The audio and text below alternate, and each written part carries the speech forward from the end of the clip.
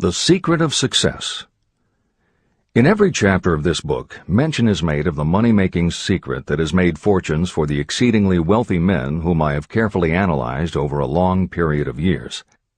The secret was first brought to my attention by Andrew Carnegie.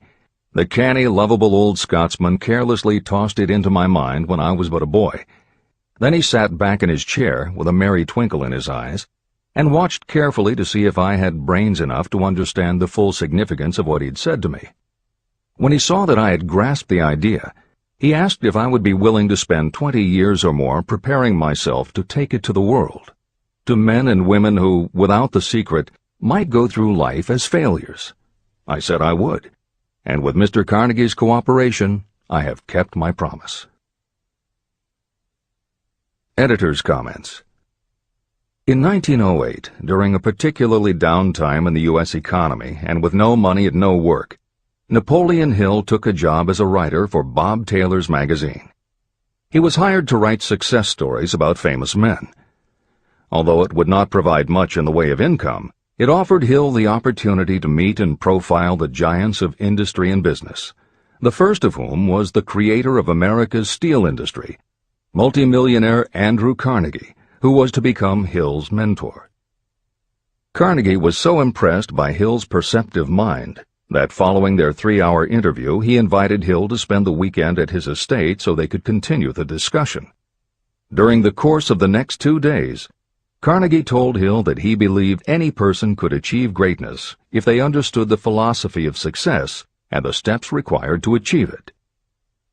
"It's a shame," he said, "that each new generation must find the way to success by trial and error when the principles are really clear-cut." Carnegie went on to explain his theory that his knowledge could be gained by interviewing those who had achieved greatness, and then compiling the information and research into a comprehensive set of principles. He believed that it would take at least 20 years, and that the result would be the world's first philosophy of individual achievement. He offered Hill the challenge, for no more compensation than that Carnegie would make the necessary introductions and cover travel expenses. It took Hill 29 seconds to accept Carnegie's proposal.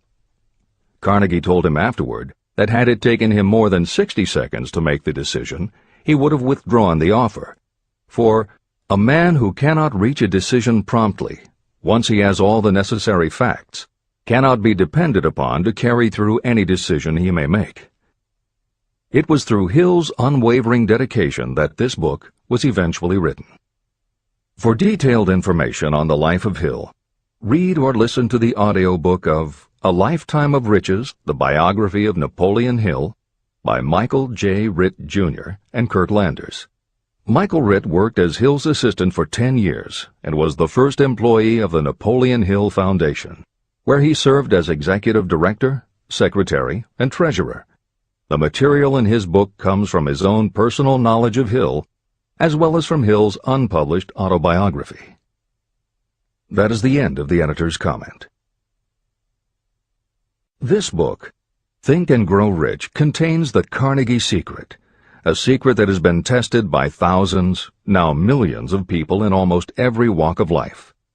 It was Mr. Carnegie's idea that the magic formula, which gave him a stupendous fortune, ought to be placed within reach of people who do not have the time to investigate how others had made their money. It was his hope that I might test and demonstrate the soundness of the formula through the experience of men and women in every calling. He believed the formula should be taught in all public schools and colleges. He said that if it were properly taught, it would revolutionize the entire educational system, and the time spent in school could be reduced to less than half.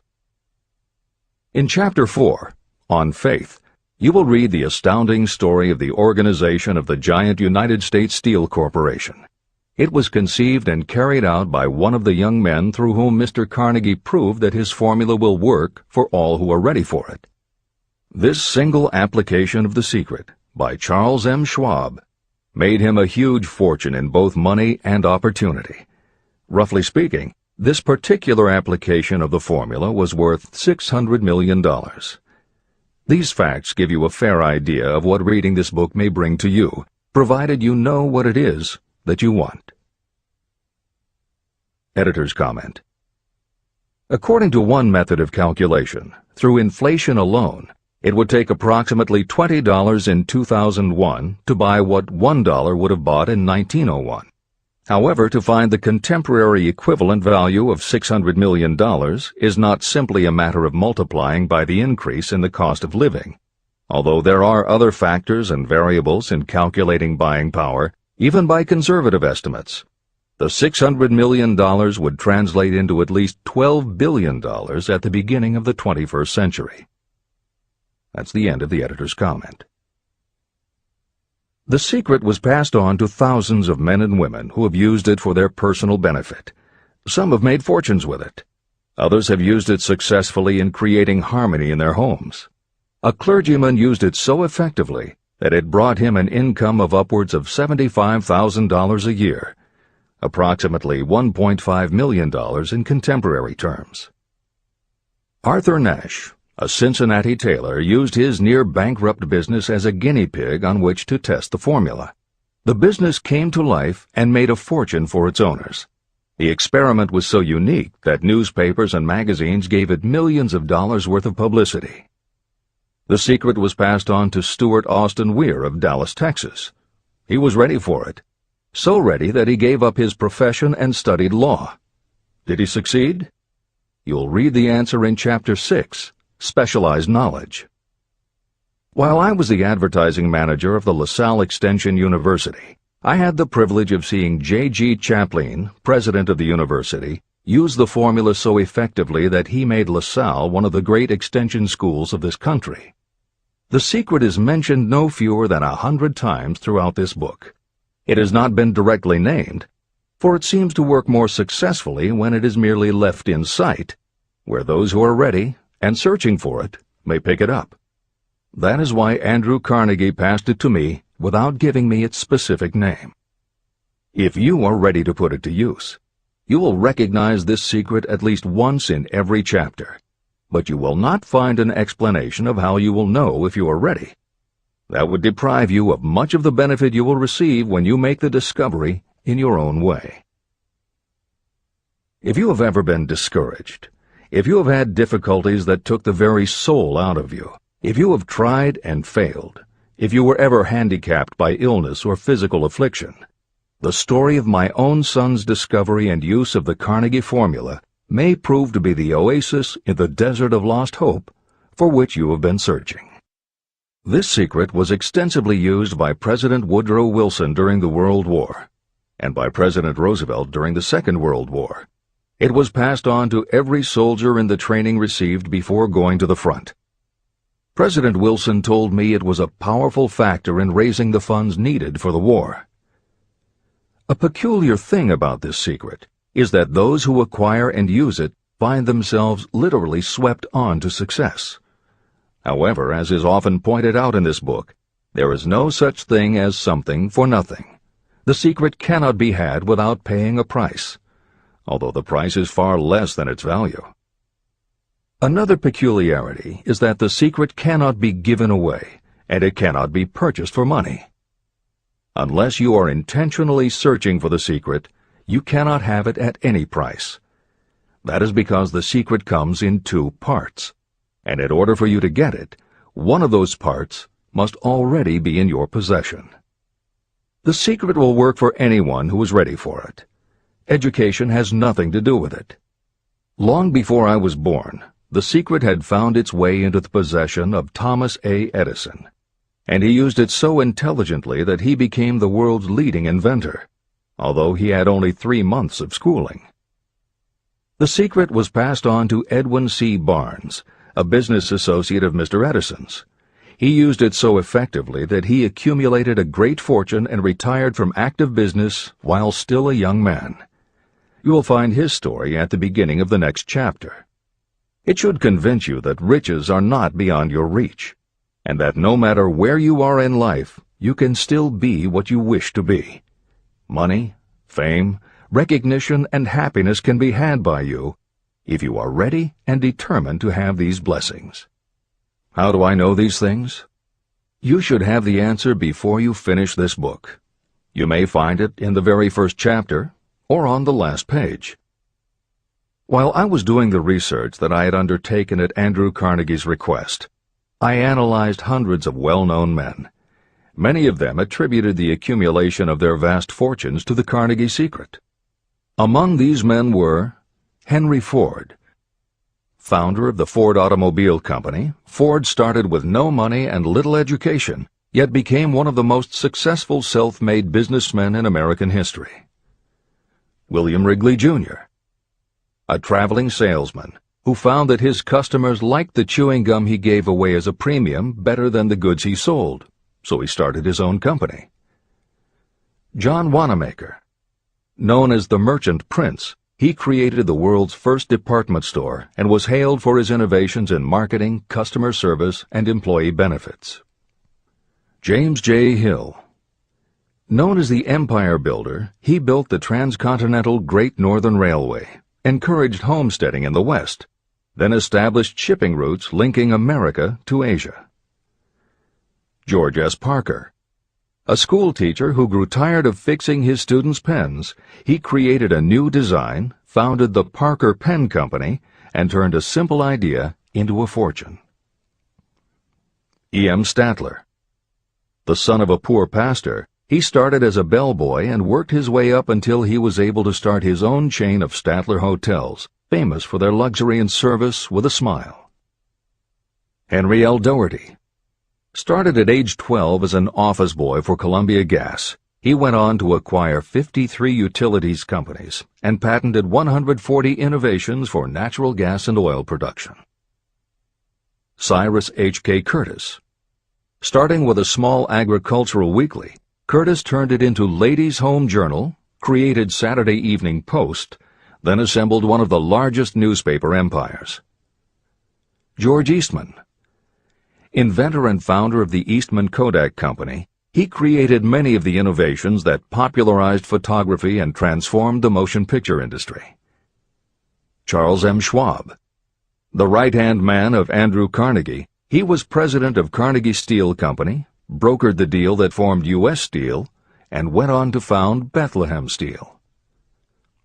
Theodore Roosevelt. 26th President of the United States from 1901 to 1909. John W. Davis. A lawyer and political leader, Davis was Solicitor General under President Woodrow Wilson and later appointed Ambassador to Great Britain. Elbert Hubbard. Philosopher, publisher of the Fra magazine, and founder of the Roy Crofters Artists Colony, Hubbard was also the author of many bestsellers including A Message to Garcia. Wilbur Wright. A bicycle shop owner who, with his brother Orville, became the first Americans to fly heavier-than-air aircraft and pioneered the aviation industry. William Jennings Bryan. Newspaper publisher, presidential nominee, Secretary of State under President William McKinley, but perhaps best known as the lawyer who defended creationism at the Scopes monkey trial. Dr. David Starr Jordan. Educator, scientist, author of over 50 books, he was the nation's youngest university president at Indiana University and became the first president of Stanford University. J. Ogden Armour. Inherited his family's meatpacking business, turned it into a conglomerate with more than 3,000 products, was an owner of the Chicago Cubs, and a director of National City Bank and American International Corporation.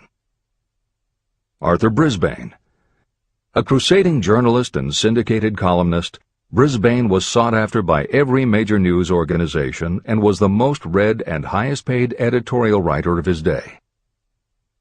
Dr. Frank Gunsaulus. A Chicago preacher who delivered such a powerful sermon, Philip D. Armour gave him $1 million to start the Armour Institute of Technology, of which he became president. Daniel Willard. President of the B&O Railroad for more than 30 years, he was honored by having the city of Willard, Ohio, named for him. King Gillette.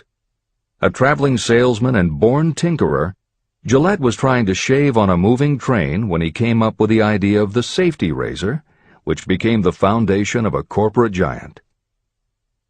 Ralph A. Weeks. President of International Correspondence Schools, Weeks helped finance Napoleon Hill's Intra-Wall Institute, established to educate and rehabilitate prison inmates. Judge Daniel T. Wright, instructor at Georgetown Law School, where Napoleon Hill was studying when Bob Taylor's magazine gave him the assignment to write a profile of Andrew Carnegie. John D. Rockefeller.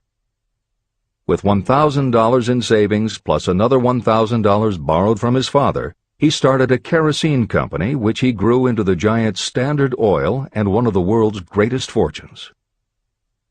Thomas A. Edison. Inventor and entrepreneur, he perfected the electric light bulb, the phonograph, the motion picture camera, and owned the rights to more than 1,000 patented inventions. Frank A. Vanderlip. A poor boy who became a journalist, social reformer, and self-made millionaire, he was president of the National City Bank, now Citibank, and Assistant Secretary of the Treasury. F. W. Woolworth. A clerk in a general store, he pioneered the idea of fixed-price selling and self-service and forever changed retail selling with a chain of Woolworth 5 and 10 cent stores. Colonel Robert A. Dollar. Starting with a small schooner bought to haul lumber down the West Coast, he built the Dollar Steamship Company, the largest fleet of luxury liners sailing under the U.S. flag. Edward A. Filene. Founder of the Boston-based stores, he devised revolutionary methods of distribution and merchandising and became famous for the first bargain basement department. Edwin C. Barnes. The only man Thomas Edison ever had as a partner, Barnes took Edison's failing dictaphone and sold it so successfully it became a fixture in offices and made him a multimillionaire. Arthur Nash. A Cincinnati tailor who used his bankrupt business as a guinea pig for the Carnegie Secret and was so successful the newspapers made him famous as Golden Rule Nash. Clarence Darrow. Famed as a lawyer, public speaker, and defender of the underdog, Darrow is best known as the lawyer who defended teaching the theory of evolution at the Scopes monkey trial. Woodrow Wilson. 28th President of the United States of America from 1913 to 1921. William Howard Taft. 27th President of the United States of America from 1909 to 1913. Luther Burbank. World-renowned horticulturalist who introduced over 800 varieties of new plants in his effort to improve the quality of plants and thereby increase the world's food supply. Edward W. Buck. Although he had only 6 years' schooling, by the age of 20 he was editor of Ladies' Home Journal, which he helped to build into the world's most widely circulated magazine. Frank A. Munsey.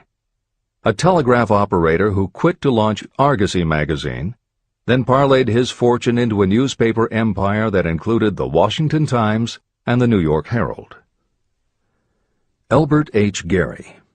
Chairman of U.S. Steel, at the time the largest corporation in the world, Gary spearheaded the construction of its first major project, the Gary Works Steel Plant, and the city of Gary, Indiana. Dr. Alexander Graham Bell. Best known as the inventor of the telephone, Bell also perfected recording devices, advances in aircraft, and was a co-founder of the National Geographic Society. John H. Patterson. President of National Cash Register, Patterson was known as an advertising visionary and a genius at motivating his sales force, which made NCR the leader in its field. Julius Rosenwald. A small manufacturer who foresaw the future of mail order, he bought 25% of Sears Roebuck & Company, and together with Richard Sears built it into an icon of American business. Stuart Austin Weir. A construction engineer Hill met in the Texas oil fields who, inspired by the Carnegie Secret, went to law school after age 40 and also helped publish Napoleon Hill's magazine. Dr. Frank Crane. A noted psychologist, essayist, and author of the book 4-Minute Essays on subjects such as the price of liberty, pragmatism, the duty of the rich, and how to keep friends. J. G. Chaplin, president of the LaSalle Extension University at the time Napoleon Hill worked in the university's advertising and sales department, where he first realized his talent for motivating people. Jennings Randolph, a congressman, then U.S. Senator from West Virginia. Randolph was a lifelong admirer of Napoleon Hill, and it was he who encouraged Hill to act as advisor to President Franklin Delano Roosevelt.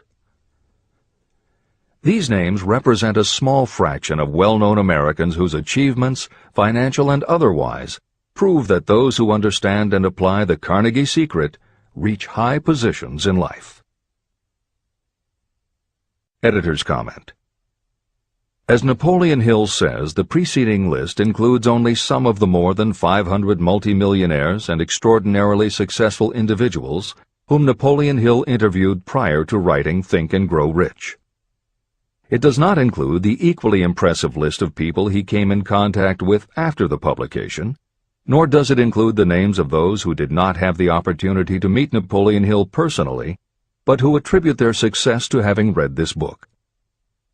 It is said that Napoleon Hill and Think and Grow Rich have made more millionaires than any other person in history. It might equally well be said that Napoleon Hill inspired more motivational experts than any other man in history. It is practically impossible to find a motivational speaker who does not draw upon Hill's work. His influence can be seen in the writings of his early peers, Dale Carnegie and Norman Vincent Peale. Later, successful authors and speakers such as W. Clement Stone, Og Mandino, and Earl Nightingale either worked directly with Napoleon Hill or with the Napoleon Hill Foundation. Echoes of Hill's principles can also be found in books by people as diverse as Wally Famous Amos, Mary Kay Ash, Ken Blanchard, Adelaide Bry, Chicken Soup for the Soul authors Jack Canfield and Mark Victor Hansen, Debbie Fields, Shakti Gawain, John Gray, Susan Jeffers, Bruce Jenner, Charlie Tremendous Jones, Tommy Lasorda, Art Linkletter, Joan London, Dr. Maxwell Maltz, James Redfield, Dr. Bernie Siegel, Jose Silva, Brian Tracy, Lillian Vernon, and Dennis Waitley. Stephen Covey, author of The 7 Habits of Highly Effective People, has often spoken of the influence of Napoleon Hill. Anthony Robbins, arguably the most successful motivational author and speaker at the beginning of the 21st century, has acknowledged Napoleon Hill as a personal hero. That is the end of the editor's comment. I have never known anyone who was inspired to use the Carnegie secret who did not achieve noteworthy success. On the other hand, I have never known anyone to distinguish themselves or to accumulate riches of any consequence without possession of the secret.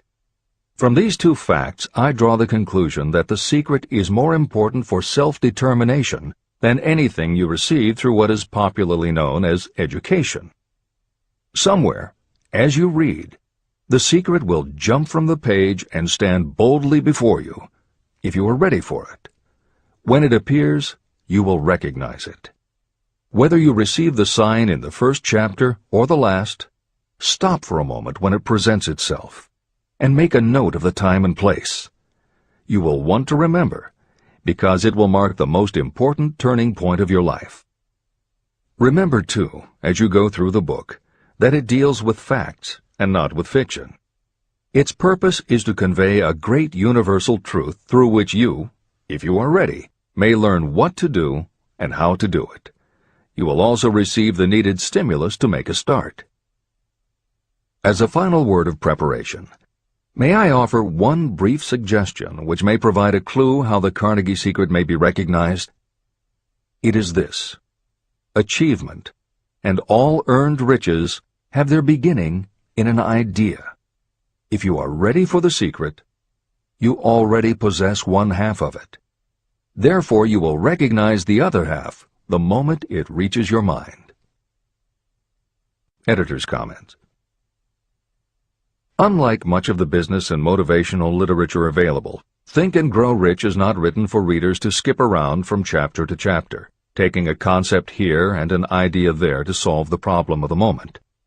This book is written as a carefully integrated whole, to be read in its entirety, from beginning to end. Concepts that are introduced in one chapter recur in other chapters where their meaning and significance rely upon the reader having already assimilated the earlier knowledge. The chapters are designed to build upon one another in such a way that every word is to be read, every idea is to be considered, and every concept is to be understood and absorbed. Think and Grow Rich is often called the first philosophy of personal achievement, and a philosophy is more than a collection of solutions to business problems. A philosophy is a system of principles that will guide your thoughts and actions, and provide you with a code of ethics and a standard of values. Think and Grow Rich will not just change what you think, it will literally change the way you think. In preparing this new and updated edition, every aspect of Think and Grow Rich has been analyzed to ensure its relevance to the current business climate. In those instances where material might be considered dated or out of step with contemporary practices, the original text has been updated or augmented with relevant new material. A hallmark of the original edition of Think and Grow Rich is that in every chapter Napoleon Hill cites real-life examples based on his own first-hand knowledge of America's most successful self-made multimillionaires.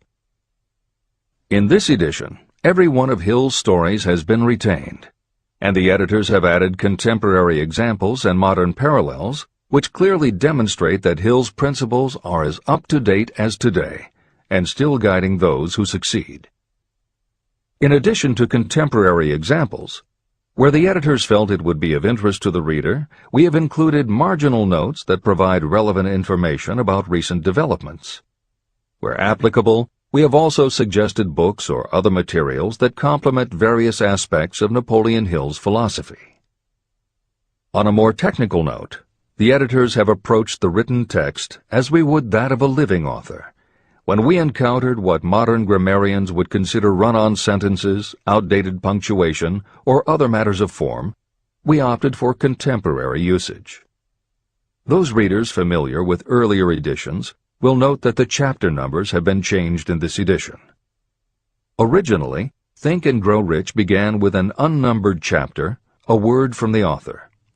In this edition, that text appears as Chapter 1, and is renamed The Secret of Success. The chapters that follow are renumbered sequentially and proceed in their original order. The chapter that was previously titled The Mystery of Sex Transmutation has been retitled Sexuality, Charisma and Creativity, and the text has been restructured and annotated to reflect the role of women in contemporary society. All editorial commentary is clearly set off in a font and style that is different from the original text. This is the end of the editor's comments.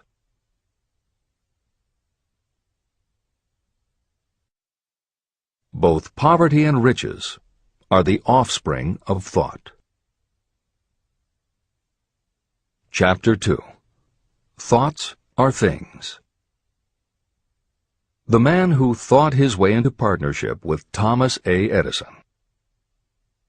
Truly, thoughts are things, and powerful things, when they are mixed with definiteness of purpose, persistence, and a burning desire for their translation into riches or other material objects. Some years ago, Edwin C. Barnes discovered how true it is that you really can think and grow rich. His discovery did not come about at one sitting. It came little by little, beginning with a burning desire to become a business associate of the great Thomas Edison. One of the chief characteristics of Barnes' desire was that it was definite. He wanted to work with Edison, not for him. Pay close attention to the story of how he turned his desire into reality, and you will have a better understanding of the principles that lead to riches. When this desire, or this thought, first flashed into his mind, he was in no position to act upon it. Two problems stood in his way. He did not know Mr. Edison, and he did not have enough money to buy a train ticket to West Orange, New Jersey, where the famed Edison Laboratory was located. These problems would have discouraged the majority of people from making any attempt to carry out the desire. But his was no ordinary desire. The Inventor and the Tramp. Edwin C. Barnes presented himself at Mr. Edison's laboratory and announced that he had come to go into business with the inventor. Years later, in speaking about that first meeting, Mr. Edison said about Barnes, "He stood there before me looking like an ordinary tramp, but there was something in the expression of his face which conveyed the impression that he was determined to get what he had come after. I had learned from years of experience with men that when a man really desires a thing so deeply that he is willing to stake his entire future on a single turn of the wheel in order to get it, he is sure to win. I gave him the opportunity he asked for, because I saw he had made up his mind to stand by until he succeeded. Subsequent events proved that no mistake was made." It could not have been the young man's appearance that got him his start in the Edison office. That was definitely against him. It was what he thought that counted. Barnes did not get his partnership with Edison on his first interview. What he did get was a chance to work in the Edison offices at a very nominal wage. Months went by. Nothing happened to bring nearer the goal that Barnes had set as his definite major purpose. But something important was happening in Barnes' mind. He was constantly intensifying his desire to become the business associate of Edison. Psychologists have correctly said, when one is truly ready for a thing, it puts in its appearance. Barnes was ready for a business association with Edison, and he was determined to remain ready until he got what he was seeking. He did not say to himself, "Ah, well, what's the use? I guess I'll change my mind and try for a salesman's job." But he did say, "I came here to go into business with Edison, and I'll accomplish my goal if it takes the remainder of my life." He meant it.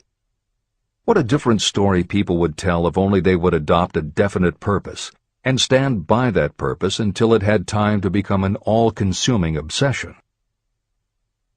Maybe young Barnes did not know it at the time, but his bulldog determination and his persistence in focusing on a single desire was destined to mow down all opposition and bring him the opportunity he was seeking. When the opportunity came, it appeared in a different form and from a different direction than Barnes had expected. That is one of the tricks of opportunity. It has a sly habit of slipping in by the back door, and often it comes disguised in the form of misfortune or temporary defeat. Perhaps this is why so many people fail to recognize opportunity. Mr. Edison had just perfected a new device, known at that time as the Edison dictating machine. His salesmen were not enthusiastic about the machine. They did not believe it could be sold without great effort. Barnes saw his opportunity. It had crawled in quietly, hidden in a queer-looking machine that interested no one but Barnes and the inventor. Barnes knew he could sell the Edison dictating machine, and he told Edison so. Edison decided to give him his chance. And Barnes did sell the machine. In fact, he sold it so successfully that Edison gave him a contract to distribute and market it all over the nation. Out of that business association, Barnes made himself rich in money, but he did something infinitely greater. He proved that you really can think and grow rich. How much actual cash that original desire of Barnes was worth to him, I have no way of knowing. Perhaps it brought him $2 or $3 million. Editor's comment. $3 million in the early years of the 20th century would be comparable to more than $50 million in terms of buying power at the beginning of the 21st century. This is the end of the editor's comment. But the amount becomes insignificant compared with the greater asset he acquired, the definite knowledge that an intangible impulse of thought can be transmuted into material rewards by the application of known principles. Barnes literally thought himself into a partnership with the great Edison. He thought himself into a fortune. He had nothing to start with except knowing what he wanted, and the determination to stand by that desire until he realized it. 3 feet from gold. One of the most common causes of failure is the habit of quitting when you're overtaken by temporary defeat. Every person is guilty of this mistake at one time or another. During the gold rush days, An uncle of my friend R.U. Darby was caught by gold fever, and he went west to Colorado to dig and grow rich. He had never heard that more gold has been mined from the thoughts of men than has ever been taken from the earth. He staked a claim and went to work with pick and shovel. After weeks of labor, he was rewarded by the discovery of the shining ore. He needed machinery to bring the ore to the surface. Quietly, he covered up the mine and returned to his home in Williamsburg, Maryland. He told his relatives and a few neighbors about the strike. They got together the money for the machinery and had it shipped. R.U. Darby decided to join his uncle, and they went back to work the mine. The first car of ore was mined and shipped to a smelter. The returns proved they had one of the richest mines in Colorado. A few more cars of that ore would clear their debts. Then would come the big killing in profits. Down went the drills. Up went the hopes of Darby and uncle. Then something happened. The vein of gold ore disappeared. They had come to the end of the rainbow, and the pot of gold was no longer there. They drilled on, desperately trying to pick up the vein again, all to no avail. Finally, they decided to quit. They sold the machinery to a junkman for a few $100s and took the train back home. The junkman called in a mining engineer to look at the mine and do a little calculating. The engineer advised that the project had failed because the owners were not familiar with fault lines. His calculation showed that the vein would be found just 3 feet from where the Darbys had stopped drilling. And that is exactly where it was found. The junkman took millions of dollars in ore from the mine because he knew enough to seek expert counsel before giving up. Long afterward, Mr. Darby recouped his loss many times over when he made the discovery that desire can be transmuted into gold. The discovery came after he went into the business of selling life insurance. Never forgetting that he lost a huge fortune because he stopped 3 feet from gold, Darby profited by the experience in his newly chosen field. He simply said to himself, "I stopped 3 feet from gold, but I will never stop because men say no when I ask them to buy insurance." Darby became one of a small group of men who sell over $1 million in life insurance annually. He owed his stickability to the lesson he learned from his quitability in the gold mining business. Before success comes in anyone's life, that person is sure to meet with much temporary defeat, and perhaps some failure. When defeat overtakes a person, the easiest and most logical thing to do is to quit.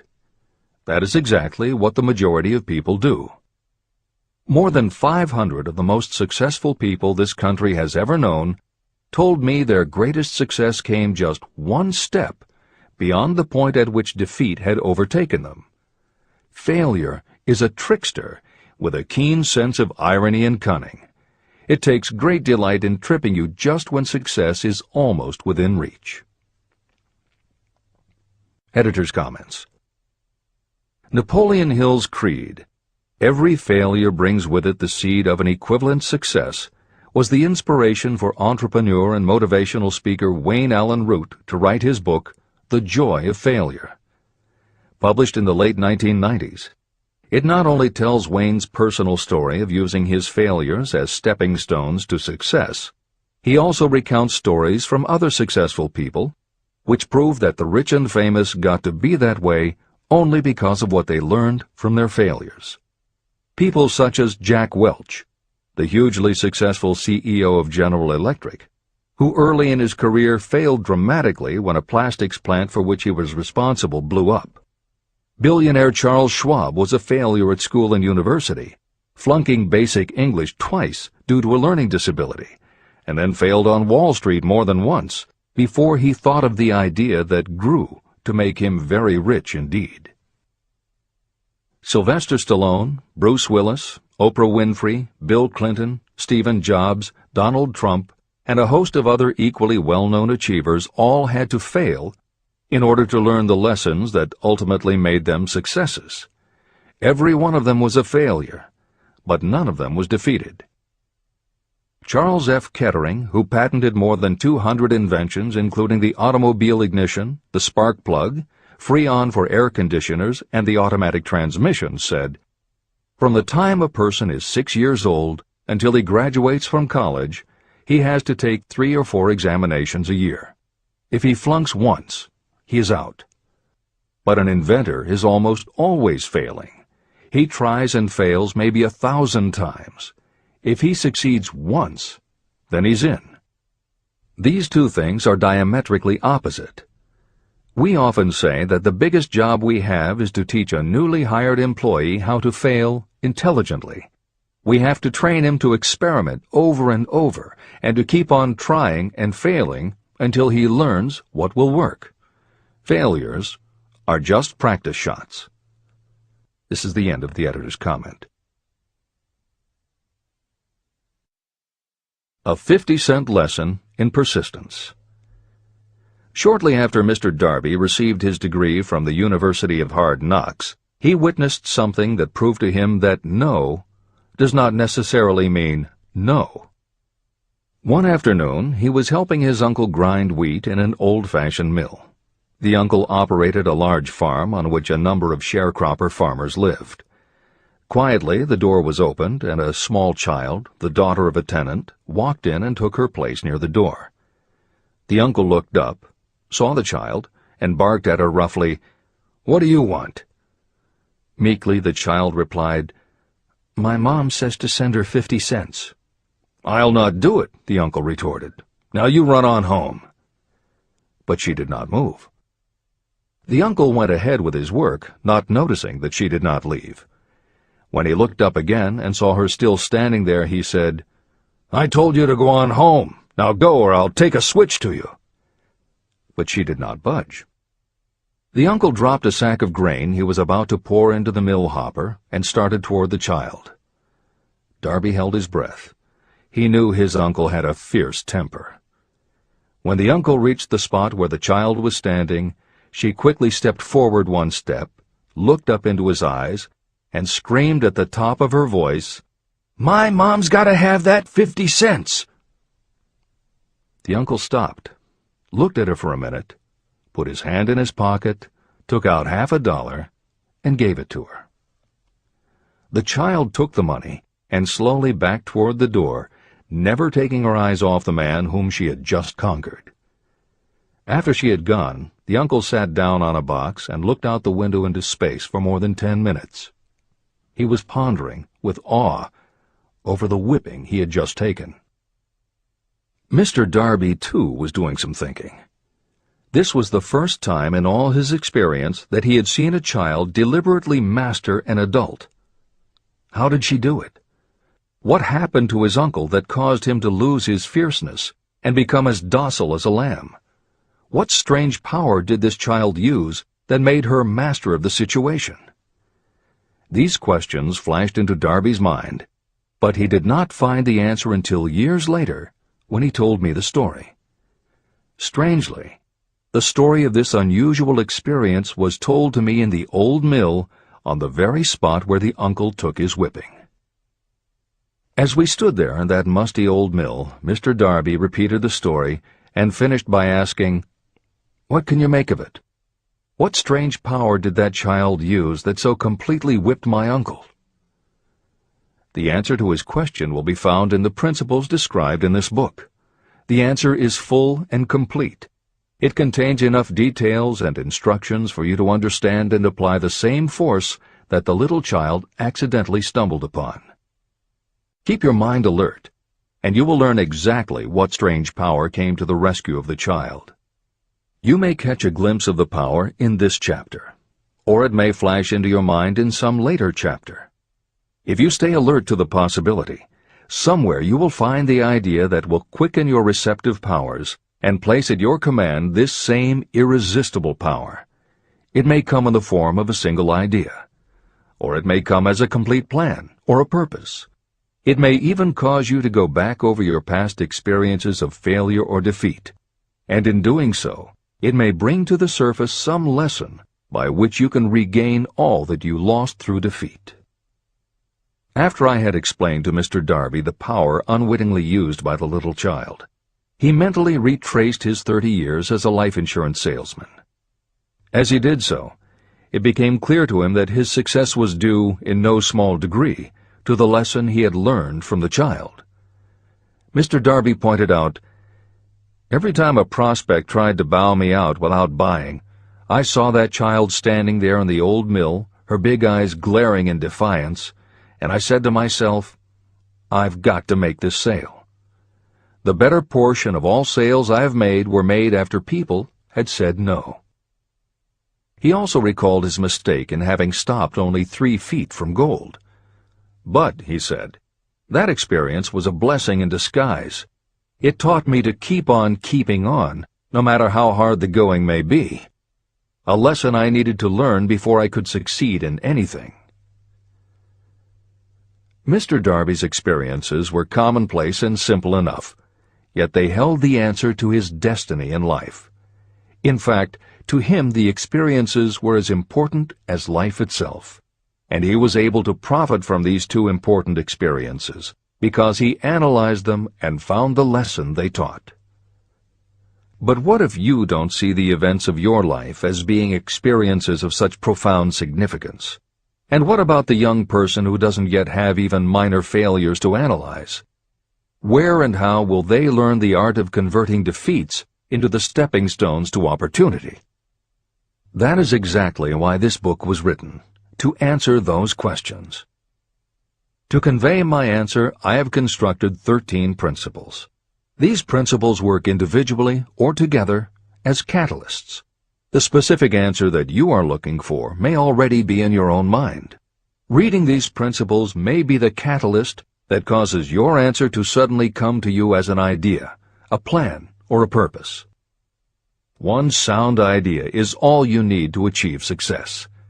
These 13 principles contain the best and most practical ways and means of creating ideas. Success consciousness. Before I go any further in the description of these principles, you should know this.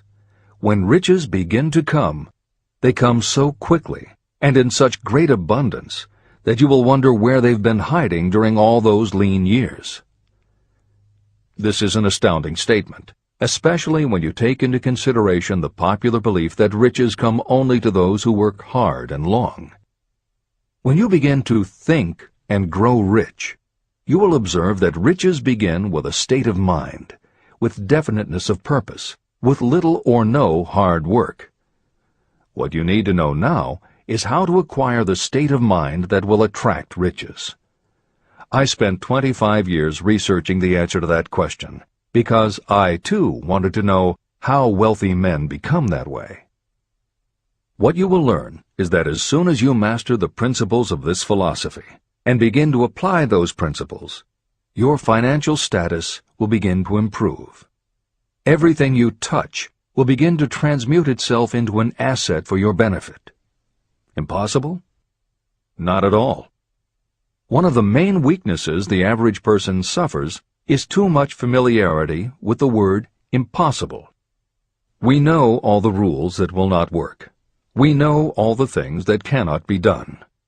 This book was written for those who seek the rules that have made others successful and are willing to stake everything on those rules.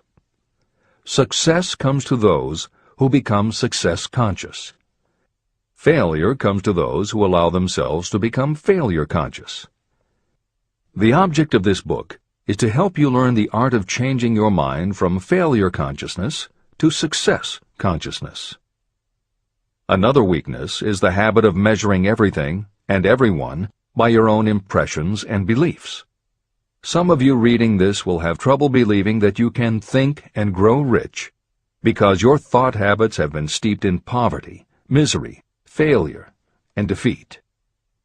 This kind of thinking reminds me of the story about the man who came from China to study at the University of Chicago. One day, President Harper met this young man on campus and stopped to chat with him for a few minutes. He asked what had impressed him as being the most noticeable characteristic of the American people. "Why," the student exclaimed, "the unusual shape of your eyes. It's all a matter of perspective and habit. The same is true of your belief in what a person can achieve. If you have formed the habit of seeing life only from your own perspective, you may make the mistake of believing that your limitations are in fact the proper measure of limitations. The impossible Ford V8 motor. When Henry Ford decided to produce his famous V8 motor, he chose to build an engine with the entire 8 cylinders cast in one block. Ford instructed his engineers to produce a design for the engine. The design was drawn up on paper, but the engineers agreed to a man that it was simply impossible to cast an 8-cylinder engine block in one piece. Ford said, "Produce it anyway." But they replied, "It's impossible." "Go ahead," Ford commanded, "and stay on the job until you succeed, no matter how much time is required." So the engineers went ahead. 6 months went by. Nothing happened. Another 6 months passed, and still nothing. The engineers tried every conceivable plan to carry out the orders, but the thing seemed out of the question. Impossible. At the end of the year, Ford again checked with his engineers, and again they told him they had found no way to carry out his orders. "Go right ahead," said Ford. "I want it, and I'll have it." They went ahead. And then, as if by a stroke of magic, the secret was discovered. The Ford determination had won once more. Henry Ford was a success because he understood and applied the principles of success. One of these principles is desire, knowing clearly what you want. Remember this Ford story as you continue reading this book. Pick out the lines in which the secrets of his stupendous achievement have been described. If you do this, if you can put your finger on those particular principles that made Henry Ford rich, you may equal his achievements in almost any calling for which you are suited. Editor's comments. To those readers who may interpret Ford's actions as nothing more than obstinacy, the editors would point out that he was employing a technique that has become a common part of strategic planning in many industries, including aerospace, computers, medicine, and the military.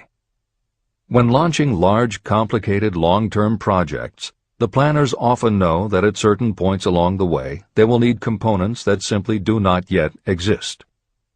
The fact that at the beginning there is no way to get from A to B does not deter them. There are many parts of the project they can get started on now, and they just assume that by the time they get to the point where they will need a technology or a device, they will have solved the problem of making it, and they have been proven right time and again. Stated simply, the technique is to clearly know what you want to accomplish, have faith in your ability to do it, and persist until you have accomplished your goal. This is the end of the editor's comments. Why you are the master of your fate. When the famed English poet William Henley wrote the prophetic lines, "I am the master of my fate, I am the captain of my soul," he should have informed us that the reason we are the masters of our fate, the captains of our souls, is that we have the power to control our thoughts. He should have told us that it is because in some way our brains become magnetized with the dominating thoughts that we hold in our minds. And it is as though our magnetized minds attract to us the forces, the people, and the circumstances of life that are in sync with our dominating thoughts. He should have told us that before we can accumulate riches in great abundance, we must magnetize our minds with intense desire for riches. That we must become money-conscious until the desire for money drives us to create definite plans for acquiring it.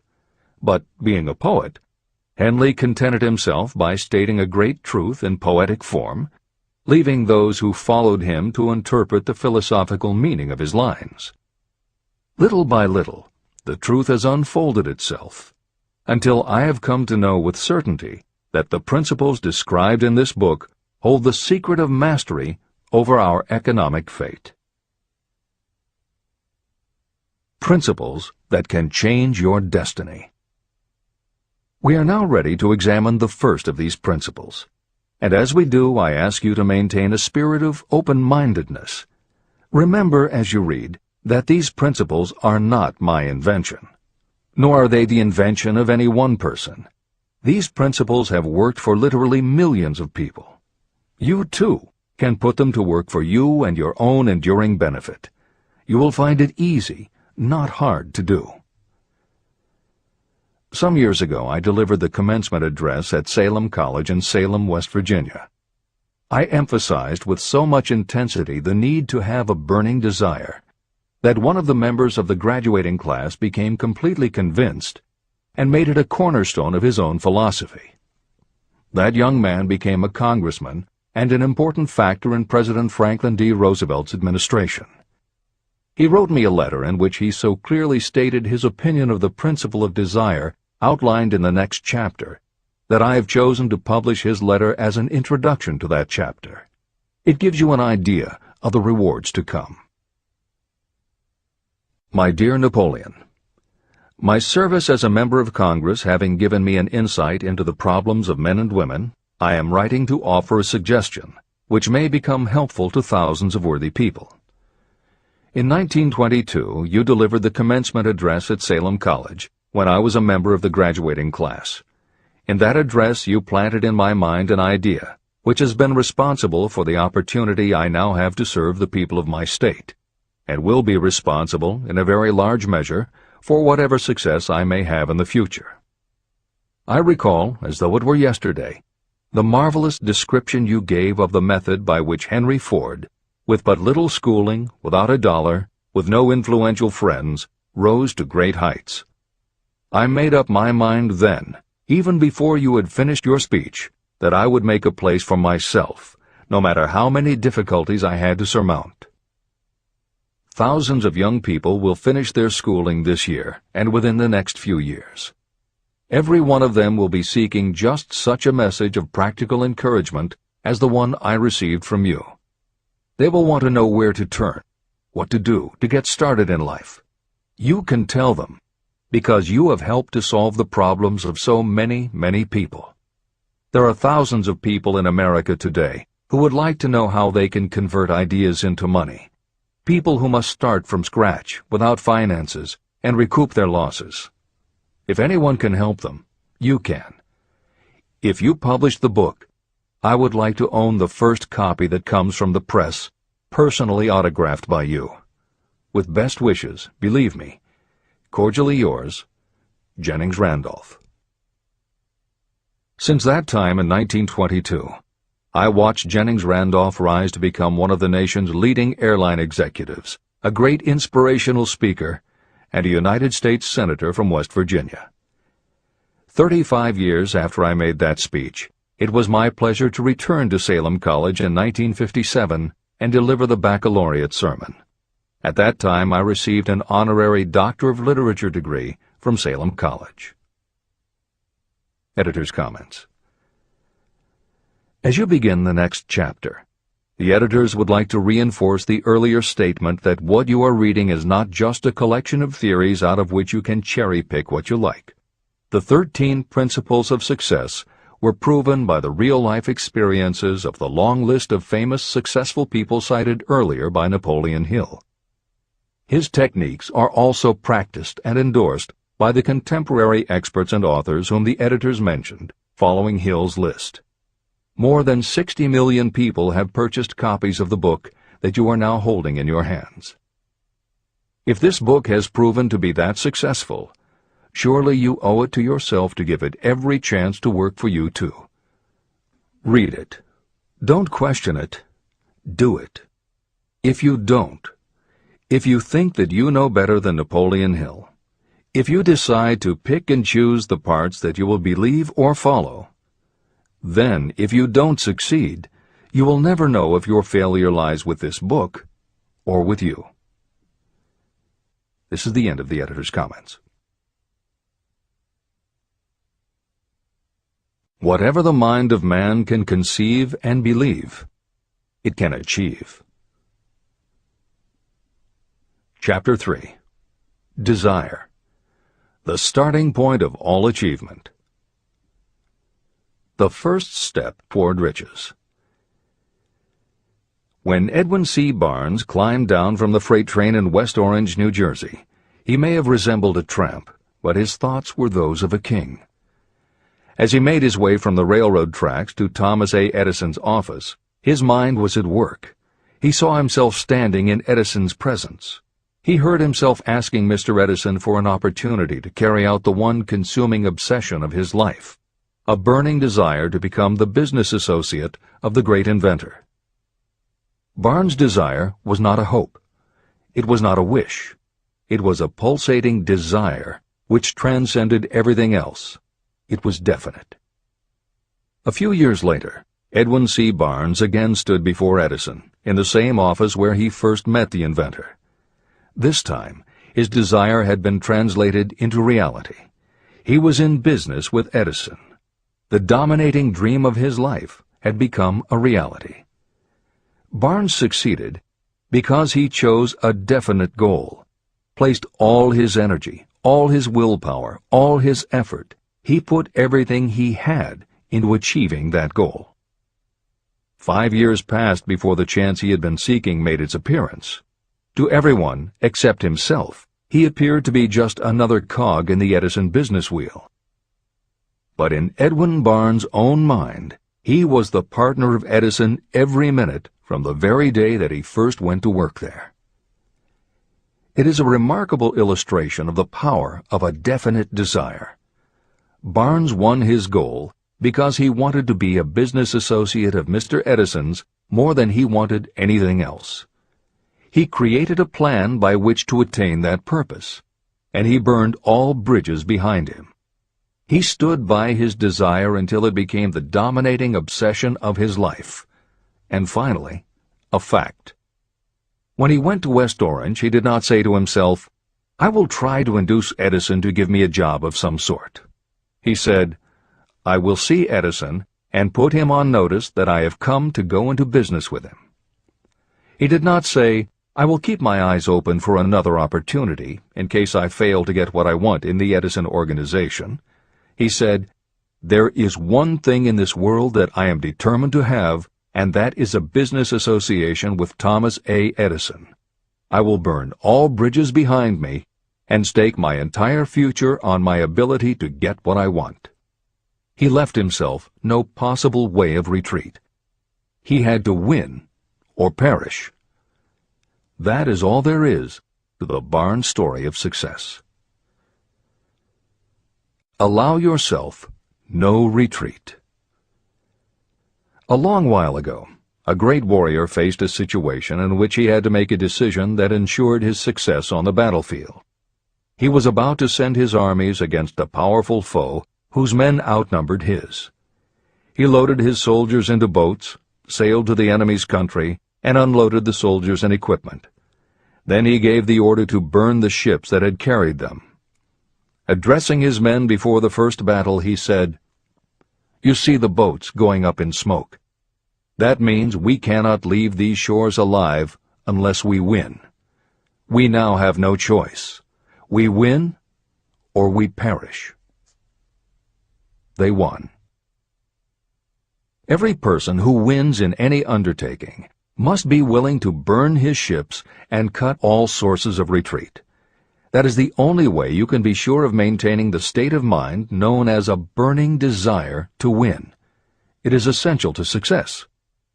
The morning after the Great Chicago Fire, a group of merchants stood on State Street, looking at the smoking remains of what had been their stores. They went into a conference to decide if they would try to rebuild, or if they would leave Chicago and start over in a more promising section of the country. They decided to leave, all except one. The merchant who decided to stay and rebuild pointed a finger at the remains of his store and said, "Gentlemen, on that very spot I will build the world's greatest store, no matter how many times it may burn down." That was in 1871. The store was built. It still stands there today. The Marshall Field's department store is a towering monument to the power of that state of mind known as a burning desire. The easy thing would have been for Marshall Field to do exactly what his fellow merchants did. When the going was hard, and the future looked dismal, they pulled up and went where the going seemed easier. Mark well this difference between Marshall Field and the other merchants. It is that difference which distinguishes those who succeed from those who fail. Every human being old enough to understand the value of money wishes for it, but wishing will not bring riches. Desiring riches, with a state of mind that becomes an obsession, then planning definite ways and means to acquire riches, and backing those plans with persistence, a persistence which does not recognize failure. That's what will bring riches. Editor's comments. In other of his writings, Napoleon Hill uses the term definiteness of purpose as being interchangeable with desire. The following explanation is adapted from the Napoleon Hill Foundation's book, Believe and Achieve. Desire, or definiteness of purpose, is more than goal setting. In simplest terms, your desire is your roadmap to achieving an overall career objective. Your goals represent specific steps along the way. Having a desire, or definiteness of purpose for your life, has a synergistic effect on your ability to achieve your goals. As you become better at what you do, you devote all of your resources toward reaching your objective. You become more alert to opportunities, and you reach decisions more quickly. Every action you take ultimately boils down to the question, will this goal help me reach my desire, my overall objective, or won't it? Your purpose will become your life. It will permeate your mind, both conscious and subconscious. This is the end of the editor's comments. 6 ways to turn desire into gold. The method by which your desire for riches can be transmuted into its financial equivalent consists of 6 definite, practical steps. 1. Fix in your mind the exact amount of money you desire. It is not sufficient merely to say, "I want plenty of money." Be definite about the amount. There is a psychological reason for such definiteness explained in subsequent chapters. 2. Determine exactly what you intend to give in return for the money you desire. There is no such reality as something for nothing. 3. Establish a definite date when you intend to possess the money you desire. 4. Create a definite plan for carrying out your desire, and begin at once, whether you are ready or not, to put this plan into action. 5. Now write it out. Write a clear, concise statement of the amount of money you intend to acquire. Name the time limit for its acquisition. State what you intend to give in return for the money, and describe clearly the plan through which you intend to accumulate it. 6. Read your written statement aloud, twice daily. Read it once just before retiring at night, and read it once after arising in the morning. As you read, see and feel and believe yourself already in possession of the money. It is important that you follow the instructions in these 6 steps. It is especially important that you observe and follow the instructions in the 6th step. You may complain that it is impossible for you to see yourself in possession of money before you actually have it. Here is where a burning desire will come to your aid. If you truly desire money so keenly that your desire is an obsession, you will have no difficulty in convincing yourself that you will acquire it. The object is to want money, and to become so determined to have it that you convince yourself you will have it. If you have not been schooled in the workings of the human mind, these instructions may appear impractical. It may help you to know that the information they convey was given to me by Andrew Carnegie, who made himself into one of the most successful men in American history. Carnegie began as an ordinary laborer in the steel mills, but managed, despite his humble beginning, to make these principles yield him a fortune of considerably more than $100 million. Editor's comment. In today's terms, the value of Carnegie's fortune would be at least $20 billion and probably a good deal more. End of editor's comment. It may be of further help to know that the 6 steps were carefully scrutinized by the famed inventor and successful businessman, Thomas A. Edison. He gave his stamp of approval, saying they are not only the steps essential for the accumulation of money, but also for the attainment of any goal. Editor's comments. In the time since Napoleon Hill wrote these words, advances in our understanding of both the physiology of the brain and the psychology of the mind have yielded a much greater understanding of human motivation. Even so, the methods used by modern motivational experts are essentially the same techniques advised by Hill. Research studies confirm that there is sound psychological basis for doing as Hill advises. Be very specific when setting goals. Perform the physical act of committing those goals to paper, and repeat your stated goal aloud to yourself often. These techniques have gained wide acceptance among modern experts in the field. The psychological principle at work is similar to that which underlies autosuggestion and self-hypnosis, concepts that will be discussed in greater depth in Chapter 5, Autosuggestion, and in Chapter 13, The Subconscious Mind. Hill's instruction to see yourself as you will be when you have already achieved your objective is also a specific technique. Today it is commonly taught by motivational experts under the term creative visualization. In Chapter 4 on faith and in Chapter 5 on autosuggestion, Hill elaborates on his method. Before moving on, the editors would like to reinforce Hill's advice to follow his instructions to the letter. The editors know there is a tendency for the reader to assume that it is enough for them just to intellectually understand a concept. As you read Hill's 6 points, you probably found yourself thinking, sure, some people might need to write things down, but I'm not a kid, I get the idea. Or, okay, I understand that saying it out loud might help some less sophisticated people, but I already understand the point intellectually. If you feel that way, let us remind you that many of the most successful people whom you admire did not think they were too smart or too sophisticated to follow Hill's instructions. The editors would again point out that if Napoleon Hill believed the actual acts of writing and speaking your goals is important, and if psychologists and motivational experts agree, then you would be foolish not to follow this simple advice. Just do it. This is the end of the editor's comments. The steps call for no hard labor. They call for no sacrifice. To apply them does not call for a great amount of education. But the 6 steps do call for enough imagination to see and to understand that the accumulation of money cannot be left to chance or luck. You may as well know right here that you can never have riches in great quantity unless you can work yourself into a white heat of desire for money and actually believe you will possess it.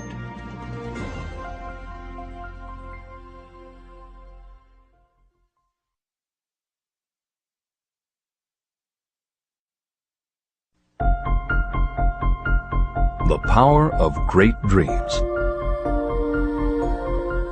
If you are in this race for riches, you should be encouraged by the following truth. The world in which we live is demanding new ideas, new ways of doing things, new leaders, new inventions, and new methods, styles, versions, and variations of everything all the time. Behind all this demand for new and better things, there is one quality that you must possess to win, and that is definiteness of purpose, the knowledge of what you want, and a burning desire to possess it. If you truly desire riches, remember that the real leaders of the world have always been people who harnessed and put into practical use the intangible, unseen forces of opportunity. Leaders are the people who convert those opportunities into cities, skyscrapers, factories, transportation, entertainment, and every form of convenience that makes things easier, faster, better, or just make life more pleasant. In planning to acquire your share of the riches, don't let anyone put you down for being a dreamer. To win the big stakes in this changing world, you must catch the spirit of the great pioneers, whose dreams have given to civilization all that it has of value. It is that spirit which serves as the lifeblood of our own country, your opportunity and mine to develop and market our talents. A burning desire to be and to do is the starting point from which the dreamer must take off. Dreams are not born of indifference, laziness, or lack of ambition. If the thing you wish to do is right, and you believe in it, go ahead and do it. Never mind what they say if you meet with temporary defeat. They do not know that every failure brings with it the seed of an equivalent success. Marconi dreamed of a system for sending sound from one place to another without the use of wires. It may interest you to know that Marconi's friends had him taken into custody and examined in a psychiatric hospital when he announced he had discovered a principle by which he could send messages through the air. Evidence that he did not dream in vain may be found in every radio and television set, cellular phone, communication satellite, and every other wireless device in the world. Fortunately, the dreamers of today fare better. Today, your world is filled with an abundance of opportunity that the dreamers of the past never knew. If you doubt this is true, if you are feeling crushed because of a recent failure, you are about to learn how your failure can be your most valuable asset. Almost everyone who succeeds in life gets off to a bad start and passes through many heartbreaking struggles before they arrive. The turning point in the lives of those who succeed usually comes at the moment of some crisis through which they are introduced to their other selves. Editor's comments. Napoleon Hill's concept of the other self is mentioned elsewhere in Think and Grow Rich, but he does not comment on it extensively. The following elaboration is taken from his later writings. You've been thinking about your losses to the exclusion of everything else. The more you concentrate on them, the more you attract other losses. Stop thinking about them, and make up your mind that you are going to benefit from your experience. Whatever personal obstacles you face, you must start getting to know that side of your personality that knows no obstacles, that recognizes no defeats. Cultivate a friendship with the other you, so no matter what you're doing, you are allied with someone who shares your goals. All the philosophy and advice about persuading others will be much more useful to you if you practice it yourself. This is the end of the editor's comment. Sidney Porter discovered the genius that slept within his brain only after he had met with great misfortune. He was found guilty of embezzlement and confined to a prison cell in Columbus, Ohio, and it was there that he became acquainted with his other self.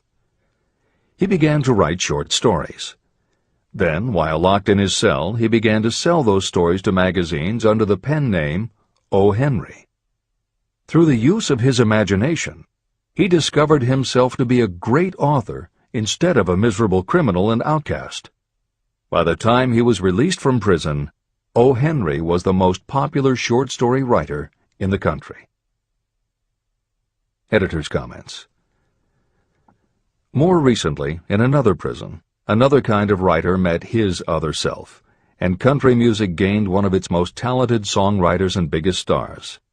As a kid, Merle Haggard's family home was a converted boxcar in Bakersfield, California. After his father died when Merle was 9, more often than not, home for young Merle was a series of juvenile detention centers. At 16, he quit school, and for the next 4 years the only mark Merle Haggard made in the world was a rap sheet for stolen cars, burglaries, and bogus checks. By the age of 20, he was serving time in San Quentin and gaining a reputation as a hard-case con. Then he met his other self. Inspired by a concert Johnny Cash played for the inmates, plus conversations with men on death row and the time he spent in solitary confinement, Haggard learned that he had another self, and that self had something to say through his music. When he got out of solitary, Haggard asked for the hardest job the prison had to offer. He enrolled in night school courses at the prison, straightened himself out, and won his parole after 2.5 years. He went back to Bakersfield and dug ditches during the day so he could polish his songwriting and performing at night. Within 3 years, he had a recording contract. Within 5 years, he had his first top 10 hit, and has since gone on to become one of the most influential voices in modern country music. This is the end of the editor's comments. Thomas Edison dreamed of a lamp that could be operated by electricity, and he began where he stood to put his dream into action. He failed more than 10,000 times. Despite his failures, he stood by that dream until finally he was driven to the discovery of the genius that slept within his brain. Editor's comments. Dean Kamen got to know his other self very early in life. While he was a teenager, Kamen started his own company, building and selling control systems for automated sound and light shows. He was still in high school when he got the contract to automate the Times Square New Year's Eve ball. Though he went on to attend university, he never bothered to graduate because he was too busy working on something he called Autosuggestion, the first wearable infusion pump for administering drug therapies. His invention was hailed as a medical landmark, as were many of his other breakthroughs, which include a revolutionary kidney dialysis machine, an insulin pump for diabetics, an improved stent used for heart patients, and more than 150 other devices he has patented. One day, seeing the difficulty a man in a wheelchair was having getting up a curb, Kamen set his mind to creating a device that would liberate people confined to wheelchairs. The result is the iBot, a revolutionary wheel device that uses computers and a system of stabilizing gyroscopes that imitate the working of the human body. It not only goes over curbs, but it will even go up and down stairs, travel over almost any kind of rough ground, and will allow the user to raise themselves eye to eye with a standing person. And it does it all without the user having to get out of the device or needing anyone's assistance. In 2001, Kamen hit the front pages when he introduced the Segway, a one-person people mover based on his iBot technology.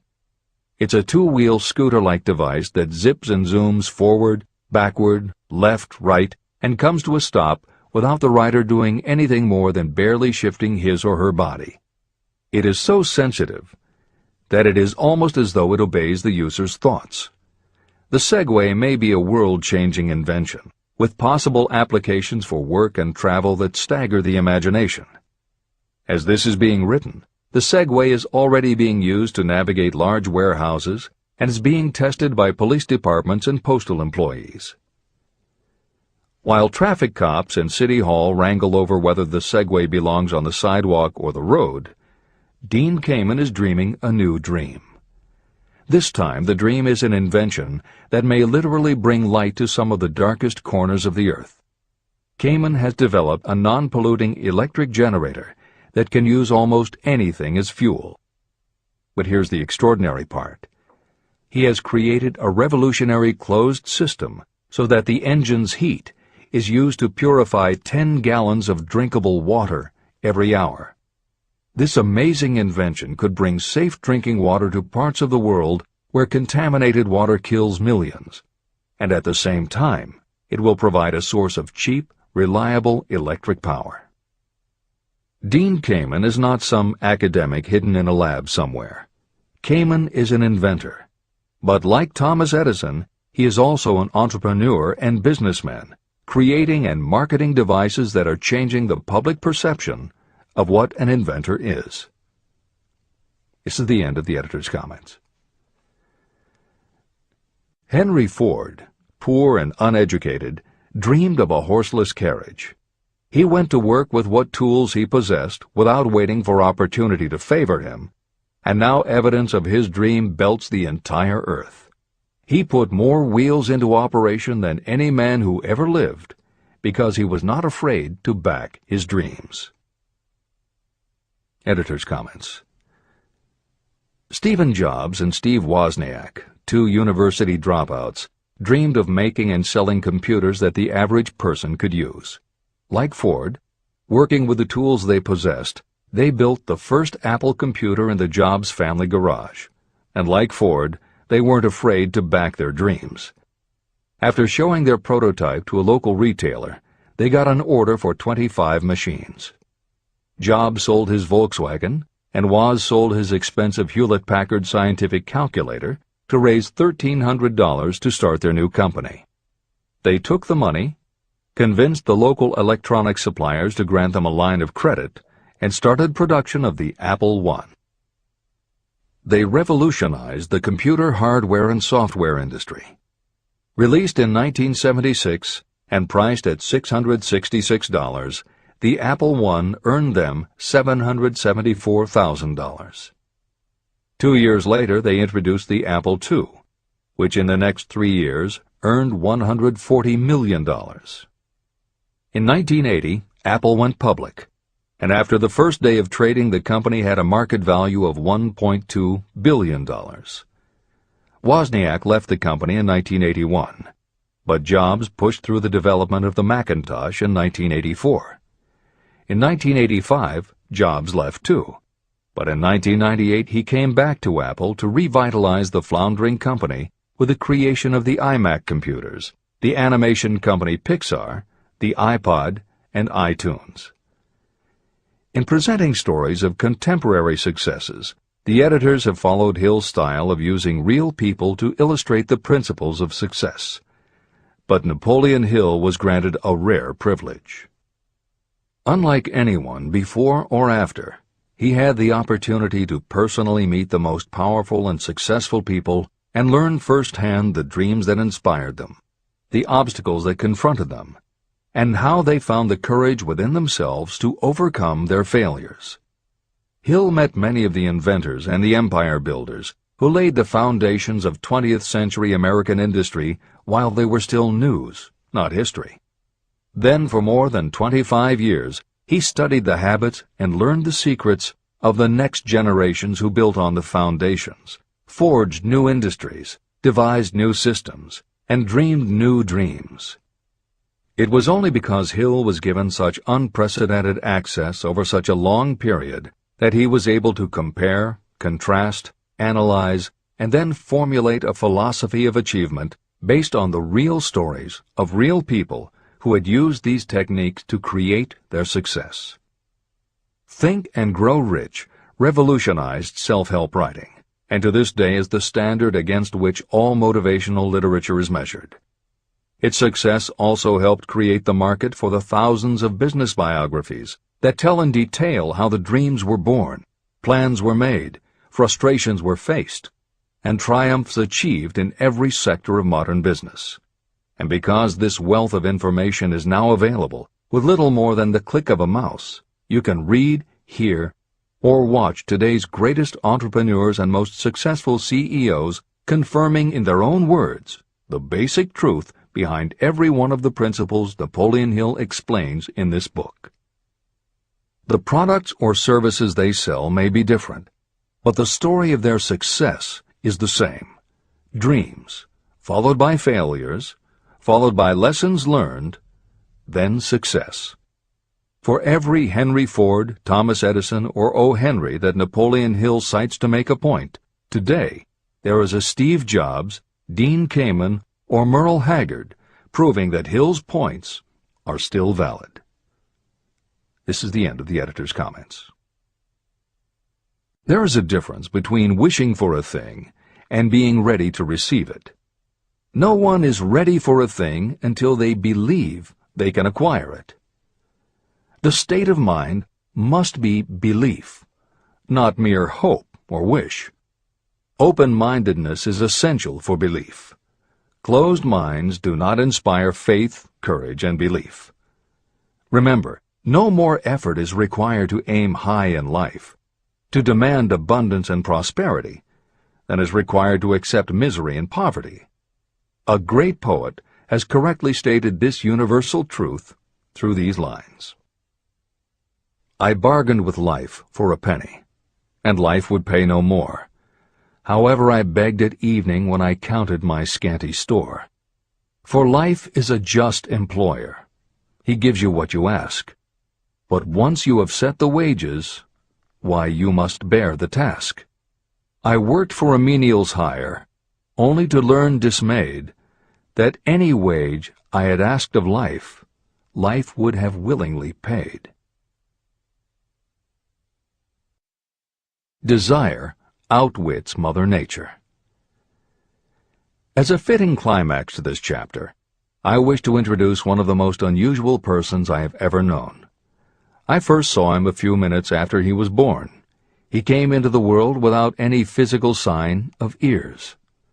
When pressed for an opinion, the doctor concluded that the child might be deaf and mute for life. I challenged that doctor's opinion. I had the right to do so. I was the child's father. I, too, reached a decision. But I expressed my opinion silently, in the secrecy of my own heart. In my own mind, I knew that my son would hear and speak.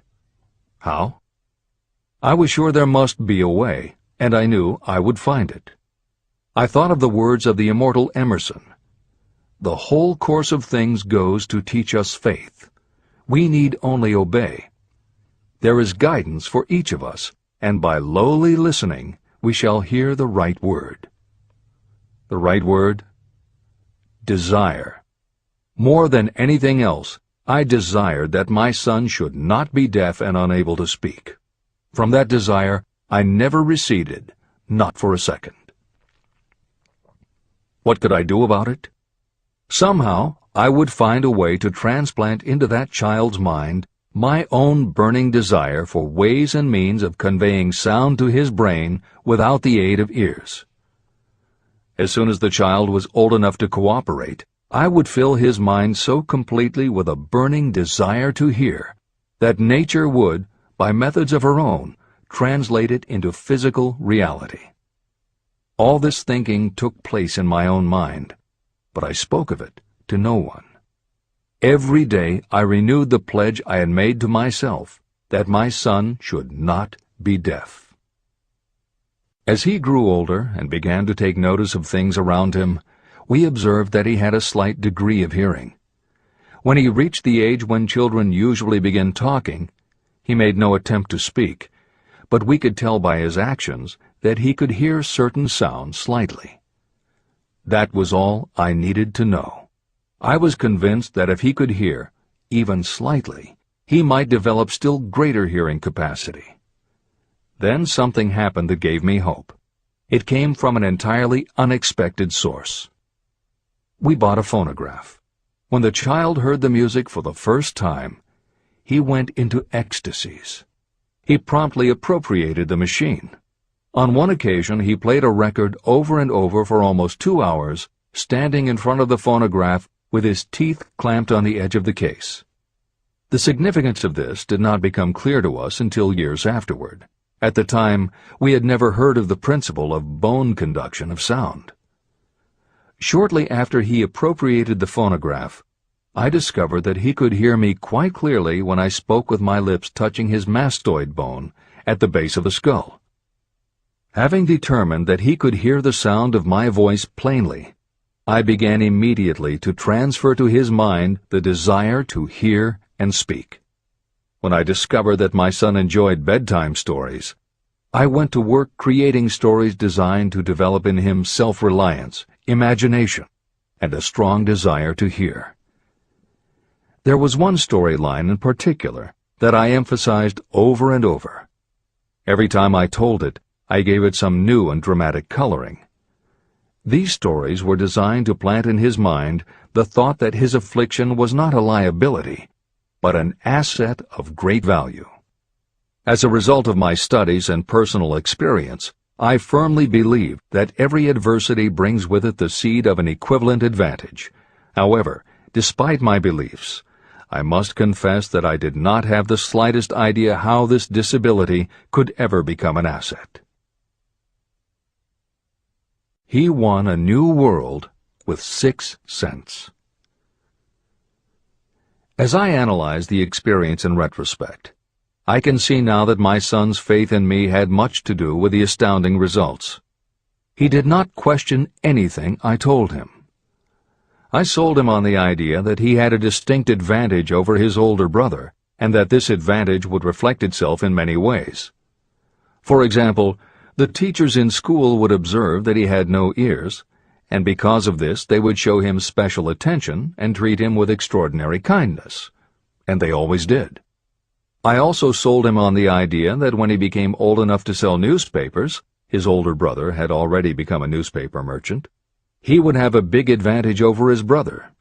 My reasoning was that people would pay him extra money for his wares because they could see that he was a bright, industrious boy, despite the fact that he had no ears. When he was about 7, he showed the first evidence that my method of stimulating his mind was bearing fruit. For several months he begged for the privilege of selling newspapers, but his mother would not give the project her consent. Finally, he took matters in his own hands. One afternoon, when he was left at home with the staff, he climbed through the kitchen window, shinnied to the ground, and set out on his own. He borrowed 6 cents in capital from the neighborhood shoemaker and invested it in papers, which he sold out. He took his earnings, reinvested in more newspapers, and kept repeating until late in the evening. After balancing his accounts and paying back the 6 cents he had borrowed from his banker, he had a net profit of 42 cents. When we got home that night, we found him in bed asleep with the money tightly clenched in his hand. His mother opened his hand, removed the coins, and cried. Of all things! To me it seemed she was crying over her son's first victory. My reaction was the reverse. I laughed, for I knew that my endeavor to plant in my son's mind an attitude of faith in himself had been successful. His mother saw in his first business venture a little deaf boy who had gone out in the streets and risked his life to earn money. I saw a brave, ambitious, self-reliant little businessman whose stock in himself had been increased 100%. He had gone into business on his own initiative and had won. I was not only pleased, I was impressed. He had clearly demonstrated the first signs of a resourcefulness that would go with him all through life. The little deaf boy went through grade school, high school, and college without being able to hear his teachers, except when they shouted loudly at close range. He did not go to a school for the deaf, and we did not use sign language. We were determined that he should live like any other boy who could hear and speak. We stood by that decision, although it cost us many heated debates with school officials. While he was in high school, he tried an electronic hearing aid, but it was of no value to him. During his last week in college, something happened that marked the most important turning point of his life. Through what seemed to be mere chance, he came into possession of another electronic hearing device, which was sent to him on trial. He was slow about testing it, due to his disappointment with a similar device. Finally, he picked it up carelessly, placed it on his head, and hooked up the battery. Suddenly, as if by magic, his lifelong desire for normal hearing became a reality. For the first time in his life, he heard practically as well as any person with normal hearing. Overjoyed because of the changed world that had been brought to him, he rushed to the telephone, called his mother, and heard her voice perfectly. The next day, for the first time in his life, he plainly heard the voices of his professors in class. For the first time in his life, he could converse freely with other people without them having to speak loudly. Truly, he had come into possession of a changed world. His desire was finally paying dividends. But the victory was not yet complete. He still had to find a definite and practical way to convert his disability into an equivalent asset. Thought that works miracles. Intoxicated with the joy of his newly discovered world of sound, he wrote a letter to the manufacturer of the hearing aid, enthusiastically describing his experience. Something in his letter prompted the company to invite him to New York. He was escorted through the factory, and while talking with the chief engineer, telling him about his changed world, a hunch, an idea, or an inspiration, call it what you wish, flashed into his mind. It was this impulse of thought that converted his disability into an asset destined to pay dividends in both money and happiness to thousands for all time to come. The sum and substance of that impulse was this.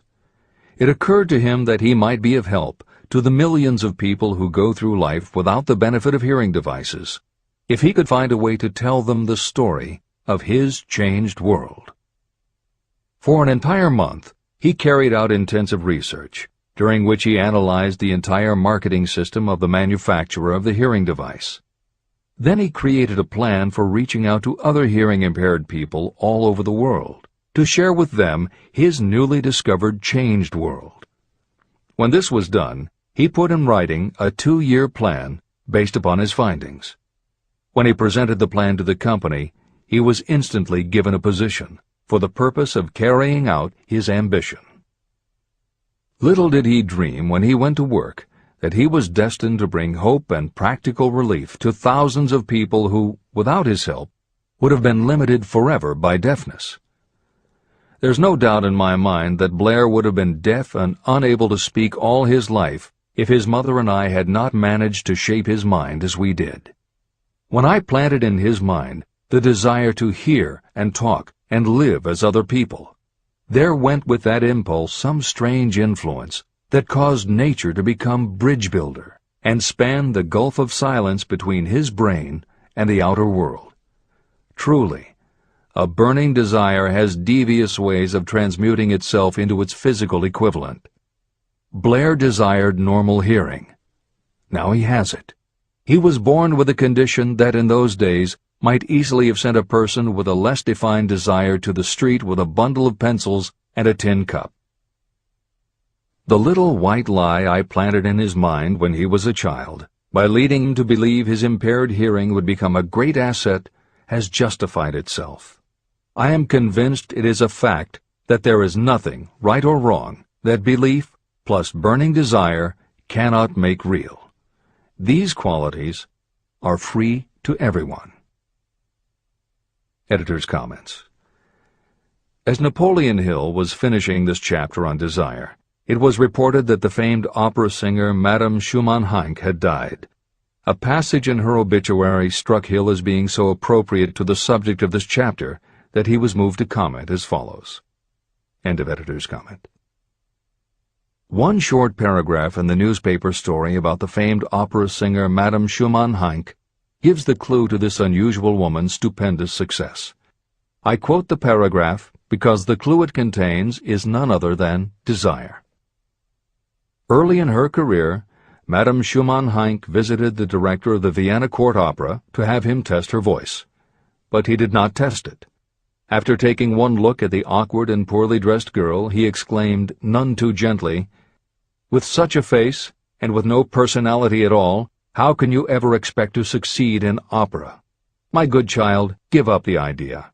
Buy a sewing machine and go to work. You can never be a singer." Never is a long time. The director of the Vienna Court Opera may have known much about the technique of singing, but he knew little about the power of desire when it assumes the proportion of an obsession. If he had known more of that power, he would not have made the mistake of condemning genius without giving it an opportunity. Editor's comments. Although few readers of this edition will be familiar with Madame Schumann-Heink, every reader knows a half-dozen similar stories. It is true for every generation and every kind of music. At some time, even the biggest stars were failures. At some time, someone told them they weren't good enough. But every one of those times that they failed, their desire was bigger than their failure. That is why you know their stories. And it's also why you've never heard about the thousands of other performers who were also told they weren't good enough. The ones you've never heard of are the ones whose desire wasn't big enough. They are the ones who believed that failure was defeat. This is the end of the editor's comment. Several years ago, one of my business associates became ill. He became worse as time went on, and finally was taken to the hospital for an operation. The doctor warned me that there was little if any chance of my ever seeing him alive again. But that was the doctor's opinion. It was not the opinion of the patient. Just before he was wheeled away, he whispered to me, "Do not be disturbed, Chief. I will be out of here in a few days." The attending nurse looked at me with pity. But the patient did come through safely. After it was all over, his physician said, "Nothing but his own desire to live saved him. He never would have pulled through if he had not refused to accept the possibility of death."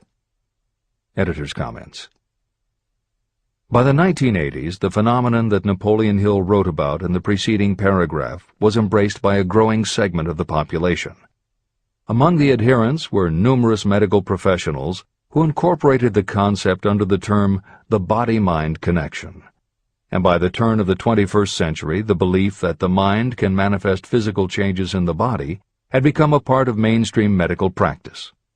In Chapter 5, Autosuggestion, you will find further comment on the medical aspects of having a burning desire. This is the end of the editor's comment. I believe in the power of desire backed by faith in yourself, because I have seen this power lift people from lowly beginnings to places of power and wealth. I have seen it rob the grave of its victims. I have seen it serve as the medium by which people staged a comeback after having been defeated in 100 different ways. And I have seen it provide my own son with a normal, happy, successful life, despite nature's having sent him into the world without ears. How can you harness and use the power of desire? The first part of the answer is in the technique at the beginning of this chapter. You will learn more about it in the next and subsequent chapters of this book.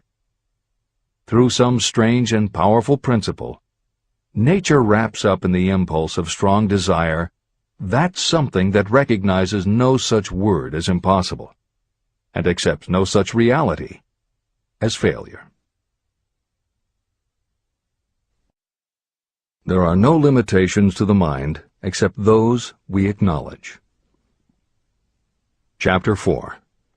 Faith in your ability. Visualization of and belief in attainment of desire. The second step toward riches. Faith is the head chemist of the mind. When faith is blended with thought, the subconscious mind instantly picks up the vibration. The subconscious then translates it and transmits it to infinite intelligence. The emotions of faith, love, and sex are the most powerful of all the major positive emotions. When the three are blended, they have the effect of coloring thought in such a way that it instantly reaches the subconscious mind. There, it is changed into a form that induces a response from infinite intelligence. Editor's comments. In the preceding paragraph, Napoleon Hill uses two terms, faith and infinite intelligence, both of which may convey to the reader a religious connotation that Hill did not intend. The following will define the meaning of the words as Hill uses them in the following chapter. In modern usage, the word faith has become almost interchangeable with religious belief, which is not the way Hill uses the word. Faith, as it is used here, means having confidence, trust, and an absolute unwavering belief that you can do something. And in order for you to have faith in yourself as Hill means it, it has to be true on a subconscious level. If you have a nagging doubt in the back of your mind, or if you are just going through the motions of pretending you believe, it won't work, because your subconscious will know your doubts. Unless you have absolute total confidence, unless you are convinced without question, then you don't have faith. Hill uses the term infinite intelligence to identify that part of the human mind and thinking process that produces hunches, flashes of insight, and leaps of logic. Hill's concept has similarities to what psychologist Carl Jung called the collective unconscious. And on another level, it is very close to what contemporary psychologists refer to as working in the flow state, or being in the zone. Infinite intelligence is discussed in greater depth in later chapters. Hill also uses another term, the subconscious mind, that should be commented on before the reader proceeds with this chapter. Although there are differing schools of thought, in general, modern psychology developed from the pioneering work of Sigmund Freud and Carl Jung. Each believed that the human mind operates on both a conscious and an unconscious level, but they differed on the role the subconscious plays and the way it influences attitude and action. Through his own research and studies, Napoleon Hill developed a theory of the conscious and subconscious that is closest to the Jungian view. The following briefly describes the basis of Hill's view. The conscious mind. Your conscious mind receives information through the 5 senses of sight, smell, taste, hearing, and touch. Your conscious mind keeps track of what you need for thinking and operating, and it filters out what you don't need. Your conscious mind, and what your memory retains, is the intelligence with which you normally think, reason, and plan. The subconscious mind. Your subconscious has access to all the same information your conscious mind receives, but it doesn't reason the way your conscious mind does. It takes everything literally. It doesn't make value judgments. It does not filter, and it does not forget. You cannot command your conscious mind to reach out and dip into your subconscious mind. However, under certain circumstances, all those forgotten facts and ideas that are always there in your subconscious can, if they are firmly rooted, influence your conscious attitudes and actions. This is the end of the editor's comments. How to develop faith. The following statement is very important in understanding the importance of autosuggestion in the transmutation of desire into its physical or monetary equivalent, namely, faith is a state of mind that may be induced or created by affirmation or repeated instructions to the subconscious mind through the principle of autosuggestion. The repetition of affirmations is like giving orders to your subconscious mind, and it is the only known method of voluntary development of the emotion of faith, absolute belief that you can do something. As an illustration, consider why you are reading this book. You want to acquire the ability to transmute the intangible thought impulse of desire into its physical counterpart, money. By following the instructions laid down in the later chapters on autosuggestion and the subconscious mind, you will learn techniques to convince your subconscious mind that you believe you will receive that for which you ask. Your subconscious will act upon that belief and pass it back to you in the form of faith, followed by definite plans for procuring that which you desire. Faith in yourself and your abilities is a state of mind that you will be able to develop at will after you have mastered the 13 principles in this book. This is true because faith is a state of mind that will develop naturally within you when you use and apply these principles. The emotions, or the feeling portion of thoughts, are what give your thoughts vitality, life, and action. The emotions of faith, love, and sex, when mixed with any thought impulse, give it even greater action. All thoughts that have been emotionalized, given feeling, and mixed with faith, absolute belief in your ability, begin immediately to translate themselves into their physical equivalent or counterpart. However, this is not only true of thought impulses that have been mixed with faith, but it is true with any emotion, including negative emotions. What this means is that the subconscious mind will translate into its physical equivalent a thought impulse of a negative or destructive nature just as readily as it will act upon thought impulses of a positive or constructive nature. The following statement made by a noted criminologist illustrates the point. When men first come into contact with crime, they abhor it. If they remain in contact with crime for a time, they become accustomed to it and endure it. If they remain in contact with it long enough, they finally embrace it and become influenced by it. This is the equivalent of saying that a negative impulse of thought that is repeatedly passed on to the subconscious mind often enough is finally accepted and acted upon by the subconscious mind. The subconscious then proceeds to translate that impulse into its physical equivalent by the most practical procedure available. This also accounts for the strange phenomenon that so many millions of people experience, referred to as bad luck. There are millions of people who believe themselves doomed to poverty and failure because of some strange force they call bad luck, over which they believe they have no control. But the truth is that they are the creators of their own misfortunes, because this negative belief in bad luck is picked up by the subconscious mind and translated into its physical equivalent. Your belief, or faith, is the element that will determine the action of your subconscious mind. Once again, let me stress that you will benefit by passing on to your subconscious mind any desire that you wish translated into its physical or monetary equivalent in a state of expectancy or belief that the transmutation will actually take place. The subconscious mind will transmute into its physical equivalent, by the most direct and practical way available, any order that is given to it in a state of belief or faith that the order will be carried out.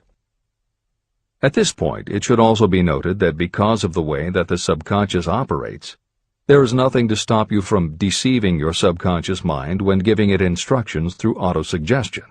That is what I did when I deceived my son's subconscious mind.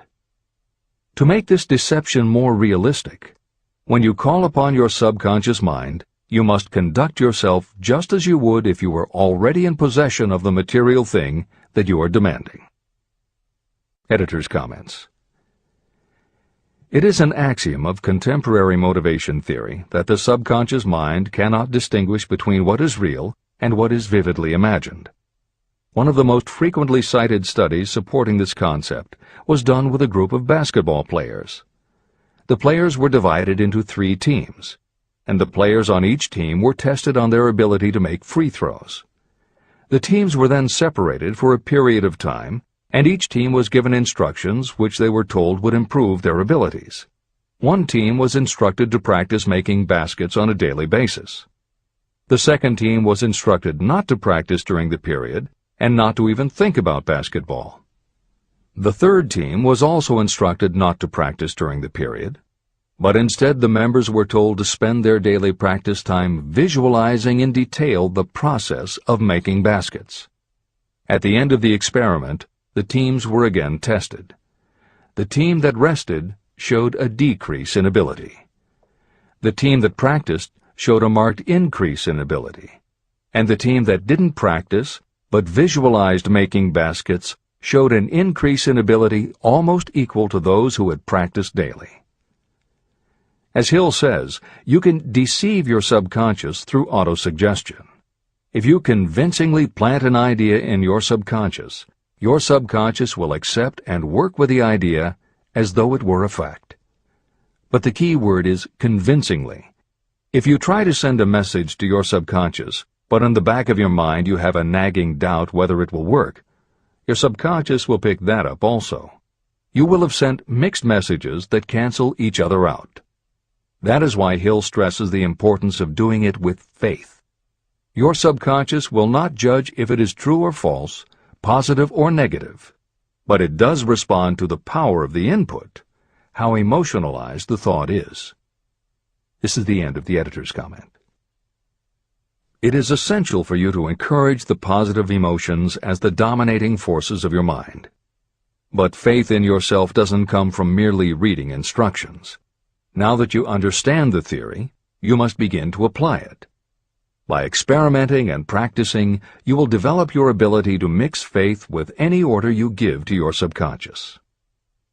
When you have faith in your ability, then you can give your subconscious mind instructions, which it will accept and act upon immediately. When your mind is dominated by positive emotions, it will encourage the state of mind known as faith. Faith in yourself is a state of mind that you can create by autosuggestion. All through the ages, religious leaders have admonished people to have faith. They say to have faith in this, that, and the other dogma or creed, but they have failed to tell people how to have faith. They have not stated that faith is a state of mind that may be induced by self-suggestion. In language that anyone can understand, This book explains the principle through which faith in your ability to accomplish a goal may be developed where it does not already exist.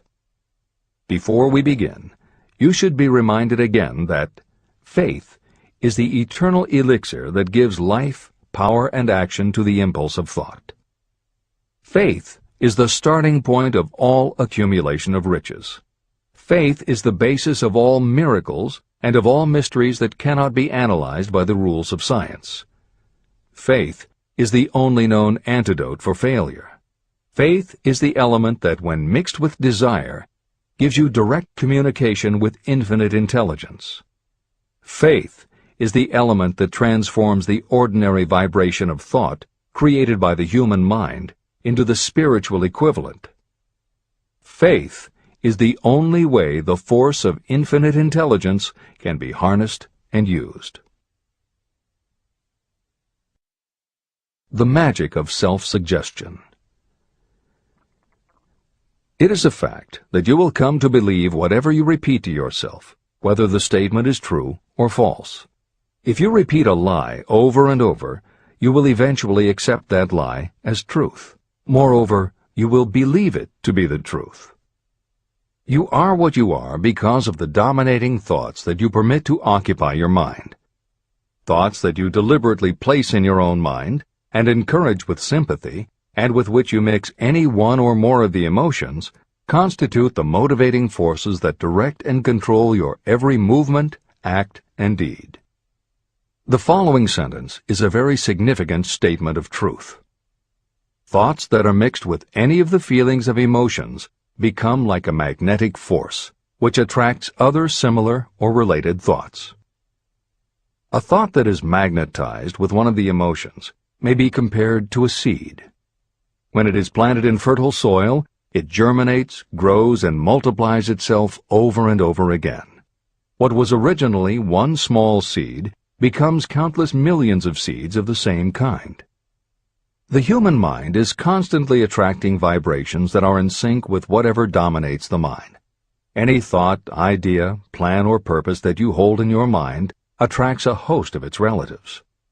Add these relatives to its own force, and it grows until it becomes the prime motivator of the person in whose mind it has been housed. Now, let us go back to the starting point. How can the original seed of an idea, plan, or purpose be planted in the mind? The answer?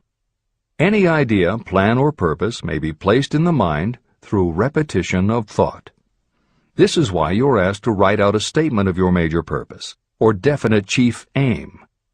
Commit it to memory, and repeat it out loud day after day until these vibrations of sound have reached your subconscious mind. You are what you are because of the dominating thoughts that you permit to occupy your mind. If you choose to, you can throw off any bad influences from your past and build your own life the way you want it to be.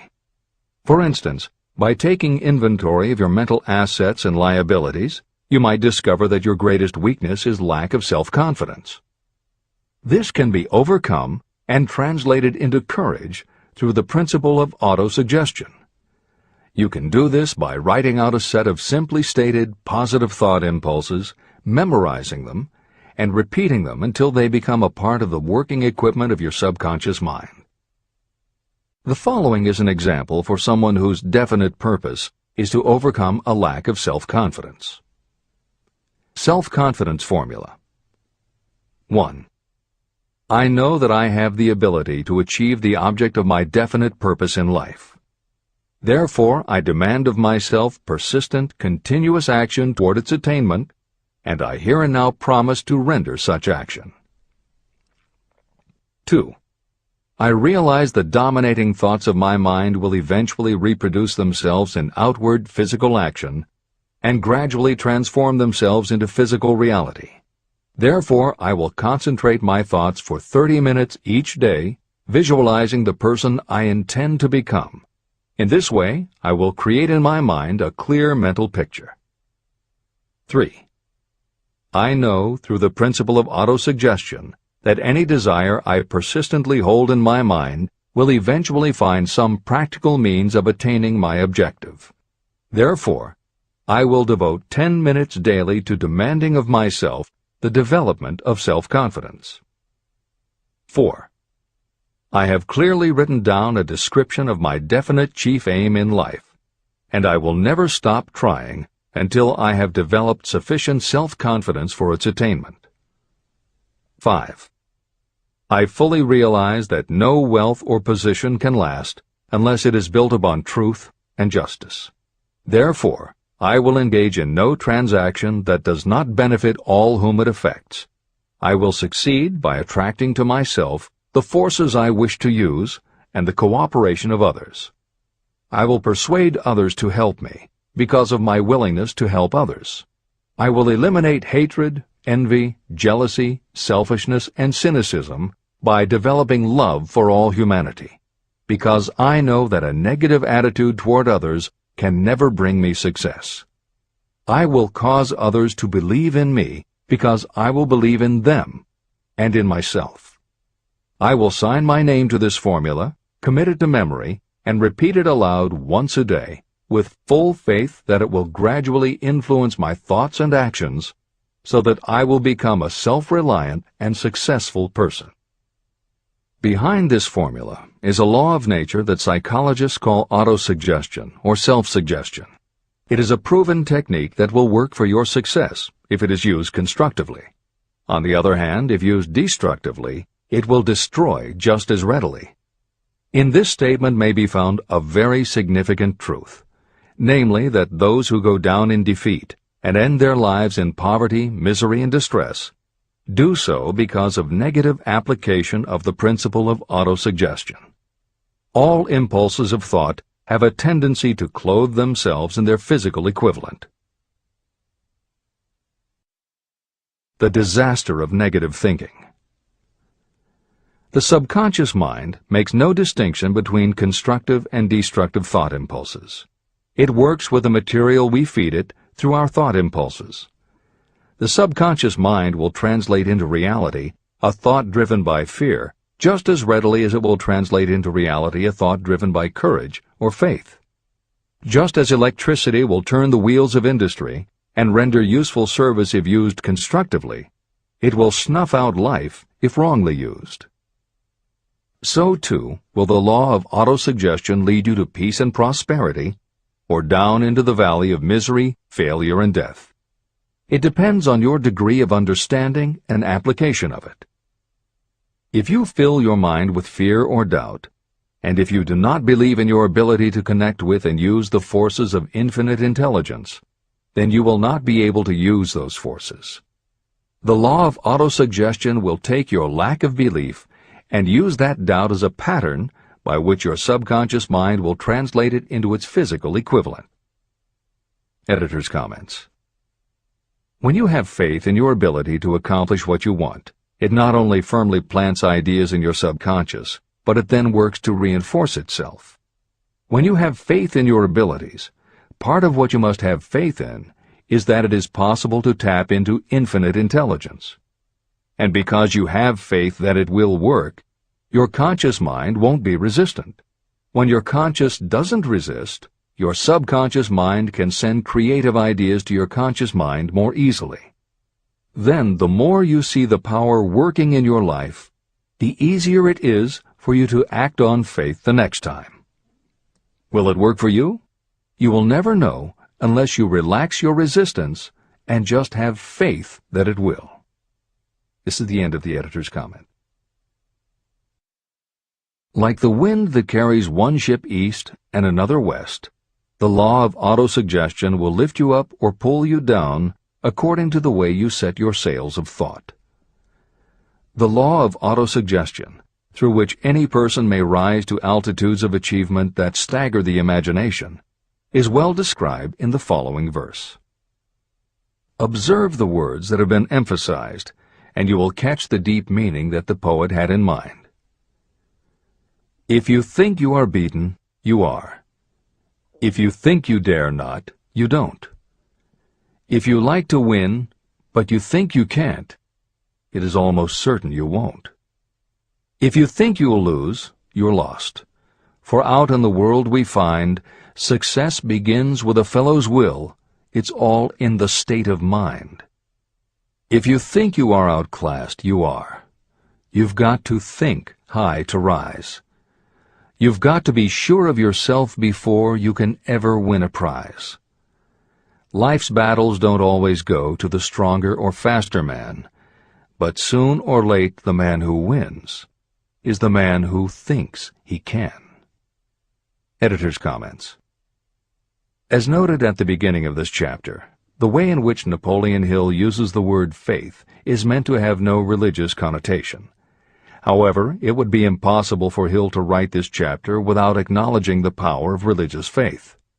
Therefore, in the following 2 paragraphs, when Hill discusses Jesus Christ and Mahatma Gandhi as exemplifying the power of faith, he is referring to their personal faith, the absolute trust in his beliefs that Jesus exhibited, and Gandhi's total conviction and confidence in his cause. In this way, they perfectly exemplify thought impulse mixed with faith. This is the end of the editor's comment. If you wish evidence of the power of faith, study the achievements of men and women who have employed it. At the head of the list comes the Nazarene. The basis of Christianity is faith, no matter how many people may have perverted or misinterpreted the meaning of this great force. The sum and substance of the teachings and the achievements of Christ, which may have been interpreted as miracles, were nothing more nor less than faith. If there are any such phenomena as miracles, they are produced only through the state of mind known as faith. Consider Mahatma Gandhi of India, one of the most astounding examples of the possibilities of faith. Gandhi wielded more potential power than any man living in his time, and he had this power despite the fact that he had none of the orthodox tools of power, such as money, battleships, soldiers, and materials of warfare. Gandhi had no money, no home. He did not own a suit of clothes, but he did have power. How did he come by that power? He created it out of his understanding of the principle of faith and through his ability to transplant that faith into the minds of 200 million people. Gandhi accomplished the astounding feat of influencing 200 million minds to coalesce and move in unison as a single mind. What other force on earth, except faith, could do as much? How an idea built a fortune. Editor's comment. Although the following story is not exclusively about faith, and it makes no mention of autosuggestion or the subconscious mind, Napoleon Hill included it at this point in every edition of Think and Grow Rich. In fact, as Hill says, this story illustrates at least 6 of the 13 principles of success, but faith is at the center of it.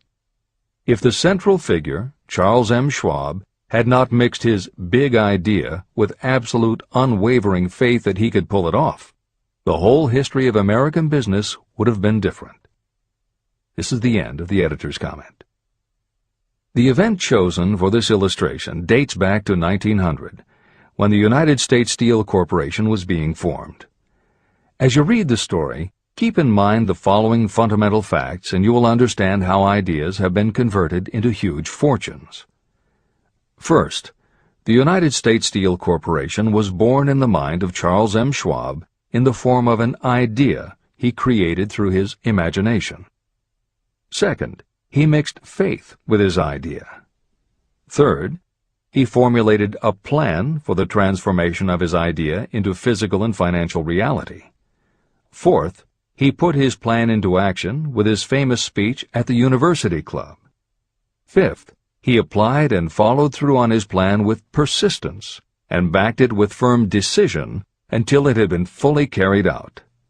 Sixth, he prepared the way for success by a burning desire for success. If you are one of those who have often wondered how great fortunes are accumulated, this story of the creation of the United States Steel Corporation will be enlightening. If you have any doubt that a person can think and grow rich, this story should dispel that doubt. You can plainly see in the story of United States Steel the application of a major portion of the principles described in this book. This astounding description of the power of an idea was dramatically told by John Lowell in the New York World Telegram, with whose courtesy it is here reprinted. Editor's comments. In order for the modern reader to fully appreciate the following newspaper story, it is appropriate at this point to provide some background information about the main players. Charles M. Schwab was Andrew Carnegie's right-hand man and president of the Carnegie Steel Corporation. Andrew Carnegie was a wealthy and powerful steel baron whose company controlled 25% of the iron and steel production in America. J.P. Morgan was a wealthy and powerful Wall Street banker whose company had arranged the financing for many of the major industrial companies in America at the beginning of the 20th century. All the reader needs to know about the other men mentioned in the story is that at the beginning of the 20th century, finance, business, and industry were dominated by a few hundred men, most of whom had amassed great fortunes through some connection with the railroads that had opened the country. These people were well known to readers of the New York World Telegram because of their financial influence. And that sets the stage for the following newspaper article, which is not only a fascinating story about the power of faith in an idea, but also a wonderful example of the irreverent writing style that was used by many newspaper journalists of the day. This is the end of the editor's comment. A pretty after-dinner speech for $1 billion. When on the evening of December 12, 1900, some 80 of the nation's financial nobility gathered in the banquet hall of the University Club on Fifth Avenue to do honor to a young man from out of the West, not half a dozen of the guests realized they were to witness the most significant episode in American industrial history. J. Edward Simmons and Charles Stewart Smith, their hearts full of gratitude for the lavish hospitality bestowed on them by Charles M. Schwab during a recent visit to Pittsburgh, had arranged the dinner to introduce the 38-year-old steel man to Eastern banking society. But they didn't expect him to stampede the convention. They warned him, in fact, that the bosoms within New York's stuffed shirts would not be responsive to oratory, and that if he didn't want to bore the Stillmans and Harrimans and Vanderbilts, he had better limit himself to 15 or 20 minutes of polite vaporings and let it go at that. Even John Pierpont Morgan, sitting on the right hand of Schwab as became his imperial dignity, intended to grace the banquet table with his presence only briefly, and so far as the press and public were concerned, the whole affair was of so little moment that no mention of it found its way into print the next day. So the two hosts and their distinguished guests ate their way through the usual 7 or 8 courses. There was little conversation, and what there was of it was restrained. Few of the bankers and brokers had met Schwab, whose career had flowered along the banks of the Monongahela, and none knew him well. But before the evening was over, they, and with them Money Master Morgan, were to be swept off their feet, and $1 billion baby, the United States Steel Corporation, was to be conceived. It is perhaps unfortunate for the sake of history that no record of Charlie Schwab's speech at the dinner ever was made. It is probable, however, that it was a homely speech, somewhat ungrammatical, for the niceties of language never bothered Schwab, full of epigram and threaded with wit. But aside from that, it had a galvanic force and effect upon the 5 billions of estimated capital that was represented by the diners. After it was over, and the gathering was still under its spell, although Schwab had talked for 90 minutes, Morgan led the orator to a recessed window where, dangling their legs from the high, uncomfortable seat, they talked for an hour more. The magic of the Schwab personality had been turned on full force, but what was more important and lasting was the full-fledged, clear-cut program he laid down for the aggrandizement of steel. Many other men had tried to interest Morgan in slapping together a steel trust after the pattern of the biscuit, wire and hoop, sugar, rubber, whiskey, oil, or chewing gum combinations. Editor's comments. The Random House College Dictionary defines a trust as an illegal combination of industrial or commercial companies in which the stock is controlled by a central board of trustees, thus making it possible to control prices and destroy competition. Many of America's new industrial companies had grown so quickly that they were not yet profitable. They were saddled with huge debt incurred in raising the capital to finance their rapid expansion, and at the same time they were faced with having to cut costs and slash prices or go out of business. The answer for many was to join up with others in related industries to form what were called trusts or combinations. Although trusts were illegal since the passage of the Sherman Antitrust Act in 1890, companies still tried to find ways to monopolize their industries, and if their efforts weren't technically trusts, they were something very close. The one thing the large company owners who assembled these trusts needed was cash to buy up the many smaller companies they would have to own in order to effectively dominate an industry. J.P. Morgan was the banker who financed many such takeovers. This is the end of the editor's comment. John W. Gates, the gambler, had urged it, but Morgan distrusted him. The Moore boys, Bill and Jim, Chicago stock jobbers who had glued together a match trust and a cracker corporation, had urged it and failed. Elbert H. Gary, the sanctimonious country lawyer, wanted to foster it, but he wasn't big enough to be impressive. Until Schwab's eloquence took J.P. Morgan to the heights from which he could visualize the solid results of the most daring financial undertaking ever conceived, the project was regarded as a delirious dream of easy-money crackpots.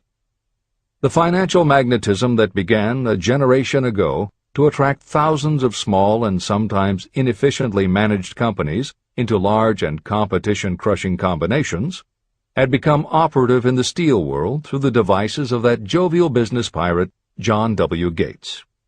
Gates already had formed the American Steel and Wire Company out of a chain of small concerns, and together with Morgan had created the Federal Steel Company. But by the side of Andrew Carnegie's gigantic vertical trust, a trust owned and operated by 53 partners, those other combinations were picayune. They might combine to their heart's content, but the whole lot of them couldn't make a dent in the Carnegie organization, and Morgan knew it. The eccentric old Scot knew it, too. Editor's comments.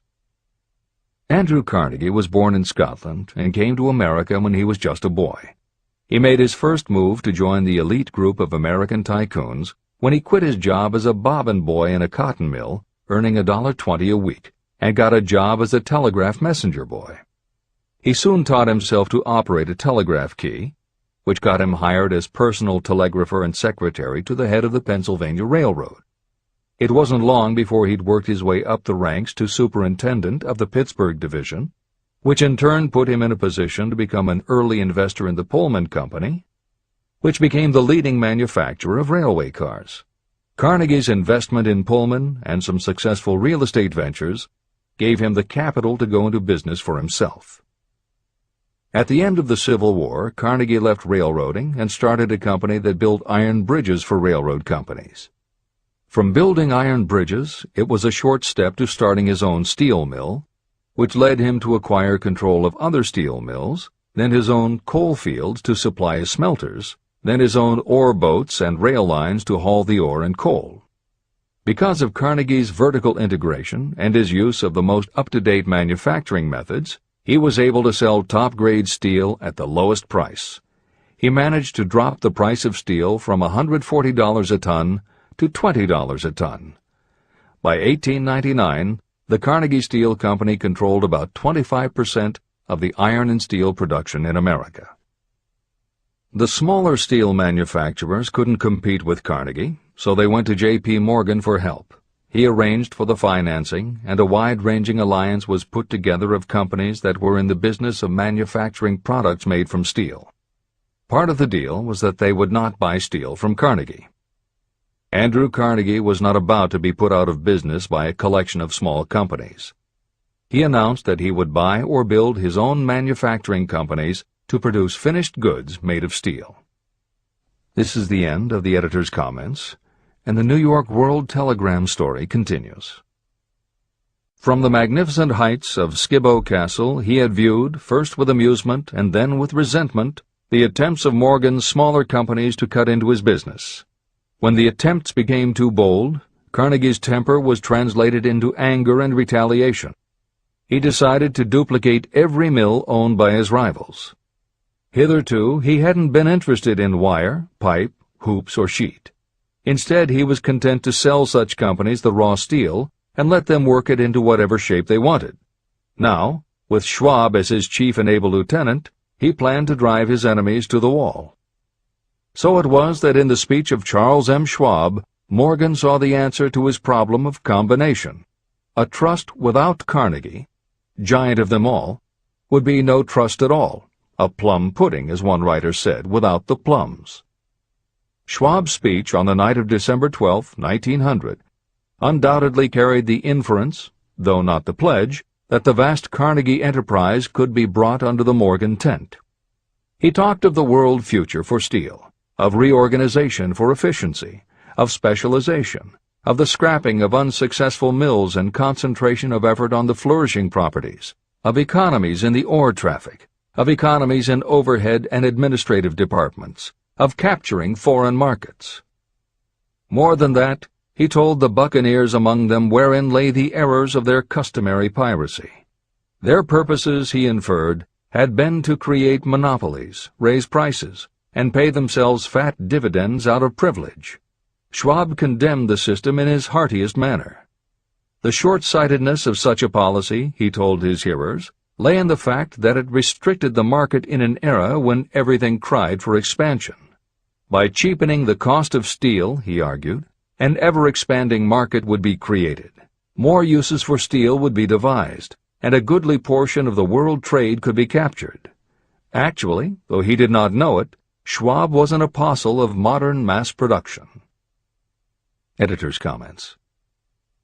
For J.P. Morgan, all of Schwab's talk about economies of scale and expanding markets meant only one thing.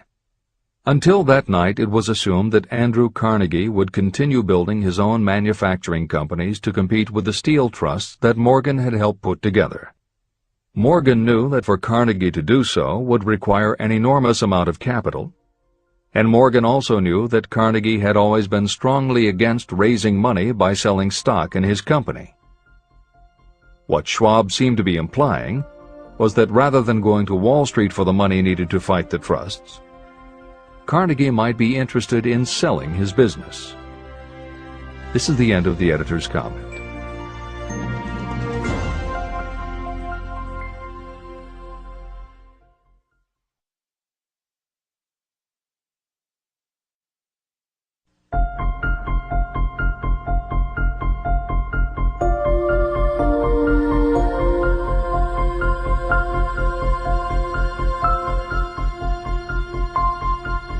New York World Telegram story continues. So the dinner at the University Club came to an end. Morgan went home to think about Schwab's rosy predictions. Schwab went back to Pittsburgh to run the steel business for Andrew Carnegie, while Gary and the rest went back to their stock tickers to fiddle around in anticipation of the next move. It was not long coming. It took Morgan about 1 week to digest the feast of reason Schwab had placed before him. When he had assured himself that no financial indigestion was to result, he sent for Schwab, and found that young man rather coy. Mr. Carnegie, Schwab indicated, might not like it if he found his trusted company president had been flirting with the Emperor of Wall Street, the street upon which Carnegie was resolved never to tread. Then it was suggested by John W. Gates, the go-between, that if Schwab happened to be in the Bellevue Hotel in Philadelphia, J.P. Morgan might also happen to be there. When Schwab arrived, however, Morgan was inconveniently ill at his New York home, and so on the elder man's pressing invitation, Schwab went to New York and presented himself at the door of the financier's library. Now, certain economic historians have professed the belief that from the beginning to the end of the drama, the stage was set by Andrew Carnegie, that the dinner to Schwab, the famous speech, the Sunday night conference between Schwab and the Money King, were events arranged by the canny Scot. The truth is exactly the opposite. When Schwab was called in to consummate the deal, he didn't even know whether the little boss, as Andrew was called, would so much as listen to an offer to sell, particularly to a group of men whom Andrew regarded as being endowed with something less than holiness. But Schwab did take into the conference with him, in his own handwriting, 6 sheets of copperplate figures, representing to his mind the physical worth and the potential earning capacity of every steel company he regarded as an essential star in the new metal firmament. 4 men pondered over these figures all night. The chief, of course, was Morgan, steadfast in his belief in the divine right of money. With him was his aristocratic partner, Robert Bacon, a scholar and a gentleman. The third was John W. Gates, whom Morgan scorned as a gambler and used as a tool. The fourth was Schwab, who knew more about the processes of making and selling steel than any whole group of men then living. Throughout that conference, the Pittsburgher's figures were never questioned. If he said a company was worth so much, then it was worth that much and no more. He was insistent, too, upon including in the combination only those concerns he nominated. He had conceived a corporation in which there would be no duplication, not even to satisfy the greed of friends who wanted to unload their companies upon the broad Morgan shoulders. When dawn came, Morgan rose and straightened his back. Only one question remained. "Do you think you can persuade Andrew Carnegie to sell?" he asked. "I can try," said Schwab. "If you can get him to sell, I will undertake the matter," said Morgan. So far, so good. But would Carnegie sell? How much would he demand? Schwab thought about $320 million. What would he take payment in? Common or preferred stocks? Bonds? Cash? Nobody could raise $1/3 billion in cash. There was a golf game in January on the frost-cracking heath of the St. Andrews Links in Westchester, with Andrew bundled up in sweaters against the cold and Charlie talking volubly as usual to keep his spirits up. But no word of business was mentioned until the pair sat down in the cozy warmth of the Carnegie cottage nearby. Then, with the same persuasiveness that had hypnotized 80 millionaires at the University Club, Schwab poured out the glittering promises of retirement and comfort, of untold millions to satisfy the old man's social caprices. Carnegie capitulated, wrote a figure on a slip of paper, handed it to Schwab and said, "All right, that's what we'll sell for." The figure was approximately $400 million, and was reached by taking the $320 million mentioned by Schwab as a basic figure, and adding to it $80 million to represent the increased capital value over the previous 2 years. Later, on the deck of a transatlantic liner, the Scotsman said ruefully to Morgan, "I wish I had asked you for $100 million more." "If you had asked for it, you'd have gotten it," Morgan told him cheerfully. There was an uproar, of course. A British correspondent cabled that the foreign steel world was appalled by the gigantic combination. President Hadley of Yale declared that unless trusts were regulated, the country might expect an emperor in Washington within the next 25 years. But that able stock manipulator Keene went at his work of shoving the new stock at the public so vigorously that all the excess water, estimated by some at nearly $600 million, was absorbed in a twinkling. So Carnegie had his millions, and the Morgan Syndicate had $62 million for all its trouble, and all the boys, from Gates to Gary, had their millions. Editor's comment. The 38-year-old Charles M. Schwab had his reward, too. He was made president of the new corporation, United States Steel, and remained in control until 1930. When Schwab left U.S. Steel, he went on to found the mammoth Bethlehem Steel Corporation, of which he also became president. This is the end of the editor's comment. Riches begin with thought. The dramatic story of big business that you've just finished is a perfect illustration of the method by which desire can be transmuted into its physical equivalent. That giant organization was created in the mind of one man. The plan by which the organization was provided with the steel mills that gave it financial stability was created in the mind of the same man. His faith, his desire, his imagination, his persistence were the real ingredients that went into United States Steel. The steel mills and equipment acquired by the corporation, after it had been brought into legal existence, were incidental.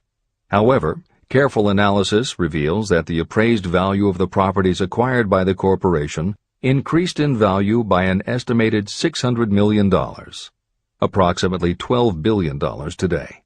The increase in value of the assets is attributable to the mere transaction that consolidated them under one management. In other words, Charles M. Schwab's idea, plus the faith with which he conveyed it to the minds of J.P. Morgan and the others, was marketed for a profit of approximately $600 million. Not an insignificant sum for a single idea. The United States Steel Corporation prospered and became one of the richest and most powerful corporations in America, employing thousands of people, developing new uses for steel and opening new markets, thus proving that the $600 million in profit that the Schwab idea produced was earned. Riches begin in the form of thought. The amount is limited only by the person in whose mind the thought is put into motion. Faith removes limitations. Remember this when you are ready to bargain with life for whatever it is that you ask as your price for having passed this way. Editor's comments. In the years since that article appeared in the New York World Telegram, the well-told business story has become its own genre within the publishing industry. There are best-selling books and biographies by and about the insiders who run every industry. The editors of this edition of Think and Grow Rich strongly encourage you to sample some of these books. They can be entertaining and inspirational, and in them you will be able to see examples of Hill's principles of success at work in the real world. The best of them are not only entertaining and inspirational, but they are filled with ideas and techniques you can adapt and use. There are literally too many bestsellers from which to select a best of listing for inclusion here. Any such choice the editors might make would not necessarily be the best, but merely reflective of the interests of the person doing the choosing. However, there are two books the editors recommend that are not by or about a single individual or industry. These books are In Search of Excellence by Tom Peters and Breakthroughs by P.R. Nyack and John N. Ketteringham. Each of these books deals with a broad spectrum of industries, and within each industry they single out certain companies and individuals for analysis. Both were published at the beginning of the business book trend in the 1980s, but there are few books since then that better convey the importance of faith in a good idea. In Search of Excellence, chosen by a panel of experts as the most influential book of the past 20 years, was a runaway bestseller and will likely be in print for years to come. Breakthroughs may be harder to find, but it will be well worth the effort. This is the end of the editor's comments.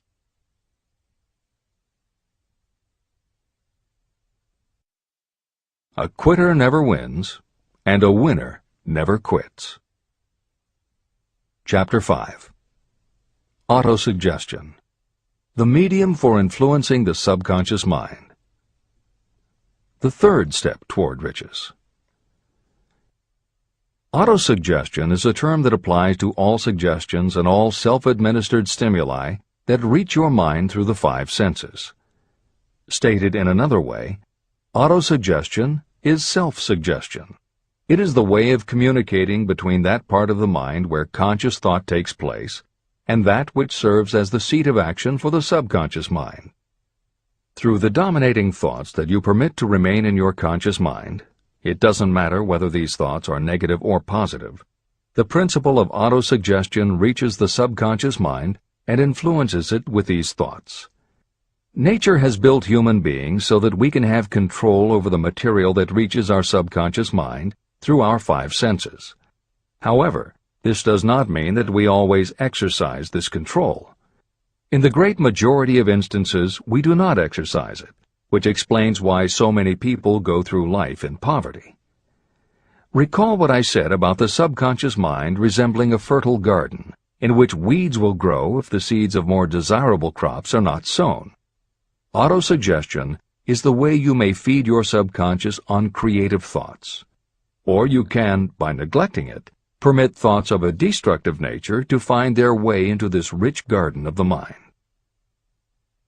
Editor's comments.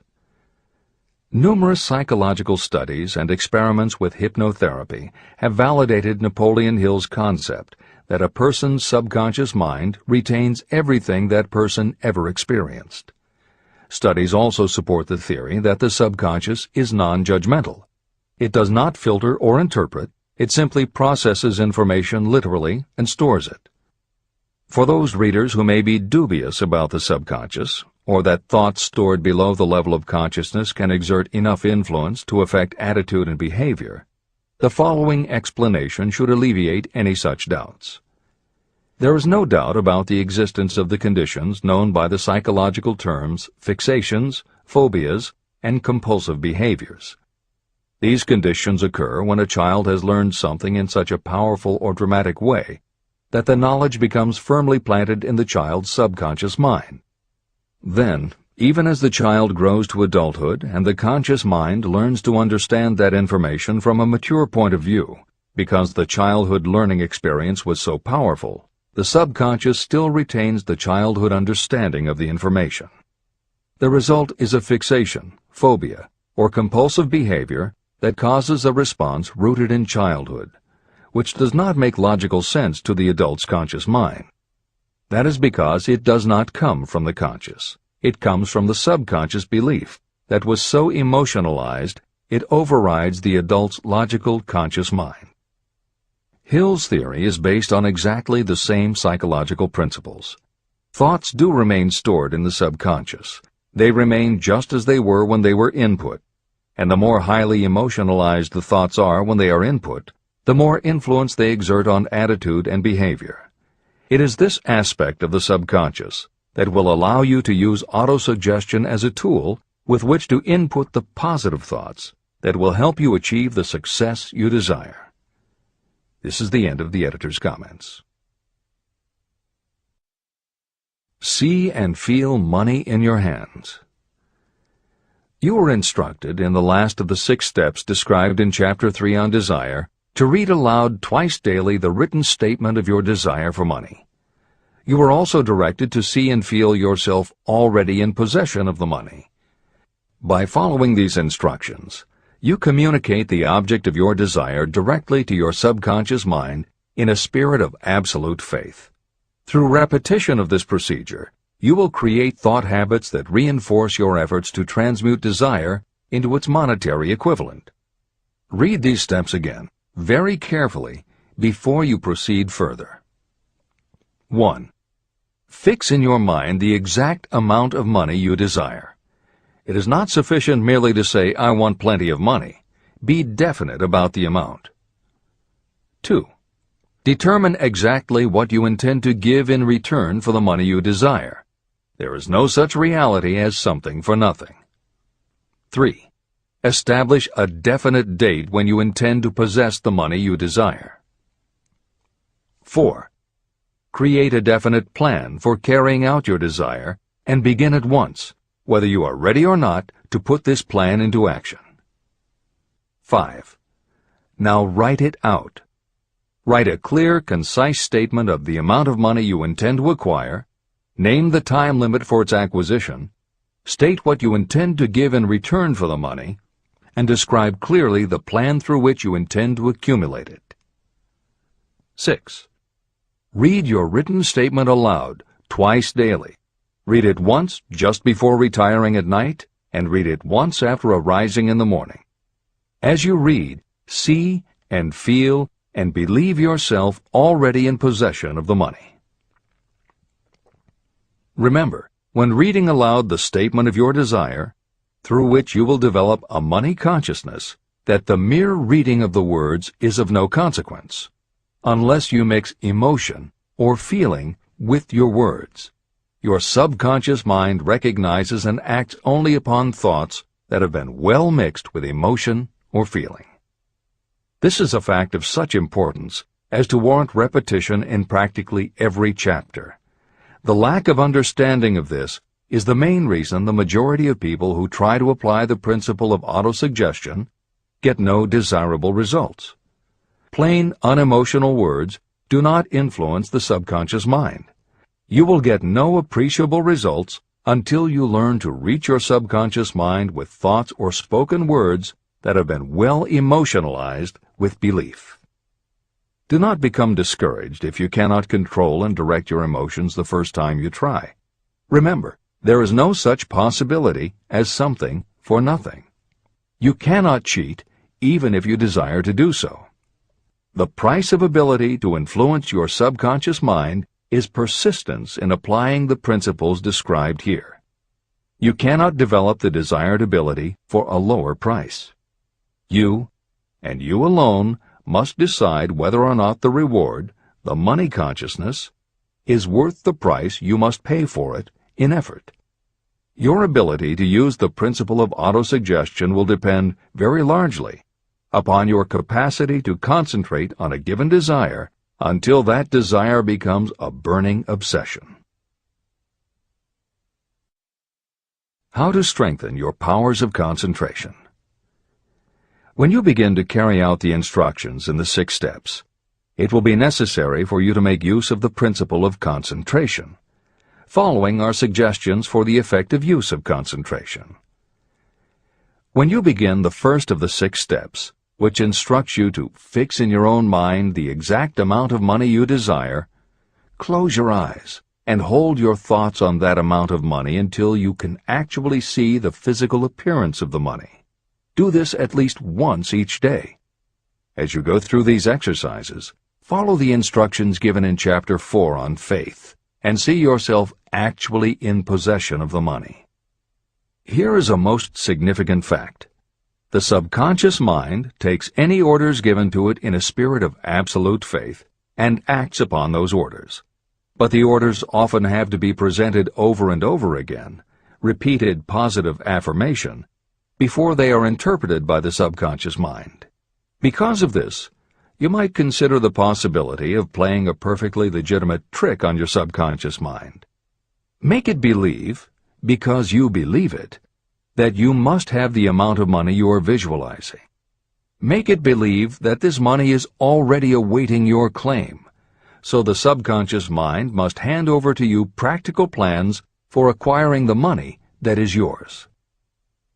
Give this thought to your imagination, and see what your imagination can or will do to create practical plans for the accumulation of money through transmutation of your desire. Do not wait for a definite plan through which you will exchange services or merchandise in return for the money you are visualizing. Just start right now to see yourself in possession of the money, demanding, and expecting that your subconscious mind will hand over the plans you need. Be on the alert for these plans, and when they appear, put them into action immediately. When the plans appear, they will probably flash into your mind in the form of an inspiration or intuition from infinite intelligence. Treat it with respect and act upon it as soon as you receive it. In the 4th of the 6 steps, you are instructed to create a definite plan for carrying out your desire and begin at once to put this plan into action. Do the same thing here. Close your eyes and create in your mind a vivid image of you carrying out the instructions. Do not trust to your reason when creating your plan for accumulating money through the transmutation of desire. Your reasoning faculty may be lazy, and if you depend entirely upon it to serve you, it may disappoint you. When visualizing the money you intend to accumulate, see yourself rendering the service or delivering the merchandise you intend to give in return for this money. This is important. Editor's comments. The basic principle underlying autosuggestion is closely related to self-hypnosis, and both techniques played an important role in the development of modern psychology. Although all 3 concepts, autosuggestion, hypnosis, and psychology, had to overcome initial public skepticism, unfortunately, autosuggestion and hypnotism were hampered by events that further delayed their acceptance.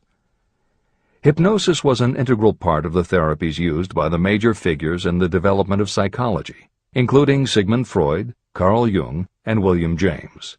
It fell out of favor as a therapeutic method when stage magicians began to use the technique in their acts.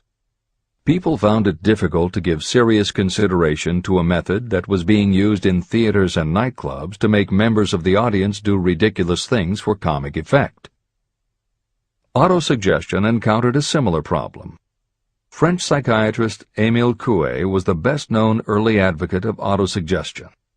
A contemporary of Sigmund Freud, Coué operated a clinic that treated patients diagnosed with psychosomatic ailments, individuals who have convinced themselves they are ill and even show symptoms but do not actually have a disease.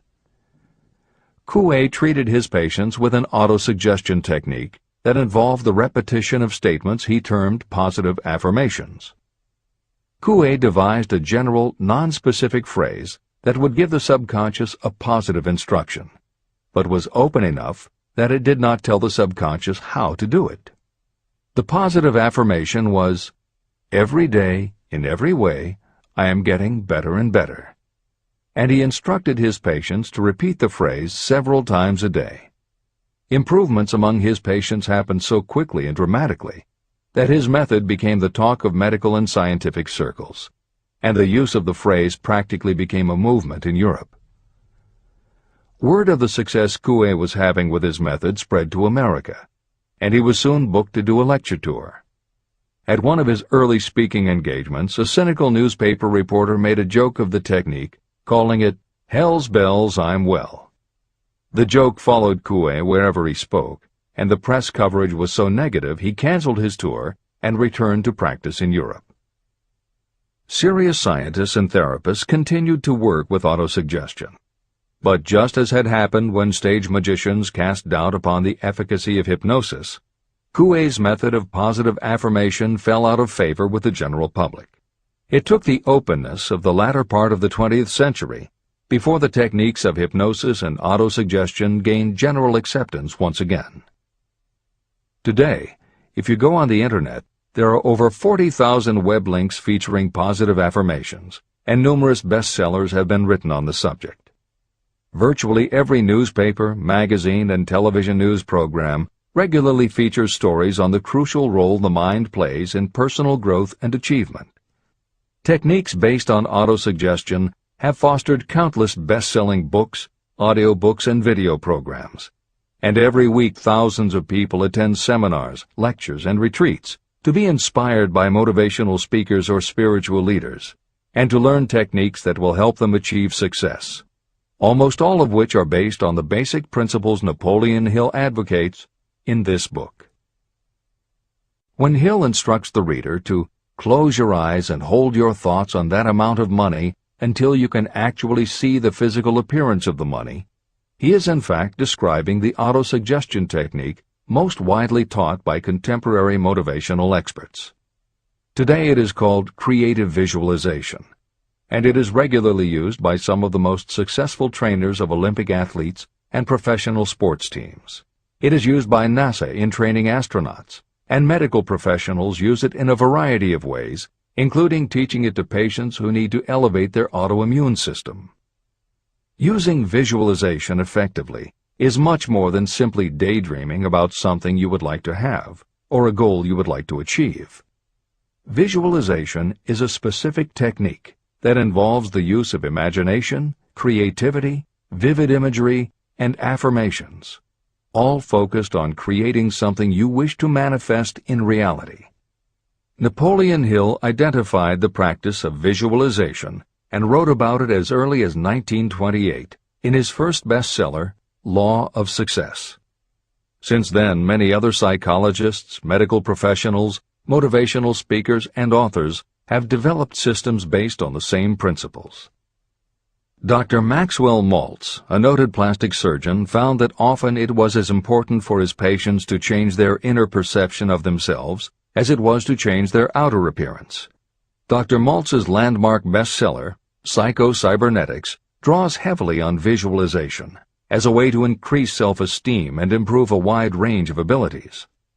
The Silva method, which is another variation on visualization, has been taught to millions of people by certified Silva trainers who hold seminars throughout the country. Jose Silva's best-selling book, The Silva Mind Control Method, has also sold many millions of copies. In 1978, 50 years after Napoleon Hill wrote about visualization in Law of Success, Shakti Gawain published the phenomenal bestseller Creative Visualization, and Adelaide Bry published Visualization, Directing the Movies of Your Mind.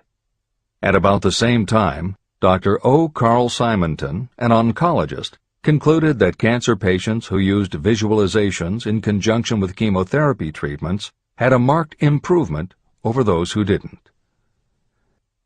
His bestseller, Getting Well Again, had a profound impact, and it was followed by books from other respected medical professionals, such as Love, Medicine, and Miracles by Dr. Bernie Siegel, and Superimmunity by Dr. Paul Purcell.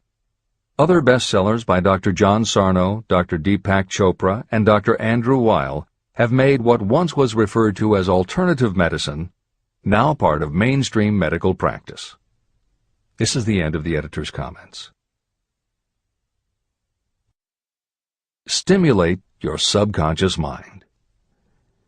The instructions given previously for the steps necessary in your desire for money will now be summarized and blended with the principles covered by this chapter, as follows. 1. Go to some quiet spot, preferably in bed at night, where you will not be disturbed or interrupted. Close your eyes and repeat aloud, so that you may hear your own words, the written statement of the amount of money you intend to accumulate. Be specific about the time limit for its accumulation, and a description of the service or merchandise you intend to give in return for the money. As you carry out these instructions, see yourself already in possession of the money.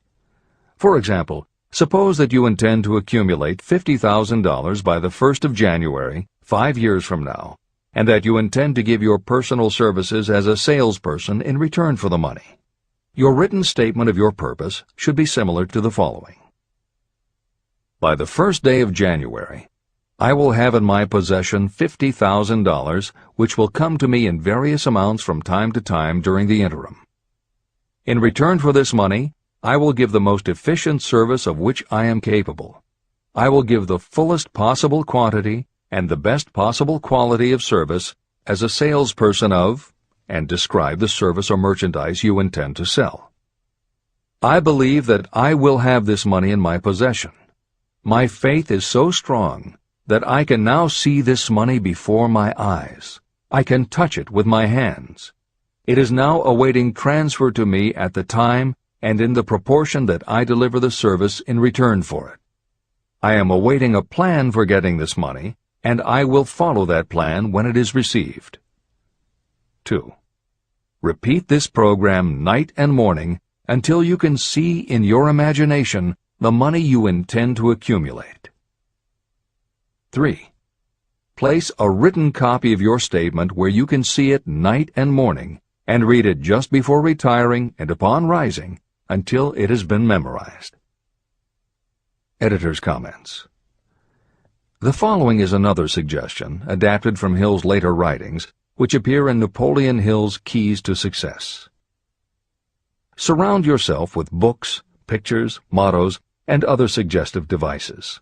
Pick things that symbolize and reinforce achievement and self-reliance. Constantly add to your collection, and move things to new places where you can see them in a different light and in association with different things. I had a friend who was a realtor who kept her $1 Million Club certificate over her desk to remind herself of what she was capable. One day she took it down to dust and set it on top of a newspaper. When she picked it up again, she saw beneath it an article about the new football coach who had been hired at the university. Guess who bought a house she had been struggling to sell? This is the end of the editor's comments. Remember, as you carry out these instructions, that you are applying the principle of autosuggestion for the purpose of giving orders to your subconscious mind. Remember also that your subconscious mind will act only upon instructions that are emotionalized and handed over to it with feeling. Faith is the strongest and most productive of the emotions. These instructions may at first seem abstract. Do not let this disturb you. Follow the instructions no matter how abstract or impractical they may appear to be. If you do as you have been instructed, in spirit as well as in act, the time will soon come when a whole new universe of power will unfold to you. Skepticism, in connection with all new ideas, is characteristic of all human beings. If you follow the instructions, your skepticism will soon be replaced by belief, and belief will become crystallized into absolute faith. Many philosophers have made the statement that man is the master of his own earthly destiny, but most of them have failed to say why he is the master. The reason that man may become the master of himself and of his environment is because he has the power to influence his own subconscious mind. The actual performance of transmuting desire into money is through autosuggestion. That is the principle by which you can reach and influence the subconscious mind. The other principles are simply tools with which to apply autosuggestion. Keep this thought in mind, and you will at all times be conscious of the important part the principle of autosuggestion is to play in your efforts to accumulate money through the methods described in this book. After you have read the entire book, come back to this chapter and follow in spirit and in action this instruction. Read the entire chapter aloud once every night until you become thoroughly convinced that the principle of autosuggestion is sound and that it will accomplish for you all that has been claimed for it. As you read, underscore with a pencil every sentence that impresses you. Follow the foregoing instruction to the letter, and it will open the way for a complete understanding and mastery of the principles of success. Every adversity, every failure, and every heartache carries with it the seed of an equivalent or a greater benefit. Chapter 6. Specialized Knowledge. Personal Experiences or Observations. The fourth step toward riches. There are two kinds of knowledge. One is general, the other is specialized. General knowledge, no matter how great in quantity or variety it may be, is of little use in the accumulation of money.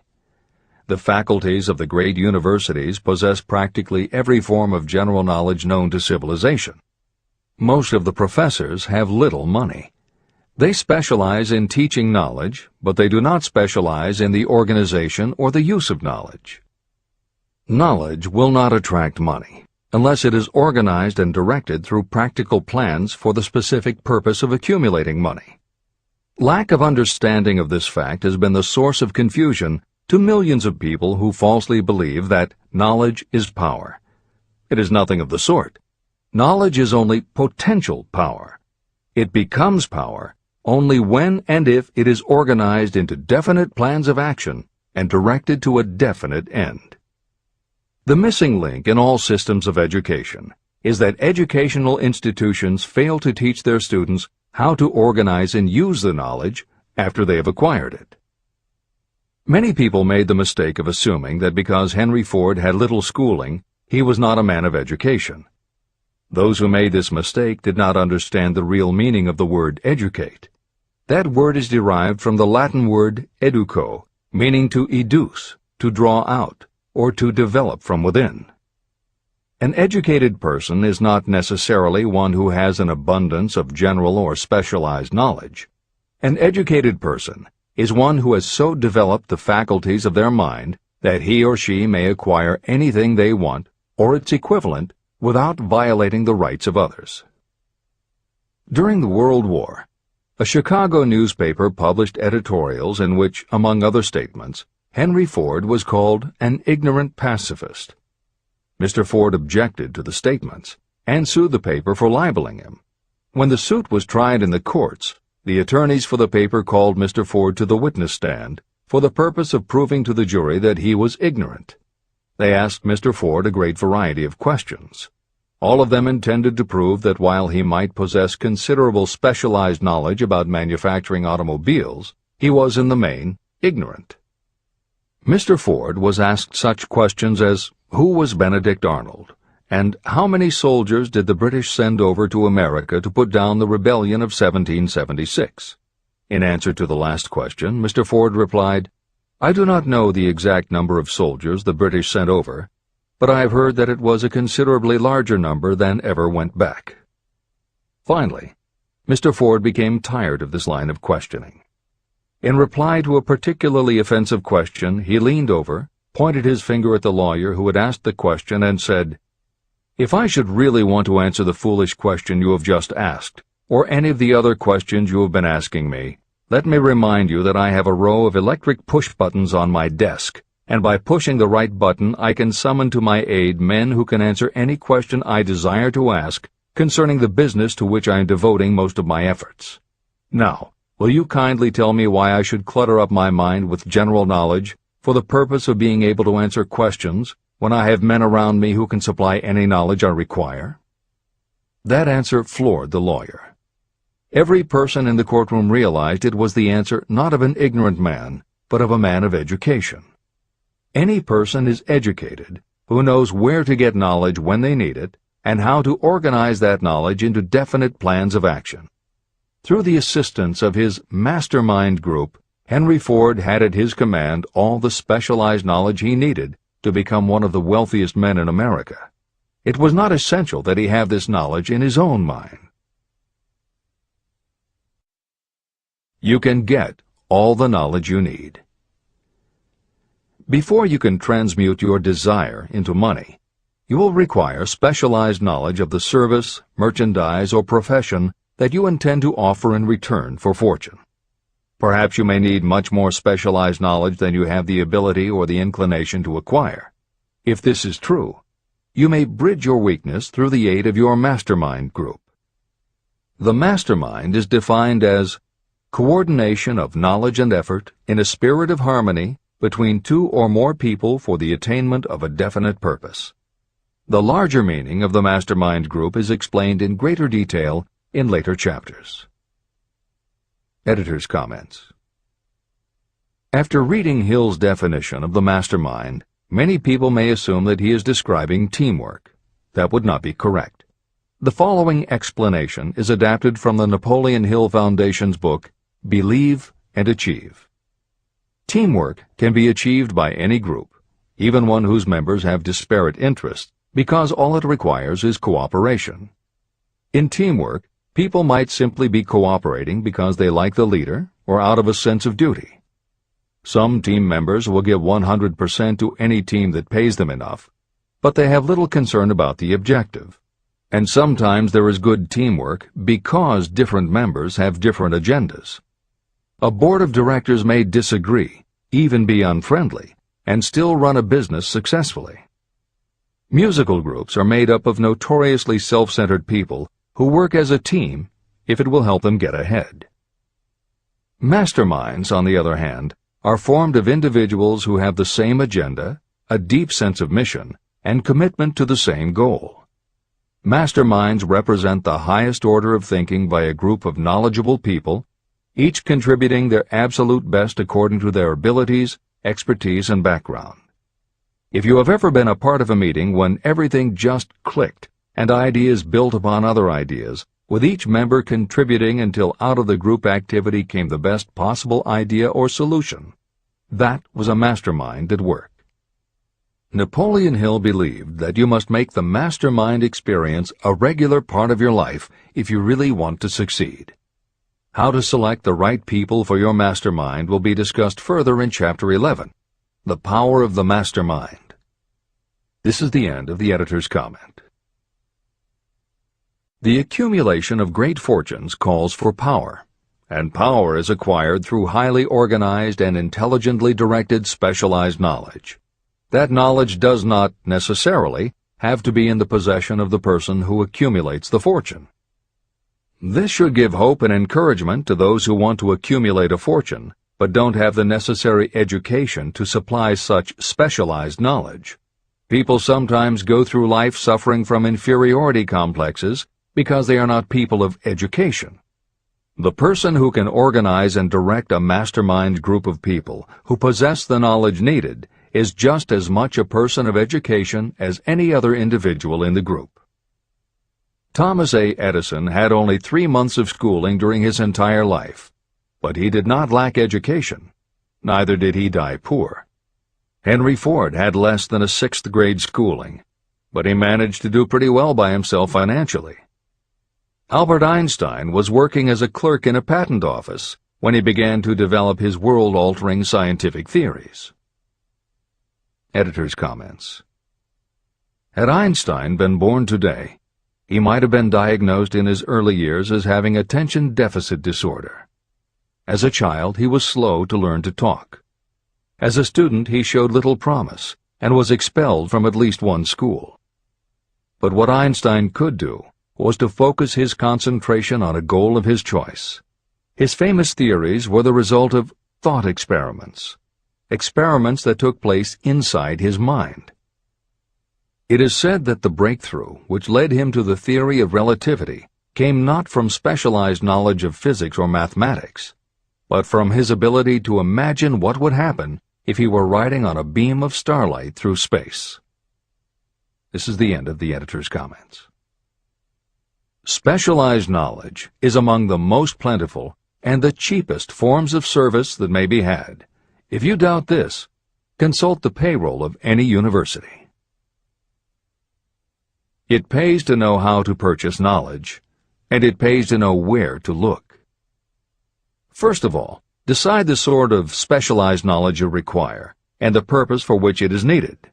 To a large extent, your major purpose in life, the goal toward which you are working, will help determine what knowledge you need. Your next move requires that you have accurate information concerning dependable sources of knowledge. The more important of these are your own experience and education, experience and education available through cooperation of others, Mastermind Alliance, colleges and universities, public libraries, and even easier, the Internet, special training courses, through night schools and home study courses in particular. As knowledge is acquired, it must be organized and put into use for a definite purpose through practical plans. Knowledge has no value except for what can be gained from its application toward some worthy end. Successful people never stop acquiring specialized knowledge related to their major purpose, business, or profession. Those who are not successful usually make the mistake of believing that the knowledge-acquiring period ends when you finish school. The truth is that schools do little more than teach you how to acquire practical knowledge. Editor's comments. At this point in the original edition of Think and Grow Rich, Napoleon Hill included a newspaper story about education and job opportunities. Although the contemporary job market has changed considerably, the author of the article, Robert Moore, Director of Placements at Columbia University, made some comments that are perfectly aligned with the philosophy of Think and Grow Rich and are still holding true today. One such comment was, "The man who has been active on the campus, whose personality is such that he gets along with all kinds of people, and who has done an adequate job with his studies, has a most decided edge over the strictly academic student." One of the largest industrial companies, the leader in its field, in writing to Mr. Moore concerning prospective seniors at the college said, "We emphasize qualities of character, intelligence, and personality far more than specific educational background." Although few would argue that education is valuable, as Moore implies above and as Hill noted earlier about Edison, Ford, and Einstein, academic accomplishment has never been a sure indicator of success. The October 27, 2003 issue of Time magazine made a similar point in their cover story about the changes being made in the SAT exam. Although the article's primary focus is on the efforts to make the SAT less biased, it also notes that recent research indicates that neither the SAT nor IQ tests have proven to be very reliable predictors of future real-world achievement. In his best-selling book, Emotional Intelligence, author Daniel Goleman has created a persuasive argument that the way in which a person handles themselves and their relationships, which he calls emotional intelligence, or EI, is a much better indicator than IQ in predicting whether a person will be successful in life. In his later books, Working with Emotional Intelligence and Primal Leadership, Goleman applies his theory to the workplace, focusing on emotional intelligence leadership techniques and comparing corporate managers' EI with their IQ to analyze which has the greatest positive effect on the financial bottom line. Daniel Goleman's theories have caused some significant changes within educational circles and among management theorists, but their greatest impact has been on individuals who have gone through life intimidated because they believe they aren't smart enough. For them, Goleman's books offer convincing evidence that although they may not have conventional education, their natural abilities and interpersonal skills can be far more important in achieving success. This is the end of the editor's comments. One of the most reliable and practical sources of knowledge available to those who need specialized schooling are night schools, extension courses, and seminars. The correspondence schools give specialized training anywhere the U.S. mails go, or via the Internet. One advantage of home study training is the flexibility of the study program, which permits you to study during spare time. Another advantage of home study training, if the school is carefully chosen, is that most courses offer some method of personal consultation, which can be of priceless value to those needing specialized knowledge. No matter where you live, you can share the benefits. A lesson from a collection agency. Anything acquired without effort and without cost is generally unappreciated and often discredited. Perhaps this is why we get so little from our marvelous opportunity in public schools. The self-discipline you will learn from a program of specialized study can make up for the wasted opportunity when knowledge was available without cost. Being asked to pay, whether you make good grades or poor, has the effect of causing you to follow through with a course when you would otherwise drop it. I learned this from experience when I enrolled for a home study course in advertising. After completing 8 or 10 lessons, I stopped studying. But the school did not stop sending me bills. In fact, they insisted upon payment whether I kept up my studies or not. I decided that if I had to pay for the course, which I had legally obligated myself to do, I should complete the lessons and get my money's worth. Correspondence schools are well-organized businesses. At the time, I felt that their collection system was somewhat too well organized, but I learned later in life that it was a valuable part of my education. The truth is that their collection department constituted the very finest sort of training on decision-making, promptness, and the habit of finishing what you begin. The collection system that forced me to finish the course turned out to be worth much in the form of money earned. The road to specialized knowledge. We have in this country what is said to be the greatest public school system in the world. One of the strange things about human beings is that they value only that which has a price. The free schools of America and the free public libraries do not impress people because they are free. This is the major reason why so many people find it necessary to acquire additional training after they finish school and go to work. It is also one of the major reasons why employers give greater consideration to employees who take specialized training courses. They have learned that those who have the ambition to give up a part of their spare time to studying at home have in them those qualities that make for leadership. There is one weakness in people for which there is no remedy. It is the universal weakness of lack of ambition. People who give up some of their spare time to take courses seldom remain at the bottom very long. By taking such courses, they open the way for the upward climb, remove many obstacles from their path, and attract the interest of those who have the power to help them. The home study method of training is especially suited to people who have already started working.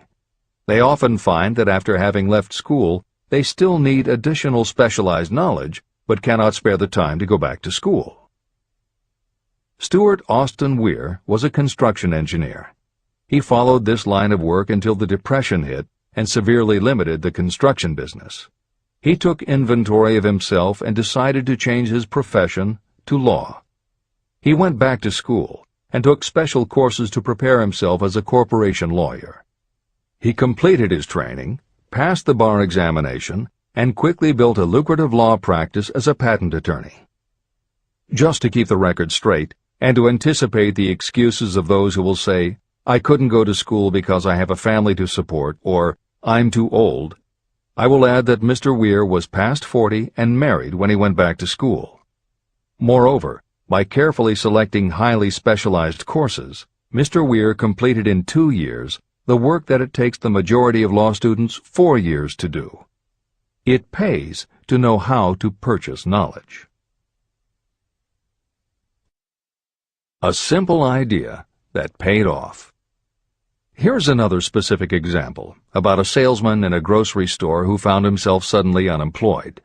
Having had some bookkeeping experience, he took a special course in accounting, familiarized himself with all the latest bookkeeping and office equipment, and went into business for himself. Starting with a grocer for whom he had formerly worked, he made contracts with more than 100 small merchants to keep their books at a very nominal monthly fee. His idea was so practical that he soon found it necessary to set up a portable accounting office in a light delivery truck. He now has a fleet of these bookkeeping offices on wheels. He employs a large staff of assistants who provide small merchants with accounting services equal to the best that money can buy at very nominal cost. Specialized knowledge plus imagination were the ingredients that went into this unique and successful business. Last year, the owner of that business paid income taxes of almost 10 times as much as was paid by the grocery store that fired him. Editor's comments. It would be impossible to write a contemporary book about success without including the story of Bill Gates. And although the connection between the world's wealthiest man and Hill's story about a man who started a mobile accounting business may not be immediately obvious, the fact is that this is a very apt place to include the story of Microsoft. Just as with the mobile accountant, the two defining characteristics of Bill Gates' success are specialized knowledge and imagination. Everyone had recognized at an early age that Bill Gates was a very bright student, but he had little interest in anything other than science and math. And when the mothers group at his school arranged for the students to learn about computing, that became his passion. By the time he was 13, he taught himself computer programming, and throughout high school and his years at university, his life revolved around computer clubs and odd jobs working for companies that had something to do with computers. Although at various times he toyed with the idea of a career in science or law, it is probably fair to say that while he was still in school, Bill Gates knew, in general terms, what his burning desire in life would be. He paid little attention to general knowledge, but devoted himself to assembling the specialized knowledge he would need to achieve his definite major purpose. Gates' burning desire heated up the day his friend and fellow computer club member Paul Allen bought a copy of the January 1975 issue of Popular Electronics. On the cover was a picture of an inexpensive desktop computer, the Altair 8800, which could be built from a kit. Gates and Allen knew in their gut that there were other students just like them who would love to get their hands on one of these things. At the time, it took a lot of imagination to foresee the impact computers might have on the average person. And even though they didn't own an Altair, they decided they could write a computer program for it. That took even more imagination. They contacted Ed Roberts, the founder of the company that made the Altair, and pitched their idea. Roberts told them he was getting offers from all over, and his policy was that whoever wrote it first would get the job. For the next 2 months, they tore apart the manual, gleaning the specialized knowledge they would need to write the program. They were the first to deliver a workable operating system, and Roberts bought it from them for $3,000 plus a royalty on sales. With their vision of the future burning in their imaginations, Gates and Allen used the advance and their royalties to launch a company that would be in the business of writing computer programs. They named their new company Microsoft and called old friends from their high school computer club to staff it. Bill Gates was 19, and Paul Allen was only a few years older. They and about 9 of their friends started writing programs for Apple Computer, Commodore, and anyone else who would contract with the company for their services. For the next 5 years, Bill Gates and Paul Allen had their share of imaginative ideas, but mostly they concentrated on learning the specialized knowledge needed to run and grow a successful business. Then in 1980, IBM, which had finally decided to get into the small computer business, needed help getting up to speed. They approached Microsoft to write an operating system for the new computer venture. Once again, specialized knowledge and imagination were the qualities that guided Bill Gates. In their imagination, Gates and Allen could see an even bigger future than before, and through specialized knowledge of what computers were capable of, they knew the role they could play in that future. They then made two business moves that are the foundation of the Microsoft success. First, because IBM had such a tight schedule, Gates went to a computer programmer, Tim Patterson, and bought from him a rudimentary but already developed operating system. Gates then set to work modifying the system, and he renamed it MS-DOS, for Microsoft Disk Operating System.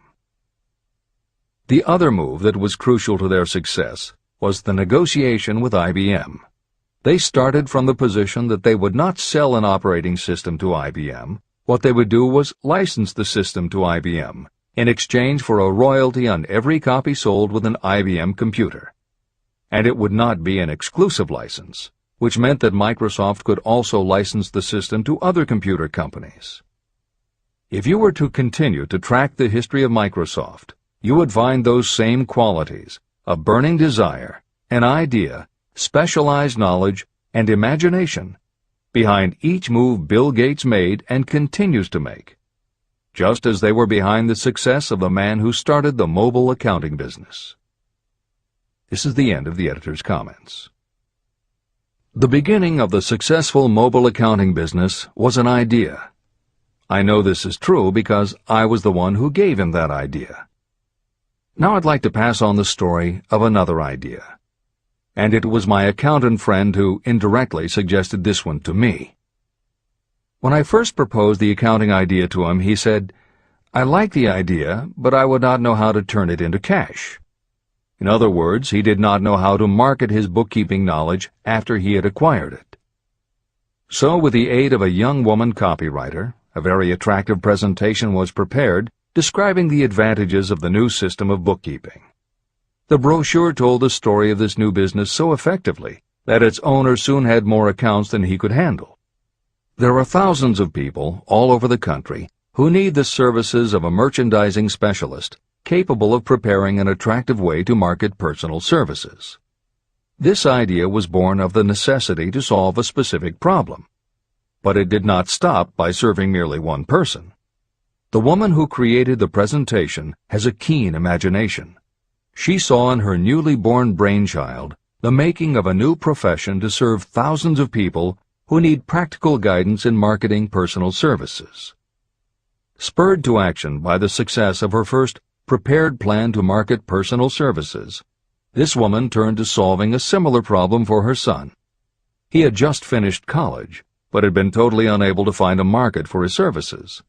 The plan she created for him was the best example of merchandising personal services I have ever seen. When the presentation had been completed, it contained nearly 50 pages of beautifully typed, properly organized information. It told the story of her son's natural abilities, schooling, personal experiences, and a great variety of other information. The book also contained a complete description of the position her son desired, together with a marvelous word picture of the exact plan he would use in filling his position. The preparation of the presentation required several weeks of her time, during which she sent her son to the public library almost daily to get specific data needed to sell his services to best advantage. She also sent him to all the competitors of his prospective employer, where he gathered information concerning their business methods. This was of great value in the formation of the plan he intended to use in filling the position he sought. When the plan was finished, it contained more than half a dozen very fine suggestions that would benefit the prospective employer. You don't have to start at the bottom. You may be inclined to ask, why go to all this trouble to secure a job? The answer is, doing a thing well is never trouble. The plan prepared by this woman for her son helped him get the job at the first interview and at a salary fixed by himself. Moreover, And this too is important. The position did not require the young man to start at the bottom. He began as a junior executive, at an executive salary. Why go to all this trouble? Well, for one thing, this young man's planned presentation saved him no less than 10 years of working his way up.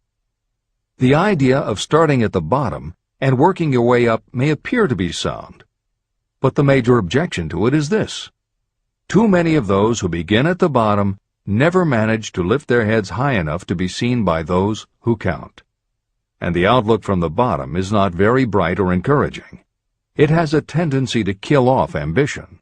You get into a rut, and you accept your fate because you form the habit of daily routine.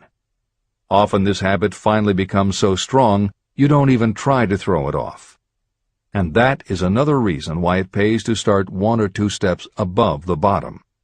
By so doing, you will form the habit of looking around, of observing how others get ahead, of seeing opportunity, and of embracing it without hesitation. A splendid example of what I mean is Dan Halpin. During his college days, he was manager of the famous 1930 championship Notre Dame football team, when it was under the direction of the late Knute Rockne. Halpin finished college at a very unfavorable time. The Depression had made jobs scarce. So after a fling at investment banking and motion pictures, he took the first job with a potential future he could find. It was selling electrical hearing aids on a commission basis. Anyone could start in that sort of job, and Halpin knew it, but it was enough to open the door of opportunity to him. For almost 2 years he worked at the job, but it didn't satisfy him. He would never have risen above that job if he had not done something about his dissatisfaction. He aimed first at the job of assistant sales manager of the company, and he got the job. That single step upward placed him high enough above the crowd for him to see still greater opportunity. Also, it placed him where opportunity could see him.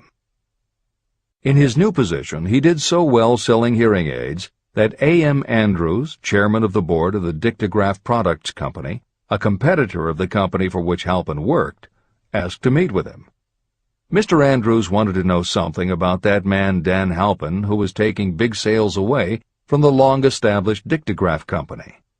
When the interview was over, Halpin was the new sales manager in charge of the Acousticon division of Dictograph.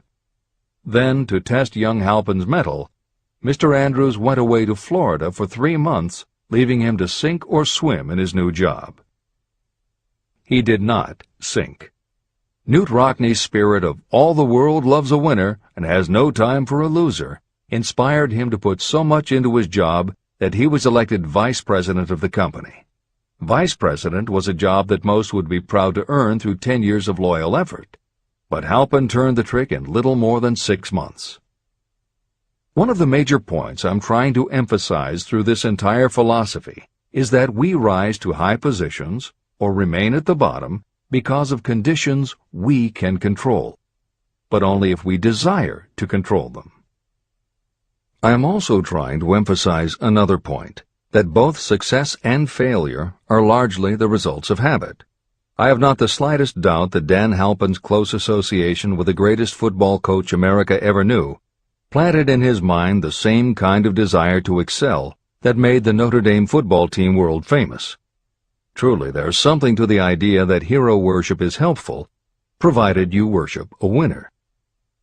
My belief in the theory that business associations are vital factors, both in failure and in success, was clearly demonstrated when my son Blair was negotiating with Dan Halpin for a position. Mr. Halpin offered him a beginning salary of about 1/2 what he could have gotten from a rival company.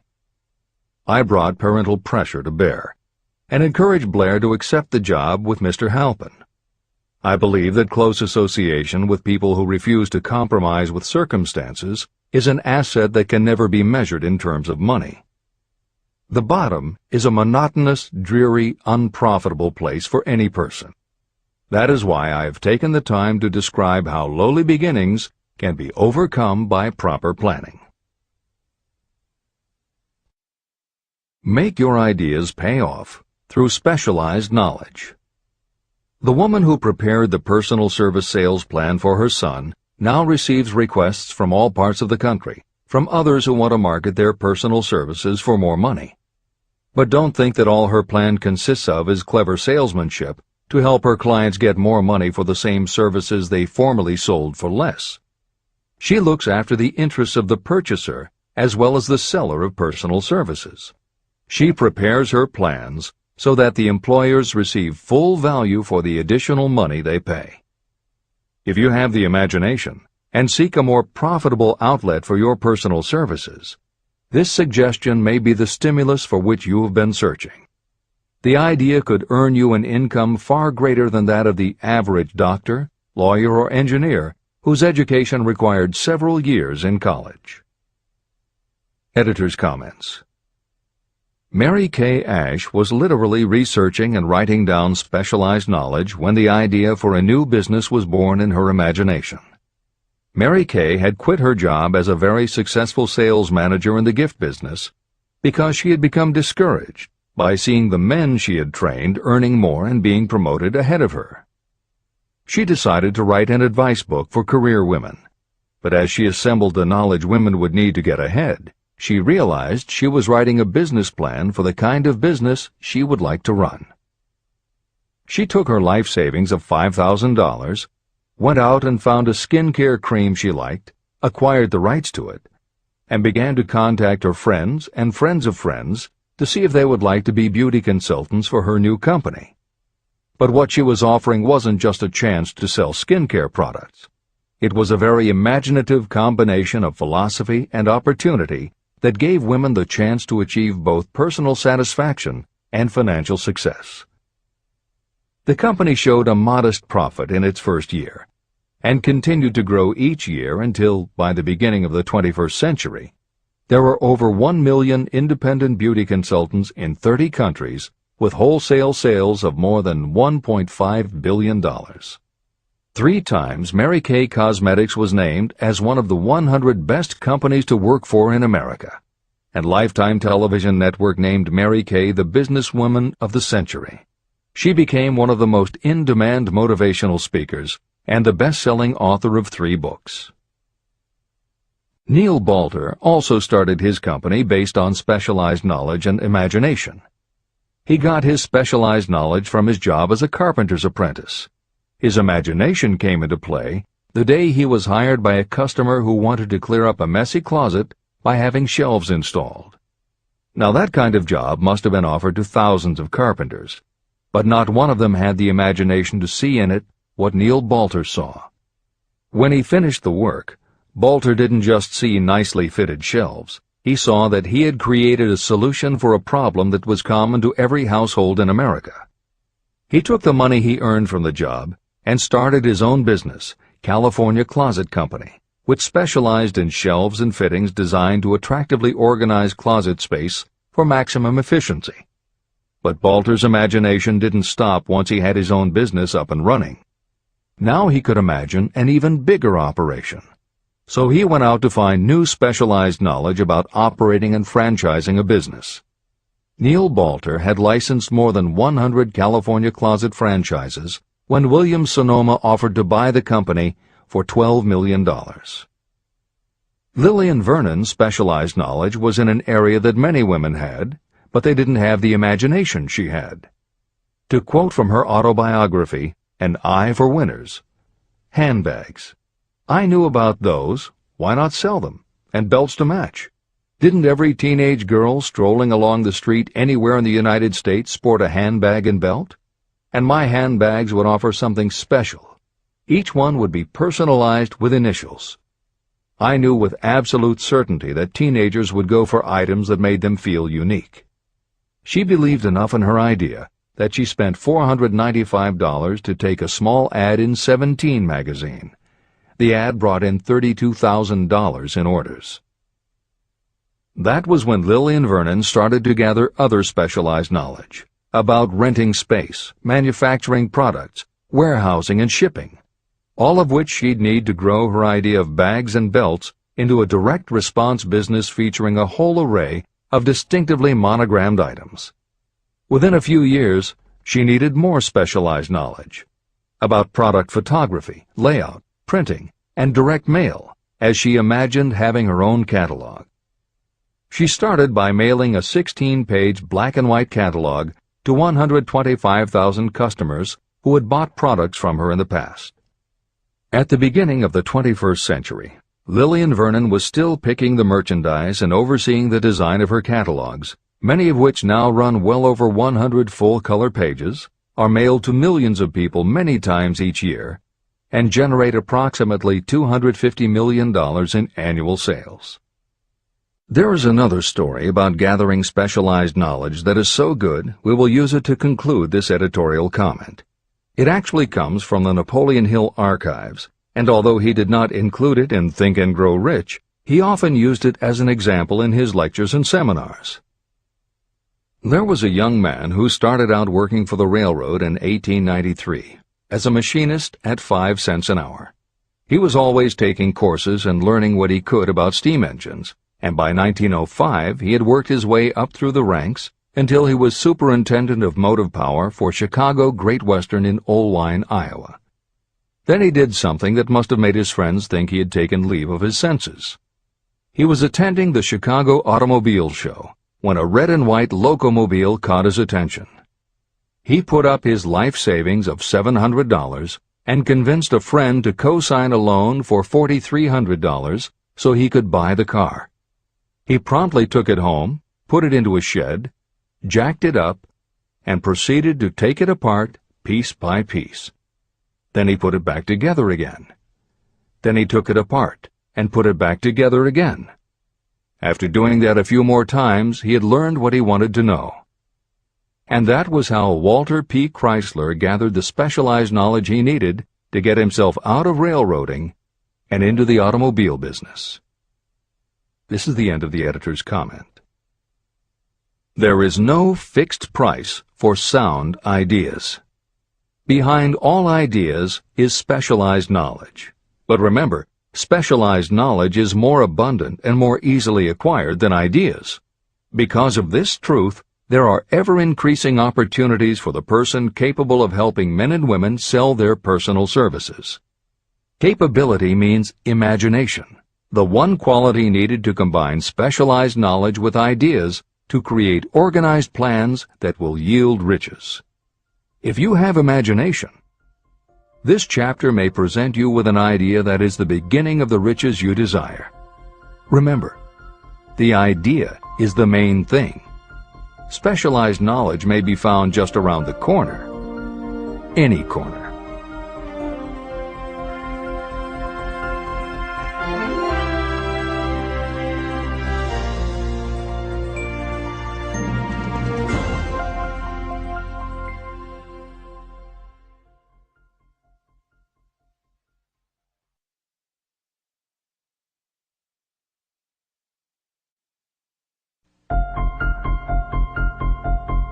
Happiness is found in doing, not merely in possessing. Chapter 7. Imagination, the workshop of the mind. The fifth step toward riches. The imagination is literally the workshop where all plans are created. It is where the impulse, the desire, is given shape, form, and action through the aid of the imaginative faculty of the mind. It has been said that we can create anything that we can imagine. Through the aid of imagination, we have discovered and harnessed more of nature's forces during the past 50 years than during the entire history of the human race previous to that time. And even with all we have accomplished, we have come nowhere near the limit of what we are capable. Our only limitation, within reason, lies in the development and use of our imagination. The human imagination offers so much possibility, it is as though we have merely discovered that we have an imagination, and have just started to use it in a very elementary way. Two forms of imagination. The imaginative faculty functions in two forms. One is known as synthetic imagination, and the other as creative imagination. Editor's comments. In modern usage, the word synthetic has taken on a negative connotation, implying that something is artificial, not the real thing. Today the word synthesized, which is defined as something made up from component parts, would better describe what Hill had in mind and has been substituted here accordingly. This is the end of the editor's comment. Synthesized imagination. Through this faculty, you arrange old concepts, ideas, or plans into new combinations. Synthesized imagination does not create anything. It merely works with the material of experience, education, and observation with which it is fed. It is the faculty used by most inventors, with the exception of those geniuses who draw upon the creative imagination when they cannot solve problems through synthesized imagination. Creative imagination. Through the faculty of creative imagination, the finite human mind has direct communication with infinite intelligence, the faculty through which hunches and inspirations are received. It is by this faculty that all basic or new ideas are handed over to mankind.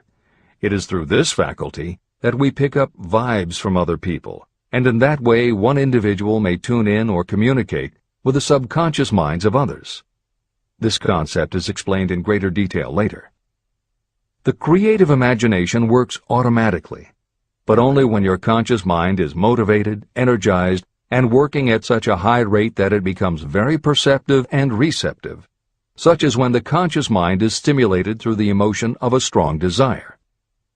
The great leaders of business, industry, and finance, and the great artists, musicians, poets, and writers became great because they developed the faculty of creative imagination. Editor's comment.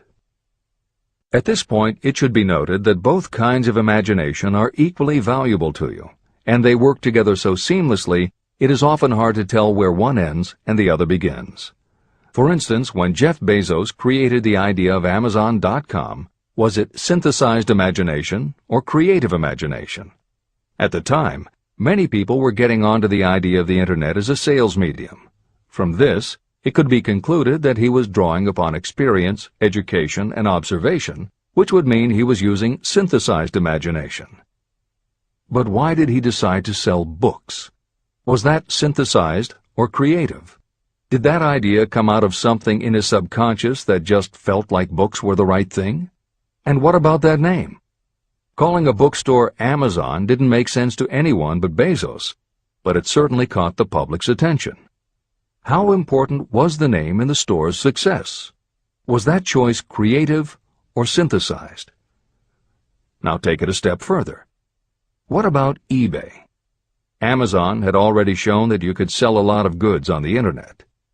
When Pierre Omidyar hit on the idea of selling things on the Internet by turning it into an auction house, what part was synthesized and what part was creative? The answer is, it doesn't matter. Whether you are consciously assembling the parts of a plan, or if subconsciously the pieces fall into place and suddenly hit you in a flash of inspiration, all that matters is that you are putting your imagination to work. And the more you use it, the better both the synthesized and the creative will work for you. This is the end of the editor's comment. Desire is a thought, an impulse. It is nebulous and ephemeral. It is abstract and of no value until it has been transformed into its physical counterpart. While the synthesized imagination is the one that will be used most frequently in the process of transforming desire into money, there will be circumstances and situations that demand the use of the creative imagination as well. Both the synthesized and the creative imagination become more alert and receptive with use. And though your imaginative faculty may have become weak through lack of use, you can revive it. Just as any muscle or organ of the body develops the more it is used, your imagination also becomes more receptive in direct response to the amount that you use it. Use your synthesized imagination. First, let us focus attention on the development of the synthesized imagination. This is the faculty that you will use more often in converting desire into money. Transformation of the intangible impulse of desire into the tangible reality of money calls for the use of a plan or plans. To make plans, you must use your imagination. Mainly, this will require you to use your synthesized imagination as you draw upon your experience, your education, and your observations. Editor's comment. The following is adapted from Hill's later writing and appears in Napoleon Hill's Keys to Success. An excellent example of synthesized imagination is Edison's invention of the light bulb. He began with one recognized fact that other people had discovered. A wire could be heated by electricity until it produced light. The problem was that the intense heat quickly burned the wire out, and the light never lasted more than a few minutes. Edison failed more than 10,000 times in his attempt to control this heat. When he found the method, it was by applying another common fact that had simply eluded everyone else. He realized that charcoal is produced by setting wood on fire, covering it with soil, and allowing the fires to smolder. The soil permits only enough air to reach the fire to keep it burning without blazing, and that way the wood isn't burned up. When Edison recognized this fact, his imagination immediately associated it with the idea of heating the wire. He placed the wire inside a bottle, pumped out most of the air, and produced the first incandescent light. It burned for 8.5 hours. Everything that Edison used to make the electric light was widely known, but the way he synthesized the knowledge changed the world and made him a very wealthy man. W. Clement Stone called the process the R2A2 formula: recognize and relate, assimilate and apply. If you do that with everything you see, hear, think, and experience, it will give you a new way of looking at familiar things. If you do that, you can achieve what others believe is impossible. Later in this chapter, you will read of other fortunes that grew from even simpler synthesized ideas, and these stories should lead you to conclude that the combination of ideas is nothing that you couldn't have thought of yourself. That alone should start your own imagination synthesizing ideas. However, even though these stories will inspire you, and you will be anxious to get started, this is not yet the point for you to start making plans. Here, and throughout Think and Grow Rich, Napoleon Hill reminds the reader that this book is meant to be read all the way through before beginning to put the philosophy into practice. There are other ideas to be assimilated from later chapters that will influence your imagination and therefore affect the plans you may develop. This is the end of the editor's comments. Read the entire book through.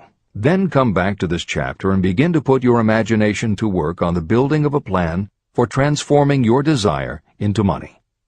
Examples and instructions for creating plans are given in almost every chapter. Carry out the instructions that are best suited to your needs and put your plan in writing. The moment you complete this, you will have definitely given concrete form to your intangible desire. Now, read that sentence once more in a slightly different way. The moment I put my plan in writing, I will have definitely given concrete form to my desire. Now read it aloud and realize what you are telling yourself. Desire is only a thought. Through synthesized imagination, your experience, education, and observations will give it shape, form, and action. From the moment you follow those instructions and write out your desire and your plan, you will have actually taken the first of a series of steps that will enable you to convert the thought into its physical counterpart. Editor's comments. Synthesized imagination plays a role in every phase of a business plan. In fact, some of the most successful companies actually get started from synthesized imagination. When an entrepreneur, drawing upon his or her education, experience, and observations, takes an idea from one source and gives it a new application. That is exactly what happened with Ruth Handler. She and her husband, along with another partner, had started a small manufacturing company which had evolved into toy manufacturing. The success of their business depended on coming up with new toy ideas. Watching her young daughter at play, Ruth Handler noticed that she was fascinated with cutout books that featured teenage girl or career women paper dolls that she could cut out clothes for. She also knew that little girls loved to play dress-up in grown-up clothes. These ideas, drawn from Ruth Handler's education, experience, and observations, synthesized themselves in her imagination and came together as a new idea.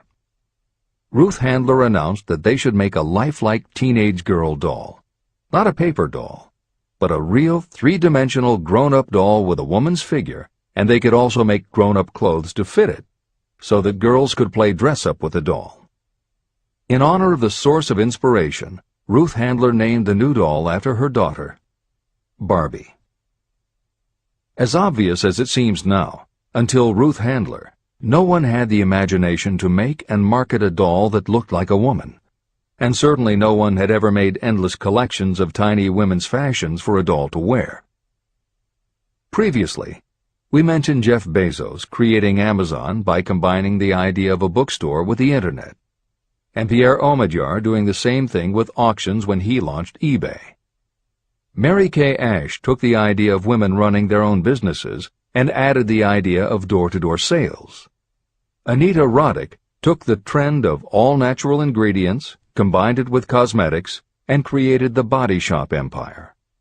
Bernard Marcus and Arthur Blank took the concept of the supermarket, combined it with hardware, and created Home Depot. Thomas Stemberg and Leo Kahn did the same thing with office supplies and launched Staples. Once the connections are made, it may seem obvious, but making these supposedly obvious connections has brought success to many people.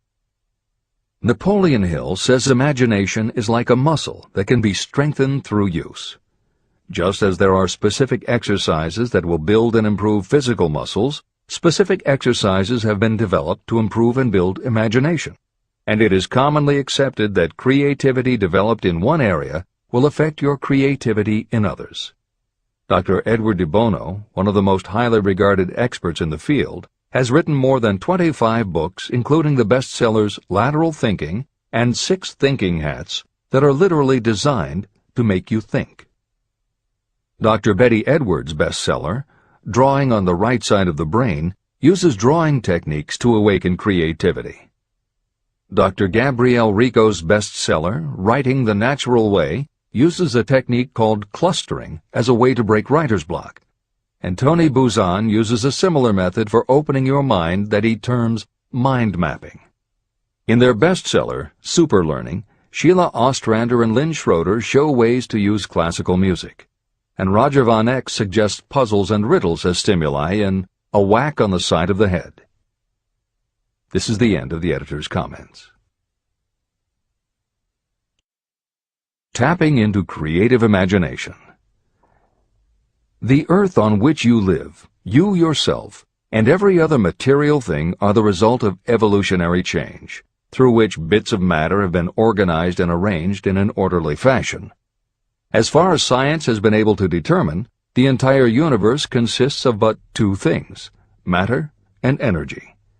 Moreover, and this statement is of stupendous importance, this earth, every one of the billions of individual cells of your body, and every subatomic particle of matter began as an intangible form of energy.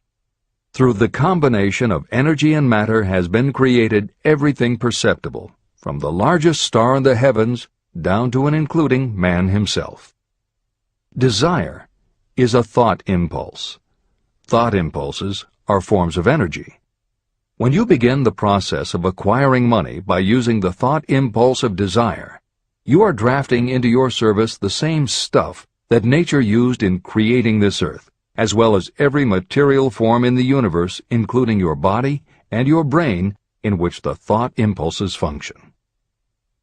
Editor's comments. Although recent developments in physics, gauge theory, string theory, membrane theory, and others, have advanced our understanding of matter and energy, Hill's preceding description remains in accord with modern science. The newer theories are variations on and refinements of the basic concept that everything in the universe is either space, time, matter, or energy. And as Einstein stated, energy and matter are in fact different forms of the same thing. As Hill says, everything from the stars to the solar system to the earth, to you, your brain, and that little spark called a thought, are all the same stuff. As when a tablecloth is spread out, there are folds and bumps in the fabric that are all different from each other, but they are all still tablecloth. Like the folds and bumps in the tablecloth, energy and matter are the same thing in different forms.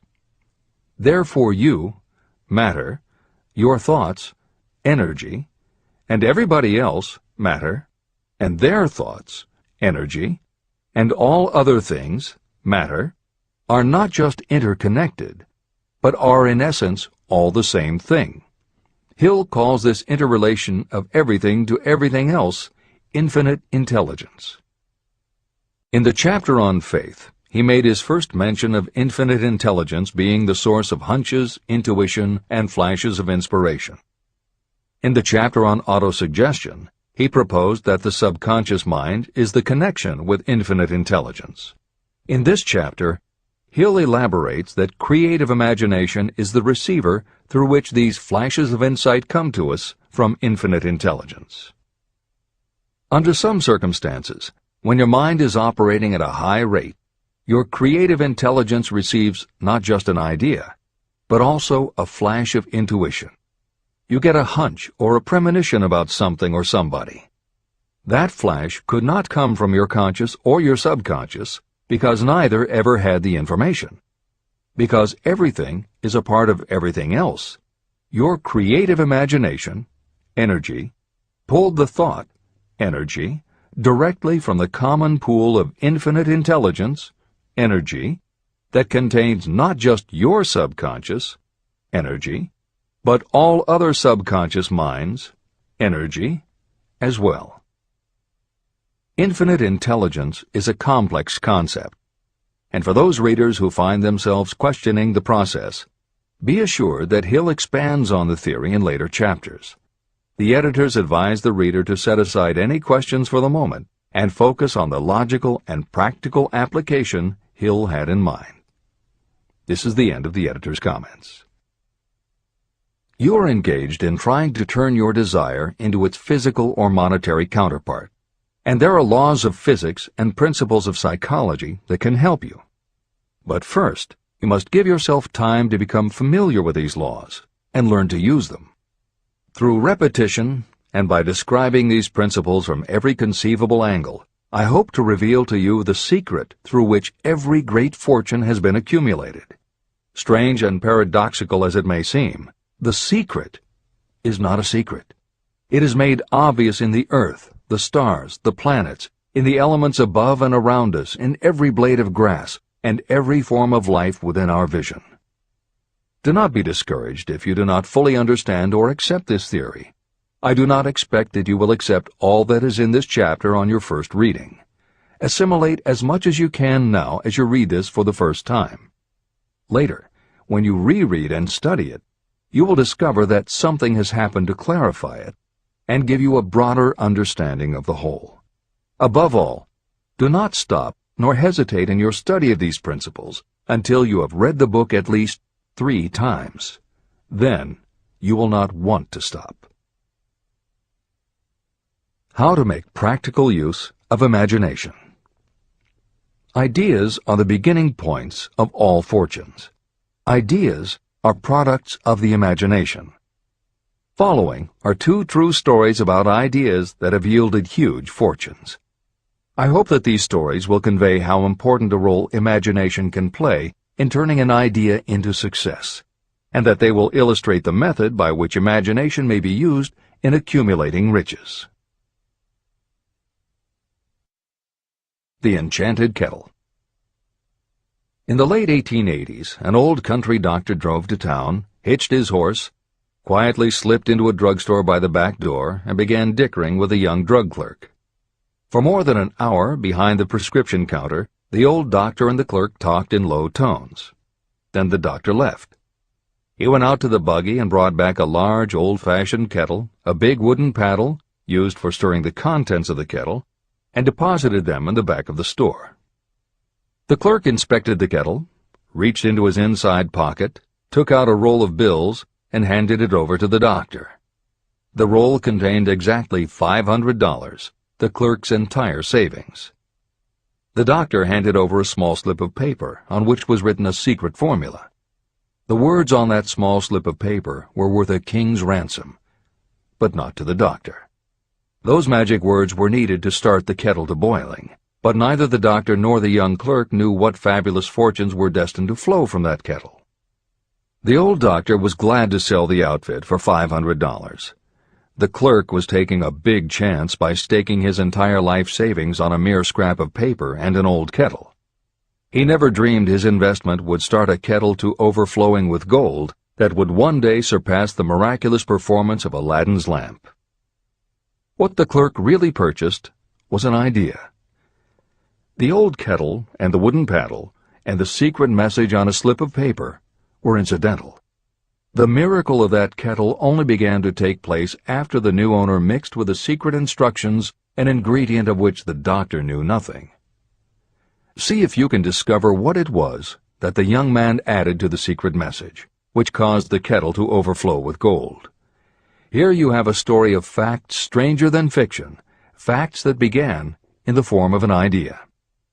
Just look at the vast fortunes of gold this idea has produced.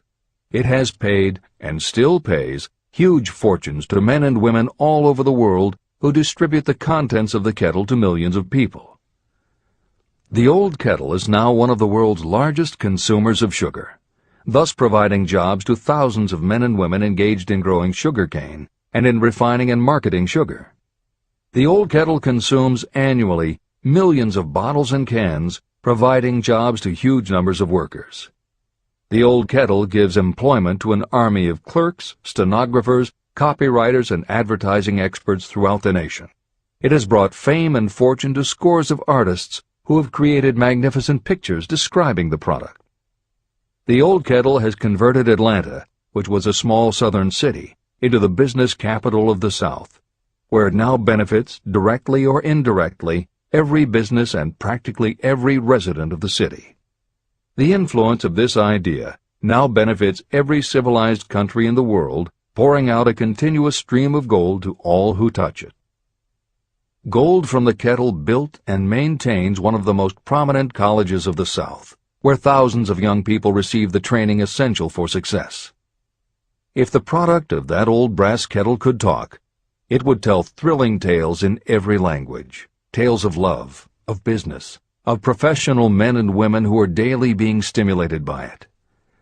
I am sure of at least one such tale of romance, for I was a part of it, and it all began not far from the very spot on which the drug clerk purchased the old kettle. It was there that I met my wife, and it was she who first told me of the enchanted kettle. It was the product of that kettle we were drinking when I asked her to accept me for better or worse. Whoever you are, wherever you may live, whatever your occupation, just remember every time you see the words Coca-Cola that its vast empire of wealth and influence grew out of a single idea. And that idea, the mysterious ingredient the drug clerk, Asa Candler, mixed with a secret formula, was imagination. Stop and think of that for a moment. Keep in mind that the steps to riches described in this book are the very same principles through which the influence of Coca-Cola has been extended to every city, town, village, and crossroads of the world.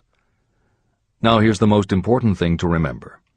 The ideas you create may have the possibility of duplicating the enormous success of this worldwide thirst killer. Editor's comments. Harlan Sanders, too, had a recipe in a magic kettle. Actually, his kettle was a pressure cooker, but neither his cooker nor his recipe of 11 herbs and spices would be mentioned here if he didn't also have imagination. Harlan Sanders owned and operated a successful motel and cafe in Corbin, Kentucky. Then, when the new interstate highway came through, it bypassed Sanders' location. In a short time, his business went broke, leaving him with little more than his recipe for fried chicken and a way to make it quickly in a pressure cooker. At 62 years of age, the Colonel, as people called him, had to find a new way to make a living. That's when the magic ingredient, imagination, came in. He decided he wasn't going to sell fried chicken anymore. Instead, he would sell his method for making it. He packed his recipe and cooker into the back of his car and hit the road to demonstrate his fried chicken to other restaurant owners. In the first 2 years, he managed to sell 5 franchises. 2 years later, he'd sold 200. 4 years later, he was up to 600 locations when he was approached by an investment group to sell his company. Recognizing that the magic wasn't just in the kettle or the recipe, the new owners asked Colonel Sanders to stay on as spokesman for the company, which he did until his death in 1980. Today, there are almost 12,000 KFC locations in more than 80 countries with sales of nearly $10 billion a year. Debbie Fields was a 20-year-old housewife who loved to bake cookies. She had no formal education and no business experience, but she had a recipe and an imaginative idea that people would like to buy fresh, hot, soft cookies from a walk-up store. The business people and bankers she approached told her she was crazy, but she and her husband continued to pitch her idea to banker after banker until they finally wore one down enough to give Debbie Fields a loan to open a store in Palo Alto, California. By noon on her first day, she still hadn't sold a cookie, so she went out into the street and gave away samples. That did it. Her walk-in try-a-sample cookie store took off. Today, Mrs. Fields' stores are all across America. Harvard Business School uses her methods as a case study in efficiency, and Debbie Fields has become a best-selling author, an in-demand motivational speaker, and a television personality. Wally Famous Amos was a Los Angeles talent agent who copied a cookie recipe off the back of a bag of Nestle's chocolate chips. He made a few changes to personalize the recipe and started to give out his version of homemade cookies as a sort of calling card. His clients and business associates liked them so much that Wally finally decided to quit show business and open a store. He did it with a Hollywood agent's flair. He opened on Sunset Boulevard with 2,000 invitations, a red carpet, and celebrities. With the same flair, he put his picture on the bag, filled the bags with cookies, and started selling them to exclusive department stores and specialty shops. 10 years later, Famous Amos cookies were a $10 million business. Ray Kroc was over 50 and selling milkshake mixers when he heard about a hamburger stand in California, owned by Dick and Mac McDonald, that was doing great business. He packed his car and headed to San Bernardino to check it out. What he saw was a sit-down restaurant that had a limited menu featuring a good hamburger recipe, and they were serving them faster than any place he'd ever seen. Figuring that if there were more places like this, he could sell them a lot of milkshake mixers, Kroc pitched the McDonald brothers on the idea of opening some more McDonald's. They were interested, but they didn't know who they could get to open the new restaurants. This time, it was a recipe and a magic griddle, but it still needed the extra ingredient, imagination. On the spot, Ray Kroc offered to go into business with them and open the restaurants himself. According to the signs on the golden arches, Ray Kroc's imagination paid off in billions of hamburgers sold. In 1982, Howard Schultz went to work as the director of marketing for a small coffee importer wholesaler called Starbucks, which had only one location in Seattle's Pike Place Market. While he was on a trip to Italy, Schultz got the idea that the coffee bar culture he saw in Milan could be transposed to the downtown Seattle scene. He convinced the company to try it. His coffeehouse idea was such a success that Schultz went out and raised the money to buy the company. 5 years after he joined Starbucks, he was CEO of a company that had 17 locations. 15 years later, Schultz's coffeehouse culture was on every corner of America, and there were more than 7,000 Starbucks worldwide. As a final example of imagination, we offer Paul Newman's salad dressing. Now, it would seem that it doesn't take much imagination for a big celebrity to put his name on a product, and that's what Newman thought too. But when he and his partner, A.E. Hotchner, pitched their salad dressing idea to companies that specialize in marketing foods, nobody was interested unless they would personally put up about $1 million for the first year's operations. According to Newman and Hotchner's book, Shameless Exploitation, they found out that almost all celebrity products in the food business have been disastrous failures, and now nobody would touch them. So when it came to marketing salad dressing, even Paul Newman's big name wasn't the magic they needed. And unless they were willing to put up a ridiculous amount, money wasn't the magic either. The magic would have to be in the imaginative way that they would convince the right people to help them, and in having the perseverance to stick with it until they succeeded.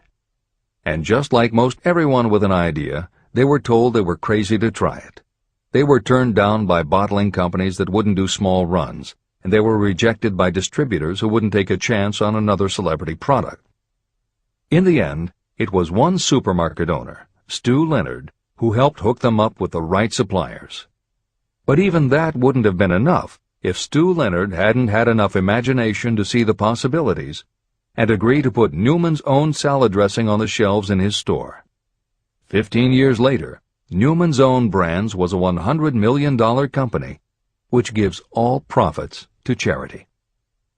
This is the end of the editor's comments. What I would do if I had $1 million. The following story proves the truth of that old saying, where there's a will, there's a way.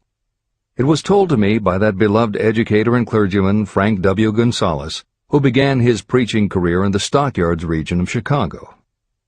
While Dr. Gonzalez was going through college, he observed many defects in our educational system, defects that he believed he could correct if he were the head of a college. He made up his mind to organize a new college in which he could carry out his ideas without being handicapped by orthodox methods of education. He needed $1 million to put the project across. Where was he to lay his hands on so large a sum of money? That was the question that absorbed most of this ambitious young preacher's thought, but he couldn't seem to make any progress. Every night, he took that thought to bed with him. He got up with it in the morning. He took it with him everywhere he went. He turned it over and over in his mind until it became a consuming obsession with him. Being a philosopher as well as a preacher, Dr. Gonzalez recognized, as do all who succeed in life, that definiteness of purpose is the starting point from which one must begin. He recognized, too, that definiteness of purpose takes on life and power when backed by a burning desire to translate that purpose into its material equivalent. He knew all these great truths, yet he did not know where or how to lay his hands on $1 million. The normal thing would have been to give up and quit, saying, well, my idea's a good one, but I can't do anything with it because I can't raise the $1 million. That is exactly what the majority of people would have said, but it is not what Dr. Gonzalez said. What he said, and what he did, are so important that I will now introduce him and let him speak for himself. One Saturday afternoon, I sat in my room thinking of ways and means of raising the money to carry out my plans. For nearly 2 years I had been thinking, but I had done nothing but think. The time had come for action. I made up my mind, then and there, that I would get the necessary $1 million within a week. How? I was not concerned about that. The main thing of importance was the decision to get the money within a specified time. I want to tell you that the moment I reached a definite decision to get the money within a specified time, a strange feeling of assurance came over me, such as I had never before experienced. Something inside me seemed to say, "Why didn't you reach that decision a long time ago? The money was waiting for you all the time." I called the newspapers and announced I would preach a sermon the following morning entitled, "What I Would Do If I Had $1 Million." I went to work on the sermon immediately, but I must tell you frankly that the task was not difficult because I had been preparing that sermon for almost 2 years. Long before midnight, I had finished writing the sermon. I went to bed and slept with a feeling of confidence, for I could see myself already in possession of the $1 million. Next morning I arose early, went into the bathroom, read the sermon, then knelt on my knees and asked that my sermon might come to the attention of someone who would supply the needed money. While I was praying, I again had that feeling of assurance that the money would be forthcoming. In my excitement, I walked out without my sermon and did not discover the oversight until I was in my pulpit and about ready to begin delivering it. It was too late to go back for my notes, and what a blessing that I couldn't go back. Instead, my own subconscious mind yielded the material I needed. When I arose to begin my sermon, I closed my eyes and spoke with all my heart and soul of my dreams. I not only talked to my audience, but I fancy I talked also to God. I told what I would do with $1 million if that amount were placed in my hands. I described the plan I had in mind for organizing a great educational institution, where young people would learn to do practical things and at the same time develop their minds. When I had finished and sat down, a man slowly arose from his seat, about 3 rows from the rear, and made his way toward the pulpit. I wondered what he was going to do. He came into the pulpit, extended his hand, and said, "Reverend, I liked your sermon. I believe you can do everything you said you would if you had $1 million. To prove that I believe in you and your sermon, if you will come to my office tomorrow morning, I will give you the $1 million. My name is Philip D. Armour." Young Gonzalez went to Mr. Armour's office, and the $1 million was presented to him. With that money, he founded the Armour Institute of Technology, now known as Illinois Institute of Technology. The $1 million that launched the Armour Institute came as the result of an idea. Behind the idea was a desire that young Gonzalez had been nursing in his mind for almost 2 years. Observe this important fact. He got the money within 36 hours after he reached a definite decision in his own mind to get it and decided upon a definite plan for getting it. There was nothing new or unique about young Gonzalez vaguely thinking about $1 million and weakly hoping for it. Others have had similar thoughts.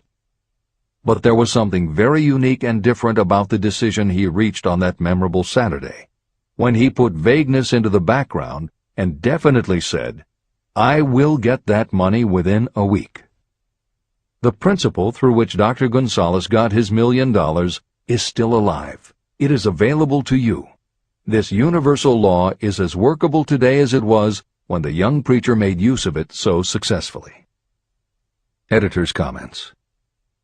The Armour Institute of Technology opened in 1893, offering courses in engineering, chemistry, architecture, and library science, and in 1940 became the Illinois Institute of Technology when the Armour Institute merged with the Lewis Institute, a Chicago college that had opened in 1895 and offered liberal arts as well as science and engineering courses. In 1949, the Institute of Design, founded in 1937, also merged with IIT, followed in 1969 by the Chicago-Kent College of Law and the Stewart School of Business, and in 1986 by the Midwest College of Engineering. Today there are several campuses in downtown Chicago. IIT has been called the alma mater of accomplishments. This is the end of the editor's comment. How to transmute ideas into cash. Asa Candler and Dr. Frank Gonzalez had one characteristic in common. Both knew the astounding truth that ideas can be transmuted into cash through the power of definite purpose plus definite plans. If you are one of those who believe that hard work and honesty alone will bring riches, you can forget it. It is not true. Riches, when they come in huge quantities, are never the result of hard work alone. Riches come, if they come at all, in response to definite demands based upon the application of definite principles, and not by chance or luck. Generally speaking, an idea is a thought that prompts you to action because it appeals to your imagination.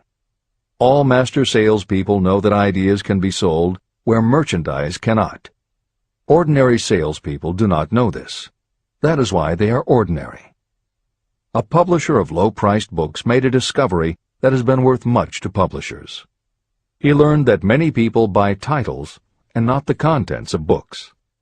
By merely changing the name of one book that was not moving, his sales of that book jumped upward more than 1 million copies. The inside of the book was not changed in any way. He merely ripped off the cover and put on a new cover with a title that had box office appeal. That, as simple as it may seem, was an idea. It was imagination. Editor's comment. For those readers who think that replacing the cover of a book is just too simple, or that they couldn't do it anyway because they are not book publishers, the editors would point out that if you had had that simple idea before the publisher did, he probably would have been glad to sell you those failed books at pennies on the dollar. Then you could have been the one to change the cover, and suddenly you would have been the publisher of a bestseller. However, the idea of replacing the covers wouldn't have meant a thing if you didn't also have ideas about how to market and promote that flashy new cover. And that is Hill's point. Coca-Cola was a recipe, a creative idea. But it would have stayed just a recipe if Asa Candler hadn't also had other creative ideas to market it and the faith in himself to carry through on those ideas. Spence Silver was a chemist working for 3M when, by accident, he created a glue that wasn't very sticky. Needless to say, 3M was not much interested in glue that didn't stick, and Silver's invention was shelved as a failure.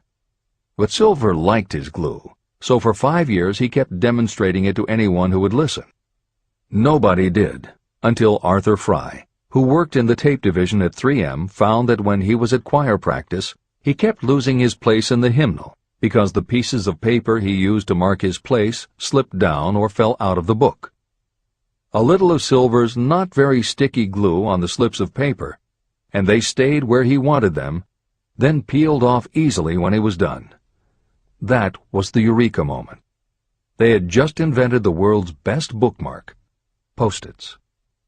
But that's not the end of the story, or the end of the imaginative ideas that were needed to make Post-its happen. Fry would also need perseverance. First, he had to convince the engineers to solve production problems, and to do it, he knocked a hole in his basement wall so he could install a prototype of the production equipment. He stuck with it, and finally, 2 years later, 3M gave the project to their marketing department. The marketing experts put together ads and brochures selling this sticky notepad idea and rolled it out in a 4-city test. The results were a disaster. Nobody got it, so nobody bought it. Who would pay money for scratch paper? The Post-it project was about to be scrapped when Jeffrey Nicholson and Joseph Ramey added their imaginations. Like Silver and Fry, Nicholson and Ramey had faith in the idea because they saw how people in their office fell in love with these little sticky pieces of paper once they started working with them. So Nicholson and Ramey went to Richmond, Virginia, one of the 4 test cities that had failed, and they went up and down the business district, going into offices and giving pads of Post-its to receptionists, secretaries, and anyone else who would listen. Whereas 3M's conventional marketing machinery had failed, giving Post-its to the people who would actually use them did the trick. Once those Richmond office workers started to use Post-its, it didn't seem like a bad idea at all to pay for scratch paper. They got it, and they bought it. The Richmond test turned from failure to success, and soon Post-its were sticking to everything around the world. Here's another simple idea that imagination turned into success. The story began with a man whose problem was just the opposite of Spence Silver's. This man had something that stuck too well. George de Mestral was a Swiss mountaineer who went hunting one day with his dog. But when they got home, they were both covered with burrs. The burrs were so difficult to remove that de Mestral put them under a magnifying glass to learn why. He saw that they were covered with tiny hooks which attached themselves to fur and fabric. That was when the flash hit. If burrs stuck where you didn't want them, why couldn't you put tiny hooks on things so they would stick where you did want them? Like everyone else mentioned in this book, de Mestral had an imaginative idea, but that was just the beginning. He also had the faith in himself to keep going when people laughed at his idea, which many did, until he eventually found a French textile plant that would help him do what he wanted. However, even when they finally worked out a way to use cotton fabric to make what they called locking tape, they couldn't afford to mass-produce it. And that's when de Mestral accidentally discovered that when you sew nylon under infrared light, it naturally made little hooks. Now they could manufacture it economically. All they needed was a name. One side was fuzzy like velvet, and the other side was crochet, the French word for hook. Take half vel and half crow, combine it with imagination. The result is Velcro, and a Swiss mountaineer becomes a business tycoon. The Sony Corporation once tried to make a very small stereo tape recorder that would work with standard-size cassettes, but they couldn't do it.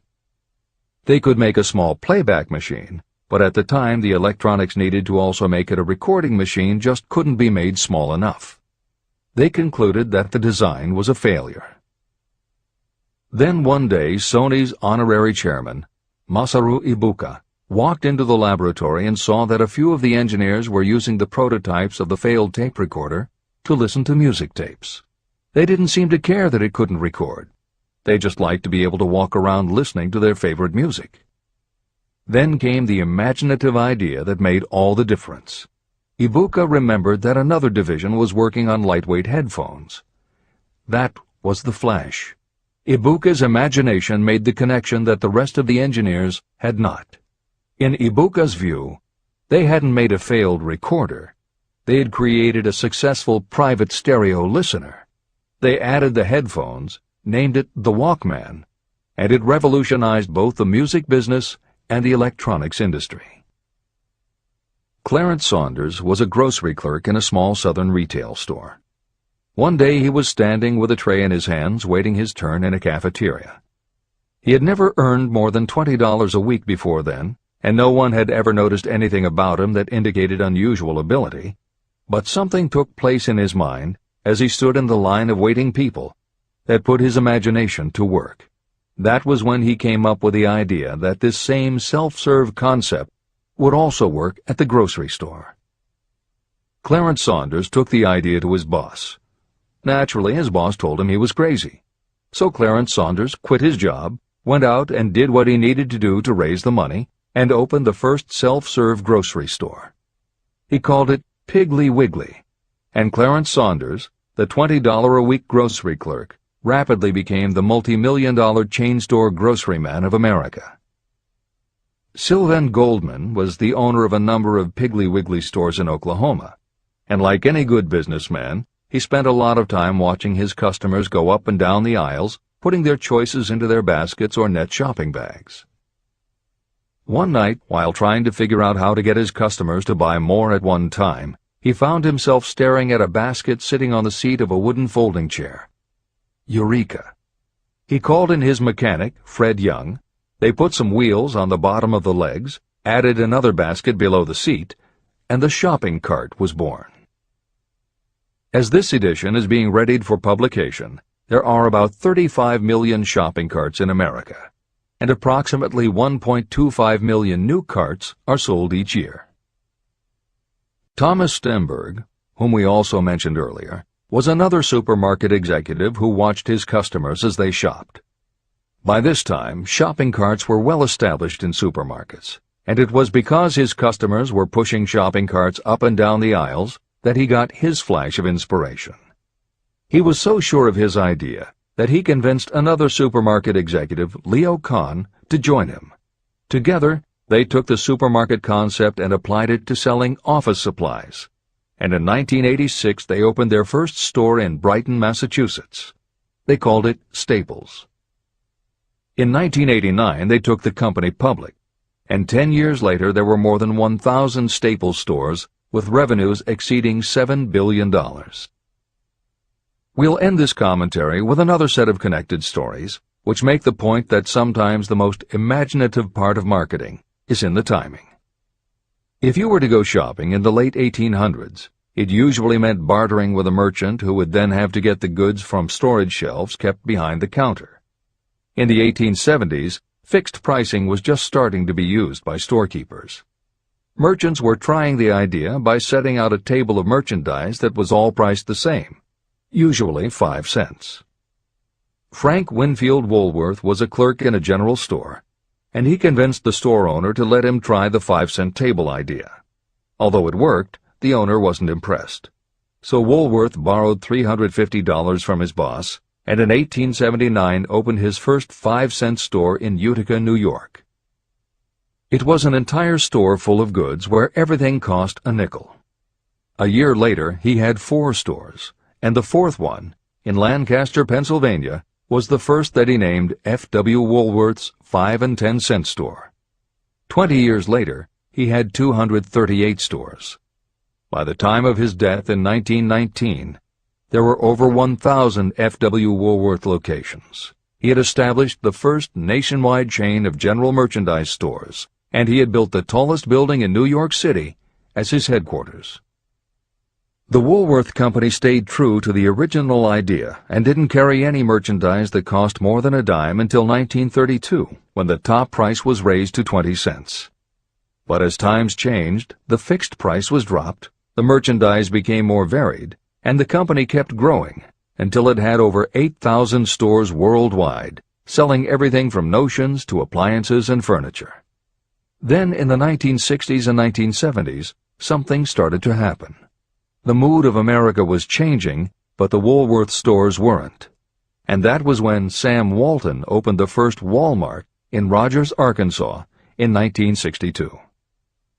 Walton got into the retail business after the Second World War, when his father-in-law loaned him the money to buy a franchise Butler Brothers store in Bentonville, Arkansas. By 1962, Sam and his brother Bud owned 16 variety stores in Arkansas, Missouri, and Kansas. It was in these stores that Sam Walton first started adding the magic ingredient of imagination. In addition to his flair for promotion, Sam tried new approaches to the way household goods and general merchandise could be sold at retail. He insisted on clean, well-lighted interiors, and he introduced the concept of self-service, with aisles wide enough for shopping carts and checkout counters at the front of the store. He also started buying direct from manufacturers, and he created profit-sharing plans that kept his family of employees loyal, hard-working, and neighborly. In 1962, he incorporated those and other imaginative ideas when he opened his first store that he called Walmart.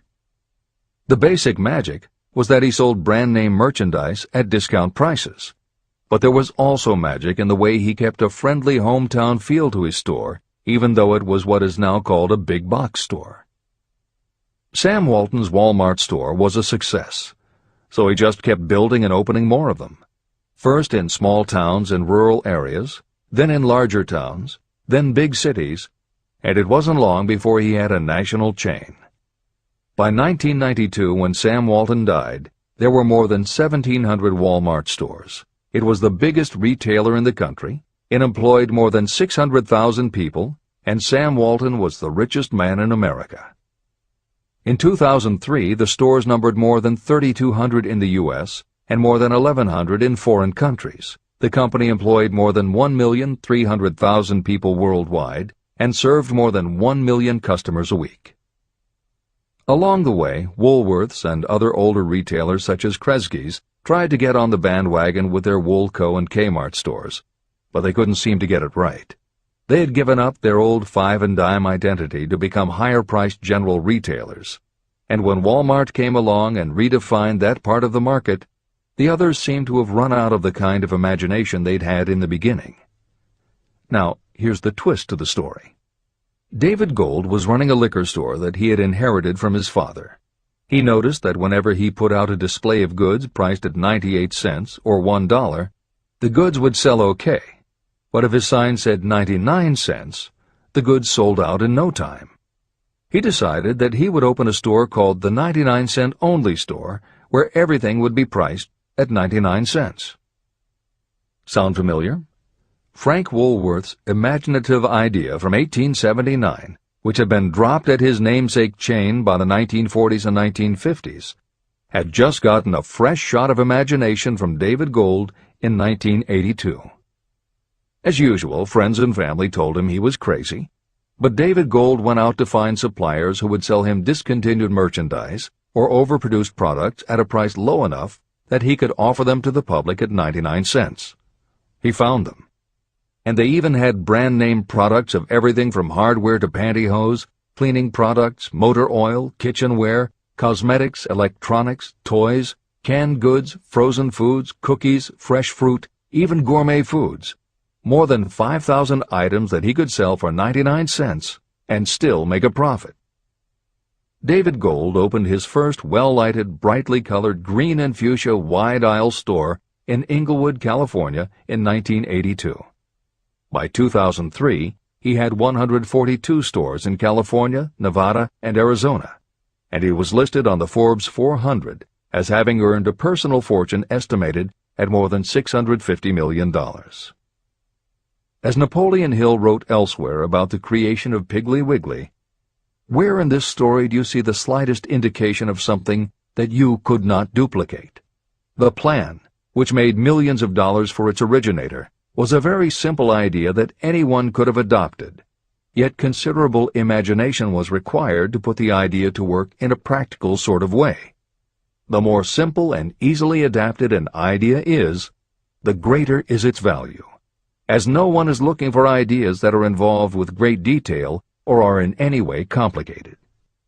This is the end of the editor's comments. There is no standard price on ideas. The creator of ideas sets his or her own price, and if they are smart, they get it. The story of practically every great fortune starts with the day when a creator of ideas and a seller of ideas got together and worked in harmony. Carnegie surrounded himself with men who could do what he could not do, men who created ideas and men who put ideas into operation, and that was what made him and the others fabulously rich.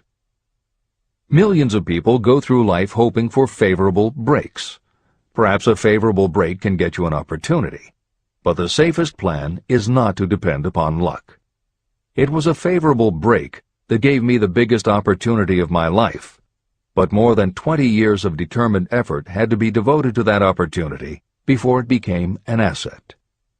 The break consisted of my good fortune in meeting and gaining the cooperation of Andrew Carnegie. On that occasion, Carnegie planted in my mind the idea of organizing the principles of achievement into a philosophy of success. Millions of people have profited by the discoveries made in the years of research, and fortunes have been accumulated through the application of the philosophy. The beginning was simple. It was an idea that anyone might have developed. The favorable break came through Carnegie. But what about the determination, definiteness of purpose, and the desire to attain the goal, and the persistent effort of all those years of research?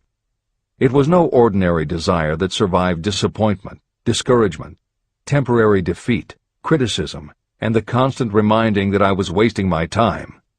It was a burning desire, an obsession. When the idea was first planted in my mind by Mr. Carnegie, it was coaxed, nursed, and enticed to remain alive. Gradually, the idea became a giant under its own power, and it coaxed, nursed, and drove me. Ideas are like that. First you give life and action and guidance to ideas. Then they take on a power of their own and sweep aside all opposition. Ideas are intangible forces, but they have more power than the physical brains that give birth to them. They have the power to live on after the brain that creates them has returned to dust. Tell the world what you intend to do, but first, show it. Chapter 8. Organized Planning. The crystallization of desire into action. The sixth step toward riches. You have learned that everything we create or acquire begins in the form of desire. Desire is taken on the first lap of its journey from the abstract to the concrete in the workshop of the imagination, where plans for its transition are created and organized. In Chapter 3, Desire, you were instructed to take 6 practical steps to begin translating your desire for money into its monetary equivalent. One of the steps you must take is the formation of a definite, practical plan or plans through which this transformation may be made. Following are the basic instructions for making practical plans. Ally yourself with a group of as many people as you may need for the creation and carrying out of your plan or plans for the accumulation of money, making use of the Mastermind principle. Compliance with this instruction is absolutely essential. Do not neglect it. Editor's comment. The Mastermind Alliance is built of 2 or more minds working actively together in perfect harmony toward a common goal. This concept was introduced in Chapter 6, Specialized Knowledge, and is described in more detail in Chapter 11, The Power of the Mastermind. This is the end of the editor's comment. Before forming your Mastermind Alliance, decide what advantages and benefits you may offer the individual members of your group in return for their cooperation. No one will work indefinitely without some form of compensation. No intelligent person should request or expect another to work without adequate compensation, although this may not always be in the form of money. Arrange to meet with the members of your mastermind group at least twice a week, and more often if possible, until you have jointly perfected the necessary plan or plans for the accumulation of money. Maintain perfect harmony between yourself and every member of your mastermind group. If you fail to carry out this instruction to the letter, you may expect to meet with failure. The mastermind principle cannot work where perfect harmony does not prevail. Keep in mind these facts. You are engaged in an undertaking of major importance to you. To be sure of success, you must have plans that are faultless. You must have the advantage of the experience, education, native ability, and imagination of other minds. This is the way it has been done by every person who has accumulated a great fortune. No individual has sufficient experience, education, natural ability, and knowledge to ensure the accumulation of a great fortune without the cooperation of other people. Every plan you adopt for making money should be the joint creation of yourself and every other member of your mastermind group. You may originate your own plans, either in whole or in part, but see that those plans are checked and approved by the members of your mastermind alliance. If your first plan fails, try another. If the first plan that you adopt does not work successfully, replace it with a new plan. If this new plan fails to work, replace it with still another, and so on, until you find a plan that does work. Right here is the point at which the majority of people meet with failure, because of their lack of persistence in creating new plans to take the place of those that fail. The most intelligent person living cannot succeed in accumulating money, or in any other undertaking, without plans that are practical and workable. Just keep this fact in mind, and remember when your plans fail that temporary defeat is not permanent failure. It may only mean that your plans have not been sound. Build other plans. Start all over again. Temporary defeat should mean only one thing: the certain knowledge that there is something wrong with your plan. Millions of people go through life in misery and poverty because they lack a sound plan through which to accumulate a fortune. Your achievement can only be as good as the plans you make. You are never whipped until you quit in your own mind. James J. Hill, who was the greatest railroad builder of them all, met with temporary defeat when he first tried to raise the capital needed to build the Great Northern Railroad from the east to the west. But he turned defeat into victory through new plans. Henry Ford met with temporary defeat not only at the beginning of his automobile career, but even after he had gone a long way toward the top. But he, too, created new plans and went marching on to financial victory. We see people who have accumulated great fortunes, but we often recognize only their triumph, and we overlook the temporary defeats that they had to surmount before arriving. No follower of this philosophy can reasonably expect to accumulate a fortune without experiencing temporary defeat. When defeat comes, accept it as a signal that your plans are not sound. Rebuild those plans and set sail once more toward your goal. If you give up before your goal has been reached, you're a quitter.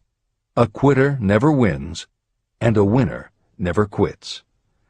Write this sentence on a piece of paper in letters an inch high and place it where you will see it every night before you go to sleep and every morning before you go to work.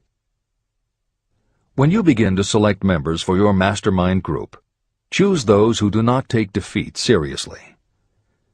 Some people foolishly believe that only money can make money. This is not true.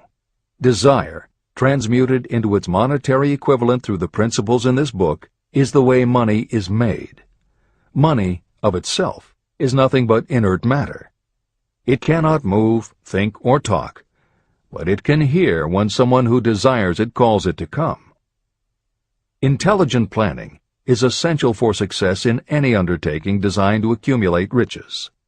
Following are detailed instructions to those who must begin the accumulation of riches by selling personal services. It should encourage you to know that practically all the great fortunes began either from selling personal services or from the sale of ideas.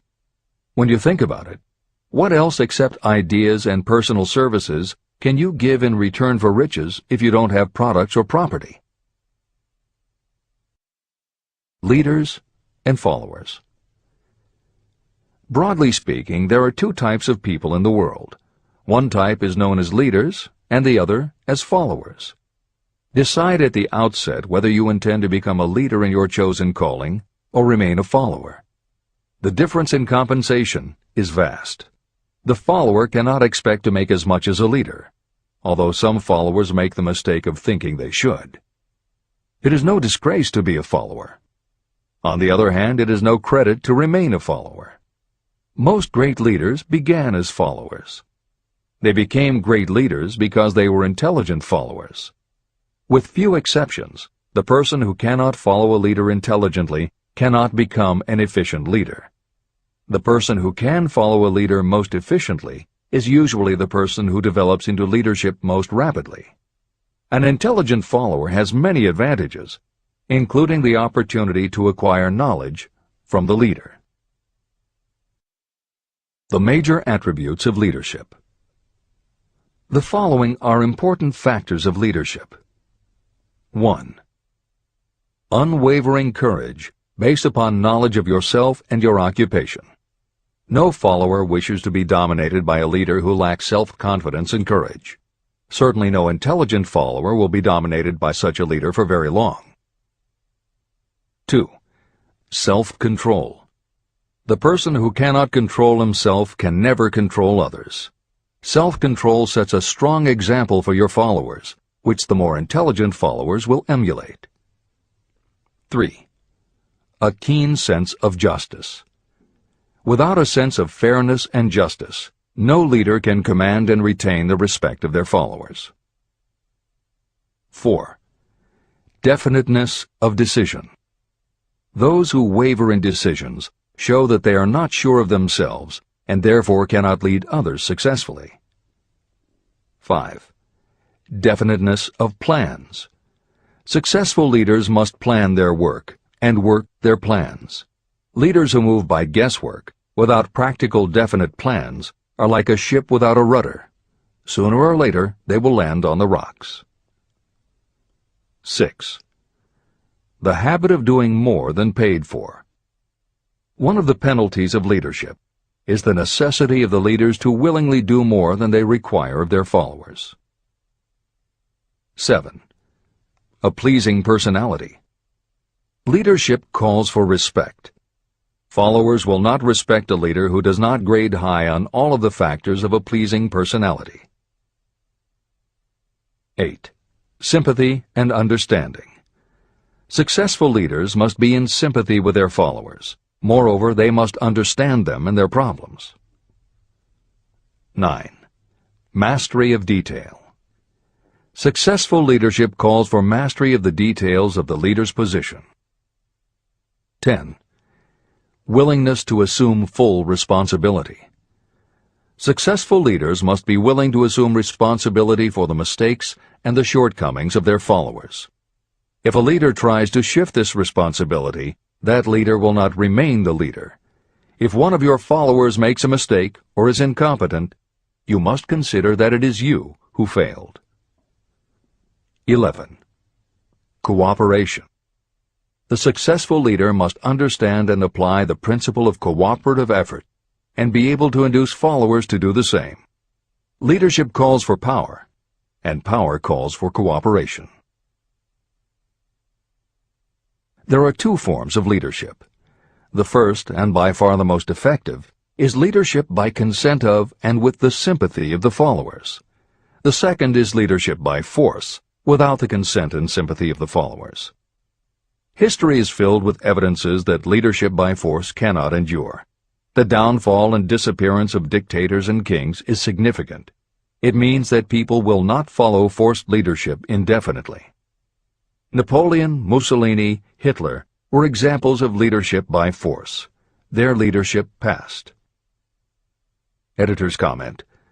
The following may also be added to the list: Idi Amin, Francisco Franco, Saddam Hussein, Ferdinand Marcos, Slobodan Milosevic, Juan Perón, General Augusto Pinochet, Pol Pot, General Suharto, the Taliban leaders in Afghanistan, Marshal Josip Broz Tito, Joseph Stalin, and subsequent leaders of the Soviet Union, East Germany, and the other countries in the Communist bloc.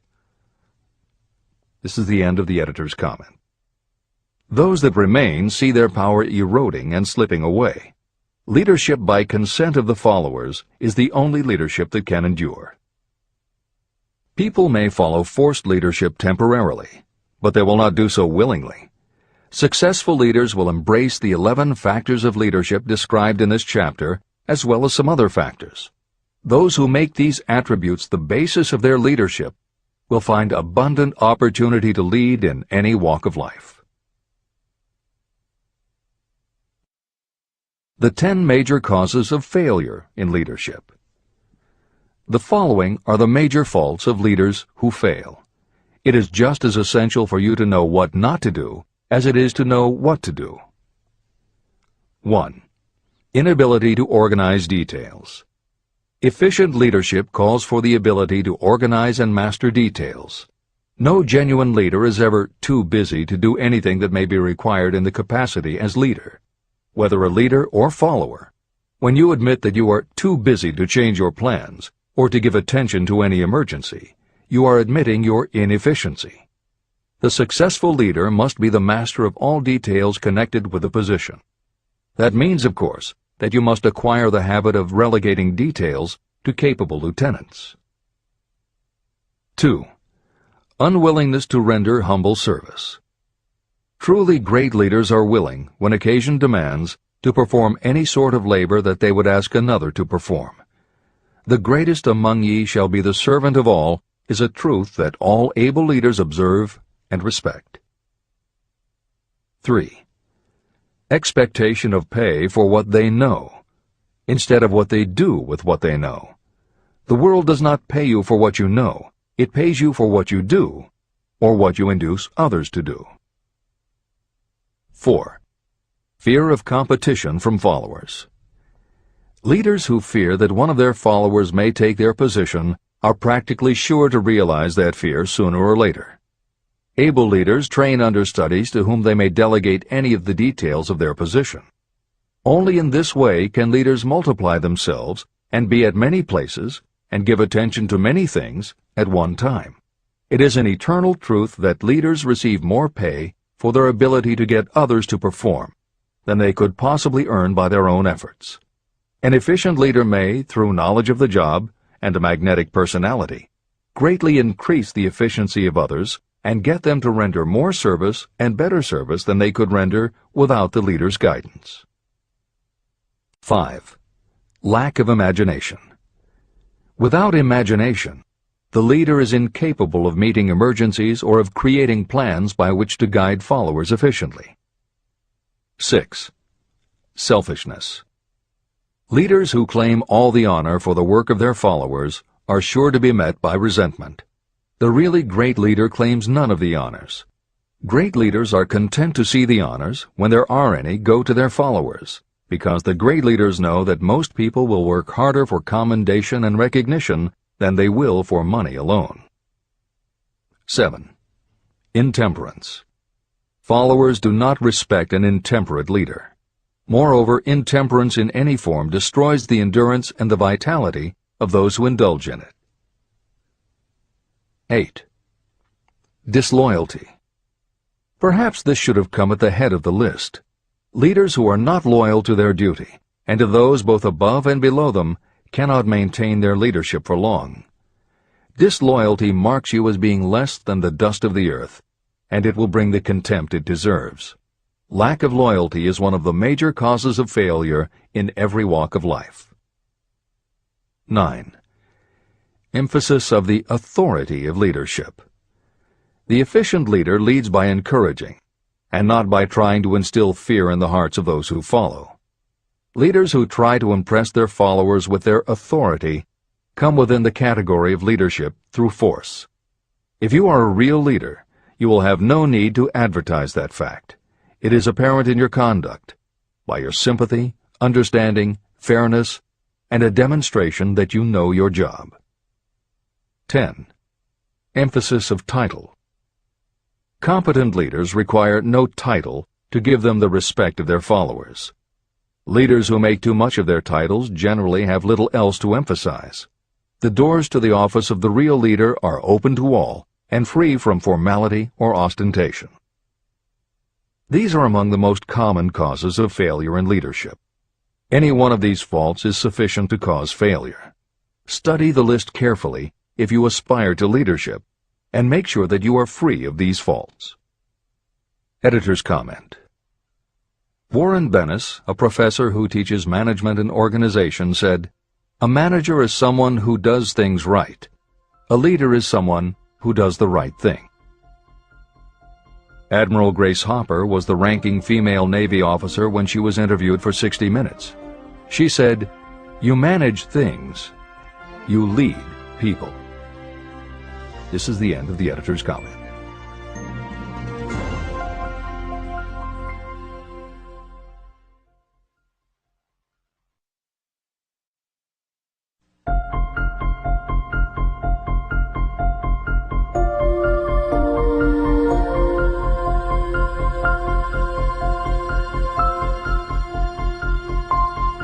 When and how to apply for a position. The information described here is the net result of many years of experience, during which thousands of men and women were helped to market their services effectively. Editor's comment. The Internet, email, and faxed resumes have radically changed the way employers search for new employees, and the way that most people apply for jobs. However, Think and Grow Rich was never intended for most people. It was written for those who want to stand out. If you are such a person, the editors of this revised and updated edition strongly advise that you give serious thought to each of the following suggestions about how to apply for a position and how to prepare a resume. If you are tempted to think the suggestions are too obvious, simplistic, or out of date, we assure you they are not. In those instances where it is appropriate to update the material, we have added commentary. This is the end of the editor's comment. 1. Employment agencies. Care must be taken to select only reputable companies that can show adequate records of achievement of satisfactory results. Editor's comment.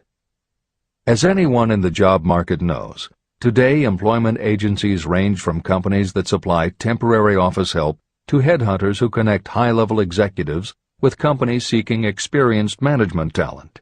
If you are seeking a mid to upper-level position, the old adage that you get what you pay for is particularly true. This is the end of the editor's comment. 2. Advertising in newspapers, trade journals, magazines. Classified advertising may produce satisfactory results for those applying for entry-level, clerical, or salaried positions. For those seeking executive positions, a well-written and well-designed display ad, though more expensive, may be more desirable. The copy should be prepared by an expert who understands how to inject sufficient selling qualities to produce replies. Editor's comment. For individuals, the display ad approach is not very common in the contemporary job market. But for that reason, if you are sure of the position you want, a well-written and well-designed ad selling yourself and placed in the right trade paper or industry journal might be just the thing to get the attention you want. However, if you attempt this approach, be prepared that it will be an expensive experiment. In effect, you will have gone into the advertising business, and it is a rule of thumb in advertising that a single ad rarely sells anything. It usually requires multiple exposures before the buyer, the potential employer, is motivated to buy, hire, a product, you. This is the end of the editor's comment. 3. Personal letters of application. These should be directed to particular firms or individuals that could need the kind of service or experience you have to offer. Letters should be neatly typed always and signed by hand. You should include a complete resume or outline of your qualifications. Both the letter of application and the resume should be prepared by an expert. Editor's comment. In the contemporary job market, sending a letter of application when no job has been advertised can, in fact, be a very successful approach. But this is only for those who truly know what they want and will take the time to prepare a convincing presentation. Managers in a position to hire always have an eye out for good prospective employees. If they receive a well-constructed and intriguing presentation that clearly states you are interested in a position whenever one is available, it will not be thrown away. And the first thing good managers do when a position comes open is go to their files.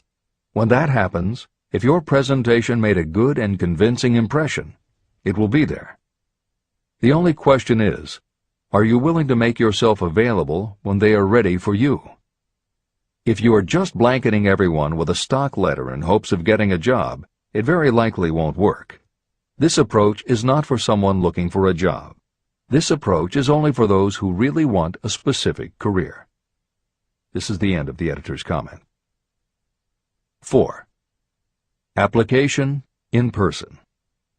In some instances, it may be more effective if the applicant personally offers his or her services to prospective employers, in which event a complete written statement of qualifications for the position should be presented, as prospective employers will often wish to discuss your record with associates.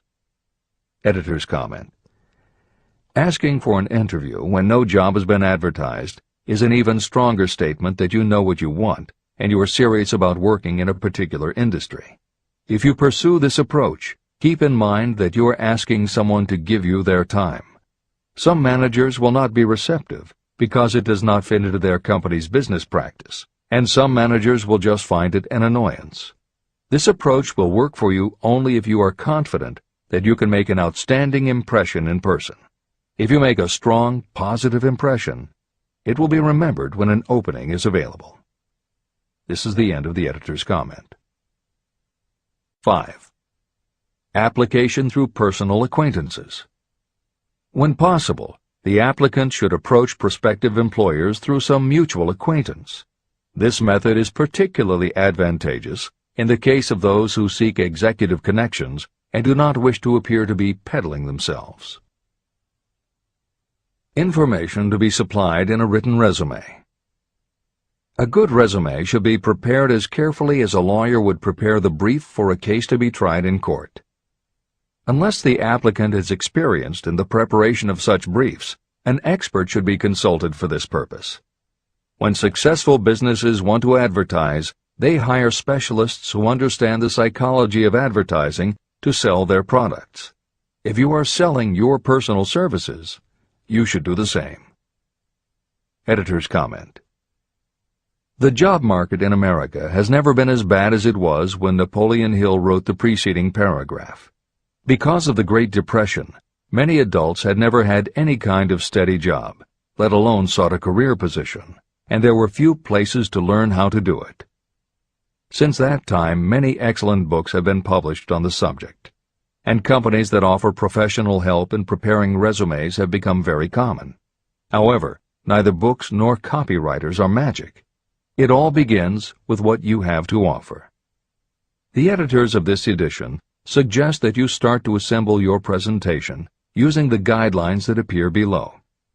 Once you have a first draft, you should review at least one of the books on the subject to see what suggestions are offered that might help you sell yourself better than you have already done. Then, depending how satisfied you are, you might also want to seek advice from a professional who specializes in such presentations. We offer 2 notes of caution. First, make sure that your presentation does not look like something turned out by a resume mill. Having received many resumes over the years, the editors warn you that some professionals use the same stock phrases, buzzwords, and formats for every client, and this can be a dead giveaway that someone else prepared your resume, or that you have simply copied from a book. Your intention should be to make yours stand out. The second word of caution is, don't go overboard in trying to stand out. There is a balance between catching an employer's attention and looking like you are trying too hard. For instance, if you are a New York marketing executive applying to a Los Angeles company, sending your application with a bag of fresh bagels by next morning FedEx would probably make a good impression. whereas sending a dartboard with your picture in the center might be viewed as just a little too cute and a little too much. Clever is good, but professional is a must. Never be so clever that you don't look professional. Following are a set of guidelines for preparing your resume. Because part of your search for a position will involve responding to ads for job openings, and because it has become common to respond by faxing applications and resumes, Napoleon Hill's guidelines should be used to prepare two separate presentations. As Hill suggests below, you should prepare an elaborate presentation to be used when mailed or presented in person. But you should also prepare a second, shorter version that is designed specifically to be faxed. Take care to make your fax version complete and interesting, but it should be no more than 3 pages. The following information should appear in your presentation. 1. Education. State briefly but definitely what schooling you've had and in what subjects you specialized in school, giving the reasons for that specialization. Editor's comments. Never exaggerate.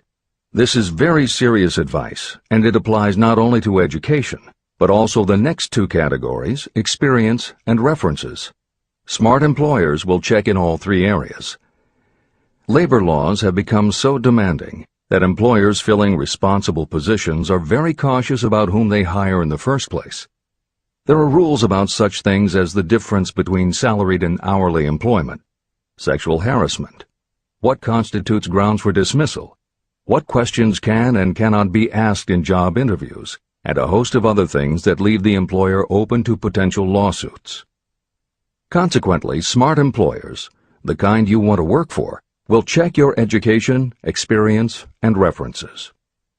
Also bear in mind, you are providing information that will follow you for the rest of your career. If you keep up with the news, you know that in recent times even executives headed for the top have been dismissed. Military men have resigned in disgrace. Politicians have been removed from office, and professors have been forced to resign, all because someone looked into their background and found that they had exaggerated their qualifications. This is the end of the editor's comments. 2. Experience. If you have had experience in connection with positions similar to the one you seek, describe it fully. Give the names and addresses of former employers. Be sure to clearly point out any special experience you may have had that would equip you to fill the position you seek. 3. References. Practically every business firm wants to know as much as possible about the background of prospective employees who seek positions of responsibility. Attach copies of letters from former employers, from teachers under whom you studied, and from prominent people whose judgment may be relied upon. 4. Photograph of yourself. Include a recent professional photograph of yourself as a part of your presentation. Editor's comment. In the contemporary job market, this is not a common practice at all. However, from personal experience, the editors of this edition know it can be advantageous. We have received only one such job application, but unquestionably it was the photograph that prompted us to ask the applicant to come in for an interview. If you are confident that your appearance makes a good, professional impression, you may want to consider this unusual approach. There is the danger that you may be seen as vain or self-centered, but it could also be the thing that gives you an edge. This is the end of the editor's comment. 5. Apply for a specific position. Never apply for just a job. That indicates you lack specialized qualifications. 6. State your qualifications for the particular position for which you apply. Give full details why you believe you are qualified for the particular position you seek. This is the most important detail of your application. It will determine, more than anything else, what consideration you receive. 7. Offer to go to work on probation. This may appear to be a radical suggestion, but experience has proved that it seldom fails to win at least a trial. If you are sure of your qualifications, a trial is all you need. Incidentally, such an offer indicates that you have confidence in your ability to fill the position you seek. It is most convincing. Make it clear that your offer is based on your confidence in your ability to fill the position, your confidence in your prospective employer's decision to employ you after the trial period, and your determination to have the position. Editor's comments. As you will learn in Chapter 10, when you read the story of Napoleon Hill's application to Rufus Ayers, Hill gives this advice based on his personal experience. Unfortunately, this is one of those instances where times may have changed so much that the approach is rarely applicable. In today's environment, modern labor laws and business practice may prevent an employer from taking you up on your offer. However, today many companies do have internship programs that allow an employer to test drive employees to see how well they might fit in. This is the end of the editor's comment. 8. Knowledge of your prospective employer's business.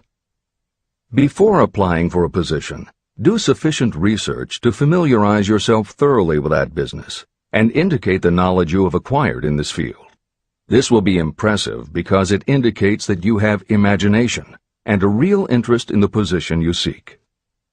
Editor's comment. When you do this, and you certainly should, bear in mind that you will be talking with people who really know the business. Even by researching extensively, at best you will only know about their business. If you try to appear too knowledgeable or familiar, it may backfire and reveal that you have only a superficial view of the business. Unless you are already working in the particular industry and have insights based on experience, do not be presumptuous. Use your knowledge to indicate that you have taken the time to educate yourself and that you really are interested. But don't try to tell a prospective employer how you would run the business. This is the end of the editor's comment. Remember that it is not the lawyer who knows the most law, but the one who best prepares his case who wins. If your case is properly prepared and presented, your victory will have been more than half won at the outset. Do not be afraid of making your presentation too long. Employers are just as much interested in purchasing the services of well-qualified applicants as you are in securing employment. In fact, the success of most successful employers is due to their ability to select well-qualified lieutenants. They want all the information available. Editor's comment. As noted above, when faxing a resume, it should be no more than 3 pages and should state that you will be pleased to provide a more detailed resume if required. This is the end of the editor's comment. Remember another thing. Neatness in the preparation of your resume and application will indicate that you are a painstaking person. Successful salespeople groom themselves with care. They understand that first impressions are lasting. Your presentation is your sales rep. Give it a good suit of clothes so it will stand out in bold contrast to anything else your prospective employer ever saw. If the position you seek is worth having, it is worth going after with care. More important, if you sell yourself in a manner that shows off your individuality, you probably will receive more money from the very start than you would if you applied for employment in the usual conventional way.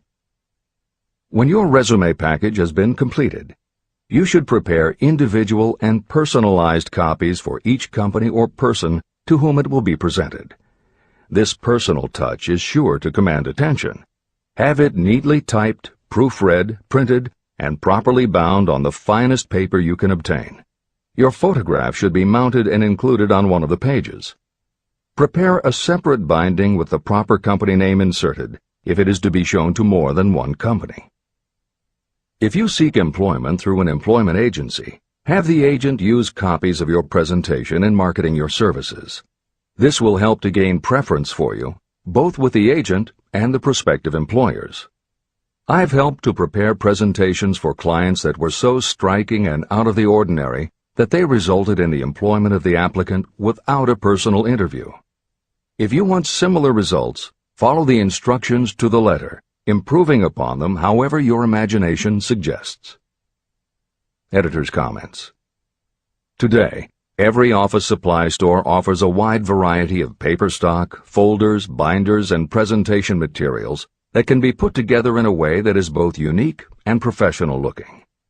With all of those possibilities available, If you simply present standard sheets of paper stapled in the corner, the response will very likely be standard too.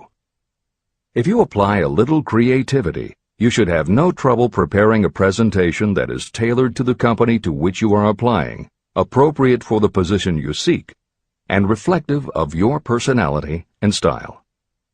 This is the end of the editor's comments. How to get the exact position you desire. Everyone enjoys doing the kind of work for which he or she is best suited. An artist loves to work with paints, a craftsman with his or her hands, a writer loves to write. Those with less definite talents have their preferences for certain fields of business and industry. If America does anything well, it offers a full range of occupations. 1. Decide exactly what kind of a job you want. If the job doesn't already exist, perhaps you can create it. 2. Choose the company or individual for whom you wish to work. 3. Study your prospective employer as to policies, personnel, and chances for advancement. 4. By analysis of yourself, your talents, and your capabilities, figure what you can offer. Plan specific ways and means of giving advantages, services, developments, or ideas that you believe you can successfully deliver. 5. Forget about a job. Forget whether or not there is an opening. Forget the usual routine of, have you got a job for me? Concentrate on what you can give. 6. Once you have your plan in mind, put it on paper in neat form and in full detail. 7. Present it to the proper person with authority, and the rest will come automatically. Every company is looking for people who can give something of value, whether it is ideas, services, or connections. Every company has room for the person who has a definite plan of action that is to the advantage of that company. This procedure may take a few days or weeks of extra time, but the difference in income, in advancement, and in gaining recognition will save years of hard work at small pay. It has many advantages, the main one being that it will often save you from 1 to 5 years of your time in reaching a chosen goal. Every person who starts, or gets in halfway up the ladder, does so by deliberate and careful planning. The new way of marketing services. Men and women who market their services must recognize the change that has taken place in connection with the relationship between employer and employee. The future relationship should be more in the nature of a partnership, consisting of the employer, the employee, and the public they serve. In the past, employers and employees have bartered among themselves, not considering that in reality they were bargaining at the expense of the third party, the public they served. Both the employer and the employee should consider themselves as fellow employees whose business it will be to serve the public efficiently. Editor's comment. In the preceding paragraph, Napoleon Hill once again demonstrates his foresight into the future direction of American business.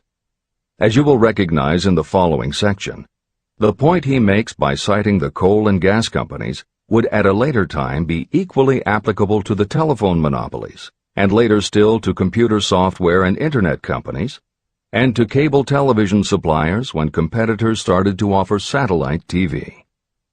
This snapshot of how and why business has changed should provide you with a blueprint for the attitude you must adopt and the way you must conduct yourself if you are going to attain the success you're seeking. This is the end of the editor's comment.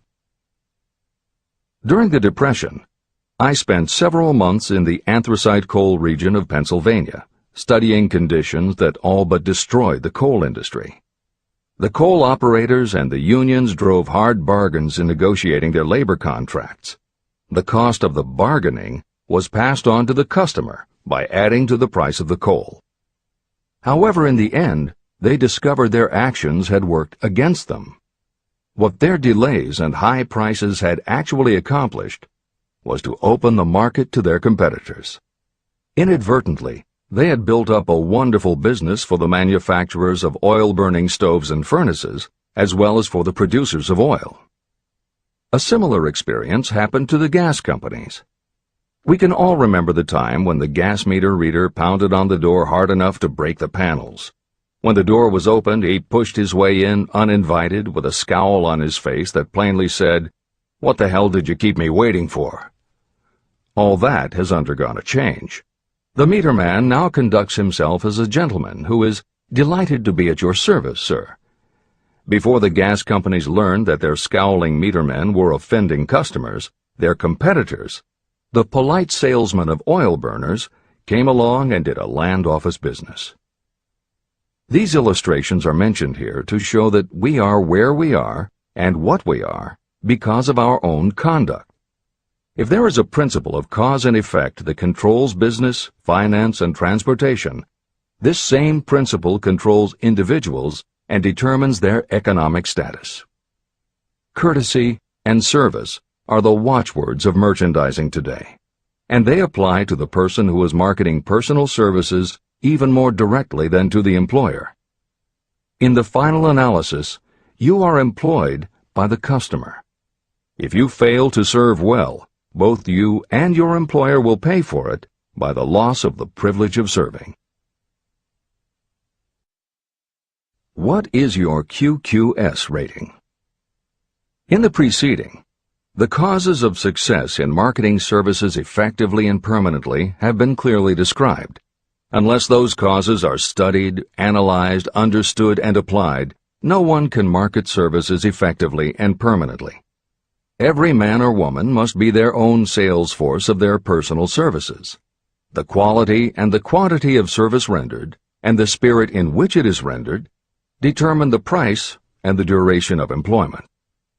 To market your personal services effectively, which means a permanent market at a satisfactory price under pleasant conditions, you must adopt and follow the QQS formula. QQS means that quality plus quantity plus the proper spirit of cooperation equals perfect salesmanship of service. Remember the QQS formula, but do more. Apply it as a habit. Analyze the formula to make sure you understand exactly what it means.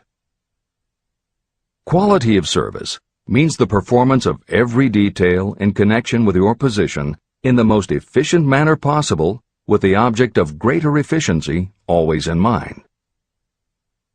Quantity of service means the habit of rendering all the service of which you are capable at all times, with the purpose of increasing the amount of service rendered as you develop greater skill through practice and experience. Emphasis is again placed on the word habit. Spirit of service means the habit of agreeable, harmonious conduct, which will induce cooperation from associates and fellow employees. Adequate quality and adequate quantity of service is not sufficient to maintain a permanent market for your services. The spirit in which you deliver service is a strong determining factor in connection with both the price you receive and the duration of your employment. Andrew Carnegie stressed this point in his description of the factors that lead to success in the marketing of personal services. He emphasized again and again the necessity for harmonious conduct. He stressed the fact that he would not retain any man, no matter how great a quantity or how efficient the quality of his work, unless he worked in a spirit of harmony. Mr. Carnegie insisted upon his people working with each other in an agreeable manner. To prove that he placed a high value on this quality, he helped many who met his standards to become very wealthy. Those who did not conform had to make room for others who did. The importance of a pleasing personality has been stressed because it is so important in rendering service in the proper spirit. If you have a personality that pleases, and you render service in a spirit of harmony, these assets often make up for what you may lack in both the quality and the quantity of service you render. Nothing, however, can be successfully substituted for pleasing conduct. The capital value of your services. The person whose income is derived entirely from the sale of personal services is a merchant, just like the person who sells hard goods, and such a person is subject to exactly the same rules of conduct as the merchant who sells merchandise. I emphasize this because many people who live by the sale of personal services make the mistake of considering themselves free from the rules of conduct and the responsibilities attached to those who are engaged in marketing commodities. The day of the go-getter has been supplanted by the go-giver. The actual capitalized value of your brainpower may be determined by the amount of income you can produce by marketing your services. A fair estimate of the capital value of your brainpower may be made by using the following assumptions. Money, the amount of capital, can be borrowed from a bank at a certain rate of interest. Money is worth no more than brains, and it is often worth much less.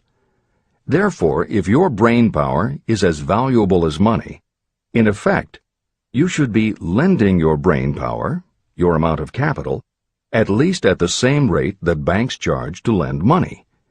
This means that what you earn in a year, your income, is comparable to what a bank earns from a loan in a year, the interest they charge. You can then calculate the capital value of your brainpower using this formula. Divide 100 by the current rate of interest that banks charge for lending money. Then multiply the result by the amount of your annual income.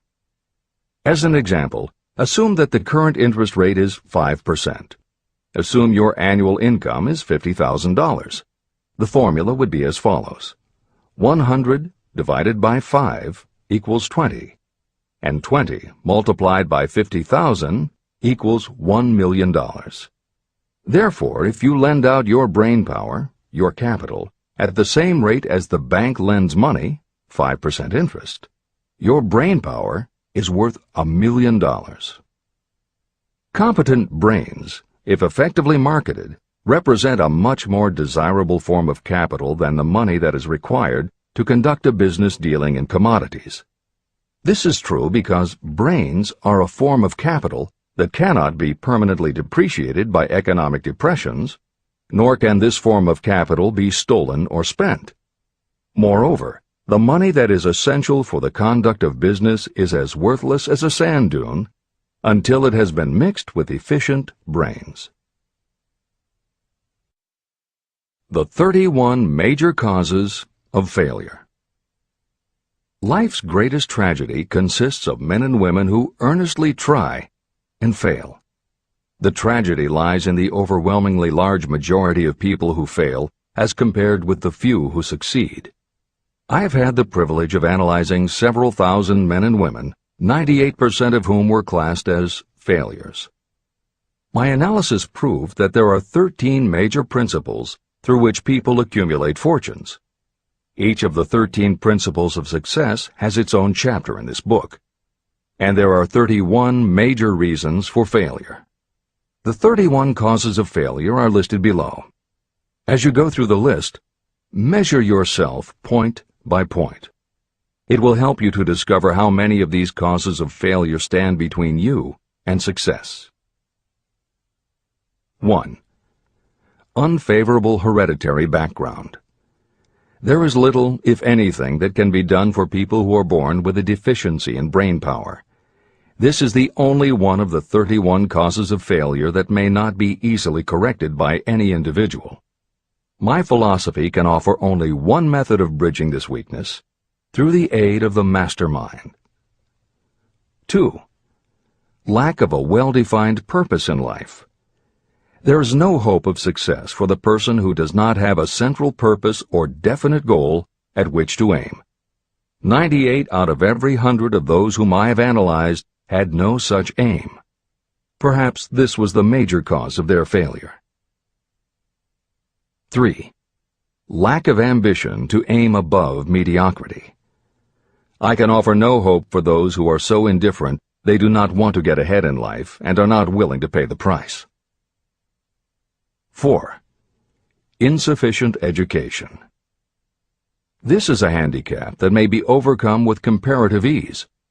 Experience has proven that the best educated people are often those who are self-made or self-educated. It takes more than a college degree to make you a person of education. Any person who is educated has learned to get whatever they want in life without violating the rights of others. Education consists not so much of knowledge, but of knowledge effectively and persistently applied. You are paid not merely for what you know, but for what you do with what you know. 5. Lack of self-discipline. Discipline comes through self-control. This means that you must control all negative qualities. Before you can control conditions, you must first control yourself. Self-mastery is the hardest job you will ever tackle. If you do not conquer yourself, you will be conquered by yourself. By stepping in front of a mirror, you may see both your best friend and your greatest enemy. 6. Ill health. No person may enjoy outstanding success without good health. Many of the causes of ill health are subject to mastery and control. These, in the main, are overeating of foods not conducive to health, wrong habits of thought or negative thinking, wrong use of and overindulgence in sex, lack of proper physical exercise, an inadequate supply of fresh air due to improper breathing. 7. Unfavorable environmental influences during childhood. As the twig is bent, so shall the tree grow. Most people who have criminal tendencies acquire them as the result of bad environment and improper associates during their childhood or youth. Procrastination. This is one of the most common causes of failure. Procrastination stands within the shadow of every human being, waiting its opportunity to spoil your chances of success. Most of us go through life as failures because we are waiting for the time to be right to start doing something worthwhile. Do not wait. The time will never be just right. Start where you stand, work with whatever tools you have at your command, and you will acquire better tools as you go along. 9. Lack of persistence. Most of us are good starters, but poor finishers of everything we begin. People are prone to give up at the first signs of defeat. There is no substitute for persistence. The person who makes persistence his or her watchword discovers that failure finally becomes tired and makes its departure. Failure cannot cope with persistence. 10. Negative personality. There is no hope of success for the person who repels people through a negative personality. Success comes through the application of power, and power is attained through the cooperative efforts of other people. A negative personality will not induce cooperation. 11. Lack of control of sexual urges. Sexual energy is the most powerful of all the stimuli that move people into action. Because it is the most powerful of the emotions, if it is controlled, it can be converted into other creative channels. 12. Uncontrolled desire for something for nothing. The gambling instinct drives millions of people to failure. Evidence of this may be found in the Wall Street stock market crash of 1929, during which millions of people tried to make money by gambling on stock margins. Editor's comments. For those who are not familiar with the stock market and buying on margin, the following is a simplified explanation of what caused the crash of '29. The first thing to understand is that prior to the Great Depression there was widespread optimism about the expanding economy. Businesses were booming, and the people who had invested in those companies were making fortunes almost overnight. When the average person saw how much money was being made, they wanted to get in on it, and there was a way for them to do it. Even average people who didn't have enough ready cash to buy stocks could do so because brokers allowed customers to purchase stocks on margin by making what amounted to a down payment.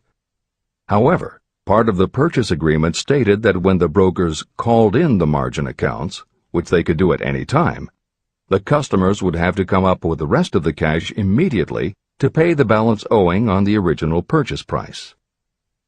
That is why Hill used the term gambling when he referred to the stock market. These average people weren't investing in companies. They were betting on the future rise in value. The idea, in the average person's mind, was that they would only have to scrape together enough to pay the margin, which was a small percentage of the full cost. Then when the price of the stock went up, they would sell, which would give them more than enough money to pay the broker the balance owing on the purchase price, and they could pocket the difference. This worked fine as long as stock prices continued to rise, but when the stock market crashed, the stockbrokers called in the margins, and the people who had bought at prices they really couldn't afford suddenly found that they had to come up with the cash. And that was why so many average people got wiped out in the crash of '29. They gambled money they didn't have by buying on margin. This is the end of the editor's comments. 13. Lack of a well-defined power of decision. Those who succeed reach decisions promptly and change them very slowly. Those who fail reach decisions very slowly and change them frequently and quickly. Indecision and procrastination are twins. Where one is found, the other is also usually found. Kill off this pair before they completely tie you to the treadmill of failure. 14. One or more of the 6 basic fears: fear of poverty, fear of criticism, fear of ill health, fear of loss of love, fear of old age, and fear of death. You will find an in-depth analysis of these 6 basic fears in the final chapter. They must be mastered before you can market your services effectively. 15. Wrong selection of a mate in marriage. This is a most common cause of failure. The relationship of marriage brings people intimately into contact. Unless this relationship is harmonious, failure is likely to follow. Moreover, it will be a form of failure that destroys ambition. 16. Overcaution. The person who takes no chances generally has to take whatever is left when others are through choosing. Overcaution is as bad as undercaution. Both are extremes to be guarded against.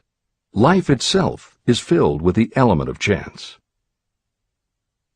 17.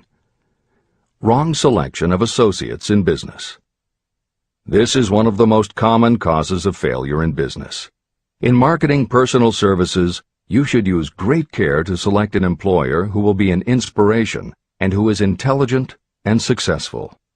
We emulate those with whom we associate most closely. Pick an employer who is worth emulating. 18. Superstition and prejudice. Superstition is a form of fear. It is also a sign of ignorance. Successful people keep open minds and are afraid of nothing. 19. Wrong selection of a vocation. You cannot have outstanding success in work that you do not like. The most essential step in the marketing of personal services is that of selecting an occupation into which you can throw yourself wholeheartedly. Although money or circumstances may require you to do something you don't like for a time, no one can stop you from developing plans to make your goal in life a reality. Editor's comments. Most contemporary experts agree with Napoleon Hill's statement that finding the work you love is of key importance in achieving success that is truly rewarding. This concept coincides so well with modern attitudes that it has inspired a number of books, including Feel the Fear and Do It Anyway by Susan Jeffers, Wishcraft by Barbara Sher, and Do What You Love, The Money Will Follow by Marcia Sinitar. All 3 books became bestsellers by expanding upon that single concept. This is the end of the editor's comments. 20. Lack of concentration of effort. The jack of all trades seldom is good at any. Concentrate all of your efforts on one definite chief aim. 21. The habit of indiscriminate spending. You cannot succeed if you are eternally in fear of poverty. Form the habit of systematic saving by putting aside a definite percentage of your income. Money in the bank gives you a very safe foundation of courage when bargaining for the sale of personal services. Without money, you must take what you are offered and be glad to get it. 22. Lack of enthusiasm. Without enthusiasm, you cannot be convincing. Moreover, enthusiasm is contagious, and the person who has it under control is generally welcome in any group of people. 23. Intolerance. The person with a closed mind on any subject seldom gets ahead. Intolerance means that you have stopped acquiring knowledge. The most damaging forms of intolerance are those connected with religious, racial, and political differences of opinion. 24. Intemperance. The most damaging forms of intemperance are connected with overeating, alcohol, drugs, and sexual activities. Overindulgence in any of these can be fatal to success. 25. Inability to cooperate with others.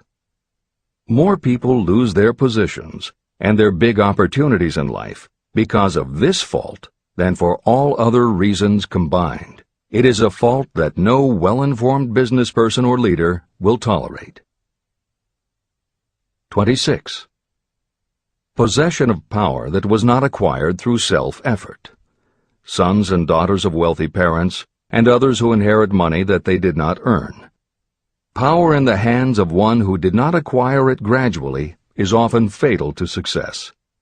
Quick riches are more dangerous than poverty. 27. Intentional dishonesty. There is no substitute for honesty. You may be temporarily dishonest because of circumstances over which you have no control without permanent damage. But there is no hope for you if you are dishonest by choice. Sooner or later, your deeds will catch up with you, and you will pay by loss of reputation and perhaps even loss of liberty. 28. Egotism and vanity. These qualities serve as red lights that warn others to keep away. They are fatal to success. 29. Guessing instead of thinking. Most people are too indifferent or lazy to acquire facts with which to think accurately. They prefer to act on opinions created by guesswork or snap judgments. 30. Lack of capital. This is a common cause of failure among those who start out in business for the first time. You must have a sufficient reserve of capital to absorb the shock of your mistakes and to carry you over until you have established a reputation. 31. Here, name any particular cause of failure from which you have suffered that has not been included in the foregoing list. Contained in these 31 major causes of failure is the description of practically every person who tries and fails. It will be helpful if you get someone who knows you well to go over this list with you and help you to analyze yourself by each of these causes of failure. Most people cannot see themselves as others see them. You may be one who cannot. Do you know your own worth? The oldest of admonitions is, know thyself. If you market merchandise successfully, you must know the merchandise. The same is true in marketing personal services. You should know all of your weaknesses in order to bridge them or eliminate them entirely. You should know your strengths in order to call attention to them when selling your services. You can know yourself only through accurate analysis. There is a story about a young man applying for a job who was making a good impression until the manager asked him what salary he expected. He replied that he had no fixed sum in mind. lack of a definite aim. The manager then said, "We will pay you all you are worth after we try you out for a week." "I can't accept that," the applicant replied. "I'm already getting more than that where I'm now employed." It may seem funny, but it makes a serious point. Before you even begin to negotiate for a better salary in your present position or begin to seek employment elsewhere, be sure that you are worth more than you now receive. It is one thing to want money. Everyone wants more, but it is something entirely different to be worth more. Many people mistake their wants for their just dues. Your financial wants have nothing whatever to do with your worth. Your value is established entirely by your ability to render useful service or your capacity to induce others to render such service. Take inventory of yourself. Annual self-analysis is essential in the effective marketing of personal services, just like you would take an annual inventory if you were in merchandising. Moreover, your yearly analysis should show a decrease in your faults and an increase in your virtues. You go ahead, stand still, or go backward in life. Your objective should be to go ahead. Annual self-analysis will disclose whether advancement has been made and, if so, how much. It will also disclose any backward steps you may have taken. The effective marketing of personal services requires you to move forward, even if the progress is slow. Your annual self-analysis should be made at the end of each year, so you can include in your New Year's resolutions any improvements that the analysis indicates should be made. Take this inventory by asking yourself the following questions, and by checking your answers with the aid of someone who will not permit you to deceive yourself. Self-analysis questionnaire. 1. Have I attained the goal that I established as my objective for this year? You should work with a definite yearly objective to be attained as a part of your major life objective. 2. Have I delivered service of the best possible quality of which I was capable, or could I have improved any part of this service? 3. Have I delivered service in the greatest possible quantity of which I was capable? 4. Has the spirit of my conduct been harmonious and cooperative at all times? 5. Have I permitted the habit of procrastination to decrease my efficiency, and if so, to what extent? 6. Have I improved my personality, and if so, in what ways? 7. Have I been persistent in following my plans through to completion? 8. Have I reached decisions promptly and definitely on all occasions? 9. Have I permitted any of the 6 basic fears to decrease my efficiency? 10. Have I been either overcautious or undercautious? 11. Has my relationship with my associates in work been pleasant or unpleasant? If it has been unpleasant, has the fault been partly or wholly mine? 12. Have I dissipated any of my energy through lack of concentration of effort? 13. Have I been open-minded and tolerant in connection with all subjects? 14. In what ways have I improved my ability to render service? 15. Have I been intemperate in any of my personal habits? 16. Have I expressed, either openly or secretly, any form of egotism? 17. Has my conduct toward my associates been such that they respect me? 18.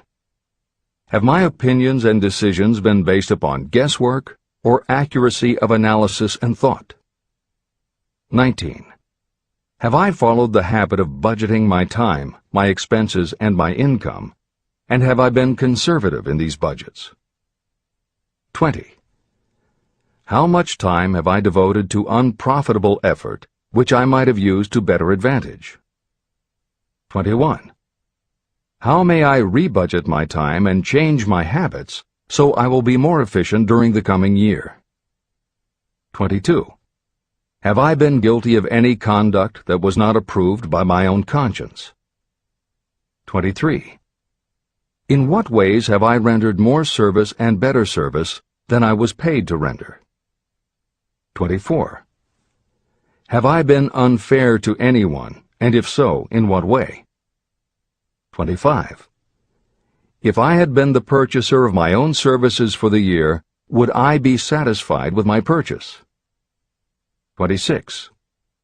Am I in the right vocation, and if not, why not? 27. Has the purchaser of my services been satisfied with the service I have rendered, and if not, why not? 28. What is my present rating on the fundamental principles of success?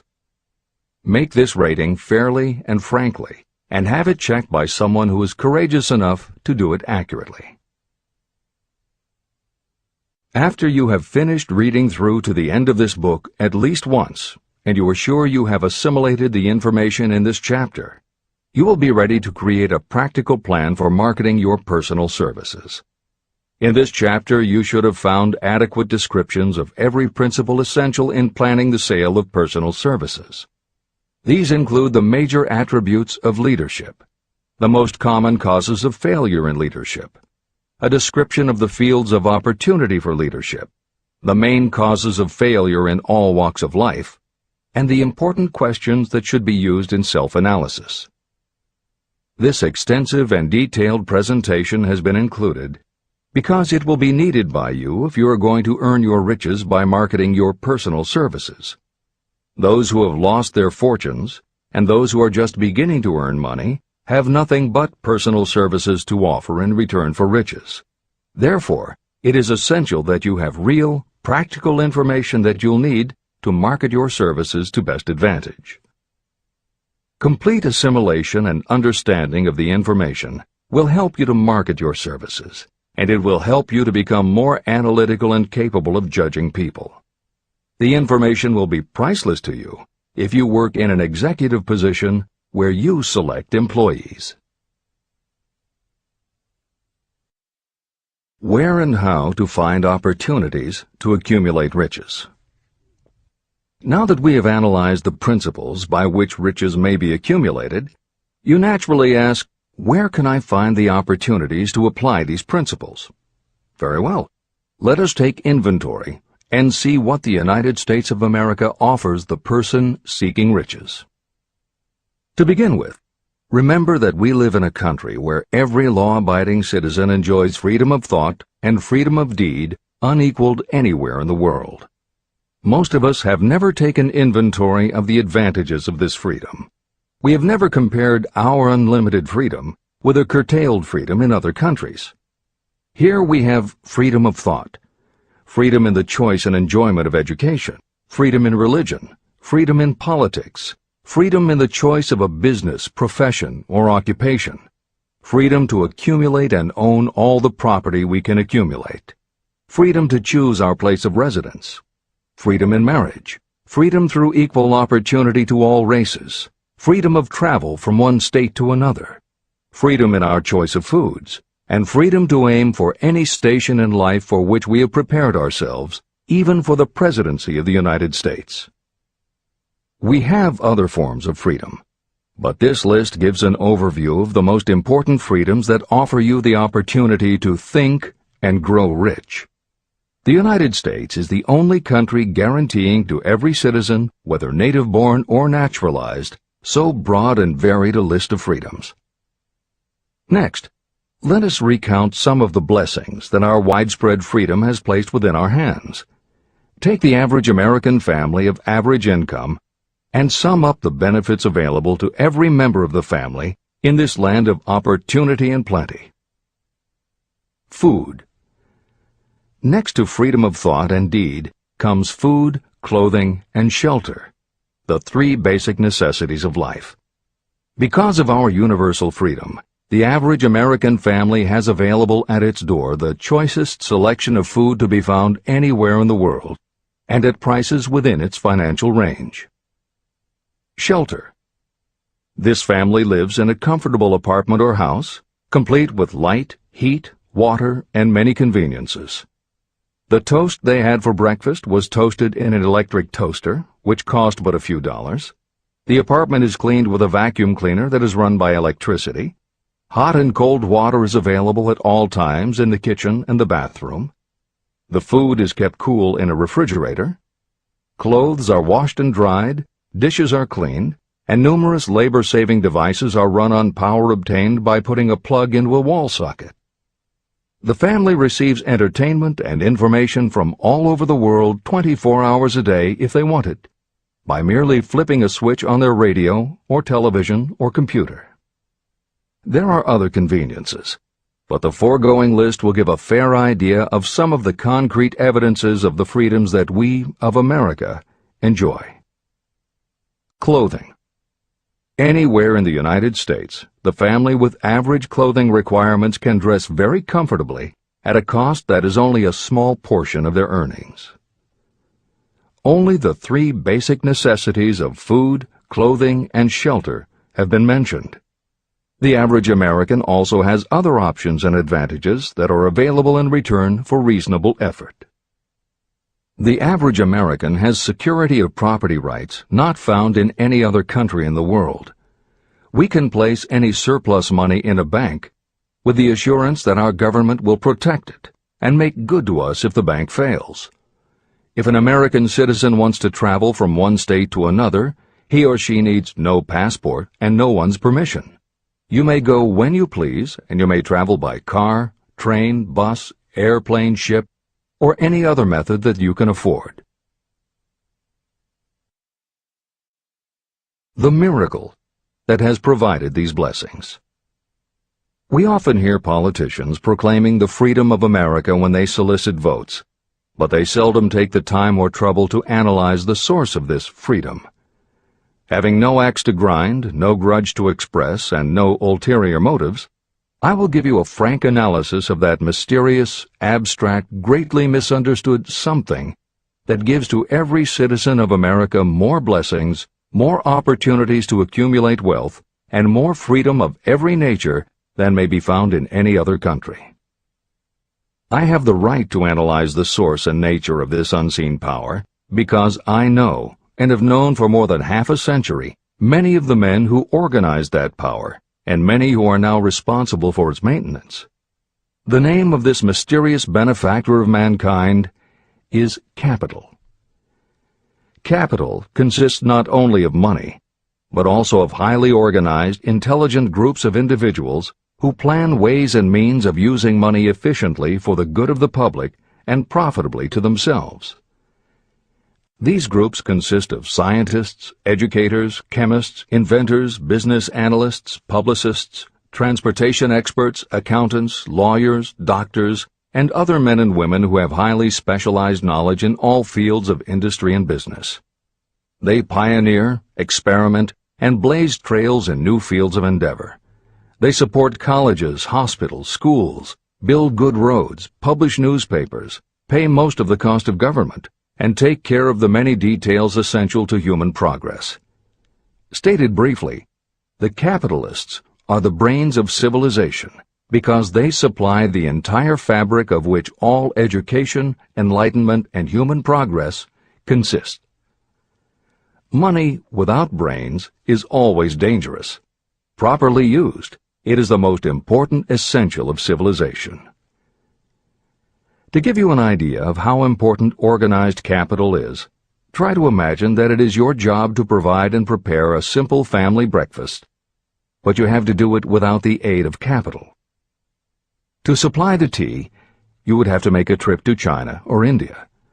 Unless you are an excellent swimmer, you would become rather tired before making the round trip. Then, too, another problem would confront you. What would you use for money, even if you had the physical endurance to swim the ocean? To supply sugar, you would have to take another swim to the Caribbean islands, or a long walk to the sugar beet section of Utah.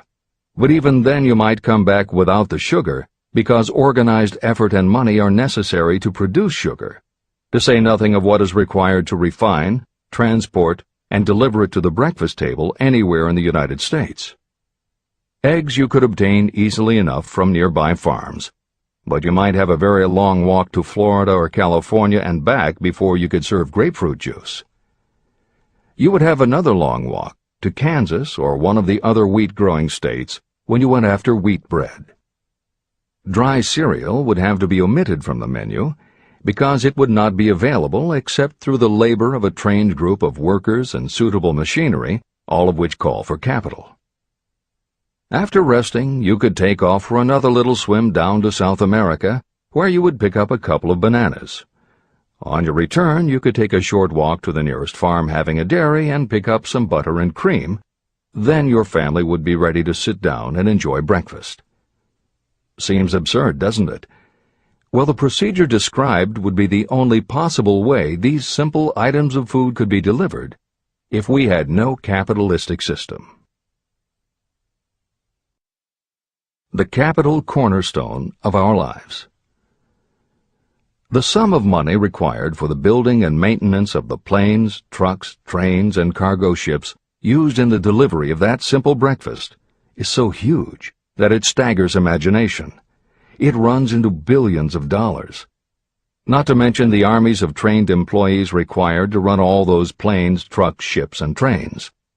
But transportation is only a part of the requirements of modern civilization in capitalistic America. Before there can be anything to haul, something must be grown from the ground, or manufactured and prepared for market. This calls for more billions of dollars for equipment, machinery, packaging, marketing, and to pay the wages of millions of men and women. Transportation systems do not spring up from the earth and function automatically. They come in response to the call of civilization. They come through the labor and ingenuity and organizing ability of people who have imagination, faith, enthusiasm, decision, and persistence. These men and women are known as capitalists. They are motivated by the desire to build, construct, achieve, render useful service, earn profits, and accumulate riches. And because they render service without which there would be no civilization, they earn for themselves great riches. Just to keep the record simple and understandable, I will add that these capitalists are the same men and women who are often denounced as the greedy establishment or Wall Street. I'm not attempting to present a case for or against any group or any system of economics. The purpose of this book, a purpose to which I have faithfully devoted more than half a century, is to present to anyone who wants the knowledge the most dependable philosophy through which individuals may accumulate riches in whatever amounts they desire. The reasons I have analyzed the economic advantages of the capitalistic system are: 1. To point out that all who seek riches must recognize and adapt themselves to the system that controls all approaches to fortunes, large or small. 2. To present the side of the picture opposite to the one portrayed by politicians and demagogues, and the media, who often refer to organized capital as if it were something poisonous. This is a capitalistic country. It was developed through the use of capital.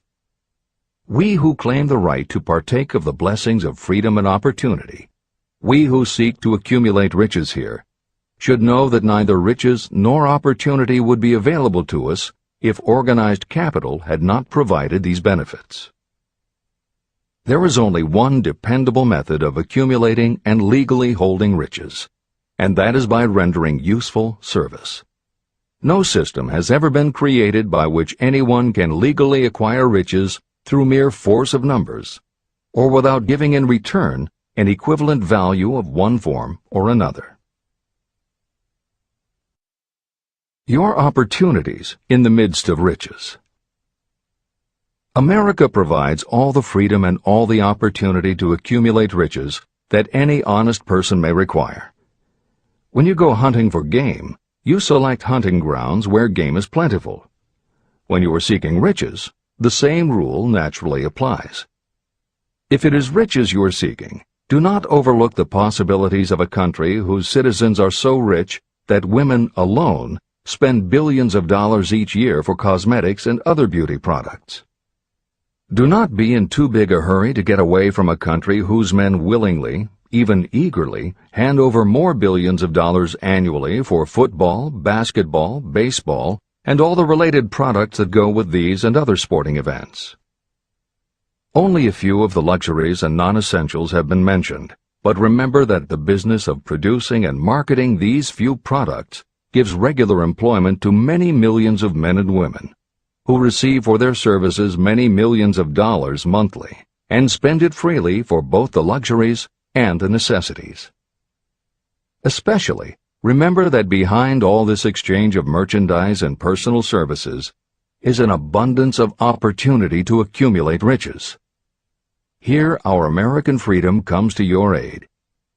There is nothing to stop you or anyone from engaging in any portion of the effort necessary to carry on these businesses. If you have superior talent, training, experience, you may accumulate riches in large amounts. Those not so fortunate may accumulate smaller amounts. Anyone may earn a living in return for a very nominal amount of labor. So there you are. Opportunity has spread its wares before you. Step up to the front, select what you want, create your plan, put the plan into action, and follow through with persistence. Capitalistic America will do the rest. You can depend on this much.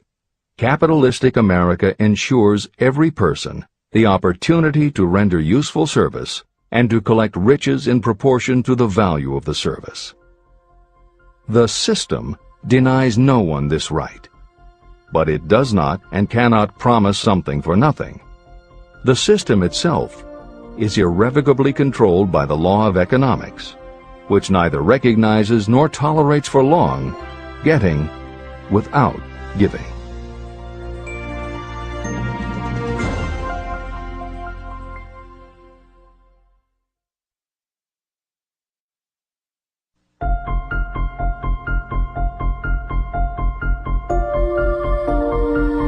Conceit is a fog that envelops a man's real character beyond his own recognition.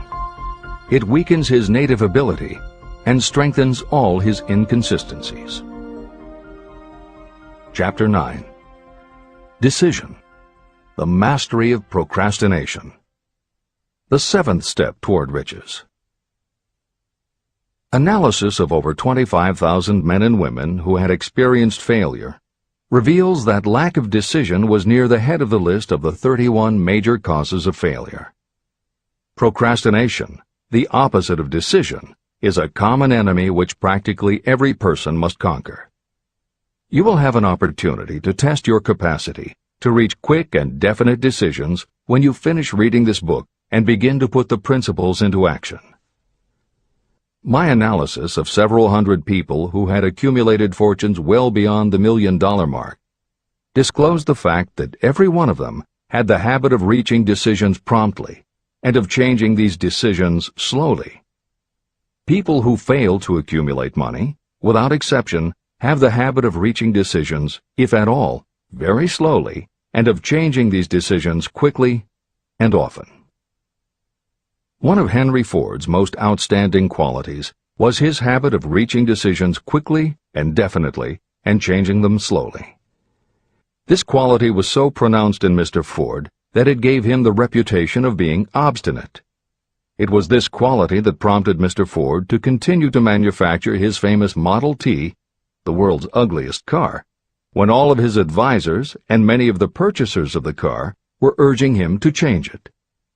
Perhaps Mr. Ford delayed too long in making the change, but the other side of the story is that Mr. Ford's firmness of decision yielded a huge fortune before the change in model became necessary. Some say that Mr. Ford's definiteness of decision was just obstinacy, but even this quality is preferable to slowness in reaching decisions and quickness in changing them. Editor's comments. Henry Ford's consistency extended also to the color of the Model T, 15 million of which in 19 years of production from 1908 to 1927 were made only in black and with little change in the design. Shortly after its introduction, Napoleon Hill met with Ford to talk about the principles of success. According to Hill, In Michael Ritt's biography of Napoleon Hill, A Lifetime of Riches, Henry Ford was cold, indifferent, unenthusiastic, and spoke only when forced to, unless he was talking about his car. Early on, few people other than Carnegie could foresee the success Ford would achieve, which Hill later attributed to Ford's self-control and concentrated effort. At Hill's first meeting with him in 1911, Ford was interested only in talking about the Model T. After Ford took him for a spin around the factory, Hill bought one for $680. This is the end of the editor's comments. Making your own decisions. The majority of people who fail to accumulate the money they need are generally easily influenced by the opinions of others. They permit gossip, rumors, other people's opinions, and the news reporters to do their thinking for them. Opinions are the cheapest commodities on earth. Everyone has a flock of opinions they are ready to tell anyone who will listen. If you are too influenced by other people's opinions when you reach decisions, you will not succeed in any undertaking, much less in that of transmuting your own desire into money. If you are influenced by the opinions of others, you will have no desire of your own. Keep your own counsel. Rely on yourself to reach your own decisions when you begin to put these principles into practice, and follow through on your decisions. Take no one into your confidence, except the members of your Mastermind group, and be very sure that you choose for your group only those who will be in complete sympathy and harmony with your purpose. Close friends and relatives, while not meaning to do so, often handicap one through opinions. And for some reason, even friends often seem to think that ridiculing you and your plans is funny. Thousands of men and women carry inferiority complexes with them all through life because some well-meaning but ignorant person destroyed their confidence through opinions or ridicule. You have a brain and mind of your own. Use it, and reach your own decisions. If you need facts or information from others to help you reach decisions, acquire the facts or information you need quietly, without disclosing your purpose. It is characteristic of people who have a smattering of knowledge to try to give the impression that they know more than they do. Such people generally do too much talking and too little listening. Keep your eyes and ears open and your mouth closed if you wish to acquire the habit of prompt decision. Those who talk too much do little else. If you talk more than you listen, you may miss some important piece of knowledge that might have been very useful to you. By talking too much, you may also disclose your plans and purposes to people who will take great delight in defeating you because they envy you. Remember, every time you open your mouth in the presence of a person who really has knowledge, you tip your hand and show that person your exact stock of knowledge, or you tip your hand to your lack of it. The mark of genuine wisdom is modesty and silence. Keep in mind that every person is, like you, seeking the opportunity to accumulate money. If you talk about your plans too freely, you may be surprised when you learn that some other person has beat you to it by using the plans you bragged about. Let one of your first decisions be to keep a closed mouth and open ears and eyes. As a reminder to yourself, copy the following epigram in large letters and place it where you will see it daily. Tell the world what you intend to do, but first, show it. This is the equivalent of saying that deeds and not words are what count most. The value of decisions depends upon the courage required to render them. The great decisions that served as the foundation of civilization were reached by assuming great risks, which often meant the chance of death. Lincoln's decision to issue his famous Proclamation of Emancipation, which gave freedom to African Americans, was rendered with full understanding that his act would turn thousands of friends and political supporters against him. When the rulers of Athens gave Socrates the choice of disclaiming his teachings or being sentenced to death, Socrates' decision to drink the cup of poison, rather than compromise in his personal belief, was a decision of courage. It turned time ahead 1,000 years and gave to people then unborn the right to freedom of thought End of speech. 56. Who risked the gallows? The greatest decision of all time, as far as any American citizen is concerned, was reached in Philadelphia on July 4, 1776, when 56 men signed their names to a document that they well knew would bring freedom to all Americans, or leave every one of the 56 hanging from a gallows. You have heard of this famous document, the Declaration of Independence. But have you taken from it the great lesson in personal achievement it so plainly taught? We all remember the date of this momentous decision, but few of us realize what courage that decision required. We remember our history as it was taught.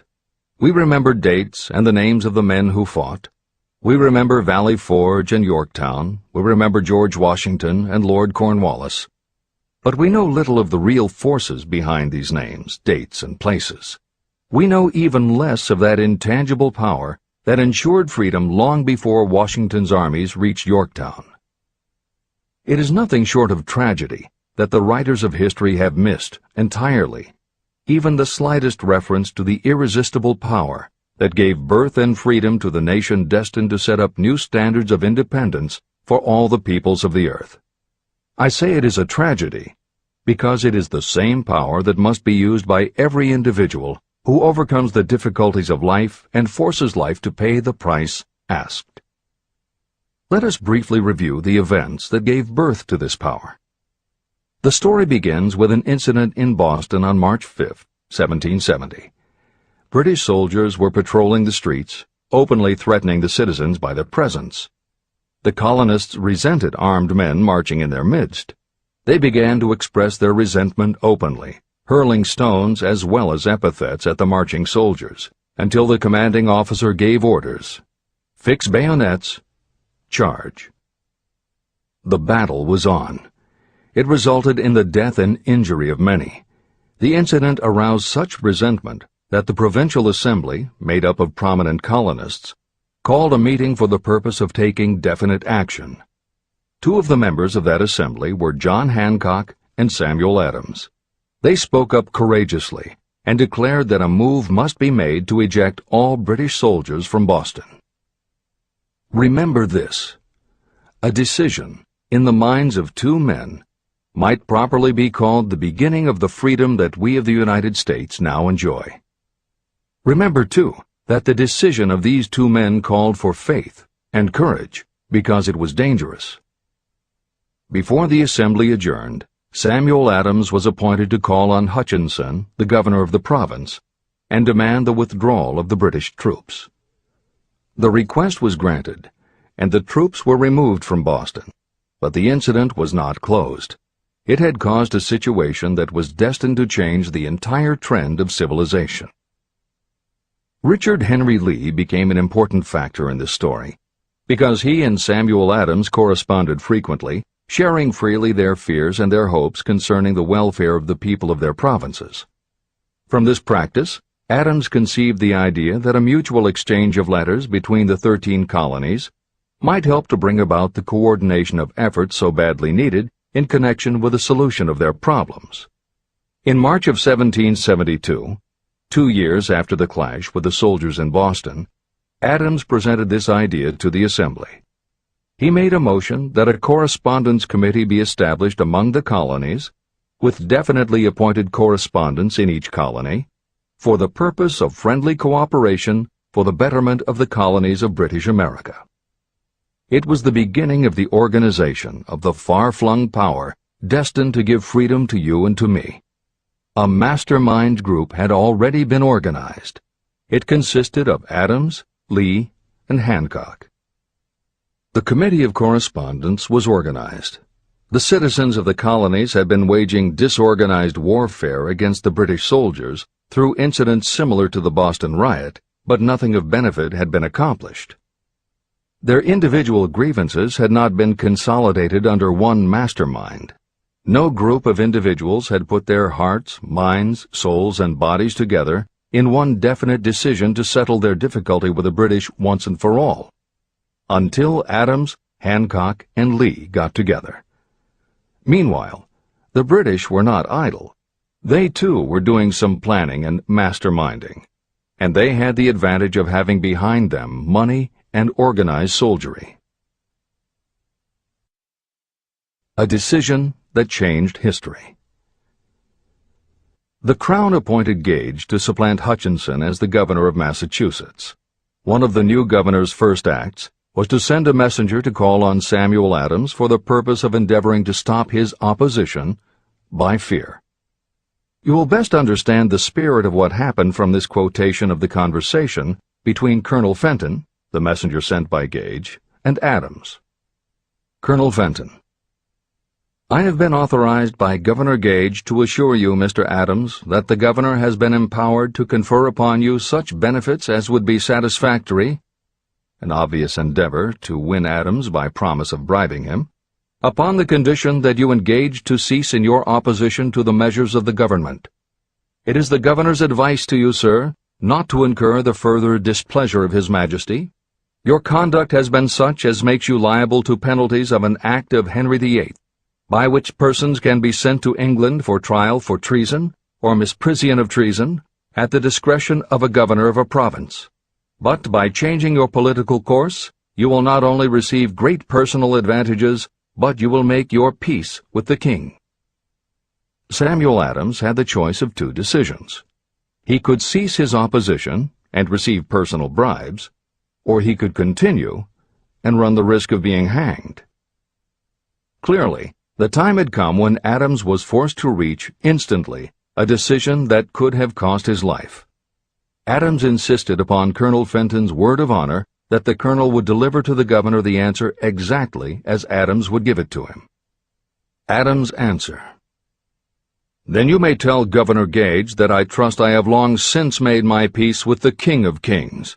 No personal consideration shall induce me to abandon the righteous cause of my country. And tell Governor Gage it is the advice of Samuel Adams to him no longer to insult the feelings of an exasperated people.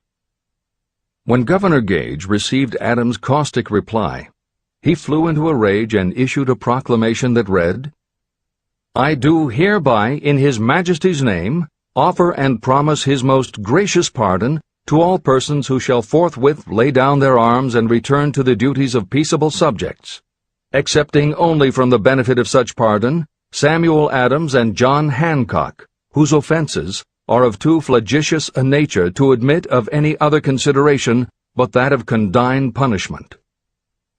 Adams and Hancock were on the spot. The threat of the irate governor forced the two men to reach another decision, equally as dangerous. They hurriedly called a secret meeting of their staunchest followers.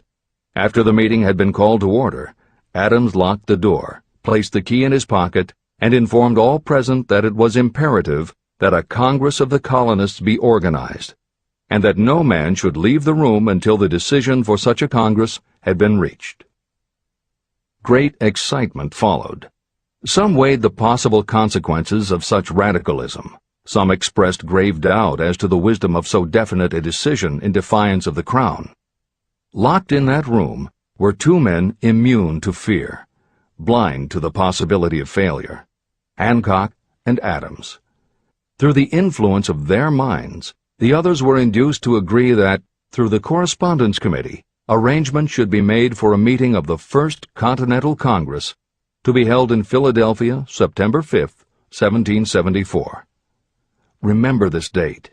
It is more important than July 4, 1776. If there had been no decision to hold a Continental Congress, there could have been no signing of the Declaration of Independence. Before the first meeting of the new Congress, another leader, in a different section of the country, was deep in the throes of publishing a summary view of the rights of British America. He was Thomas Jefferson, of the province of Virginia, whose relationship to Lord Dunmore, representative of the Crown in Virginia, was as strained as that of Hancock's and Adams with their governor. Shortly after his famous Summary of Rights was published, Jefferson was informed that he was subject to prosecution for high treason against His Majesty's government. Inspired by the threat, one of Jefferson's colleagues, Patrick Henry, boldly spoke his mind concluding his remarks with a sentence that shall remain forever a classic. "If this be treason, then make the most of it." It was such men as these who, without power, without authority, without military strength, without money, sat in solemn consideration of the destiny of the colonies, beginning at the opening of the First Continental Congress and continuing at intervals for 2 years, until on June 7th, 1776, Richard Henry Lee arose, addressed the chair, and to the startled assembly made this motion: "Gentlemen, I make the motion that these united colonies are, and of right ought to be, free and independent states, that they be absolved from all allegiance to the British Crown, and that all political connection between them and the state of Great Britain is, and ought to be, totally dissolved." The most momentous decision ever placed on paper. Lee's astounding motion was discussed fervently and at such length that he began to lose patience. Finally, after days of argument, he again took the floor and declared in a clear, firm voice, "Mr. President, we have discussed this issue for days. It is the only course for us to follow. Why then, sir, do we longer delay? Why still deliberate? Let this happy day give birth to an American Republic. Let her arise, not to devastate and to conquer, but to re-establish the reign of peace and of law." Before his motion was finally voted upon, Lee was called back to Virginia because of serious family illness. But before leaving, he placed his cause in the hands of his friend, Thomas Jefferson, who promised to fight until favorable action was taken. Shortly thereafter, the President of the Congress, Hancock, appointed Jefferson as chairman of a committee to draw up a Declaration of Independence. Long and hard the committee labored on a document that would mean, when accepted by the Congress, that every man who signed it would be signing his own death warrant should the colonies lose in the fight with Great Britain that was sure to follow. The document was drawn, and on June 28th, the original draft was read before the Congress. For several days it was discussed, altered, and made ready. On July 4th, 1776, Thomas Jefferson stood before the Assembly and fearlessly read the most momentous decision ever placed on paper. When in the course of human events it becomes necessary for one people to dissolve the political bands which have connected them with another, and to assume among the powers of the earth the separate and equal station to which the laws of nature, and of nature's God entitled them, a decent respect to the opinions of mankind requires that they should declare the causes which impel them to the separation. When Jefferson finished, the document was voted upon, accepted, and signed by the 56 men, every one staking his own life upon his decision to write his name. By that decision came into existence a nation destined to bring to mankind forever the privilege of making decisions. Analyze the events that led to the Declaration of Independence, and be convinced that this nation, which now holds a position of commanding respect and power among all nations of the world, was born of a decision created by a mastermind consisting of 56 men. Note well the fact that it was their decision that ensured the success of Washington's armies, because the spirit of that decision was in the heart of every soldier who fought with him, and served as a spiritual power which recognizes no such thing as failure. Note also, with great personal benefit, that the power that gave this nation its freedom is the same power that must be used by every individual who becomes self-determining. This power is made up of the principles described in this book. It will not be difficult to detect in the story of the Declaration of Independence at least 6 of these principles: desire, decision, faith, persistence, the mastermind, and organized planning. Know what you want, and you will generally get it. Throughout this philosophy, you'll find the suggestion that thought, backed by strong desire, will transmute itself into its physical equivalent. The story of the founding of America and the story of the organization of the United States Steel Corporation are perfect examples of the method by which thought makes this astounding transformation. In your search for the secret of the method, do not look for a miracle, because you will not find it. You will find only the eternal laws of nature. These laws are available to every person who has the faith and the courage to use them. They may be used to bring freedom to a nation or to accumulate riches. Those who reach decisions promptly and definitely know what they want and generally get it. The leaders in every walk of life decide quickly and firmly. That is the major reason why they are leaders. The world has a habit of making room for the people whose words and actions show that they know where they are going. Indecision is a habit that usually begins when a person is young. It becomes more and more of a habit as the youth goes through grade school, high school, and even through college without definiteness of purpose. The habit of indecision goes with the student into the occupation he or she chooses. Generally, a young person just out of school seeks any job that can be found. Young people take the first job they can find because they have fallen into the habit of indecision. The vast majority of people working today are in the positions they hold because they lack the definiteness of decision to plan a definite position and the knowledge of how to choose an employer. Definiteness of decision always requires courage, sometimes very great courage. The 56 men who signed the Declaration of Independence staked their lives on the decision to affix their signatures to that document. The person who reaches a definite decision to go after a specific job and make life pay the price he or she asks does not stake his or her life on that decision. They stake their economic freedom. Financial independence, riches, and desirable business positions are not within reach of the person who neglects or refuses to expect, plan, and demand these things. The person who desires riches in the same spirit that Samuel Adams desired freedom for the colonies is sure to accumulate wealth. No man achieves great success who is unwilling to make personal sacrifices. Chapter 10. Persistence. The sustained effort necessary to induce faith. The 8th step toward riches. Persistence is an essential factor in the procedure of transmuting desire into its monetary equivalent. The basis of persistence is the power of will.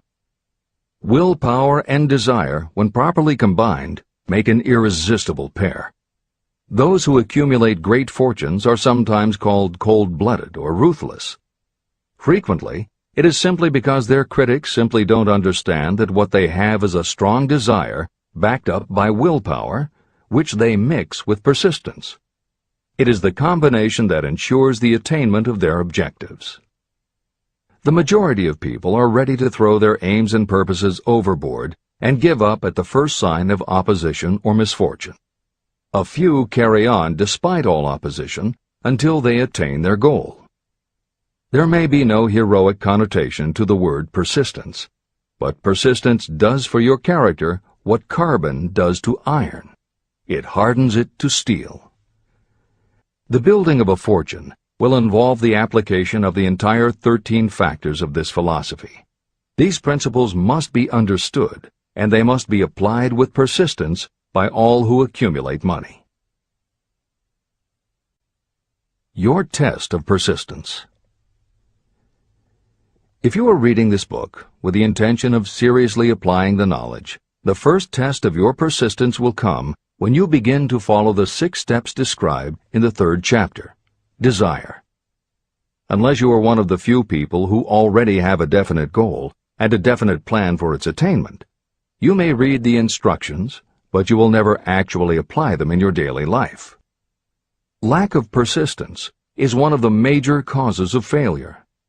Moreover, my experience with thousands of people has proved that lack of persistence is a weakness common to the majority of people. However, it is a weakness that may be overcome by effort. The ease with which lack of persistence may be conquered will depend entirely upon the intensity of your desire. The starting point of all achievement is desire. Keep this constantly in mind. Weak desires bring weak results, just as a small amount of fire makes a small amount of heat. If you are lacking in persistence, this weakness may be remedied by building a stronger fire under your desires. Continue reading through to the end of this book. Then go back to Chapter 3 and start immediately to carry out the instructions for using the 6 steps. The eagerness with which you follow these instructions will indicate clearly how much or how little you really desire to accumulate money. If you find that you are indifferent, you may be sure that you have not yet acquired the money consciousness that you must possess before you can be sure of accumulating a fortune. Fortunes gravitate to those whose minds have been prepared to attract them, just as surely as water gravitates to the ocean. If you are weak in persistence, focus on the instructions in Chapter 11, Power of the Mastermind.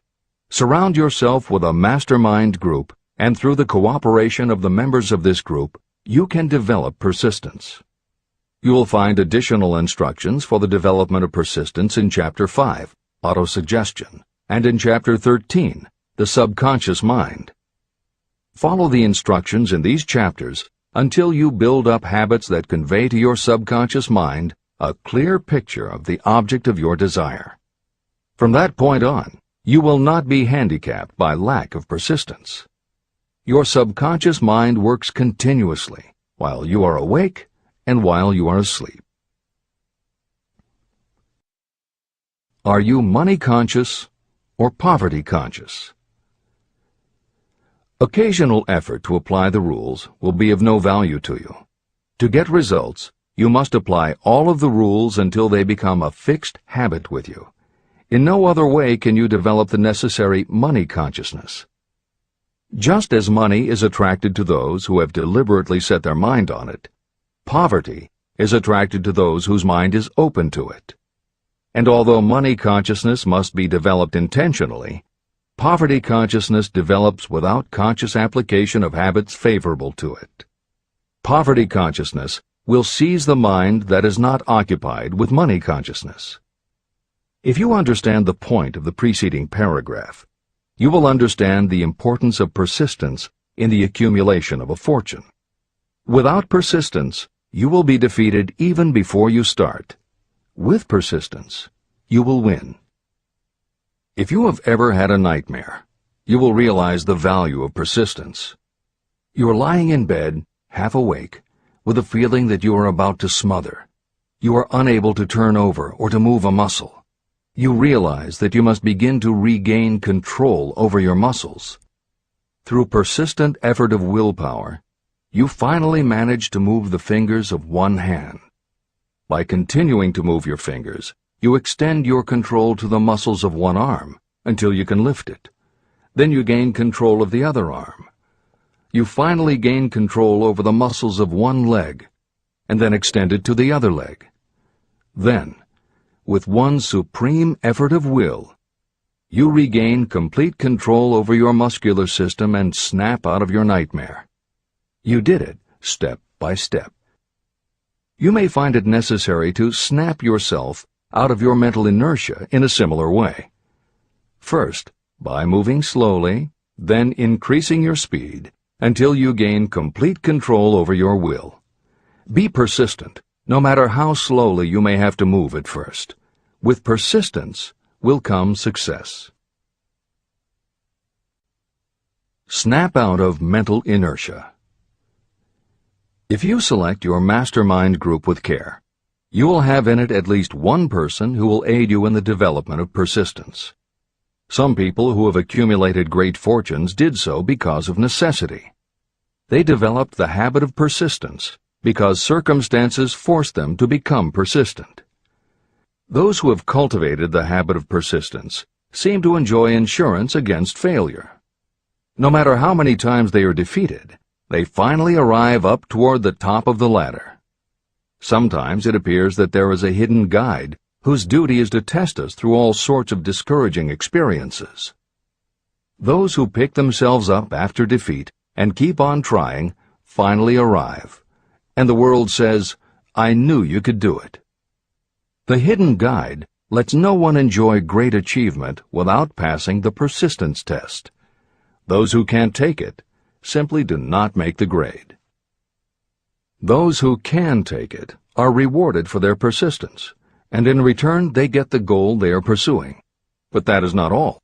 They receive something infinitely more important than material compensation: the knowledge that every failure brings with it the seed of an equivalent advantage. Persist past your failures.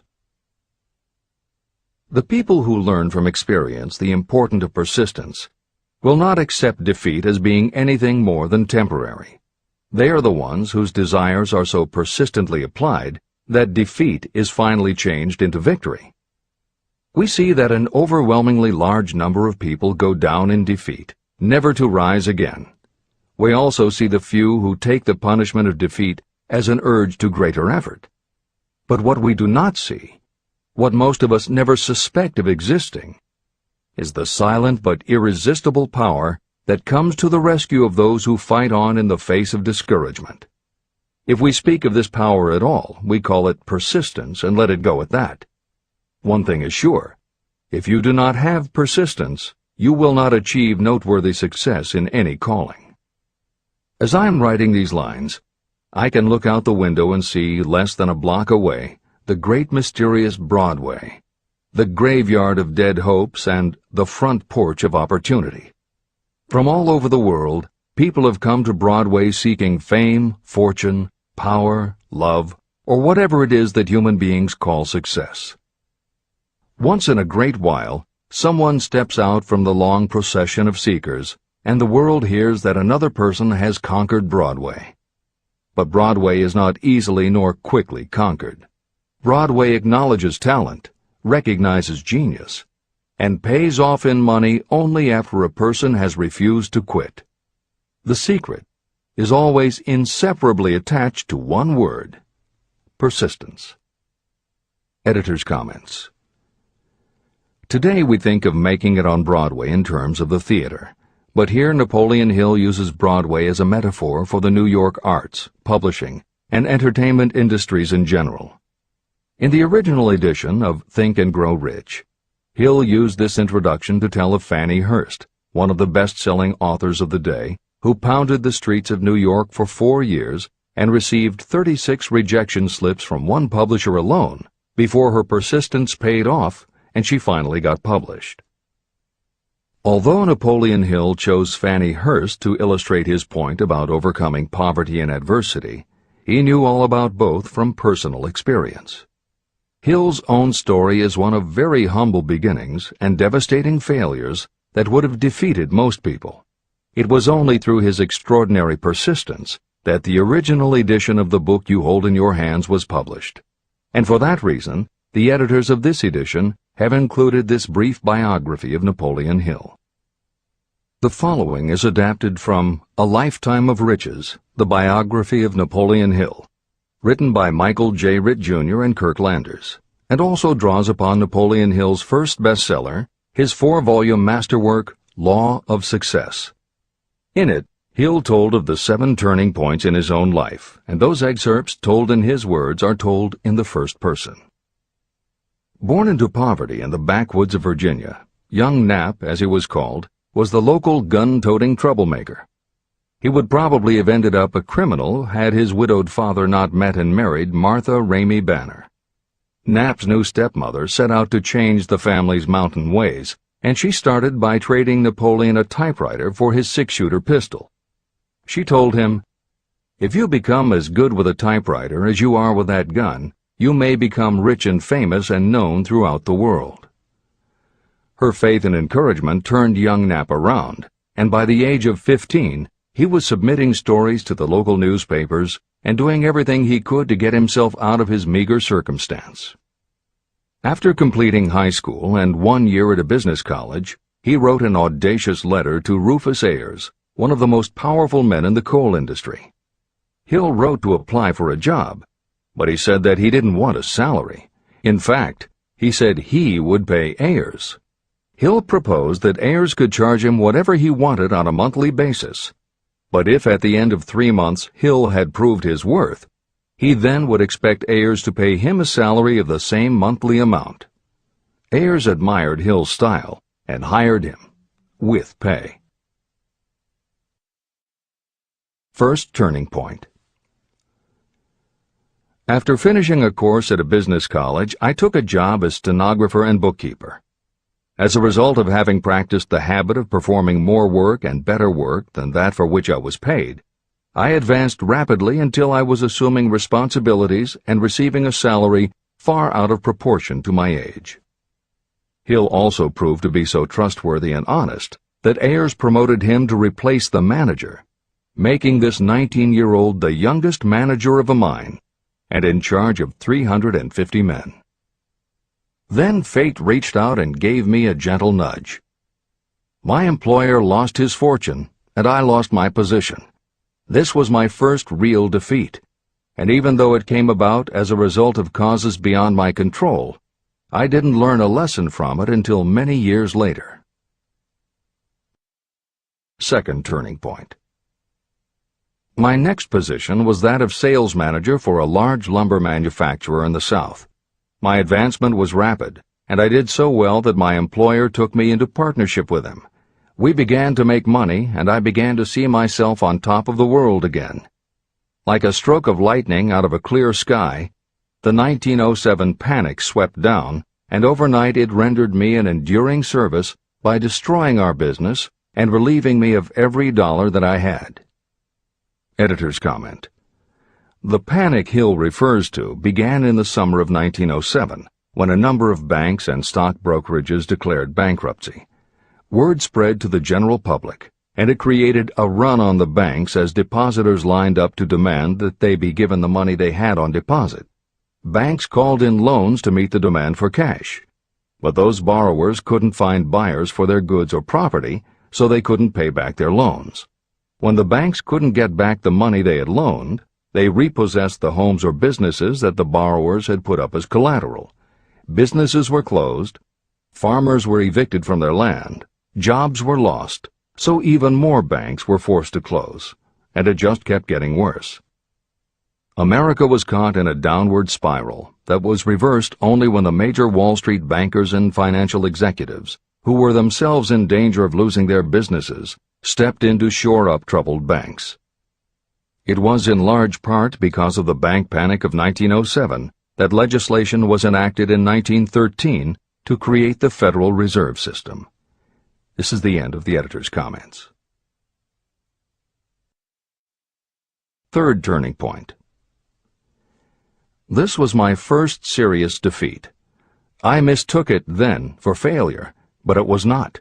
And before I complete this lesson, I will tell you why it was not. It required the 1907 panic and the defeat that it brought me to redirect my efforts from the lumber business to the study of law. I entered law school with the firm belief that I would emerge doubly prepared to catch up with the end of the rainbow and claim my pot of gold. Napoleon Hill planned to put himself and his brother through law school by writing articles for Bob Taylor's magazine. It was through the magazine that he arranged the fateful meeting with Andrew Carnegie, described at the beginning of this book. As was noted there, when Carnegie proposed the idea of writing The Philosophy of Success, he told Hill that he would have to earn his own way.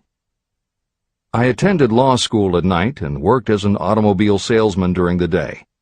Because of the job, I saw the need for trained automobile mechanics. I opened an educational department in the manufacturing plant and began to train ordinary machinists in automobile assembly and repair work. The school prospered, paying me over $1,000 a month in net profits. My banker knew that I was prospering, therefore he loaned me money with which to expand. A peculiar trait of bankers is that they will loan us money without any hesitation when we are prosperous. My banker loaned me money until I was hopelessly in his debt. Then he took over my business as calmly as if it had belonged to him, which it did. From an income of more than $1,000 a month, I was suddenly reduced to poverty. For the third time, Hill had experienced defeat, but he was not beaten. He got another job, and all the while continued to work on the Carnegie Project. Fourth turning point, 1912. Because my wife's family had influence, I secured the appointment as assistant to the chief counsel for one of the largest coal companies in the world. I was among friends and relatives, and I had a position that I could keep for as long as I wished without exerting myself. What more did I need? Nothing, I was beginning to say to myself. Then, without consultation with my friends and without warning, I resigned. This was the first turning point that was of my own selection. It was not forced upon me. I quit that position because the work was too easy and I was performing it with too little effort.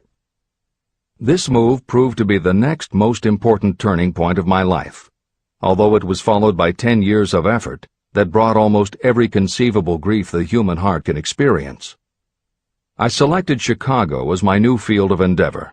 I made up my mind that if I could gain recognition in Chicago, in any honorable sort of work, it would prove that I had something that might be developed into real ability. Fifth turning point. My first position in Chicago was that of advertising manager for a large correspondence school. I did so well that the president of the school induced me to resign my position and go into the candy manufacturing business with him. We organized the Betsy Ross Candy Company, and I became its first president. The business grew rapidly, and soon we had a chain of stores in 18 different cities.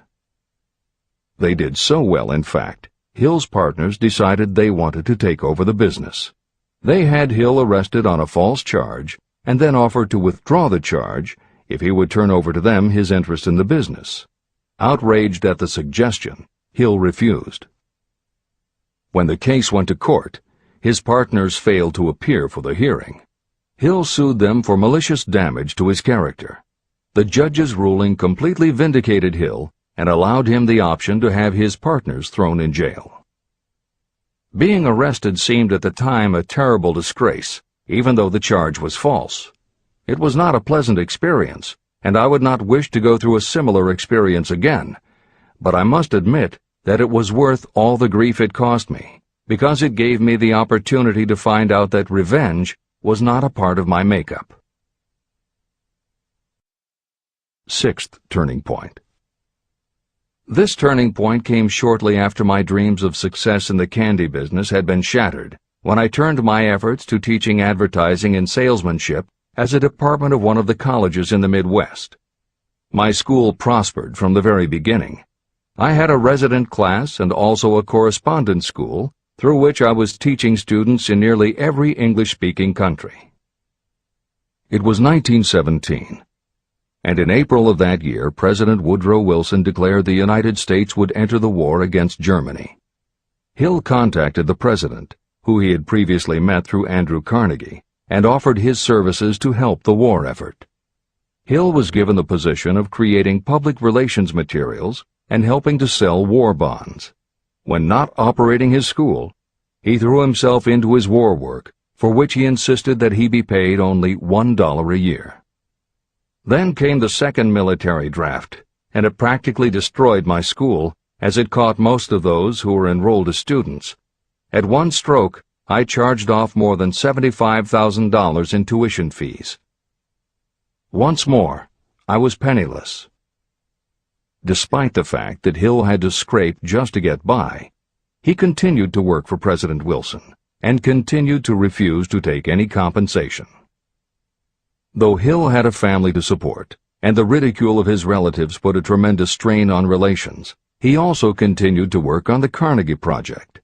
Hill later said, "Believe me, there were times when between the needling of my relatives and the hardships I endured, it was not easy to maintain a positive mental attitude and persevere. Sometimes in barren hotel rooms, I almost believed my family was right. The thing that kept me going was my conviction that one day I would not only successfully complete my work, but also be proud of myself when it was finished." Seventh turning point. To describe the seventh of the turning points in my life, I must go back to November 11th, 1918. Armistice Day, the end of the World War. The war had left me without a penny, as I have already said, but I was happy to know that the slaughter had ceased and reason was about to reclaim civilization. The time had come for another turning point. I sat down at my typewriter, and to my astonishment, my hands began to play a tune on the keyboard. I had never written so rapidly or so easily before. I did not plan or think about what I was writing. I just wrote whatever came into my mind. What Hill wrote was a long essay in which he described a new idealism based on the Golden Rule that he thought could emerge from the war. He declared that he would help spread the word, and promised that somehow he was going to find the money to launch a new magazine to be called Hill's Golden Rule. He took his essay to George Williams, a Chicago printer he had met while working at the White House, and by early January of 1919, Hill's Golden Rule magazine was on the newsstands. The first issue was 48 pages. In the beginning, with no money to pay anyone else, Hill wrote and edited every word himself, changing his writing style for each article as well as using a variety of pen names. Additional staff was hired later, which soon led to problems on the inside and on the outside, and Williams attempted to buy out Hill's share of the business. But when Hill realized that one stipulation of the buyout prevented him from any involvement in a competing publication, in October of 1920, he simply left. By April of 1921, he had raised the money for a new publication, Napoleon Hill's magazine, the foundation of which was again the Golden Rule. But it also expanded into presenting many of the principles of success that would become the basis of Hill's later books. The magazine's acceptance and success also led to Hill's success as a speaker and motivator, which led to even greater success for the magazine. At the same time, Napoleon Hill was working with one of the inmates of a penitentiary to develop a correspondence course, which he took to the prisons to encourage prisoner rehabilitation. Most everything Hill did during this time was successful, and the success of the prison program was significant. But the greed of two members of the board of directors, one of whom was the prison chaplain, eventually led in 1923 to the demise of not only the educational rehabilitation programs, but also the magazine and numerous other successful offshoot ventures. The bleak irony, as Michael Ritt notes in A Lifetime of Riches, was that few enterprises in the 1920s could have been more idealistic or humanitarian in concept. Yet in seeking to stir goodness in men's souls, these enterprises had stirred mean-spirited men to a bloodlust that destroyed everything. Without his magazine, Hill went back to teaching and lecturing, which led to an introduction to a crusading newspaper publisher, Don Mellett, who offered to help Hill publish the results of his work on the Carnegie Project. At this same time, Mellett learned that Prohibition gangsters were selling narcotics and bootleg liquor to school children in Canton, and members of the local police force were being bribed to do nothing about it.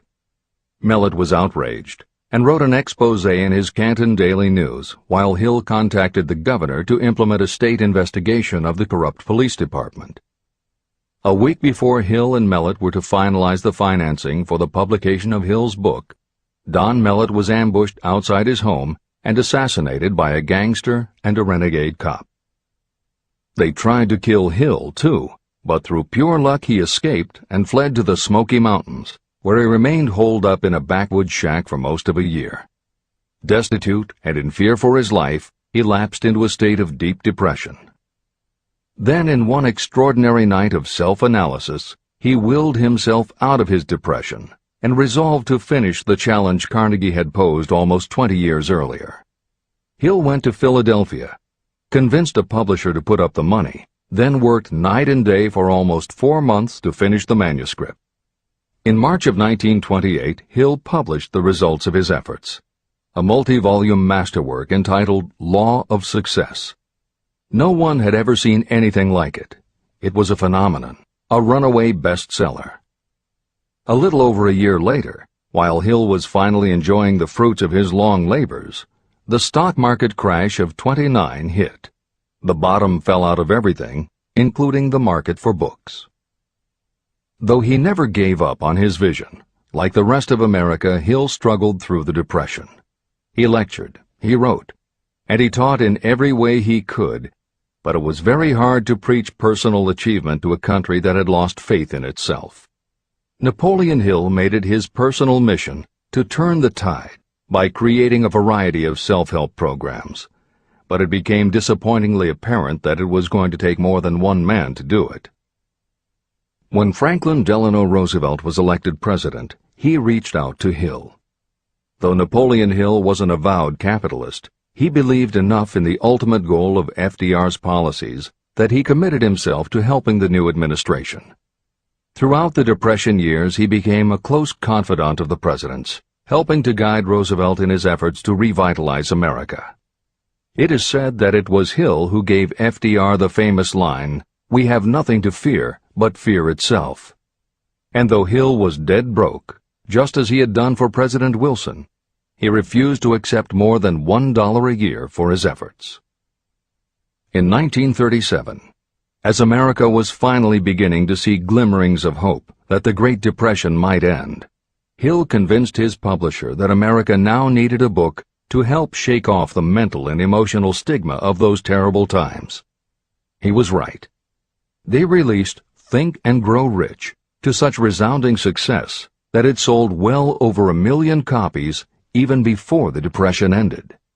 At this writing, it has sold more than 60 million copies worldwide, and to this day it still sells more than 1 million copies a year in its various editions.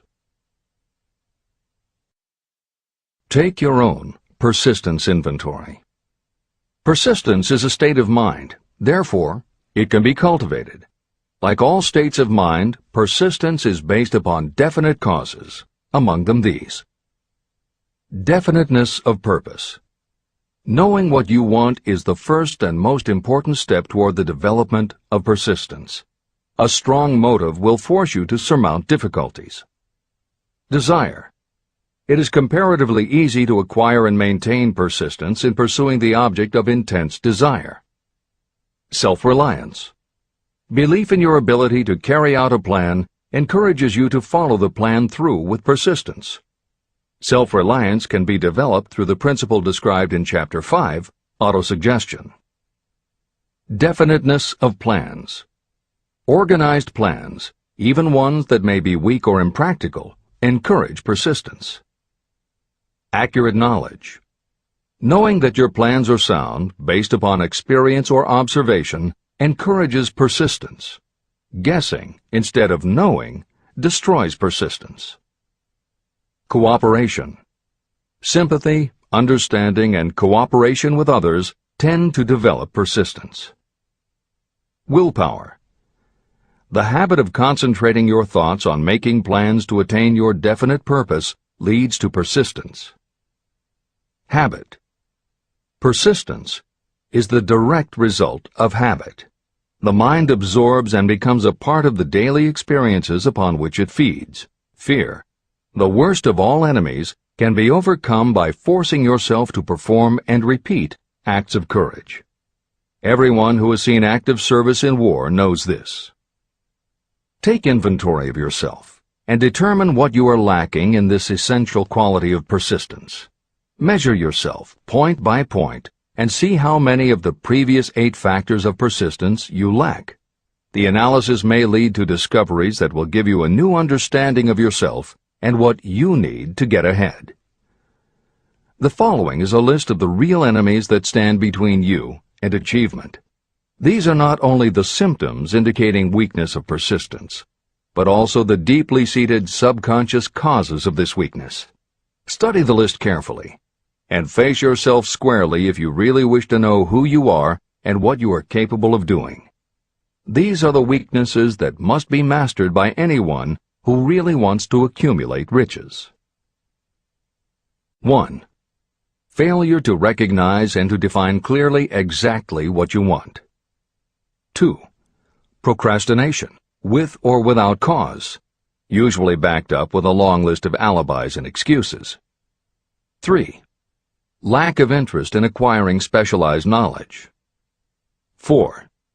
Indecision, and the habit of passing the buck instead of facing issues squarely, also backed by alibis and excuses. 5. The habit of relying upon excuses instead of making definite plans to solve your problems. 6. Self-satisfaction. There is little remedy for this, and no hope for those who suffer from it. 7. Indifference, usually reflected in your readiness to compromise rather than meet opposition and fight it. 8. The habit of blaming others for your mistakes and accepting circumstances as being unavoidable. 9. Weakness of desire because you neglected to choose motives that will push you to take action. 10. Willingness to quit at the first sign of defeat, based upon one or more of the 6 basic fears. 11. Lack of organized plans that you have written out so they can be analyzed. 12. The habit of neglecting to act on ideas or to grasp opportunity when it presents itself. 13. Wishing instead of willing. 14. The habit of compromising with poverty instead of aiming at riches. A general lack of ambition to be, to do, or to own. 15. Searching for all the shortcuts to riches, trying to get without giving a fair equivalent, usually reflected in the habit of gambling or trying to drive unfair bargains. 16. Fear of criticism, resulting in failure to create plans and put them into action because of what other people might think, do, or say. This is one of your most dangerous enemies because it often exists in your subconscious mind, and you may not even know it is there. See the 6 basic fears in the last chapter. If you fear criticism. Following is an examination of the symptoms of the fear of criticism. The majority of people permit relatives, friends, and the public at large to influence them so that they cannot live their own lives because they fear criticism. Many people make mistakes in marriage, but stay married, then go through life miserable and unhappy because they fear criticism. Anyone who has submitted to this form of fear knows the irreparable damage it does by destroying one's ambition and the desire to achieve. Millions of people neglect to go back and get an education after having left school because they fear criticism. Countless numbers of men and women permit relatives to wreck their lives in the name of family duty because they fear criticism. Duty does not require you to submit to the destruction of your personal ambitions and the right to live your own life in your own way. People refuse to take chances in business because they fear the criticism that may follow if they fail. The fear of criticism in such cases is stronger than the desire for success. Too many people refuse to set high goals for themselves because they fear the criticism of relatives and friends who may say, "Don't aim so high, people will think you're crazy." When Andrew Carnegie suggested that I devote 20 years to the organization of a philosophy of individual achievement, my first impulse was fear of what people might say.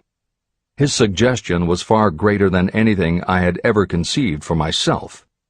My first instinct was to create excuses, all of them traceable to the fear of criticism. Something inside of me said, "You can't do it. The job is too big and requires too much time.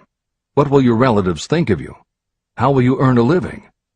No one has ever organized a philosophy of success. What right have you to believe you can do it? Who are you anyway to aim so high? Remember your humble birth. What do you know about philosophy? People will think you are crazy," and they did. "Why hasn't some other person done this before now?" These and many other questions flashed into my mind. It seemed as if the whole world had suddenly turned its attention to me with the purpose of ridiculing me into giving up all desire to carry out Mr. Carnegie's suggestion. Later in life, after having analyzed thousands of people, I discovered that most ideas are stillborn. To grow, ideas need the breath of life injected into them through definite plans of immediate action. The time to nurse an idea is at the time of its birth. Every minute it lives gives it a better chance of surviving. The fear of criticism is what kills most ideas that never reach the planning and action stage. Breaks can be made to order. Many people believe that success is the result of lucky breaks. There may be something to that, but if you depend upon luck, you will almost surely be disappointed. The only break anyone can afford to rely on is a self-made break. These come through the application of persistence. The starting point is definiteness of purpose. Editor's comments. In 1999, Mark Myers, editor of one of the country's most influential self-help newsletters, Bottom Line Personal, wrote a book entitled How to Make Luck: 7 Secrets Lucky People Use to Succeed. In it, he tells of a study that was done by the psychology department at the University of Hertfordshire near London. They assembled a group of people, half of whom either thought themselves lucky or were considered to be lucky by others. The other half of the group believed they were unlucky. They were all brought to campus to watch a computerized random coin toss. Each person watched as a cartoon elf came on screen and flipped a coin. Each was asked to call heads or tails. The results of the experiment proved that the unlucky group guessed right approximately the same number of times as the lucky group. In follow-up interviews, the researchers concluded that the only difference between so-called lucky and unlucky people was that the lucky people tended to remember the good things that had happened in their lives, and those that thought they were unlucky tended to dwell on the bad things. The scientific fact is that luck, in terms of calling a coin toss, spinning a wheel, or turning a card, is completely random, and there's nothing we can do about it. All we can control is what we say and do. Everything else that happens to us depends upon the actions of others and the random world in which we live. Then why do some people seem to be so lucky and get all the lucky breaks? Myers says it is because, unlike luck, lucky breaks are something you can control. And lucky people, whether they know it or not, have taken specific steps to make their good luck. You can influence lucky breaks in 2 ways.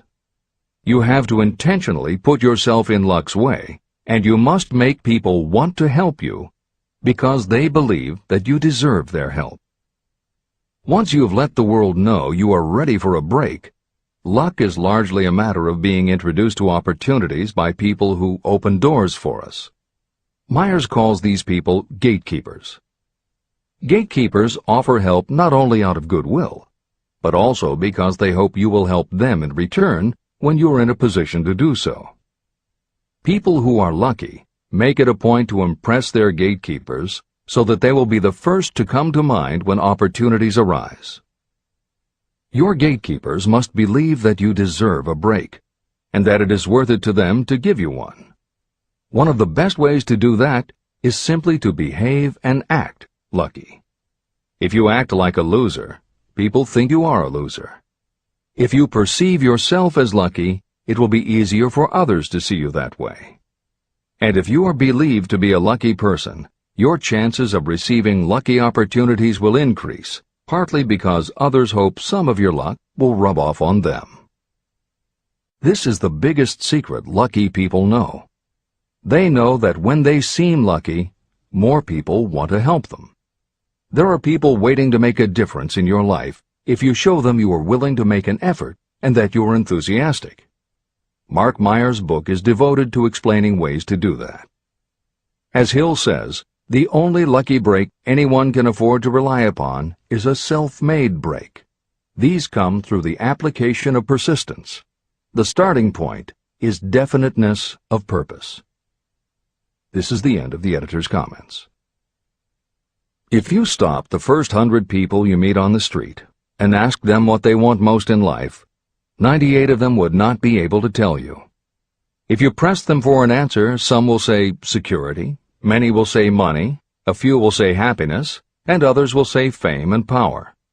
Some might tell you they want social recognition, ease in living, the ability to sing, dance, or write. But none of them will be able to give you the slightest indication of a plan by which they hope to attain these vaguely expressed wishes. Riches do not respond to wishes. They respond only to definite plans backed by definite desires through constant persistence. How to develop persistence. There are 4 simple steps that lead to the habit of persistence. They call for no great amount of intelligence, no particular amount of education, and little time or effort. These necessary steps are: 1. A definite purpose, backed by a burning desire for its fulfillment. 2. A definite plan, expressed in continuous action. 3. A mind closed tightly against all negative and discouraging influences, including negative suggestions of relatives, friends, and acquaintances. 4. A friendly alliance with one or more persons who will encourage you to follow through with both plan and purpose. These 4 steps are essential for success in all walks of life. An important purpose of the 13 principles of this philosophy is to enable you to take those 4 steps as a matter of habit. They are steps by which you may control your economic destiny. They are steps that lead to freedom and independence of thought. They are steps that lead to riches in small or great quantities. They are steps that lead the way to power, fame, and worldly recognition. They are 4 steps that guarantee favorable breaks. They are steps that convert dreams into physical realities. They are steps that lead also to the mastery of fear, discouragement, indifference. There is a magnificent reward for anyone who learns to take these 4 steps. It is the privilege of writing your own ticket and of making life yield whatever price is asked. How to master difficulties. What mystical power gives people of persistence the capacity to master difficulties? Does the quality of persistence set up in your mind some form of spiritual, mental, or chemical activity that gives you access to supernatural forces? Does infinite intelligence throw itself on the side of the person who still fights on when the whole world seems to be against them? These and many other similar questions were in my mind as I watched Henry Ford start from scratch and build an industrial empire with little more than persistence. Or Thomas A. Edison, who, with less than 3 months of schooling, became the world's leading inventor. He turned his persistence into sound recording and playback machines, motion picture cameras and projectors, and the incandescent light, to say nothing of 100 other useful inventions. I had the opportunity to analyze both Mr. Edison and Mr. Ford up close and personal, year by year, over a long period of time. So I speak from actual knowledge when I say that I found no quality except persistence in either of them that even remotely suggested the major source of their stupendous achievements. If you make an impartial study of the prophets, philosophers, and religious leaders of the past, you will come to the inevitable conclusion that persistence, concentration of effort, and definiteness of purpose were the major sources of their achievements. Consider, for example, the fascinating story of Muhammad. Analyze his life. Compare him with men of achievement in this modern age of industry and finance, and observe how they all have one outstanding trait in common: persistence. If you want to understand more about the power of persistence and how it works, I strongly suggest that you read a biography of Muhammad. Editor's comments. At the beginning of the 21st century, there was an increased interest in Islam due to the attacks on the World Trade Center and the subsequent war on terror. Consequently, the modern reader will have no difficulty finding a number of very good books about Muhammad. At the time that Hill was writing the first edition of Think and Grow Rich, one of the best biographies of Muhammad was written by Esad Bey, who was born in Baku, Azerbaijan, the son of a Jewish businessman named Nusenbaum. Later, he changed his name when he converted to Islam. During the Russian Revolution, he fled his home for Berlin, where he lived until the rise of Hitler again forced him to move, first to Austria and then finally to Italy. It is believed by some that this man, known as Esad Bey, also wrote under another pen name, Kurban Said. and was in fact the author of the acclaimed Azerbaijani novel Ali and Nino. That Napoleon Hill was very impressed with this particular biography of Muhammad is clear from his recommendation, which follows. I strongly suggest that you read a biography of Muhammad, especially the one by Esad Bey. This brief review of that book, which appeared in the Herald Tribune, will provide a preview of the rare treat in store for those who take the time to read the entire story of one of the most astounding examples of the power of persistence known to civilization. The Last Great Prophet. Reviewed by Thomas Sugru. Muhammad was a prophet, but he never performed a miracle. He was not a mystic. He had no formal schooling. He did not begin his mission until he was 40. When he announced that he was the messenger of God, bringing word of the true religion, he was ridiculed and labeled a lunatic. Children tripped him, and women threw filth upon him. He was banished from his native city, Mecca, and his followers were stripped of their worldly goods and sent into the desert after him.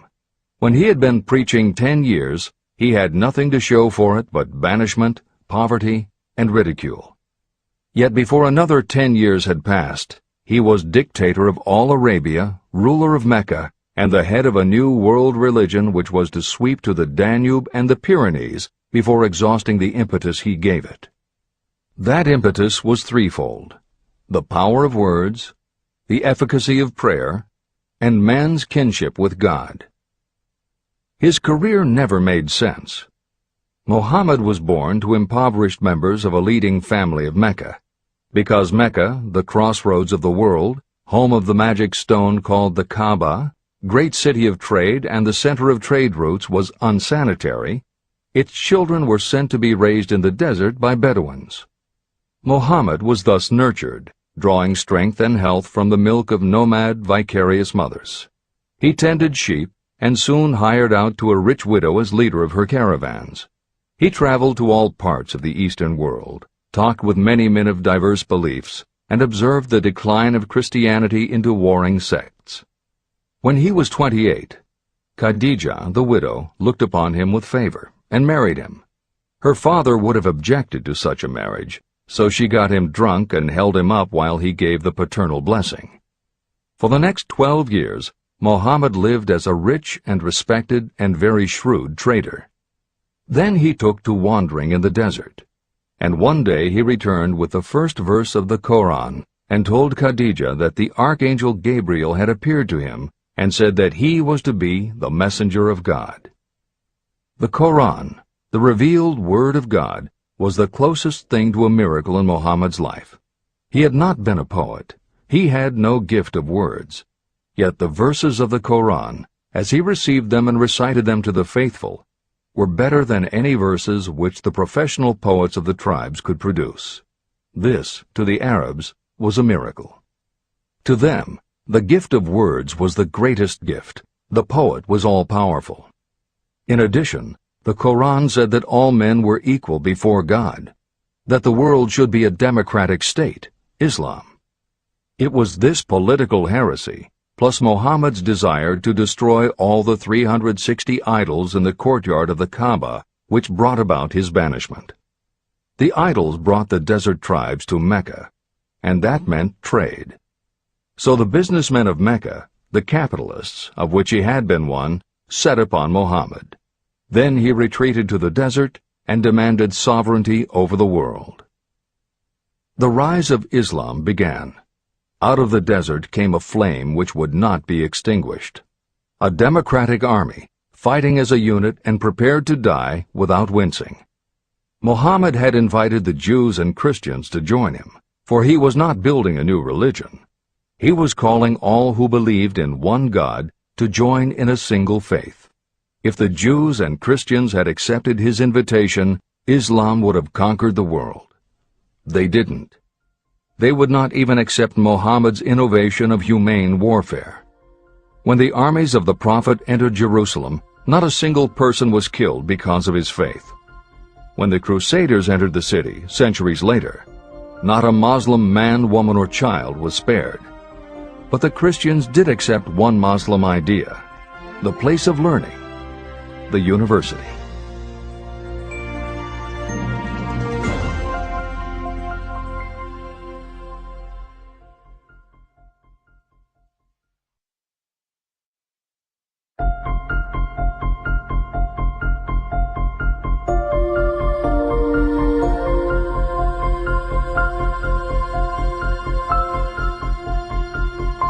The ladder of success is never crowded at the top.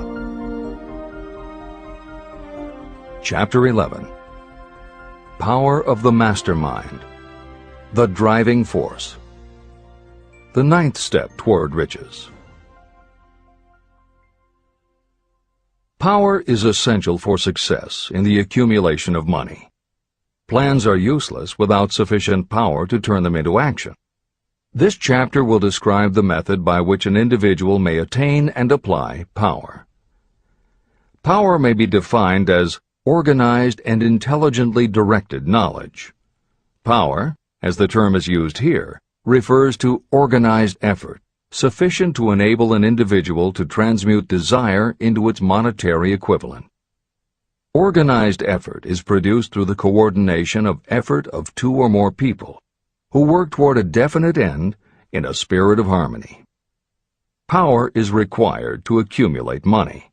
Power is necessary to keep the money after it has been accumulated. How can power be acquired? If power is organized knowledge, let us examine the sources of knowledge. Infinite intelligence. This source of knowledge may be accessed with the aid of creative imagination, through the subconscious mind, as described in the previous chapters on faith, autosuggestion, and imagination, and as will be elaborated on in Chapter 13, the subconscious mind, and Chapter 14, the brain. Accumulated experience. The accumulated experience of humanity may be found in any well-equipped public library. An important part of this accumulated experience is taught in public schools and colleges, where it has been classified and organized. Editor's comment. The computer revolution and the Internet have had a profound effect upon the quantity of information available and on the ease of access and ability to organize that information. This is the end of the editor's comment. Experiment and research. In the field of science, and in practically every other walk of life, people are gathering, classifying, and organizing new facts daily. This is the source to which you must turn when knowledge is not available through accumulated experience. Here, too, the creative imagination must often be used. Editor's comment. Today, because of the computer revolution and the Internet, publishing and dissemination of information happens so quickly that there is almost no lag time between experiment or research and the integration of those results into available knowledge. This is the end of the editor's comment. Knowledge may be acquired from any of the foregoing sources. It may be converted into power by organizing it into definite plans and by putting those plans into action. If you examine the three sources of knowledge, you will see how difficult it would be if you had to depend upon just your own efforts to assemble all the knowledge you need and turn it into definite plans of action. If your plans are big and comprehensive, generally you will have to get others to cooperate with you if you are going to organize your knowledge so that you can turn your plans into power. Gaining power through the mastermind. The mastermind may be defined as coordination of knowledge and effort in a spirit of harmony between two or more people for the attainment of a definite purpose. No individual may have great power without utilizing the mastermind. In Chapter 8, Organized Planning, I commented on how to create plans for translating desire into its monetary equivalent. If you carry out these instructions with persistence and intelligence, and use discrimination in choosing your mastermind group, your objective will have been halfway reached even before you begin to recognize it. Editor's comments. In the following section, Hill describes the two kinds of power that an individual can access by assembling a mastermind alliance and working with that group. The first kind of power that he mentions is economic power, which needs no comment from the editors. However, to describe the second kind of power, for want of a better term, Hill uses the term psychic. Because this word has taken on connotations that Hill never intended, this concept deserves clarification before you read on. As is obvious throughout this book, Napoleon Hill was a very practical man. His use of the word psychic in this chapter has nothing to do with seances, fortune-telling, magic, or any other aspect of the paranormal. The word psychic is defined as of or pertaining to the human mind, and Hill uses the term to describe something pertaining to the mind that everyone reading this book has experienced. It is that feeling you get when you are working together with other people. Everyone is very focused on the same goal, and it is going so well that you seem to be in tune with each other. When that happens, you not only work well with the others, but your own work and ideas also seem to be operating on a higher and better plane than usual. This is the end of the editor's comments. So you may better understand the potential power available to you through a properly chosen mastermind group, I will explain the two characteristics of the mastermind principle. One kind of power is economic, and the other psychic. Economic power. The economic feature is obvious. Economic advantages may be created by any person who surrounds himself with the advice, counsel, and personal cooperation of a group of people who are willing to lend him or her wholehearted aid in a spirit of perfect harmony. This form of cooperative alliance has been the basis of nearly every great fortune. Your understanding of this great truth may definitely determine your financial status. Psychic power. What I refer to as the psychic phase of the mastermind principle is a little more difficult to comprehend. You'll get a better sense of the meaning from this statement. No two minds ever come together without creating a third, invisible, intangible force, which may be likened to a third mind. The human mind is a form of energy. When the minds of two people are coordinated in a spirit of harmony, the energy of each mind seems to pick up on the energy of the other mind, which constitutes the psychic phase of the mastermind. The mastermind principle, or rather the economic feature of it, was first called to my attention by Andrew Carnegie. Discovery of this principle was responsible for the choice of my life's work. Mr. Carnegie's mastermind group consisted of a staff of approximately 50 people with whom he surrounded himself for the purpose of manufacturing and marketing steel. He knew little of the technical side of the steel business. His strength was his ability to get others to work together in perfect harmony toward achieving a common goal. Carnegie attributed his entire fortune to the power he accumulated through this mastermind alliance. If you analyze the record of anyone who has accumulated a great fortune, and many of those who have accumulated modest fortunes, you will find that they have either consciously or unconsciously employed the mastermind principle. Great power can be accumulated through no other principle. How to multiply your brain power. The human brain may be compared to an electric battery.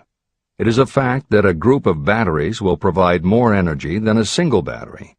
It is also a fact that the amount of energy provided by each individual battery depends upon the number and capacity of the cells it contains.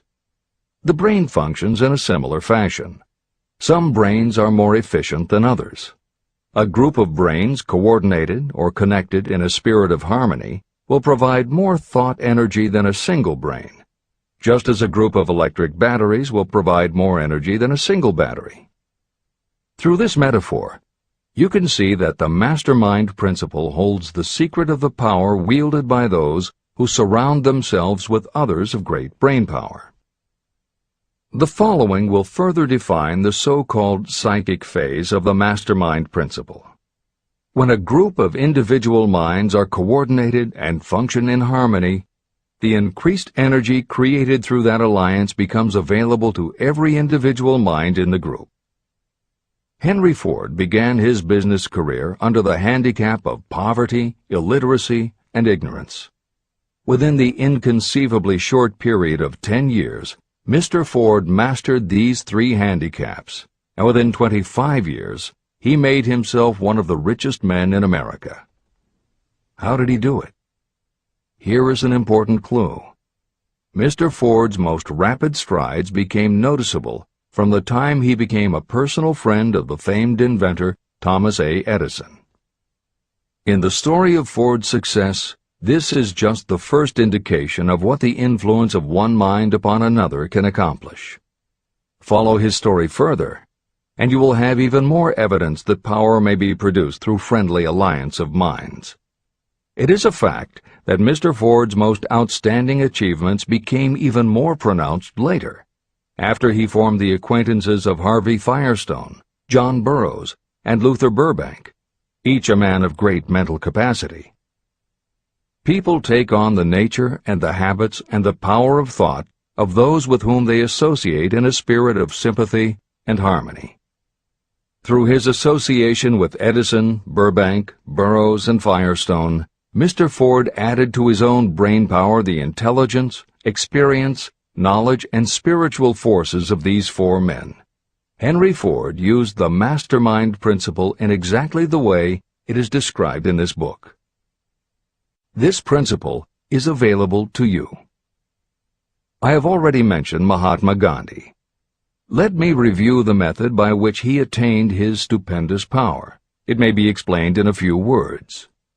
He came by power through inducing over 200 million people to coordinate with mind and body in a spirit of harmony for a definite purpose. In brief, Gandhi accomplished a miracle. For it is a miracle when 200 million people can be induced, not forced, to cooperate in a spirit of harmony. If you doubt that this is a miracle, try to get even 2 people to cooperate in a spirit of harmony for any length of time. Every person who manages a business knows how difficult it is to get employees to work together in a spirit even remotely resembling harmony. Editor's comments. The first step in putting together your mastermind alliance is to clearly know your desire. Your desire will tell you what you need. It could be a small group, just 2 or 3 people, as was the case with Stephen Jobs and Steve Wozniak when they formed Apple, Bill Gates and Paul Allen launching Microsoft, or Steven Spielberg, Jeffrey Katzenberg, and David Geffen creating DreamWorks SKG. Or it could be a large group, such as the Mastermind Alliance of 30 regional directors of Century 21 Real Estate, which founder Arthur Bartlett firmly believes was essential to the company's success. Napoleon Hill suggests that in most cases it should be a dozen people or less, and generally the smaller the better. Choosing the people means finding those who not only share your vision, but who will also share their ideas, information, and contacts with you. They will let you use the full strength of their experience, training, and knowledge as if it were your own, and they will do it in a spirit of perfect harmony. The question that immediately comes to every reader's mind is, where do I find people who will help me to that degree? Napoleon Hill cannot answer that question for you, but he does tell you what to look for. Where you look is up to you. And if you really do have the desire to succeed, you will start looking and you won't give up until you find the right people. Napoleon Hill's description of the mastermind that appears below is augmented with additional material from articles and speeches he wrote after the publication of Think and Grow Rich.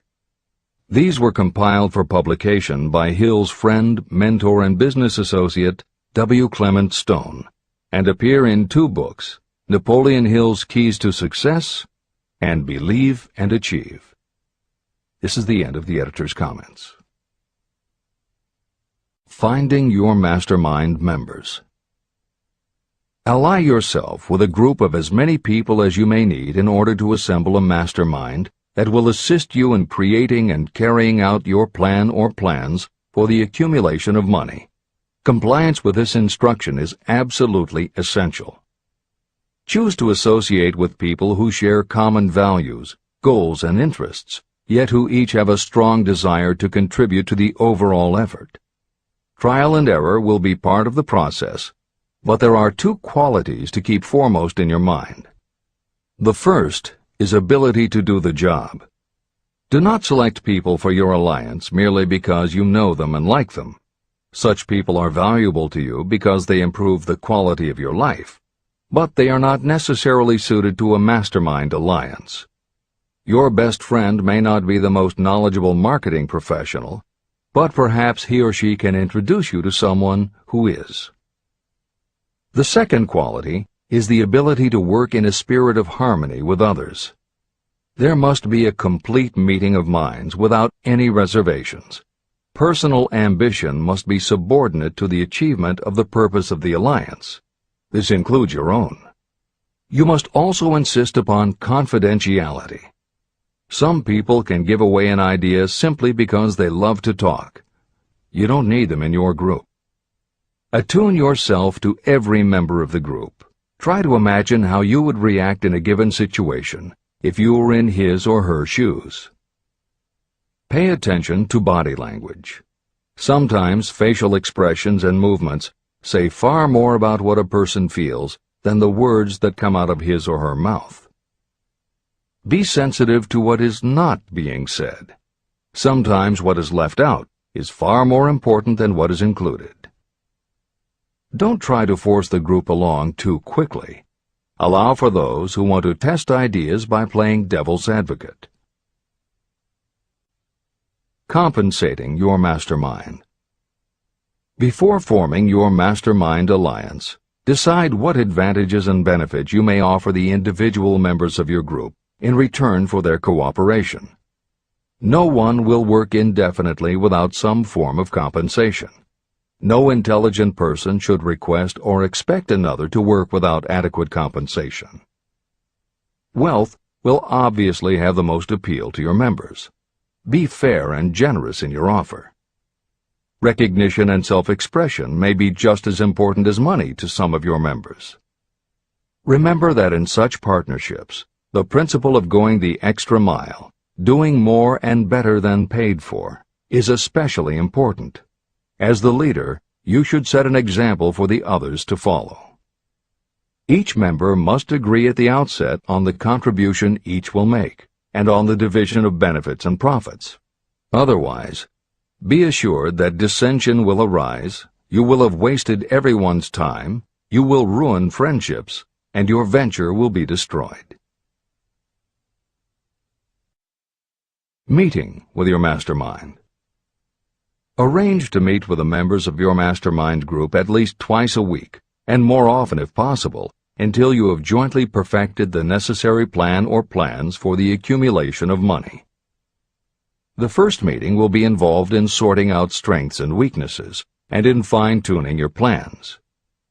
Your alliance must be active to do any good. Establish specific responsibilities and action steps to be taken. As your mastermind matures and harmony grows among the members, you will find that the meetings create a flow of ideas into every member's mind. Don't let the meetings become so regular and formalized that they inhibit phone calls and other less formal contact. Mastermind maintenance. Maintain perfect harmony between yourself and every member of your mastermind group. If you fail to carry out this instruction to the letter, you may expect to meet with failure. The mastermind principle cannot work where perfect harmony does not prevail. Create a non-threatening environment. Explore all ideas with equal interest and concern for the originator's feelings. Everyone must deal with everyone else on a completely ethical basis. No member should seek unfair advantage at the expense of others. As the leader, you must inspire confidence in your members by your dedication to your desire, which is the object of the group. The members must know with certainty that you are reliable, trustworthy, and loyal. When you are finally ready to present the results of your efforts to investors, buyers, or the public, you may face your greatest leadership challenge in maintaining the harmony of your mastermind. The group's efforts will now be judged by outsiders, and facing judgment takes courage and persistence. The courage of separate individuals is nothing compared with that of a united team. The more you are able to maintain harmony, the greater the power, and the greater the power, the more resistance you can overcome. Marriage and the Mastermind. A mastermind alliance with the person you love most deeply is of untold importance. If you are married and have not built your relationship on the same principles of harmony that are crucial to any alliance, you may have some reselling to do with your spouse. Set aside time each day to talk about what you want to achieve and how you are going about it. Rely on your definiteness of purpose to build your persuasive abilities, to convince your partner of the benefits of the work you are doing. It is very unlikely that your work will not affect your husband or wife in some significant way, and you absolutely must not drag your partner unwillingly into any adventure. Build your mastermind alliance into your marriage from the start, and it will steady and support you through the darkest moments. In fact, your whole family should be incorporated into your alliance. Lack of harmony at home can easily spill over elsewhere. A united family is a great team. The Mastermind and Infinite Intelligence. The list of sources from which you can get power is headed by infinite intelligence. When two or more people coordinate in a spirit of harmony and work toward a definite objective, they place themselves in position to absorb power directly from that great universal storehouse that I refer to as infinite intelligence. This is the greatest of all sources of power. It is the source to which geniuses and great leaders turn, whether they may be conscious of the fact or not. In Chapter 13, The Subconscious Mind, and Chapter 14, The Brain, the methods for accessing infinite intelligence will be described in greater detail. This is not a course on religion. Neither the principle of infinite intelligence nor any other principle in this book should be interpreted as interfering with, endorsing, or rejecting any person's religious beliefs. This book is confined exclusively to instructing the reader how to transmute the definite purpose of desire for money into its monetary equivalent. Read, and really think about what you are reading. Soon the entire subject will unfold, and you will see it in perspective. At this point, you are only seeing the detail of the individual chapters. Editor's comments. This chapter would not be complete without commenting on a mastermind that came into being almost 15 years after the first publication of Think and Grow Rich. Napoleon Hill's own mastermind alliance with multimillionaire businessman and philanthropist W. Clement Stone. On May 2, 1951, at the age of 67, Napoleon Hill and his wife Annie Lou agreed it was time for Napoleon to think about retiring. They decided to begin by cutting back on his speaking engagements after he completed the lectures that were already on his calendar, including one he was scheduled to give a few weeks later in Chicago. Unbeknownst to them, at that event W. Clement Stone had prearranged to sit at the head table next to Napoleon Hill. Like Hill, Stone had been born into poverty.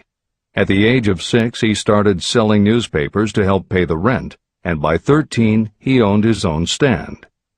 By 16, he was selling insurance, and by 20, he'd managed to scrape together $100, which he used to start his own insurance agency. Stone was a consummate salesman and motivator, and his company was growing very nicely. Then in 1938, he read Think and Grow Rich, and was so inspired by it that he bought a copy for every one of his employees, and continued to do so for each new person who joined his company. Over the years, this amounted to thousands of copies. When Stone was introduced to Hill, he told him about all the copies he had purchased of Think and Grow Rich, and said that he firmly believed it was Hill's book that had transformed his sales force and turned his company from modest to extraordinary success. Napoleon Hill and W. Clement Stone found that they were in such complete accord that by the end of their first meeting, Hill had decided to postpone his retirement and join with Stone in a venture dedicated to creating a better world for this and future generations. Within a year, they launched Napoleon Hill Associates. They published new books by Hill, including How to Raise Your Own Salary and The Master Key to Riches. They reissued Hill's earlier bestsellers, and they co-authored a new bestseller, Success Through a Positive Mental Attitude. They also launched Success Unlimited magazine, created PMA Science of Success home study courses, made television programs, radio shows, a documentary film entitled A New Sound in Paris, which showed the amazing changes that happened when the entire town of Paris, Missouri, adopted the Napoleon Hill philosophy. And they both crisscrossed America speaking, teaching, giving interviews, and spreading the philosophy to as many people as possible. In addition to his work with Napoleon Hill Associates, Hill also consulted to W. Clement Stone's company, Combined Insurance Company of America. Hill designed and implemented a new training program for the sales force, which was so successful he astounded the business world by helping Stone grow his company from $30 million in assets to $100 million in less than 10 years. When W. Clement Stone passed away in 2002, his company, now known as Aon Corporation, had revenues of $2 billion a year. W. Clement Stone had personally given more than $275 million to various charitable and philanthropic organizations. There has perhaps never been a greater example of coordination of knowledge and effort in a spirit of harmony between two or more people for the attainment of a definite purpose. The sheer volume of work and scope of influence achieved in a 10-year period by Napoleon Hill and W. Clement Stone leaves little question as to the power and importance of a mastermind alliance. This is the end of the editor's comments. The power of positive emotions. Money is shy and elusive. It must be wooed and won by methods not unlike those used by a determined lover. And the power you use in the wooing of money is not greatly different from what you use to attract the one you love. It is the power of positive emotion. That power, when successfully used in the pursuit of money, must be mixed with faith. It must be mixed with desire. It must be mixed with persistence. It must be applied through a plan, and that plan must be set into action. When money comes in large quantities, it flows to the one who accumulates it as easily as water flows downhill. There exists a great unseen stream of power, which may be compared to a river that flows in two directions. One side flows in one direction, carrying all who get into that side of the stream onward and upward to wealth. The other side flows in the opposite direction, carrying all who are unfortunate enough to get into it and can't pull themselves out downward to misery and poverty. Everyone who has accumulated a great fortune has recognized the existence of this stream of life. It consists of one's thinking process. Positive emotions form the side of the stream that carries you to fortune. Negative emotions form the side that carries you down to poverty. This is a point of great importance to the person who is following this book with the object of accumulating a fortune. If you are caught in the side of the stream of power that leads to poverty, this book will serve as an oar by which you may propel yourself over into the other side of the stream. But it can serve you only through application and use. Merely reading and passing judgment on it, either one way or another, will be of no benefit to you. Poverty and riches can change places. But when riches take the place of poverty, the change only happens through well-conceived and carefully executed plans. The same is not true of poverty. Poverty needs no plan. It needs no one to help it because it is bold and ruthless. Riches are shy and timid. they have to be attracted. More gold has been mined from the thoughts of men than has ever been taken from the earth. Chapter 12. Sexuality, Charisma, and Creativity. The 10th step toward riches. Editor's comments. What motivates human beings is the subject of continuing scientific research and philosophical debate. There is general agreement that the prime motivators are the basic human needs for food and water, shelter and clothing, and safety. Beyond these basic life-sustaining needs, however, there are other factors that motivate people to action. It is the definition of the other factors and their order of importance that continues to be open to interpretation. Perhaps the most widely known theory is psychologist Abraham Maslow's hierarchy of human needs, which lists 8 levels of motivational forces, starting with the basic physiological and safety needs, then ascends through belonging and love, esteem, understanding, aesthetics, self-actualization, and transcendence. Other psychologists and sociologists have defined and arranged the categories differently, but in almost all cases there is agreement that after the primary life-sustaining needs are met, sex and love are the next most important motivating forces. Napoleon Hill also compiled a hierarchy of what he referred to as mind stimuli. Like Maslow and other researchers, Hill identified sex and love as the most powerful non-life-sustaining factors in human motivation. But his focus was not on sex and love as they pertain to procreation. Hill was intrigued by the theory that if sex and love are such powerful forces in driving humans to action, there might be a correlation to outstanding achievement or material success. And if such a relationship exists, can the motivating force be intentionally channeled to this purpose? In the original edition of the following chapter, Hill used terms such as sex emotion and sex energy in his analysis of these motivating forces as they relate to attitude and personality. In this context, the use of the word sex was not meant to have the physical connotation that it often has today. Today, these concepts would be conveyed by words such as sexuality, passion, or charisma.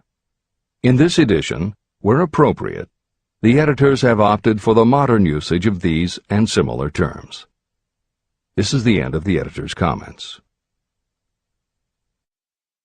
Charisma. The world is ruled, and the destiny of civilization is established by the human emotions. People are influenced more by feelings than by reason. Your creativity is set into action entirely by emotions, and not by cold reason.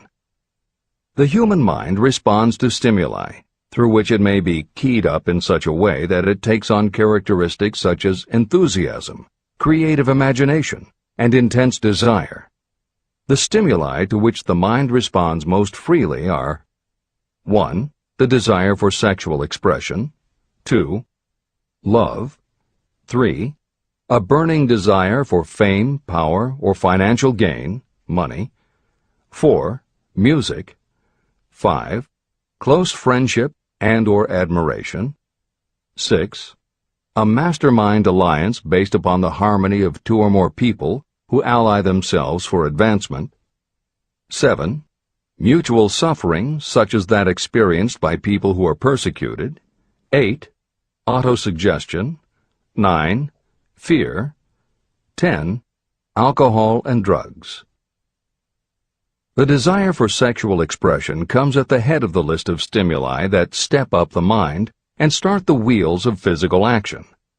The emotions associated with a human sexual drive bring into being a state of mind. When motivated by this desire, people often show courage, willpower, persistence, imagination, and creative ability that they don't normally have. So strong and impelling is the desire for sexual expression that people freely run the risk of life and reputation because of it. A river may be dammed and its water controlled for a time, but eventually it will force an outlet. The same is true of the emotions related to sexual expression. It may be submerged and controlled for a time, but its very nature causes it to be ever-seeking means of expression. The desire for sexual expression is inborn and natural.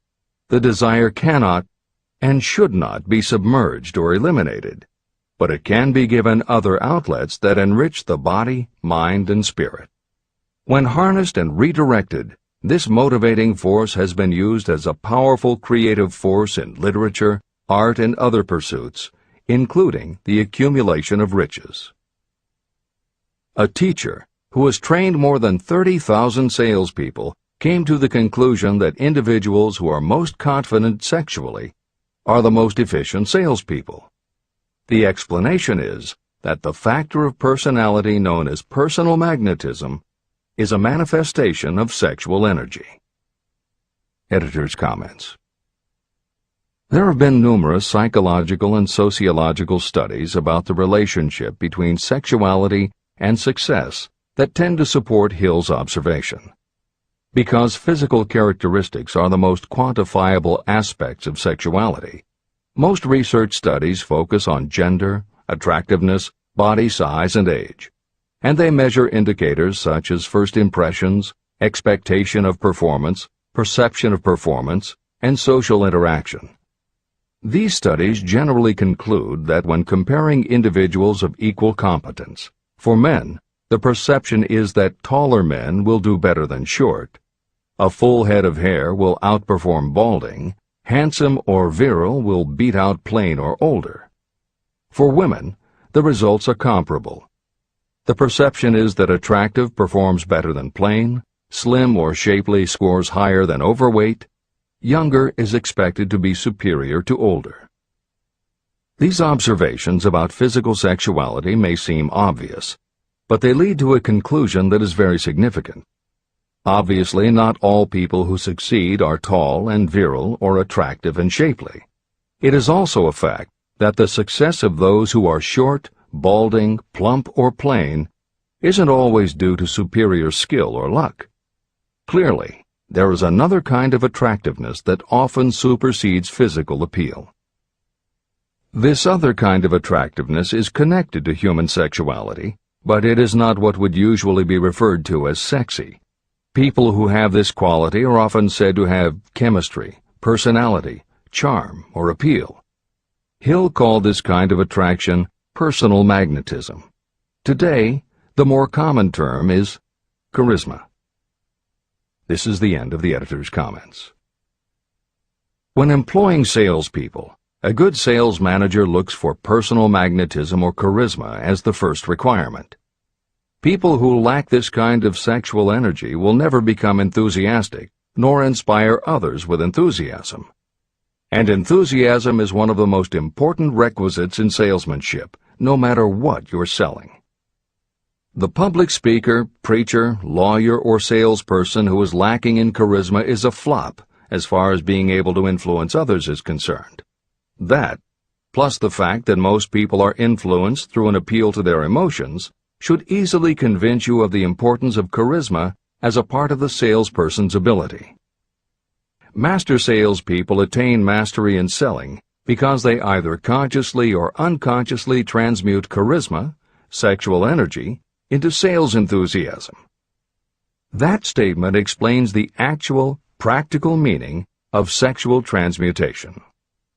The meaning of the word transmute is, in simple language, the changing or transferring of one element or form of energy into another. The transmutation of sexual energy means switching the mind from thoughts of physical expression to thoughts of some other nature. Salespeople who know how to turn on charisma have acquired the art of sexual transmutation, whether they know it or not.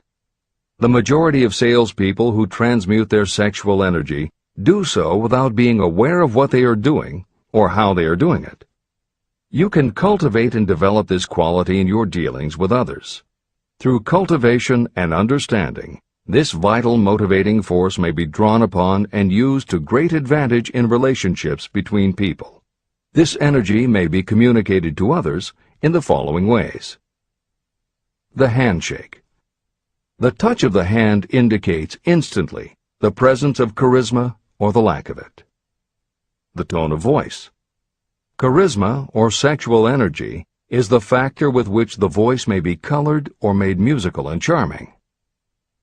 Posture and carriage of the body. People with charisma move briskly and with grace and ease. The vibrations of thought. People with charisma project sexuality through their personality in a way that influences those around them. Clothing and style. People who are charismatic are usually very careful about their personal appearance. They usually select clothing of a style becoming to their personality, physique, complexion, etc. Editor's comments. Having established a link between sexuality and success in the form of charisma, in the following section, Napoleon Hill explores how sexuality might also be a motivating factor in success by enhancing creativity. To illustrate the connection, Hill draws upon the biographies of historical figures who exhibited both charisma and exceptional creativity. In the time since Hill conducted his research, many women have risen to positions of power and influence. Their accomplishments have been well documented and are readily available in bookstores and libraries. However, when Hill was assembling his data, the majority of historical biographies available were about successful men. Further, the successful industrialists and political leaders he had personally studied during the previous 30 years were also men. Because of this limitation, Hill does not theorize about the role men might play in motivating the success of women. This issue is addressed in a later editorial comment. This is the end of the editor's comments. Creativity. It seemed quite significant to me when I made the discovery that practically every great leader I had the privilege of analyzing was a man whose achievements were largely inspired by a woman. In most instances, the woman was a wife, of whom the public had heard little or nothing. In a few of the cases I studied, the source of inspiration was the other woman. The pages of history are filled with the records of great men whose achievements may be traced directly to the influence of women who aroused the creative faculties of their minds. Napoleon Bonaparte was one of these. When inspired by his first wife, Josephine, he was irresistible and invincible. When his better judgment or reasoning faculty prompted him to put Josephine aside, he began to decline. His defeat and exile to St. Helena were not far distant. Abraham Lincoln was a notable example of a great leader who achieved his greatness through the discovery and use of his faculty of creative imagination. It is noted in practically every book written about Lincoln that he discovered and began to use this faculty as the result of the love that he experienced when he met Anne Rutledge. This is more than an interesting historical fact. It is of significance in connection with the role sexuality plays in the study of the source of genius. Following is a list of famous men of outstanding achievement: George Washington, Napoleon Bonaparte, William Shakespeare, Abraham Lincoln, Ralph Waldo Emerson, Robert Burns, Thomas Jefferson, Elbert Hubbard, Elbert H. Gary, Woodrow Wilson, John H. Patterson, Andrew Jackson, Enrico Caruso. Wherever there was evidence available in connection with the lives of these men of achievement, it indicated most convincingly that each possessed a highly developed sexual nature. An analysis of the information taken from biographies and historical writings leads to the following conclusions. 1. Those of greatest achievement have a highly developed sexual nature, but have learned the art of transmutation of sexual energy. 2. Those who have accumulated great fortunes and achieved outstanding recognition in literature, art, industry, architecture, and the professions were motivated by the influence of a mate or lover. When driven by these emotions, people become gifted with a superpower for action. If you understand this, you will also understand that sexual transmutation contains the secret of creative ability. Editor's comments. As noted previously, although Hill's analysis focused on men, today there is a wide range of biographies about women who have succeeded in every aspect of life, including business, politics, religion, sports, entertainment, and the arts. Bearing in mind that biographical information is always subjective, the reader can now find ample material from which to draw a conclusion as to whether Hill's theory about sexuality as a motivating force is equally evident in women. Napoleon Hill had to do an in-depth analysis of biographies in searching for indications that the subject's sexuality had a correlation to their success. Today, we just turn on the television, and we're inundated with intimate details about both men and women suggesting that the best and the brightest are apparently also the sexiest. Although scandals aren't usually cited as scientific proof, the exposés of some of the biggest entertainment and sports stars, high-profile CEOs of major companies, numerous politicians, and even a few presidents, all make at least a common-sense case for Hill's theory about the correlation between sexuality and success. This is the end of the editor's comments. Obviously, this does not mean that everyone who is highly sexed is a genius. People attain the status of a genius only when and if they stimulate their minds so that they can draw upon the forces available through the creative faculty of the imagination. Although it is the most important of the stimuli or motivators, the mere possession of sexual energy is not sufficient to produce a genius. The energy must be transmuted from desire for physical contact into some other form of desire and action before it will lift one to the status of a genius. Genius and creative imagination.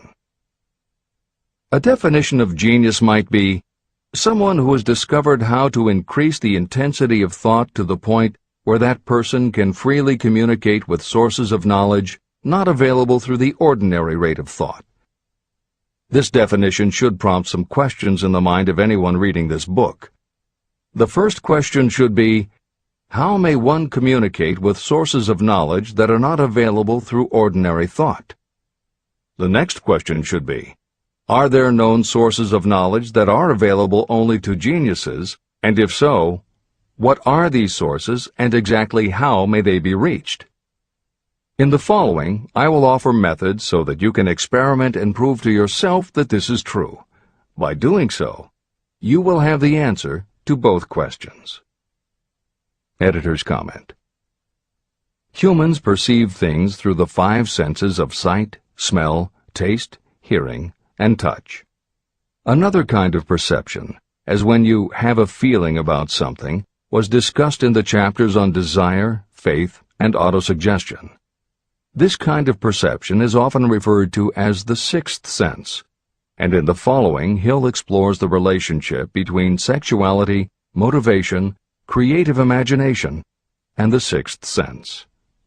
This is the end of the editor's comment. The reality of a 6th sense has been fairly well established. This 6th sense is creative imagination. The faculty of creative imagination is something the majority of people never use during an entire lifetime, and if they do use it, it usually happens by mere accident. Only a small number of people deliberately use their creative imagination for a specific purpose. Those who do use this faculty voluntarily and with understanding of its functions are geniuses. Creative imagination is the direct link between your finite mind and what I have termed infinite intelligence. All revelations and all discoveries of basic or new principles in the field of invention take place through the faculty of creative imagination. When ideas, concepts, or hunches flash into your mind, they can only have come from one or more of the following sources. 1. From the mind of some other person who has just released the thought, idea, or concept through conscious thought. 2. Your subconscious mind, which stores every thought and impression that ever reached your brain through any of the 5 senses. 3. From another person's subconscious storehouse. 4. infinite intelligence. There are no other possible sources from which inspired ideas or hunches may be received. When brain action has been stimulated through one or more of the 10 mind stimulants listed at the beginning of this chapter, it has the effect of lifting you far above the horizon of ordinary thought. It permits you to envision distance, scope, and quality of thoughts not available on the lower plane, such as when you are solving routine problems of business. When you are lifted to a higher level of thought through mind stimulation, it is as though you have taken off in an airplane. You can now see over and beyond the horizon that limits your vision when you are on the ground. Not only that, but while you are on this higher level of thought, you are not even aware of such things as the problems of gaining the 3 basic necessities of food, clothing, and shelter. You are in a world of thought in which the ordinary workaday thoughts have been removed, just as the hills and valleys that obstruct your vision on the ground don't interfere when you are in an airplane. While on this exalted plane of thought, the creative faculty of the mind is given freedom for action. The way has been cleared for the 6th sense to function. It becomes receptive to ideas that could not reach the individual under any other circumstances. The 6th sense is the faculty that marks the difference between a genius and an ordinary individual. Developing your creative imagination. A mind stimulant is any influence that will either temporarily or permanently increase the intensity of thought. The previously mentioned 10 major stimulants are those most commonly resorted to. Through these sources you may commune with infinite intelligence, enter the storehouse of your subconscious mind, or perhaps even that of another person. That is all there is to genius. The more you use your creative faculty, the more alert and receptive it becomes to factors originating outside your conscious mind. And the more this creative faculty is used, the more you will rely upon it for your thoughts and ideas. This faculty can be cultivated and developed only through use. What we generally refer to as our conscience operates entirely through the faculty of the 6th sense. The great artists, writers, musicians, and poets become great because they acquire the habit of relying upon the still small voice that speaks from within, through their creative imagination. Anyone with a keen imagination knows that some of their best ideas come through so-called hunches. One of the best-known public speakers admits that his speeches are only really great when he closes his eyes and begins to rely entirely upon the faculty of creative imagination. When asked why he closed his eyes just before the climax of his speech, he replied, "I do it because then I speak through ideas that come to me from within." One of America's most successful and best-known financiers has the habit of closing his eyes for 2 or 3 minutes before making a decision. When asked why, he replied, "With my eyes closed, I am able to draw upon a source of superior intelligence."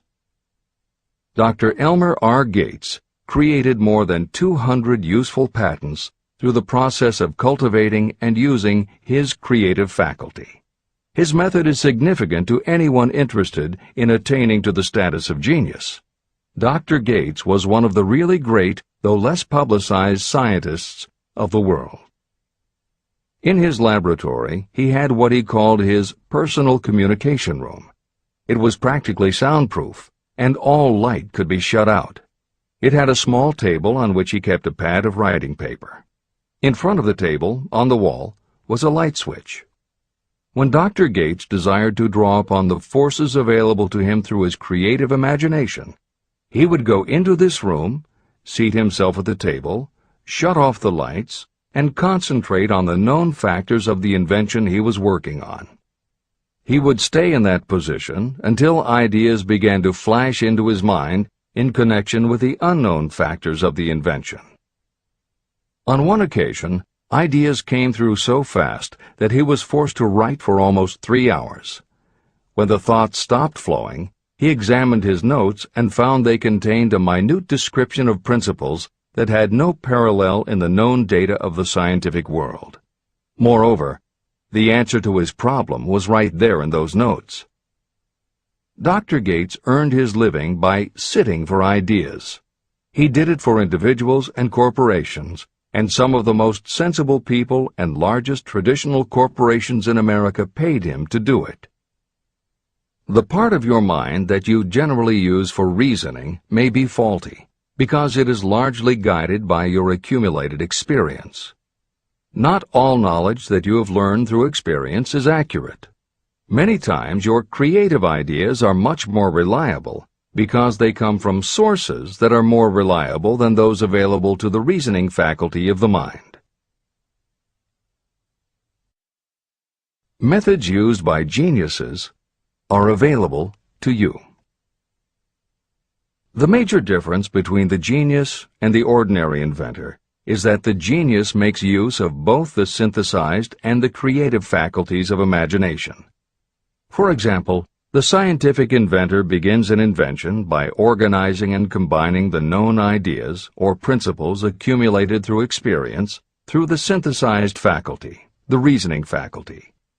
If the inventor finds this accumulated knowledge is insufficient, the scientist then draws upon the sources of knowledge available through the creative faculty.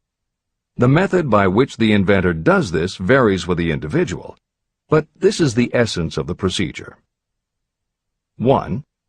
The inventor stimulates his or her mind so that it functions on a higher-than-average plane through one or more of the mind stimulants. 2. The inventor then concentrates on the known factors, the finished part of the invention, and creates in his or her mind a perfect picture of the unknown factors, the unfinished part of the invention. The inventor holds this picture in mind until it has been taken over by the subconscious, then relaxes by clearing his or her mind of all thought and waits for the answer to flash into mind. Sometimes the results are both definite and immediate. At other times the results are negative, depending on the state of development of the sixth sense or creative faculty. Thomas Edison tried out more than 10,000 different combinations of ideas through the synthetic faculty of his imagination before he tuned in through the creative faculty and got the answer that perfected the incandescent light bulb. His experience was similar when he produced the phonograph. Editor's comments. Synchronicity, precognition, intuition, flashes of insight, hunches, gut feelings, symbolic dreams. These are all aspects of the phenomena Napoleon Hill was describing in his two correlated terms, creative imagination and infinite intelligence. And the fact that Hill made a serious study of this function of the mind puts him in exceptional company. The fathers of modern psychology, Sigmund Freud and Carl Jung, recognized and tried to explain this sixth sense. Jung's concept of the collective unconscious, which is the very basis of Jungian psychology, is in many ways identical to Hill's concept of infinite intelligence. Scientists from Archimedes to Newton to Einstein to the team of Watson and Crick, who determined the structure of DNA, all conceded that intuition was instrumental in their discoveries. Duke University created a department for the sole purpose of studying these phenomena under scientific conditions. Many scientists admit to using personalized techniques similar to Hill's method for accessing intuition and creativity. These include Friedrich Kekule, who discovered the molecular structure of benzene through a dream symbol; physiologist Otto Loewi, who had a hunch followed by a dream that won him the Nobel Prize in Medicine; and as mentioned above, James Watson's breakthrough in the structure of DNA. Mozart, Shelley, Coleridge, Huxley, Descartes, Robert Louis Stevenson all claimed intuition played a role in their creations. William Blake learned the secret to a copper engraving process from a dream. British Prime Minister Winston Churchill firmly believed a premonition saved him from being killed by a bomb during the Blitz of London. As was noted earlier, psychiatry, clinical hypnosis, and affirmations all had to overcome considerable skepticism before they were accepted. That is also true of those phenomena Hill terms infinite intelligence. However, in the 1970s and 80s, the public's interest was piqued by well-researched books such as The Intuitive Edge by Philip Goldberg, Creative Dreaming by Patricia Garfield, and The Right Brain Experience by Mary Lee Zdenek. Though these anomalies of the mind still defy laboratory proof, contemporary researchers continue to publish tantalizing results. This is the end of the editorial comments.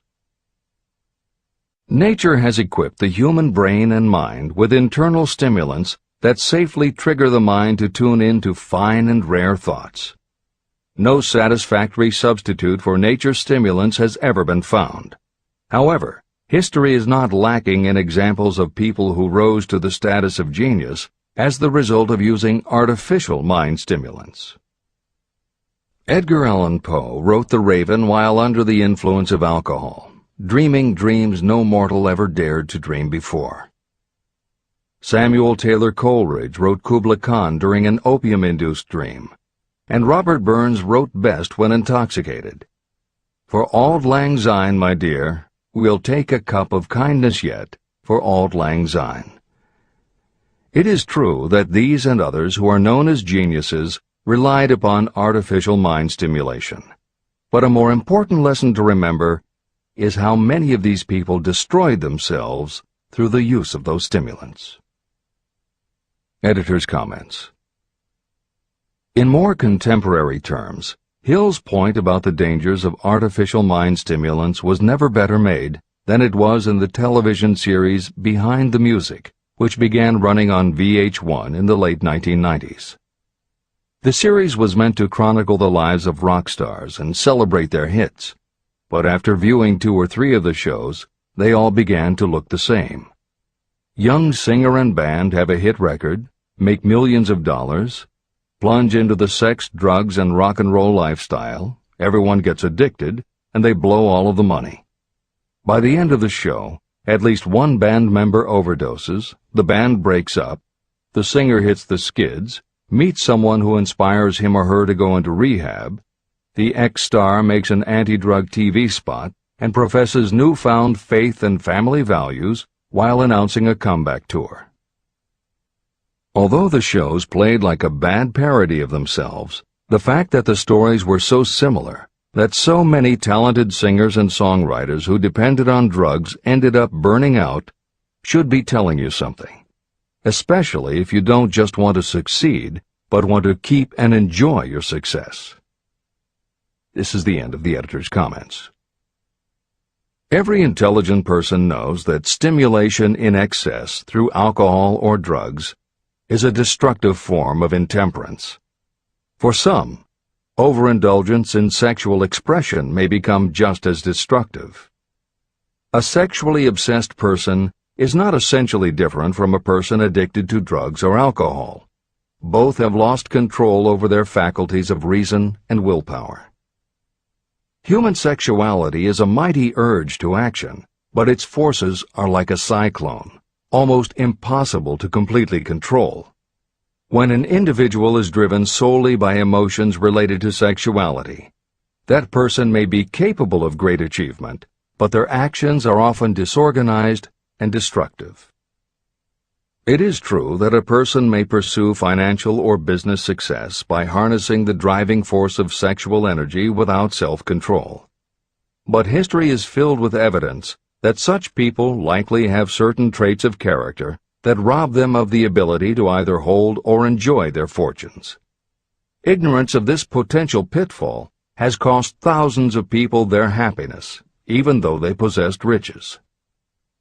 From my analysis of over 25,000 people, I found that those who succeed in an outstanding way often do not hit their stride until they are beyond the age of 40 or 50. This fact was so astounding that it prompted me to go into the study of its cause most carefully. My investigation disclosed that the major reason why many people do not succeed early in life is their tendency to dissipate their energies through overindulgence. The majority of people never learn that sexual energy has possibilities other than physical expression. And many of those who make this discovery only do so after having wasted many years during the time when their sexual energy was at its height. Most people come to the realization by accident, and many don't even know they have tapped into this power. They may recognize that their power of achievement has increased, but they have no idea what caused the change. They are just vaguely aware that nature begins to harmonize the emotions of love and sex, so that they may draw upon these great forces and apply them as stimuli to action. The importance of love. Love, romance, and sex are all emotions capable of driving people to heights of superachievement. When combined, these three emotions may lift you to an altitude of a genius. Every person who has been moved by genuine love knows that it leaves enduring traces upon the human heart. The effect of love endures, because love is spiritual in nature. Those who cannot be stimulated to great heights of achievement by love are hopeless. They are dead, though they may seem to live. If you believe you are unfortunate because you have loved and lost, you are wrong. One who has loved truly can never lose entirely. Love is whimsical and temperamental. It comes when it pleases and goes away without warning.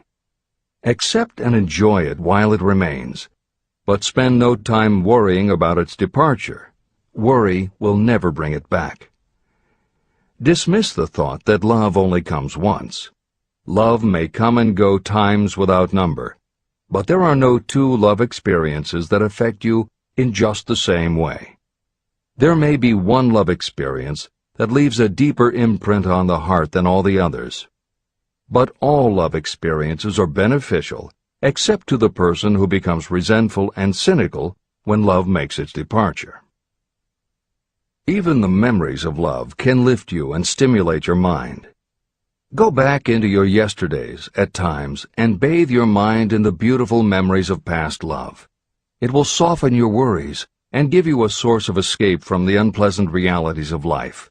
And maybe, during this temporary retreat into the world of fantasy, your subconscious mind will yield to you ideas or plans that may change the entire financial or spiritual status of your life. There should be no disappointment over love, and there would be none if people understood the difference between the emotions of love and sex. Love is an emotion of many shades and colors, but the most intense and burning of all is that experienced in the blending of the emotions of love and sex. Marriages or committed relationships that are not blessed with love properly balanced with sex cannot be happy ones, and seldom endure. Love alone will not bring happiness, nor will sex alone. Love is spiritual. Sex is biological. No experience that touches the human heart with a spiritual force can possibly be harmful, except through ignorance or jealousy. The presence of destructive emotions in the human mind may poison it in a way that destroys your sense of justice and fairness.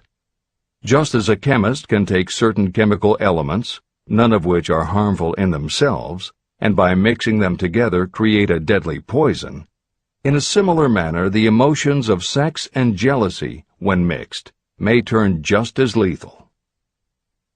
Love is the emotion that serves as a safety valve and brings balance, reason, and constructive effort. Love is, without question, life's greatest experience. It can bring you into communion with infinite intelligence. When love guides the emotions, it may lead you well on your way toward creative effort. The road to genius consists of the development, control, and use of sex, love, and romance. Briefly, the process may be stated as follows. Encourage the presence of the positive emotions as the dominating thoughts in your mind, and discourage all the destructive emotions. The mind is a creature of habit. It thrives on the dominating thoughts fed to it. Through your willpower, you may discourage the presence of any emotion and encourage the presence of any other. Control of your mind, through the power of your will, is not difficult. Control comes from persistence and habit. The secret of control lies in understanding the process of transmutation. When any negative emotion presents itself in your mind, it can be transmuted into a positive or constructive emotion by the simple procedure of changing your thoughts. There is no other road to genius than through voluntary self-effort. When the emotion of romance is added to those of love and sex, the obstructions between the finite mind and infinite intelligence are removed. Then, a genius has been born.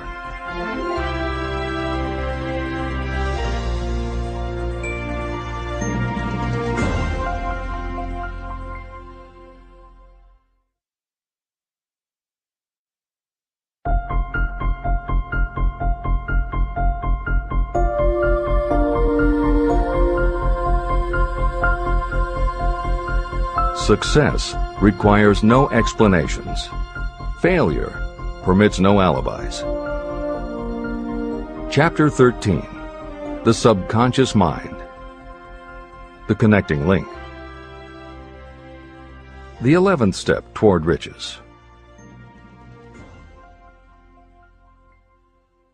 The subconscious mind consists of a field of consciousness, in which every impulsive thought that reaches the conscious mind, through any of the 5 senses, is classified and recorded. The subconscious receives and files sense impressions or thoughts regardless of their nature.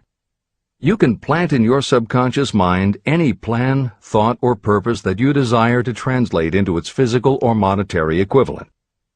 Those desires that have been mixed with emotional feeling and faith in your ability are the ones that are strongest. Therefore, they are the first to which the subconscious responds. The subconscious mind works day and night, and in some way which is not fully understood, the subconscious seems able to draw upon the forces of infinite intelligence for the power to transmute your desires into their physical equivalent. And it does it in the most straightforward and practical way. You cannot entirely control your subconscious mind, but you can hand over to it any plan, desire, or purpose that you wish transformed into concrete form. Refer again to the instructions for using the subconscious mind in Chapter 5, Autosuggestion. Editor's comments. In the chapter on autosuggestion, the 4 primary methods for planting and reinforcing suggestions in your subconscious are: 1. The formulation and writing out of your desire. 2. The repetition of positive affirmations. 3. The creative visualization of your goal. And 4. By acting as though the goal is already yours. This is the end of the editor's comment. From my research, I have concluded that the subconscious mind is the connecting link between the finite mind of man and infinite intelligence. It is the intermediary through which you may draw upon the forces of infinite intelligence. From my research, I have concluded that the subconscious mind is the connecting link between the finite mind of man and infinite intelligence. It is the intermediary through which you may draw upon the forces of infinite intelligence.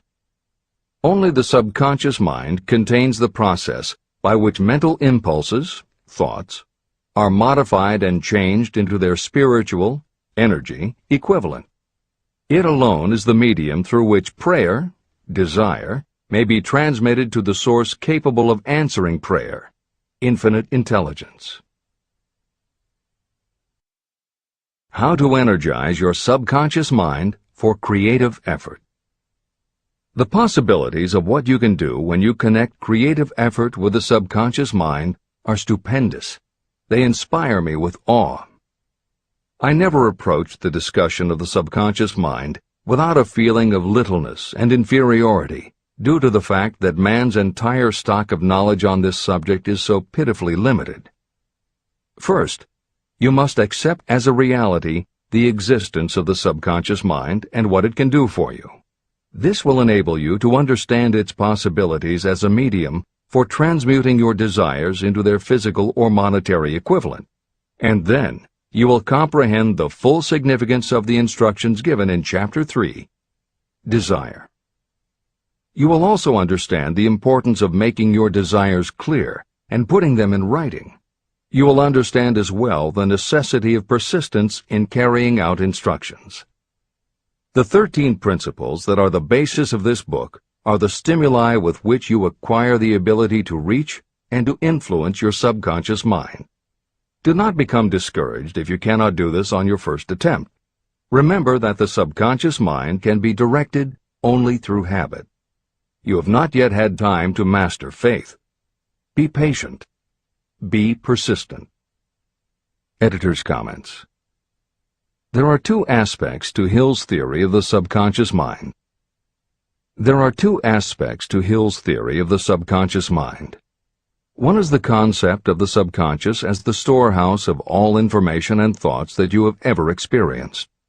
The second is the concept of the subconscious as the gateway to infinite intelligence.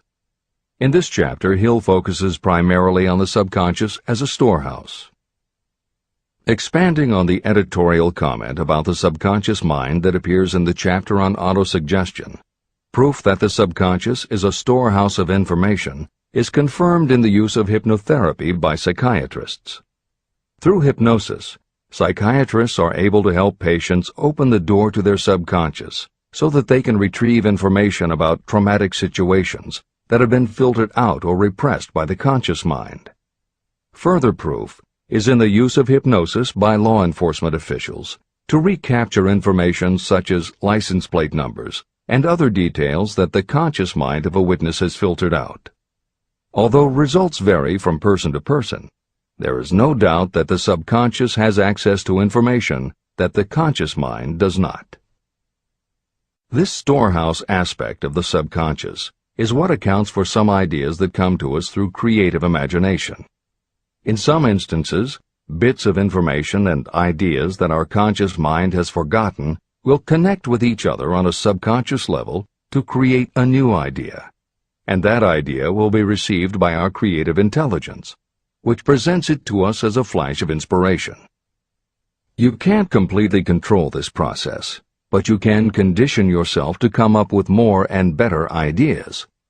It is a fact that a traumatic experience, the result of which creates a strongly planted idea, can influence the way a person thinks and acts.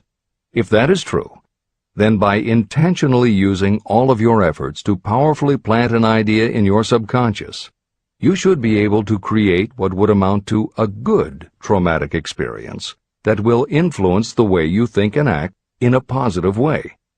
This is exactly how you develop what Hill calls a money consciousness. If you do everything within your power to strongly, firmly, and with complete faith and conviction plant the idea that you will be successful and achieve your desire, your subconscious will accept and store that idea. If you have planted the idea so strongly that it is the dominant idea in your subconscious, it will influence all of the other ideas and information stored there. When you have given your subconscious this specific direction that it did not have before, it will begin to put together pieces of information, and through your creative intelligence, you will find that you are coming up with more and better plans and ideas to accomplish your goal. But as Hill says, you can do this only through faith and habit. You must write out the affirmation of your goal, and you must repeat it aloud every day with absolute faith and conviction that you can achieve it. You must vividly and creatively visualize yourself achieving your goal, and you must do it every day.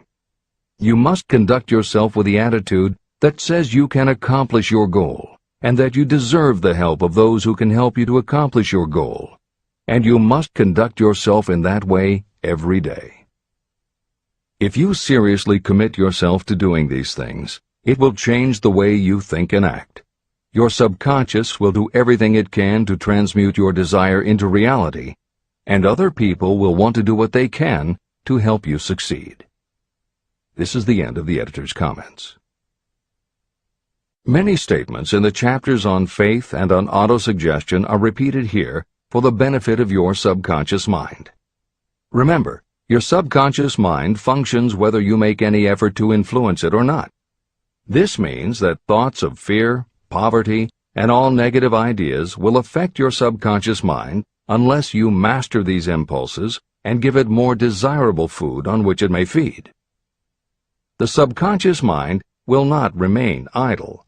If you don't plant desires in your subconscious mind, it will feed on the thoughts that reach it as the result of your neglect.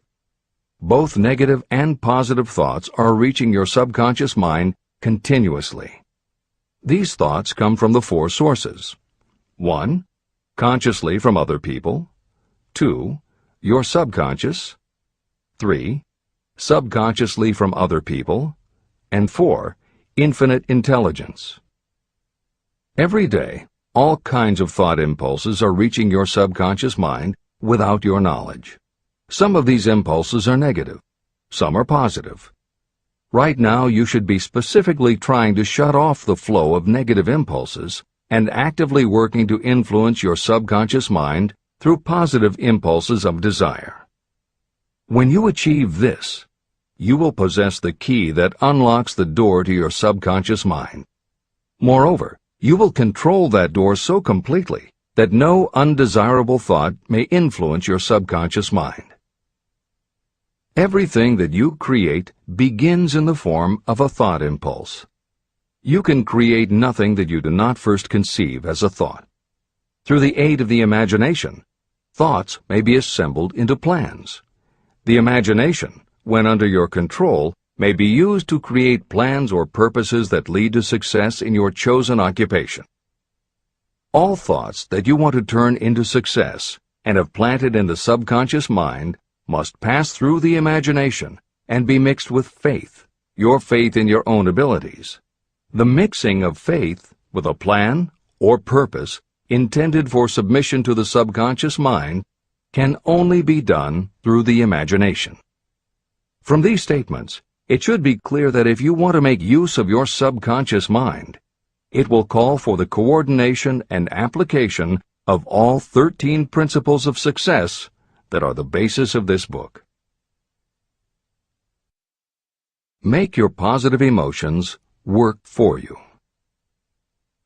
The subconscious mind is more susceptible to influence by thought mixed with feeling or emotion than it is by thoughts originating solely in the reasoning portion of the mind. In fact, there is much evidence to support the theory that only emotionalized thoughts have any real influence on the subconscious mind. It is a fact that emotions or feelings rule the majority of people. If it is true that the subconscious mind responds better and faster to thoughts that are well mixed with emotion, it is essential to become familiar with the more important of the emotions. There are 7 major positive emotions and 7 major negative emotions. The negatives get into your thoughts naturally and go directly to your subconscious without any help from you. The positive emotions must be injected by you through the principle of autosuggestion into the thought impulse that you wish to pass on to your subconscious mind. These emotions or feeling impulses may be likened to yeast in a loaf of bread. They are the action element which transforms thought impulses from the passive to the active state. That is why thought impulses that have been well mixed with emotion are acted upon more readily than thought impulses originating in cold reason. Editor's comments. W. Clement Stone, Napoleon Hill's friend, mentor, and business partner, arranged for the publication of many of Napoleon Hill's later writings. The following is adapted from material that appears in 2 of these books, Napoleon Hill's Keys to Success and Believe and Achieve. Enthusiasm is a positive mental attitude, an internal impelling force of intense emotion, a power compelling creation or expression. Being enthusiastic is an impelling external expression of action. When you act enthusiastically, you accentuate the power of suggestion and autosuggestion. The sales manager, public speaker, minister, lawyer, teacher, or executive who acts enthusiastic by speaking in an enthusiastic, sincere manner develops genuine enthusiasm. If you act enthusiastic, your emotions will follow. By filling your conscious mind with enthusiasm, you also impress upon your subconscious mind that your burning obsession and your plan for obtaining it are certain things. Then, if your conscious enthusiasm dims, your subconscious will be there, full of images of your success, to help you stoke your conscious fires of enthusiasm once again. This is the end of the editor's comments. You are preparing yourself to influence and control the inner audience of your subconscious mind in order to hand over to it the desire for money, which you wish transmuted into its physical, monetary equivalent. It is essential, therefore, that you understand the method of approach to this inner audience. You must speak its language. It understands best the language of emotion or feeling. Following are the 7 major positive emotions and the 7 major negative emotions. I am listing them here so that you may draw upon the positives and avoid the negatives when giving instructions to your subconscious mind. The 7 major positive emotions. The emotion of desire, the emotion of faith, the emotion of love, the emotion of sex, the emotion of enthusiasm, the emotion of romance, the emotion of hope. There are other positive emotions, but these are the 7 most powerful and the ones most commonly used in creative effort. Master these 7 emotions. They can be mastered only by use, and the other positive emotions will be at your command when you need them. Remember that you are studying a book that is intended to help you develop a money consciousness by filling your mind with positive emotions. The 7 major negative emotions to be avoided. The emotion of fear, the emotion of jealousy, the emotion of hatred, the emotion of revenge, the emotion of greed, the emotion of superstition, the emotion of anger. Positive and negative emotions cannot occupy the mind at the same time. One or the other must dominate. It is your responsibility to make sure that positive emotions constitute the dominating influence of your mind. That is where the law of habit will help you. Form the habit of applying and using the positive emotions. Eventually, they will dominate your mind so completely that the negatives cannot enter it. Only by following these instructions literally and continuously can you gain control over your subconscious mind. The presence of a single negative in your conscious mind is sufficient to destroy all chances of constructive aid from your subconscious mind. Editor's comments. Napoleon Hill's concern about the susceptibility of the subconscious mind to negative thoughts, emotions, and comments is well known to professionals who work with these techniques. In clinical hypnotherapy, there is an axiom referred to as the law of reversed effect, which states that whenever there is a conflict between imagination and willpower, the imagination wins.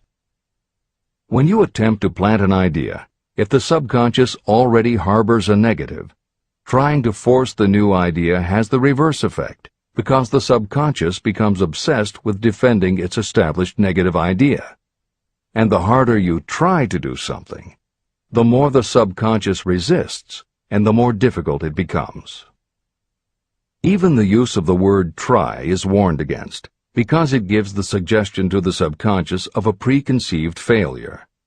The concept of trying implies an ongoing effort. You don't want to try. You want to succeed. If you ask your subconscious to help you try, it may do just that. It may help you try, but it will prevent you from succeeding. Because if you did succeed, then it could no longer help you try, which is what you asked it to do. The cautionary note about using the word try is just one example of the care that should be taken when formulating affirmations and using autosuggestion. The following are some other rules of thumb that most modern experts agree on. 1. Affirmations should always be stated as a positive. Affirm what you do want, not what you don't want. 2. Affirmations work best when they are short and very clear about a single desired goal. Take the time to write, rewrite, and polish your affirmation until you can express your desire in a short statement of precise and well-chosen words. 3. Affirmations should be specific about the desired goal, but not about how to accomplish it. Your subconscious knows better than you what it can do and how it can do it. 4. Do not make unreasonable time demands. Your subconscious can't make anything happen suddenly or now. 5. Just saying the words will have little effect. When you affirm your desire, you must do it with such faith and conviction that your subconscious becomes convinced of how important it is to you. As you affirm your desire to yourself, visualize it in your mind's eye as big as a billboard. Make it big, powerful, and memorable. 6. Repetition of your emotionalized affirmation is crucial. At this time, it is your habit to think one way. By repeating your affirmation often every day, your new way of thinking will begin to be your automatic response. Keep reinforcing it until it becomes second nature to you, and your habit will have become to think the new way, the way you want to think. This is the end of the editor's comments. We form habits based on the degree of reinforcement we receive. Habits make no moral judgments. They can be either good or bad. Both are formed through repetition. If we try something and like the results, we repeat the action. You can replace negative thoughts with positive ones. You can replace inaction with action, and you can form any habit you choose. Your thoughts are the only thing that you can completely control if you choose to do so. You can control your thoughts to control your habits. The secret of effective prayer.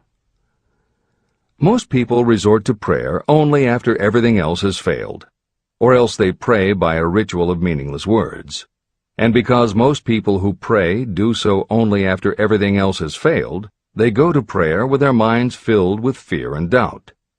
Because fear and doubt are the emotions that are mixed with their prayer, these are the emotions the subconscious mind passes on, and these are the emotions that infinite intelligence receives and acts upon.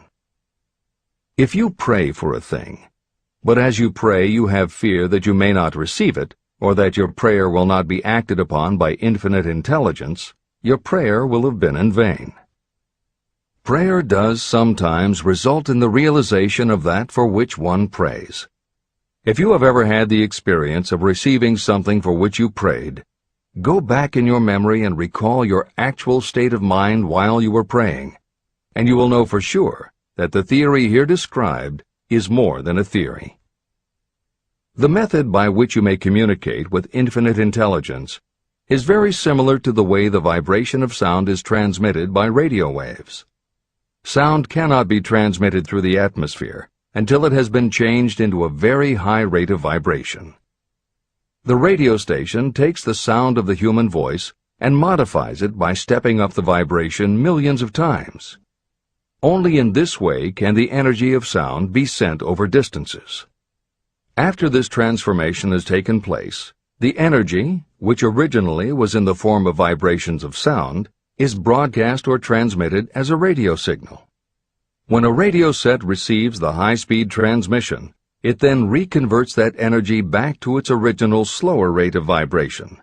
And when it is stepped down to its original rate, it vibrates the diaphragm of the speaker, which reproduces the original sound of the voice.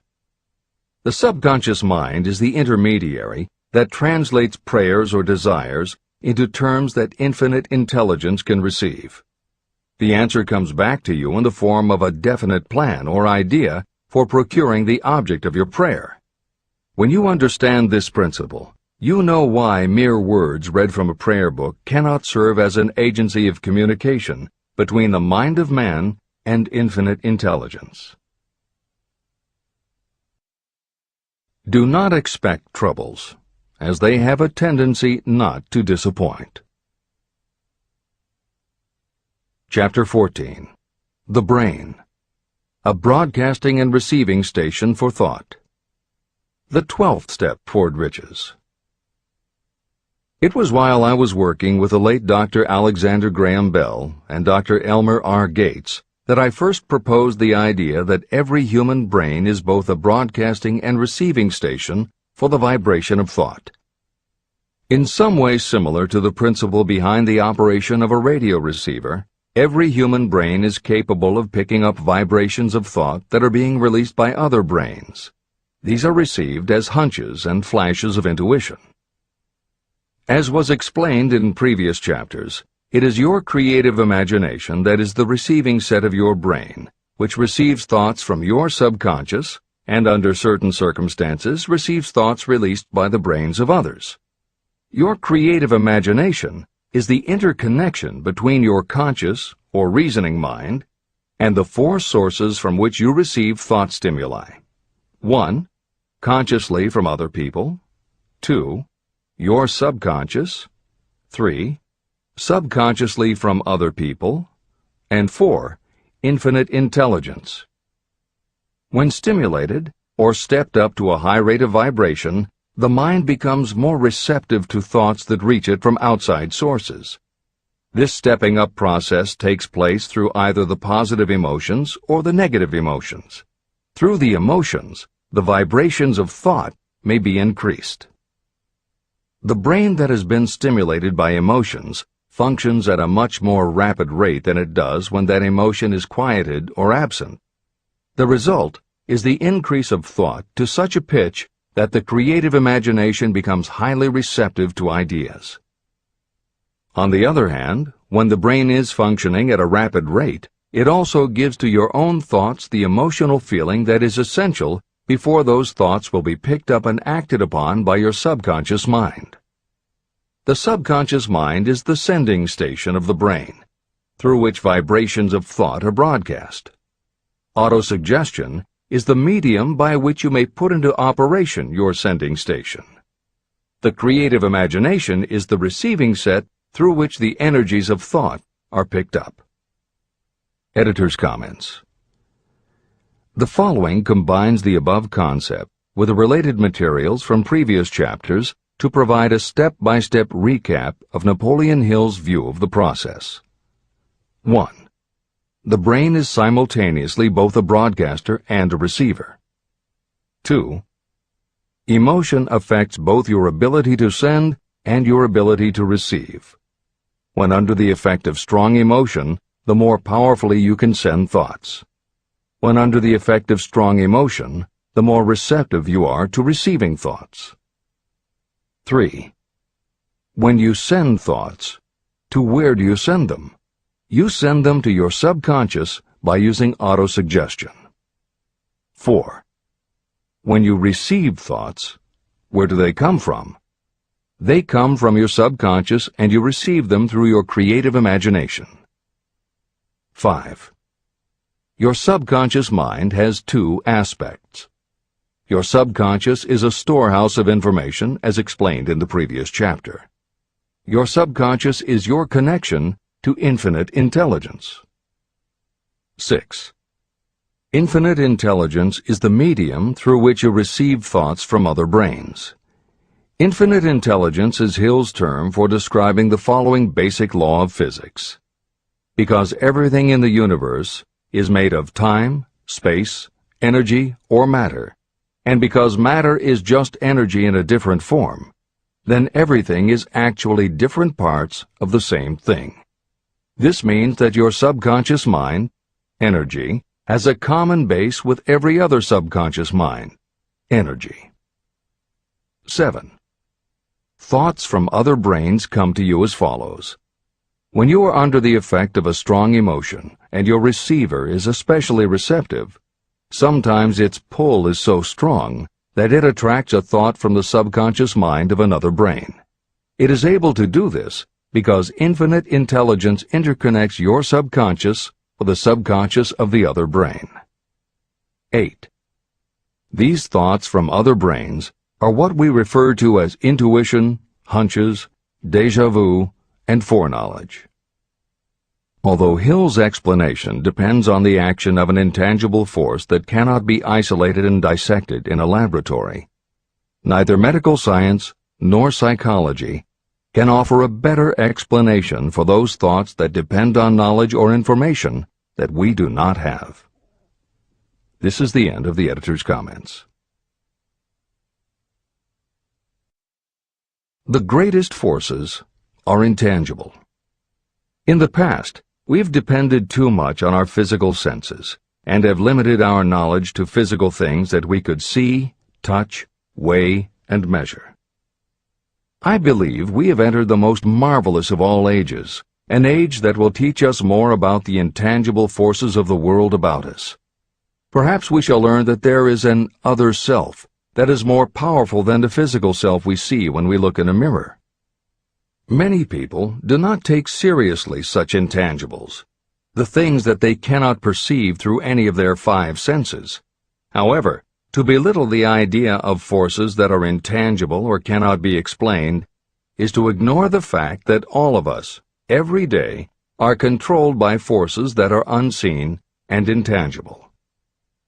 The whole of mankind has not the power to cope with nor to control the intangible force wrapped up in the rolling waves of the oceans. We still do not fully understand the intangible force of gravity, which keeps this little Earth suspended in space and keeps us from falling from it, much less have the power to control that force.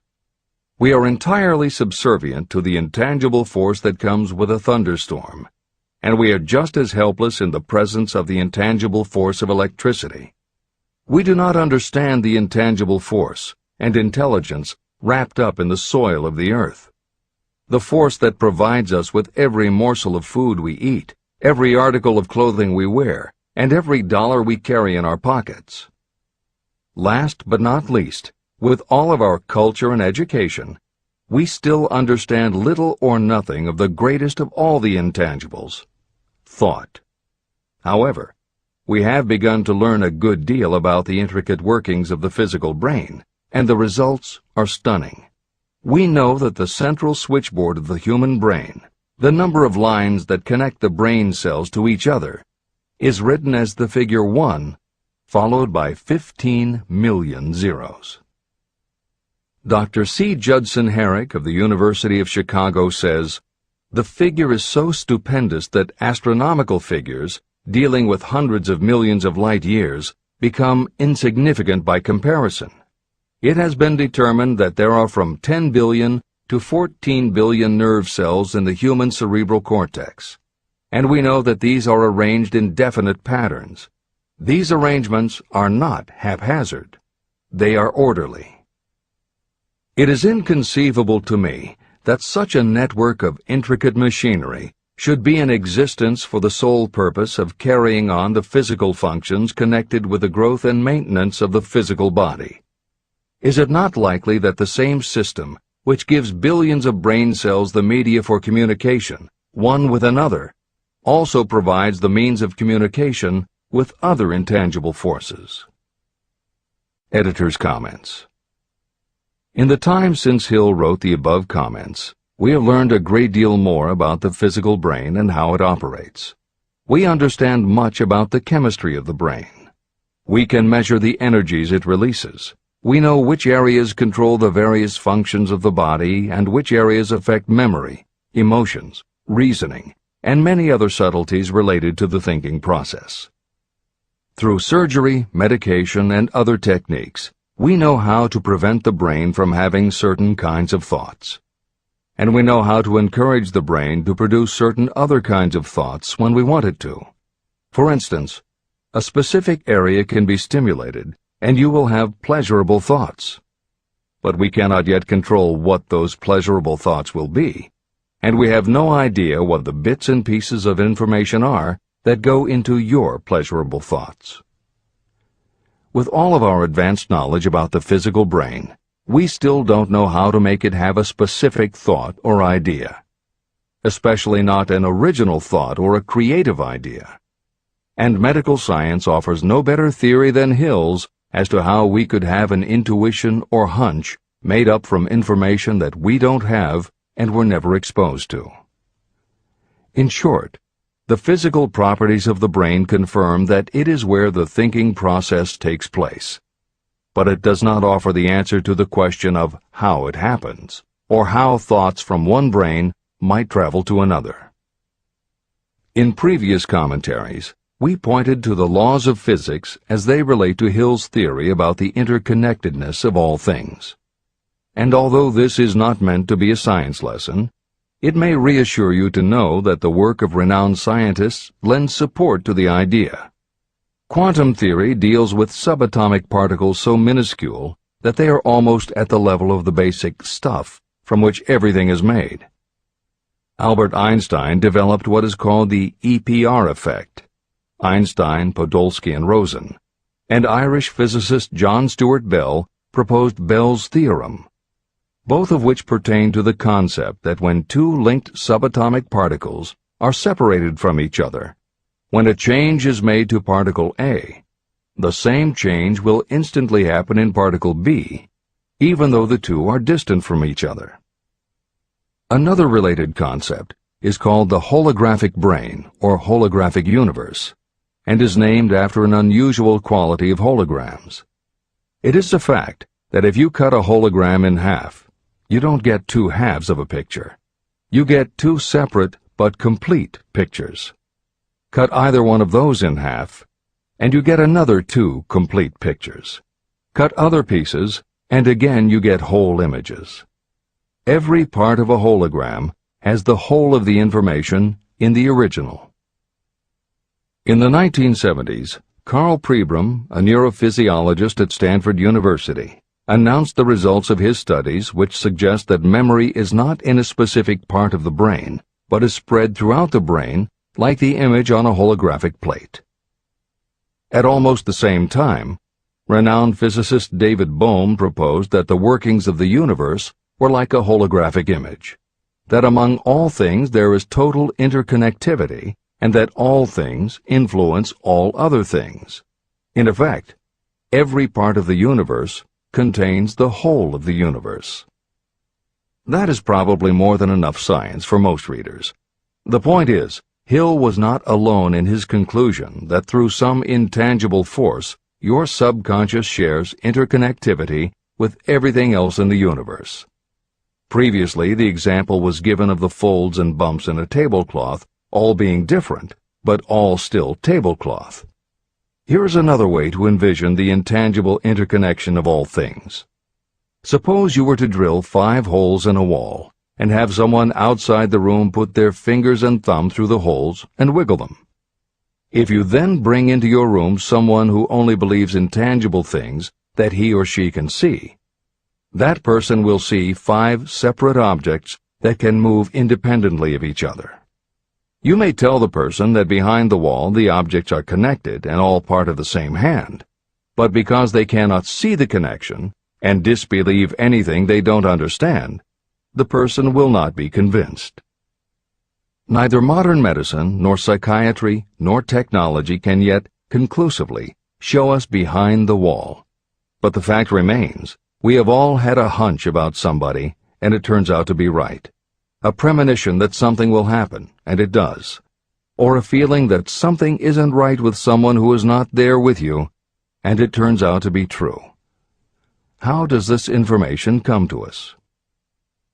As mentioned previously, psychologist Carl Jung called the intangible connection the collective unconscious, also called universal subconscious. Others call it the totally unified theory, the great first cause, the universal mind, or spirit, and some see it as another way of describing God. Napoleon Hill calls it infinite intelligence and offers a common-sense explanation that allows you to work with a phenomenon, even if it is not completely understood. And that, after all, is what Hill was aiming for, to give you a way to access intangible forces that will help you turn your desire into reality. This is the end of the editor's comments. After this book had been written, just before the manuscript went to the publisher, the New York Times published an editorial showing that at least one great university and one intelligent investigator in the field of mental phenomena are carrying on an organized research through which conclusions have been reached that parallel many of those described in this and the following chapter. The editorial briefly analyzed the work carried on by Dr. J.B. Rhine and his associates at Duke University. From the New York Times. What is telepathy? A month ago, we cited on this page some of the remarkable results achieved by Professor Rhine and his associates in Duke University from more than 100,000 tests to determine the existence of telepathy and clairvoyance. These results were summarized in the first two articles in Harper's Magazine. In the second, which has now appeared, the author, E.H. Wright, attempts to summarize what has been learned, or what it seems reasonable to infer, regarding the exact nature of these extrasensory modes of perception. The actual existence of telepathy and clairvoyance now seems to some scientists enormously probable as the result of Rhine's experiments. Various percipients were asked to name as many cards in a special pack as they could without looking at them and without other sensory access to them. About a score of men and women were discovered who could regularly name so many of the cards correctly that there was not one chance in many a million of their having done their feats by luck or accident. But how did they do them? These powers, assuming that they exist, do not seem to be sensory. There is no known organ for them. The experiments work just as well at distances of several hundred miles as they did in the same room. These facts also dispose, in Mr. Wright's opinion, of the attempt to explain telepathy or clairvoyance through any physical theory of radiation. All known forms of radiant energy decline inversely as the square of the distance traversed. Telepathy and clairvoyance do not. But they do vary through physical cause, as our other mental powers do. Contrary to widespread opinion, they do not improve when the percipient is asleep or half asleep, but on the contrary, when he is most wide awake and alert. Rhine discovered that a narcotic will invariably lower a percipient score, while a stimulant will always send it higher. The most reliable performer apparently cannot make a good score unless he tries to do his best. One conclusion that Wright draws with some confidence is that telepathy and clairvoyance are really one and the same gift. That is, the faculty that sees a card face down on a table seems to be exactly the same one that reads a thought residing only in another mind. There are several grounds for believing this. So far, the two gifts have been found in every person who has either of them. If you have the abilities, both seem to be of equal strength. Screens, walls, distances have no effect at all on either. Wright expresses his hunch that other extrasensory experiences, such as prophetic dreams, premonitions of disaster, and the like, may also prove to be part of the same faculty. The reader is not asked to accept any of these conclusions, but the evidence that Rhine has piled up must remain impressive.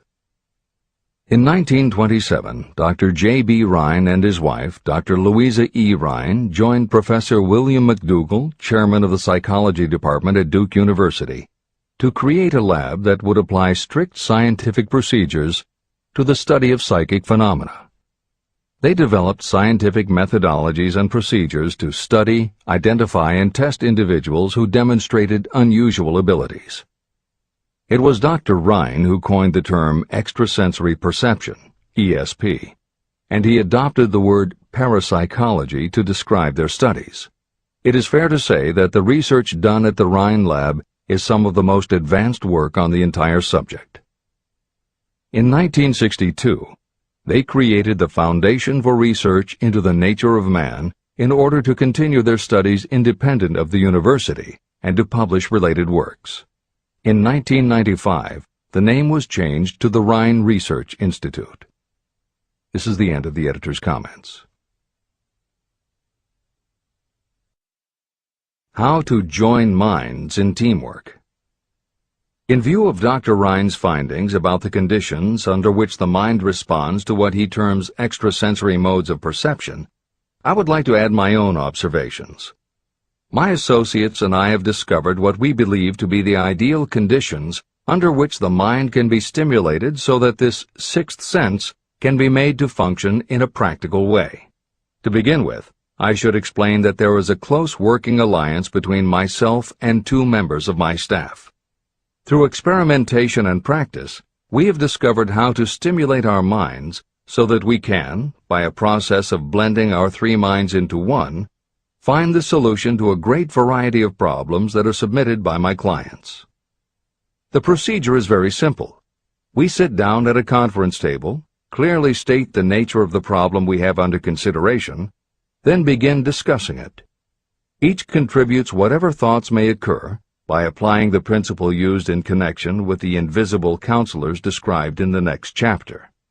The strange thing about this method of mind stimulation is that it places each participant in communication with unknown sources of knowledge definitely outside their own experience.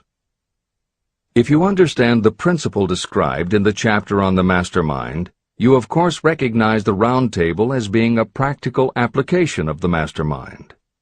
This method of mind stimulation, through the discussion of definite subjects between three people, illustrates the simplest and most practical use of the Mastermind.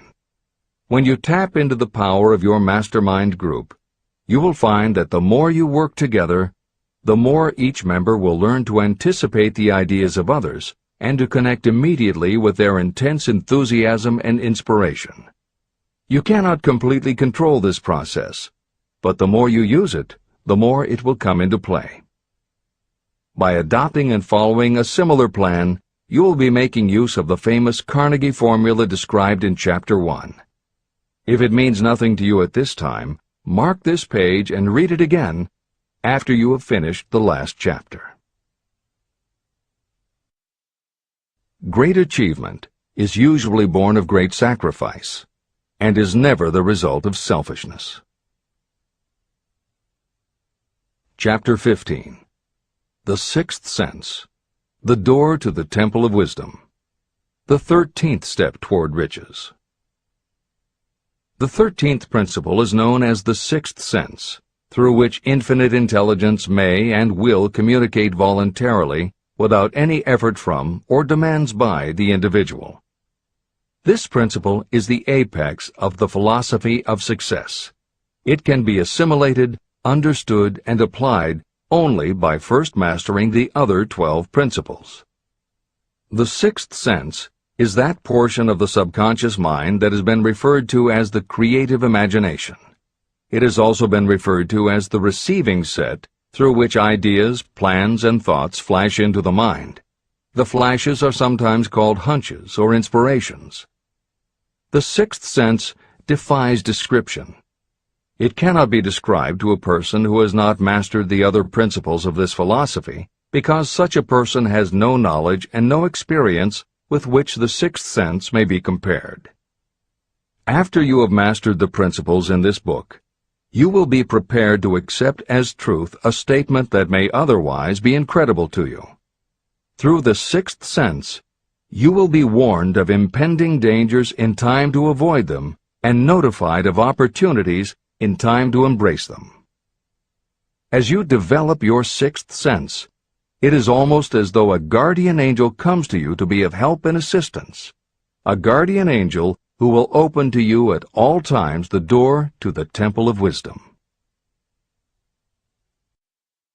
Miracles of the Sixth Sense.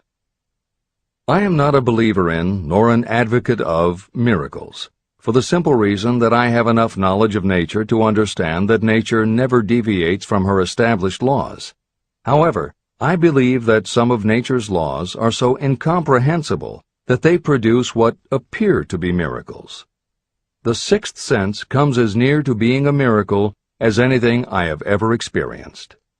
This much I do know, that there is a power, or a first cause, or an intelligence which permeates every atom of matter and embraces every unit of energy perceptible to man. I know that this infinite intelligence is the thing that converts acorns into oak trees, causes water to flow downhill in response to the law of gravity, follows night with day and winter with summer each maintaining its proper place and relationship to the other. Through the philosophy explained in this book, this intelligence can help turn your desires into concrete or material form.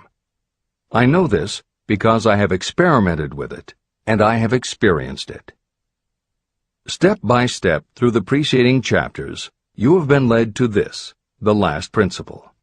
If you have mastered each of the preceding principles, you are now prepared to accept, without being skeptical, the extraordinary claims made here. If you have not mastered the other principles, you must do so before you may determine definitely whether or not the claims made in this chapter are fact or fiction. Let great people shape your life. I have never completely divested myself of the habit of hero worship. While I was passing through the stage of hero worship, I found myself trying to imitate those whom I most admired. My experience has taught me that the next best thing to being truly great is to emulate the great, to try to act like them, be like them, and feel like them as much as I could. I discovered that the faith with which I tried to imitate my idols gave me great capacity to do so quite successfully. Long before I had ever written a line for publication or delivered a speech in public, I followed the habit of reshaping my own character by trying to imitate the 9 men whose lives and life works had been most impressive to me. These 9 men were Emerson, Paine, Edison, Darwin, Lincoln, Burbank, Napoleon, Ford, and Carnegie. Every night, over a long period of years, I held an imaginary council meeting with this group, whom I called my invisible counselors. This is how I did it. Just before going to sleep at night, I would shut my eyes and see, in my imagination, this group of men seated with me around my council table. Here I had not only an opportunity to sit among those whom I considered to be great, but I actually dominated the group by serving as the chairman. I had a very definite purpose in using my imagination in this way. My purpose was to rebuild my own character, so it would become a composite of the characters of my imaginary counselors. Realizing that I had to overcome the handicap of being born and raised in an environment of ignorance and superstition, I deliberately assigned myself the task of voluntary rebirth through the method I have described above.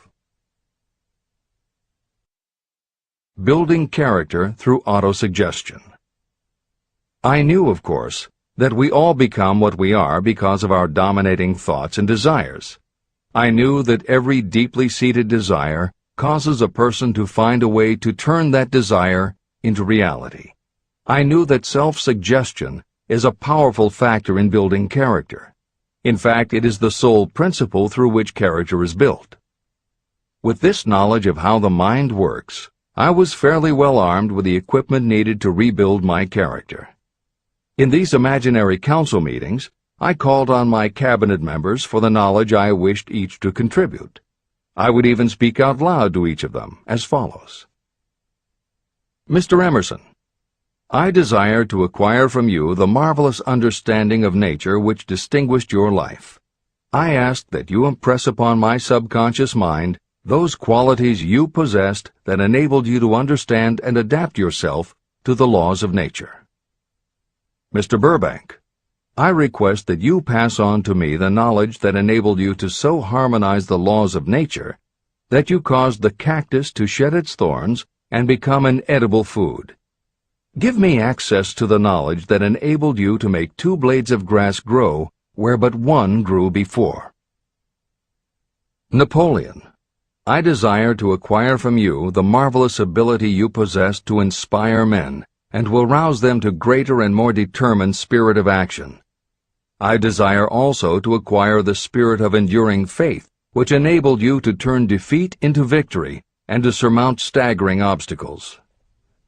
Mr. Paine, I desire to acquire from you the freedom of thought and the courage and clarity with which to express convictions which so distinguished you. Mr. Darwin, I wish to acquire from you the marvelous patience and ability to study cause and effect without bias or prejudice, so exemplified by you in the field of natural science. Mr. Lincoln, I desire to build into my own character the keen sense of justice, the untiring spirit of patience, the sense of humor, the human understanding, and the tolerance that were your distinguishing characteristics. Mr. Carnegie, I wish to acquire a thorough understanding of the principles of organized effort, which you use so effectively in the building of a great industrial enterprise.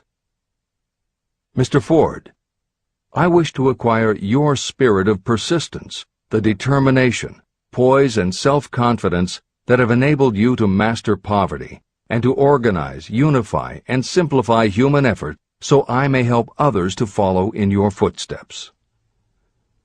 Mr. Edison, I wish to acquire from you the marvelous spirit of faith with which you have uncovered so many of nature's secrets, the spirit of unremitting toil with which you have so often wrested victory from defeat. The startling power of imagination. My method of addressing the members of my imaginary cabinet would vary according to the traits of character I was most interested in acquiring. I studied the records of their lives with painstaking care. After some months of this nightly procedure, I was astounded as each time my imaginary counselors started to become more and more real to me. Each of these 9 men developed individual characteristics that surprised me. For example, Lincoln developed the habit of always being late, then walking around in solemn parade. He always wore an expression of seriousness on his face. Rarely did I see him smile. This was not true of the others. Burbank and Payne often indulged in witty repartee, which seemed at times to shock the other members of the cabinet. On one occasion, Burbank was late. When he came, he was excited with enthusiasm, and explained that he had been late because of an experiment he was making, through which he hoped to be able to grow apples on any sort of tree. Payne chided him by reminding him that it was an apple that started all the trouble between man and woman. Darwin chuckled as he suggested that Payne should watch out for little serpents when he went into the forest to gather apples, as they had the habit of growing into big snakes. Emerson observed, "No serpents, no apples," and Napoleon remarked, "No apples, no state." These meetings became so realistic that I became fearful of their consequences and discontinued them for several months. The experiences were so uncanny, I was afraid that if I continued them, I would lose sight of the fact that the meetings were purely experiences of my imagination. In writing this book, this is the first time that I've had the courage to mention this. I knew from my own attitude in connection with such matters that I would be misunderstood if I described my unusual experience. I now have the courage to put this on the printed page, because I am now less concerned about what they say than I was in the years that have passed. While the members of my cabinet may be purely fictional, and the meetings existed only in my own imagination, they have led me into glorious paths of adventure, rekindled my appreciation of true greatness, encouraged my creativity, and inspired me to be honest and bold in expressing my thoughts. Editor's comments. Napoleon Hill's experience with his imaginary counselors is not as uncommon as it may seem on first reading. In fact, it happens to novelists all the time. As an author proceeds with the writing of a book, there will come a point when the characters in the novel become so well defined in the author's mind that the personalities of the characters themselves begin to suggest plot points and dialogue that the author never planned. Often the thoughts that come to the author when he or she is in the character are completely original, and in real life would never have occurred to the author. Psychiatrists, therapists, and motivational experts also use this phenomenon when they work with role-playing. The usual procedure is to ask 2 people to act out a scenario as if they were in each other's shoes. If this is done in a situation where the participants do not feel embarrassed or self-conscious, and if the people will allow themselves to become submerged and seriously try to become the other person, the results can be stunning. Depending on the faith with which you approach it, you can get not just a general sense of what the other person is going through, but also have flashes of insight, actually feel what the other person feels, and gain a real understanding about the reactions or motivations of others. Why it works is just as much a mystery as why you get hunches. It may be simply that when your imagination creates a character, it doesn't give the character inhibitions, so when you think through the character, your mind is less restricted. Regardless, the fact is that by using your imagination to project yourself into other characters, you can open yourself to ideas that you don't normally have access to, and you can use this mental phenomenon as one of the tools that will help you turn your desire into success. This is the end of the editor's comments. Tapping the source of inspiration. Somewhere in the cell structure of the brain is something that receives the vibrations of thought ordinarily called hunches. So far, science has not discovered where this sixth sense is located, but this is not important. The fact remains that human beings do receive accurate knowledge through sources other than the physical senses. Generally, such knowledge is received when the mind is under the influence of extraordinary stimulation. Any emergency that arouses the emotions and causes the heart to beat more rapidly may bring the sixth sense into action. Anyone who has experienced a near accident while driving knows that the sixth sense often comes to your rescue and by split seconds helps to avoid the accident. I mention this as background to the following statement of fact. On many occasions when I have faced emergencies, some of them so grave that my life was in jeopardy, I have been miraculously guided past these difficulties through the influence of my invisible counselors. My original purpose in conducting council meetings with imaginary beings was solely to use autosuggestion to impress upon my subconscious mind certain characteristics that I wanted to acquire. In more recent years, my experimentation has taken on an entirely different trend. I now go to my imaginary counselors with every difficult problem that confronts me and my clients. During my meetings with these invisible counselors, I find my mind most receptive to ideas, thoughts, and knowledge that reach me through the sixth sense. The results are often astonishing, although I do not depend entirely on this form of counsel. The sixth sense is not something that one can take off and put on at will. Ability to use this great power comes slowly, through application of the other principles outlined in this book. No matter who you are, or what may have been your purpose in reading this book, you can profit by it even if you don't fully understand how or why the principle described in this chapter works. This is especially true if your major purpose is that of accumulation of money or other material things.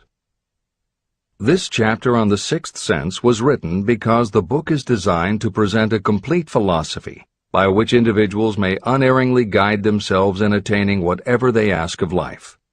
The starting point of all achievement is desire. The finishing point is the kind of knowledge that leads to understanding. Understanding of yourself, understanding of others, understanding of the laws of nature, and the recognition and understanding of happiness. Full understanding of this comes only through familiarity with and use of the principle of the sixth sense. In reading this chapter, you may have found yourself lifted to a high level of mental stimulation. Splendid! Come back to this again a month from now, read it once more, and observe that your mind will soar to a still higher level of stimulation. Repeat this experience from time to time, giving no concern as to how much or how little you learn at the time. Eventually, you will find yourself in possession of a power that will enable you to throw off discouragement, master fear, overcome procrastination, and draw freely upon your imagination. Then you will have felt the touch of that unknown something that has been the moving spirit of every truly great thinker, leader, artist, musician, writer, or statesman. Then, you will be in a position to transmute your desires into their physical or financial counterpart as easily as you may lie down and quit at the first sign of opposition.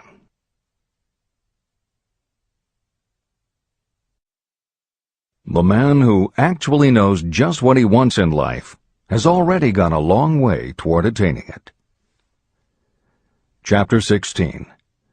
The 6 Ghosts of Fear.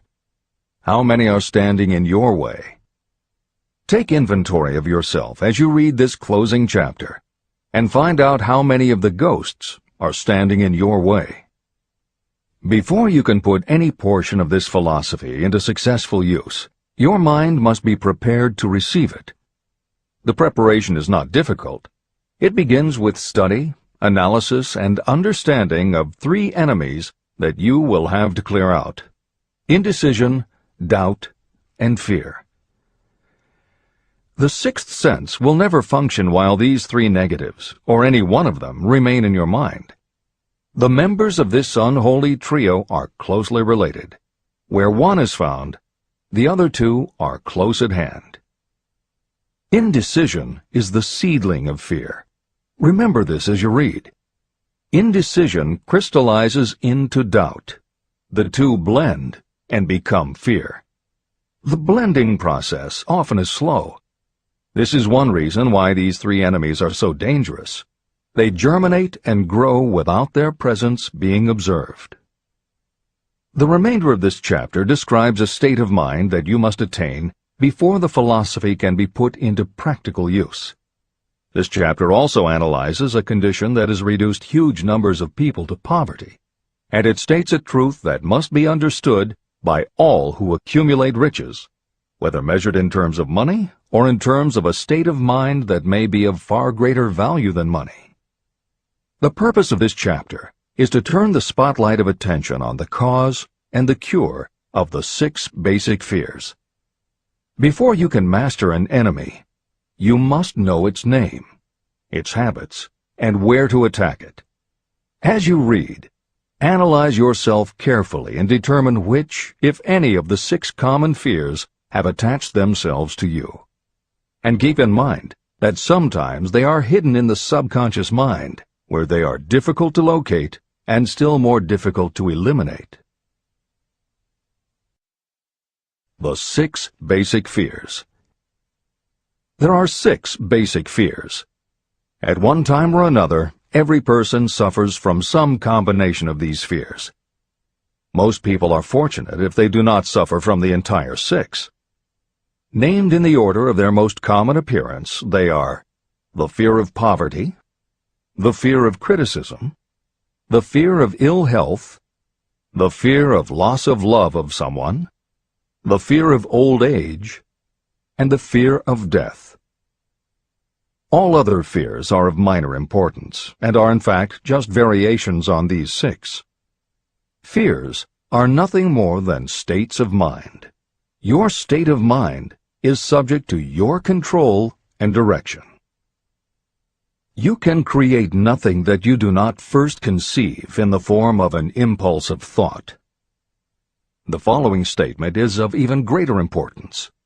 Thought impulses begin immediately to translate themselves into their physical equivalent, whether those thoughts are voluntary or involuntary.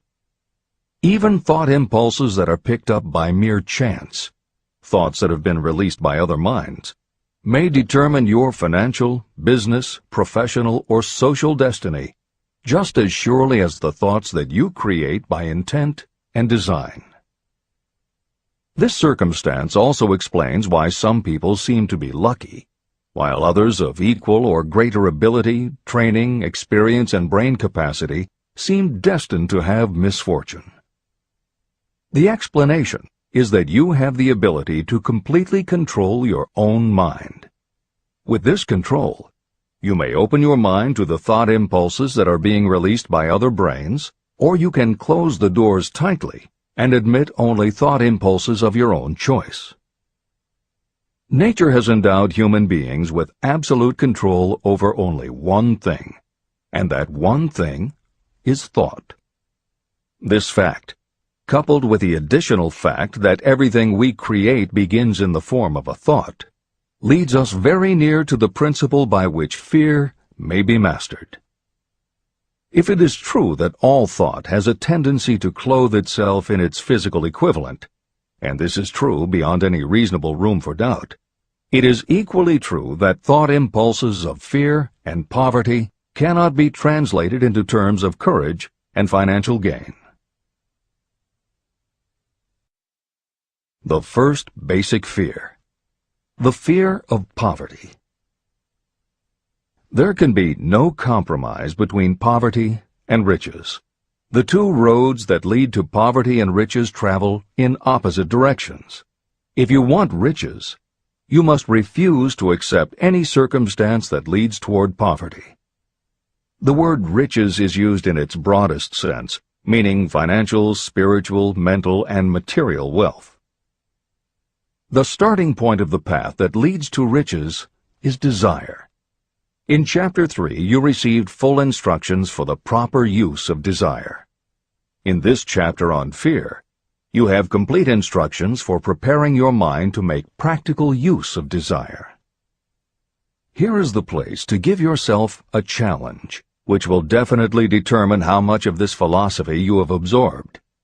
Here is the point at which you can tell what the future holds in store for you. If, after reading this chapter, you are willing to accept poverty, you may as well make up your mind to receive poverty.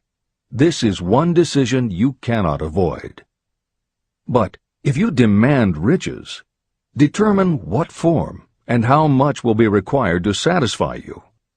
You know the road that leads to riches. You have been given a roadmap. If you follow it, it will keep you on that road. If you neglect to make the start, or stop before you arrive, no one will be to blame but you. This responsibility is yours. No excuse will save you from accepting the responsibility if you now fail or refuse to demand riches of life. All you need is one thing. Incidentally, the only thing you can control, and that is a state of mind. A state of mind is something that is up to you. It cannot be purchased. It must be created.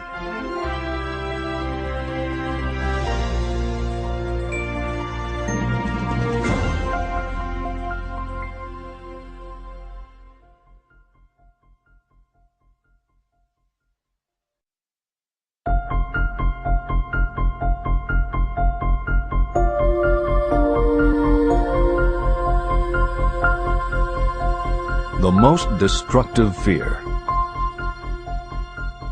Fear of poverty is a state of mind, nothing else. But it is sufficient to destroy your chances of achievement in any undertaking. This fear paralyzes your ability to use reason, destroys the imagination, kills off self-reliance, undermines enthusiasm, discourages initiative, leads to uncertainty of purpose, encourages procrastination, wipes out enthusiasm, and makes self-control an impossibility. It takes the charm from your personality, destroys the possibility of accurate thinking, diverts concentration of effort. It defeats persistence, turns willpower into nothingness, destroys ambition, clouds the memory, and invites failure in every conceivable form. It kills love and assassinates the finer emotions of the heart, discourages friendship and invites disaster in 100 forms, leads to sleeplessness, misery, and unhappiness. And all this despite the obvious truth that you live in a world of overabundance of everything your heart could desire, with nothing standing between you and your desires except lack of a definite purpose. The fear of poverty is, without doubt, the most destructive of the 6 basic fears. It has been placed at the head of the list because it is the most difficult to master. The fear of poverty grew out of our inherited tendency to prey upon our fellow human beings economically. Nearly all animals lower than us are motivated by instinct, but their capacity to think is limited and therefore they prey upon one another physically. We, with our superior sense of intuition, with the capacity to think and to reason, do not eat others bodily. Human beings get more satisfaction out of eating others financially. Humans are so avaricious that every conceivable law has been passed to safeguard us from one another. Nothing brings so much suffering and humility as poverty. Only those who have experienced poverty understand the full meaning of this. It is no wonder that we fear poverty. Through a long line of inherited experiences, we have learned for sure that some people cannot be trusted where matters of money and earthly possessions are concerned. So eager are we to possess wealth that we will acquire it in whatever manner we can, through legal methods if possible, through other methods if necessary or expedient. Self-analysis may disclose weaknesses that you do not like to acknowledge, but this form of examination is essential if you are going to demand of life more than mediocrity and poverty. Remember, as you check yourself point by point, that you are both the court and the jury, the prosecuting attorney and the attorney for the defense, and that you are both the plaintiff and the defendant. You are on trial. Face the facts squarely. Ask yourself definite questions and demand direct replies. When the examination is over, you will know more about yourself. If you do not feel that you can be an impartial judge, call upon someone who knows you well to serve as judge while you cross-examine yourself. You are after the truth. Get it, no matter at what the cost, even though it may temporarily embarrass you. The majority of people, if asked what they fear most, would reply, "I fear nothing." The reply would be inaccurate, because few people realize that they are bound, handicapped, whipped spiritually and physically through some form of fear. So subtle and deeply seated is the emotion of fear that you may go through life and never recognize its presence. Only a courageous analysis will disclose the presence of this universal enemy. When you begin such an analysis, search deeply into your character. The following is a list of the symptoms to look for. Symptoms of the fear of poverty. 1. Indifference. Commonly expressed through lack of ambition, willingness to tolerate poverty, and the acceptance of whatever compensation life may offer without protest. Also mental and physical laziness, and lack of initiative, imagination, enthusiasm, and self-control. 2. Indecision. The habit of permitting others to do your thinking, sitting on the fence. 3. Doubt. Generally expressed through alibis and excuses designed to cover up, explain away, or apologize for your failures, sometimes expressed in the form of envy of those who are successful, or by criticizing them. 4. Worry. Usually expressed by finding fault with others, a tendency to spend beyond your income, neglect of personal appearance, scowling and frowning, nervousness, lack of poise, self-consciousness, and often the use of alcohol or drugs. 5. Overcaution. The habit of looking for the negative side of every circumstance, thinking and talking about possible failure instead of concentrating on succeeding, knowing all the roads to disaster, but never searching for the plans to avoid failure, waiting for the right time to begin, until the waiting becomes a permanent habit, remembering those who have failed and forgetting those who have succeeded, seeing the hole in the donut, but overlooking the donut around the hole. 6. Procrastination. The habit of putting off until tomorrow that which should have been done last year, spending more time in creating excuses than it would take to do the job. This symptom is closely related to overcaution, doubt, and worry.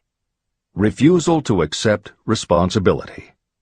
willingness to compromise rather than put up a fight, compromising with difficulties instead of harnessing and using them as stepping stones to advancement, bargaining with life for a penny instead of demanding prosperity, opulence, riches, contentment, and happiness, planning what to do if you fail instead of burning all bridges and making retreat impossible.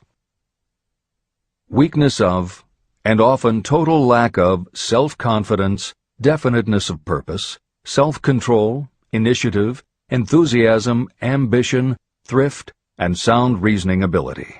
Expecting poverty instead of demanding riches. Associating with those who accept poverty instead of seeking the company of those who demand and receive riches.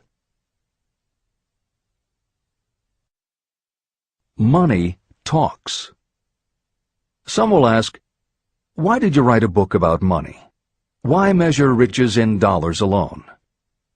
Some will believe, and rightly so, that there are other forms of riches more desirable than money.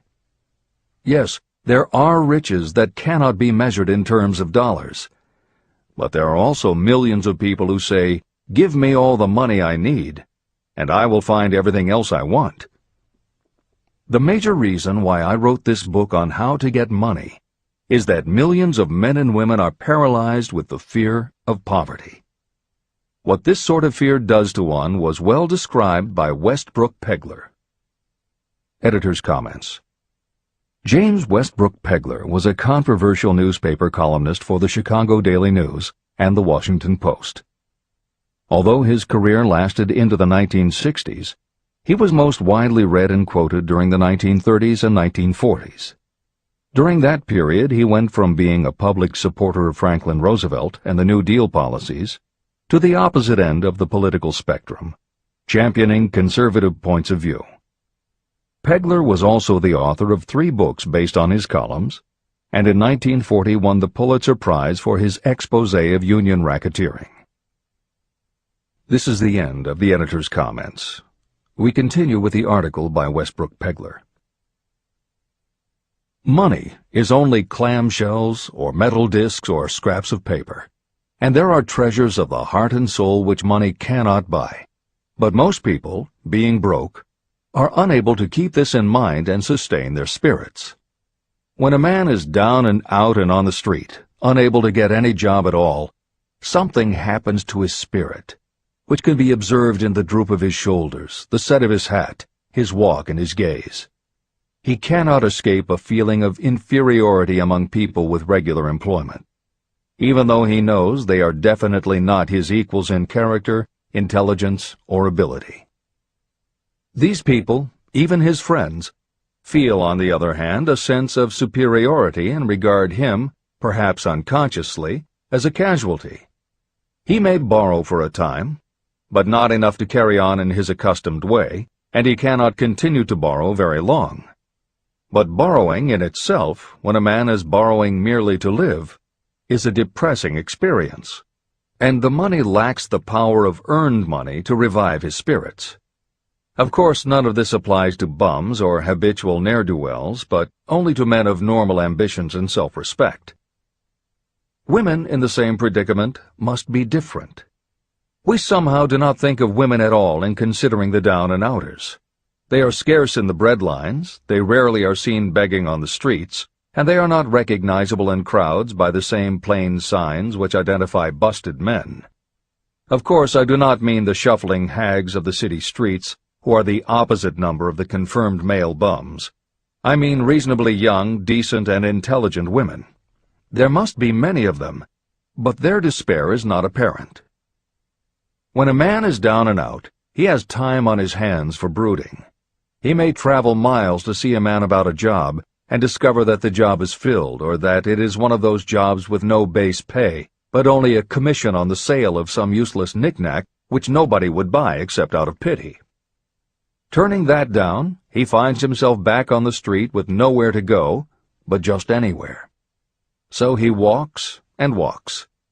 He gazes into store windows at luxuries which are not for him, and feels inferior and gives way to people who stop to look with an active interest. He wanders into the railroad station, or puts himself down in the library to ease his legs and soak up a little heat. But that isn't looking for a job, so he gets going again. He may not know it, but his aimlessness would give him away even if the very lines of his figure did not. He may be well dressed in the clothes left over from the days when he had a steady job, but the clothes cannot disguise the droop.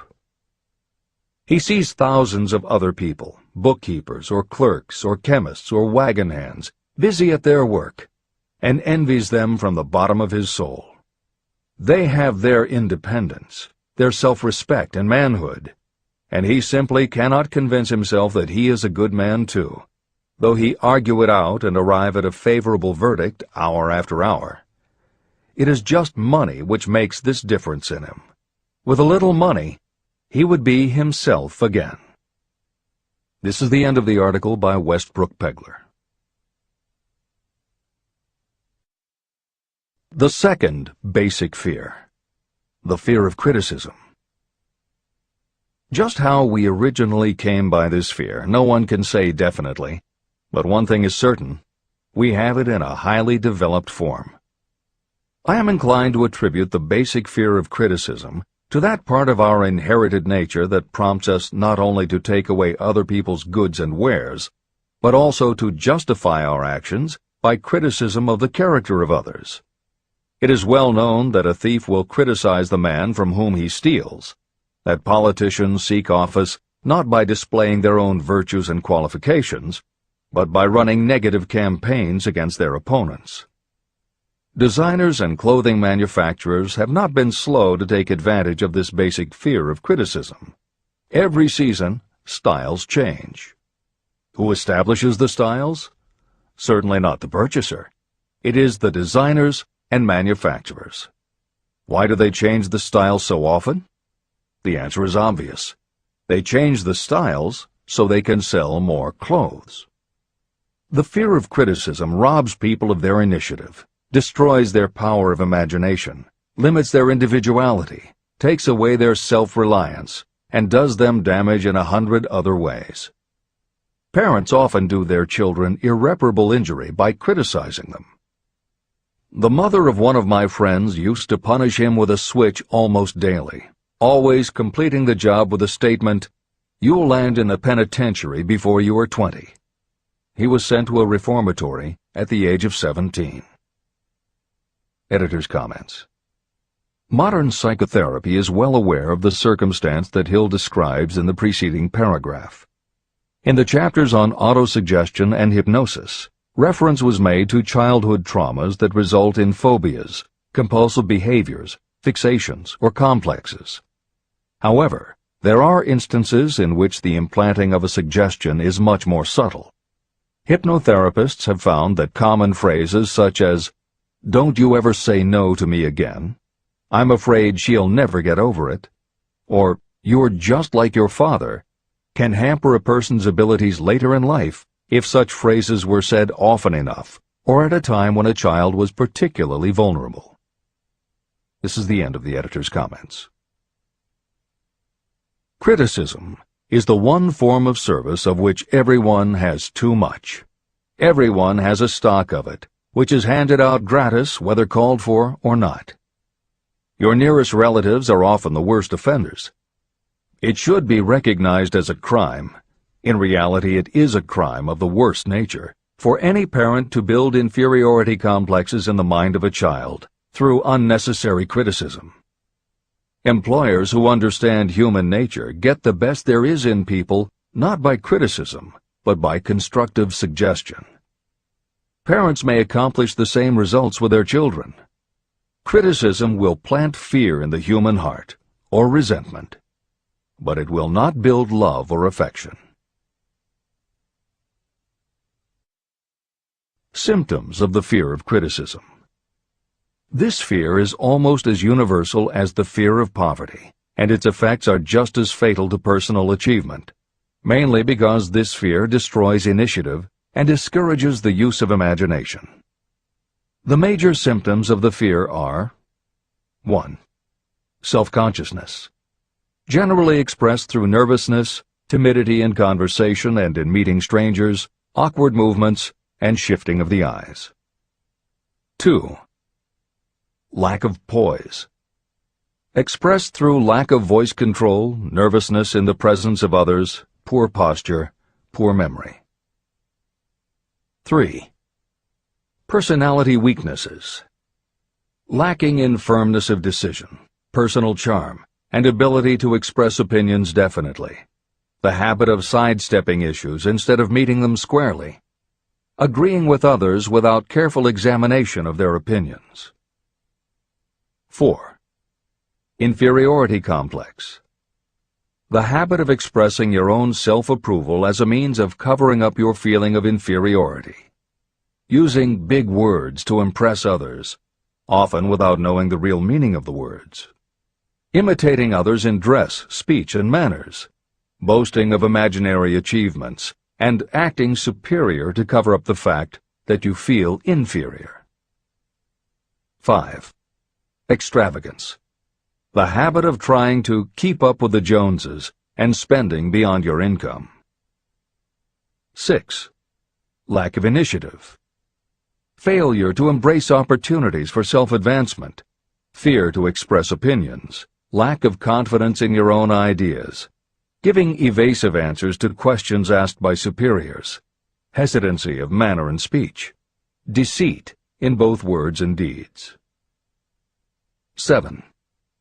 Lack of ambition. Mental and physical laziness. Lack of self-assertion. Slowness in reaching decisions. Being too easily influenced. The habit of accepting defeat without protest, or quitting an undertaking when opposed by others. Also the habit of criticizing others behind their backs and flattering them to their faces. Suspicion of other people without cause. Lack of tactfulness of manner and speech, and unwillingness to accept the blame for mistakes. The third basic fear. The fear of ill health. This fear may be traced to both physical and social heredity. It is closely associated with the causes of fear of old age and the fear of death. We fear ill health because of the terrible pictures that have been planted in our minds of what may happen if death should overtake us. We also fear it because of the economic toll that it may claim.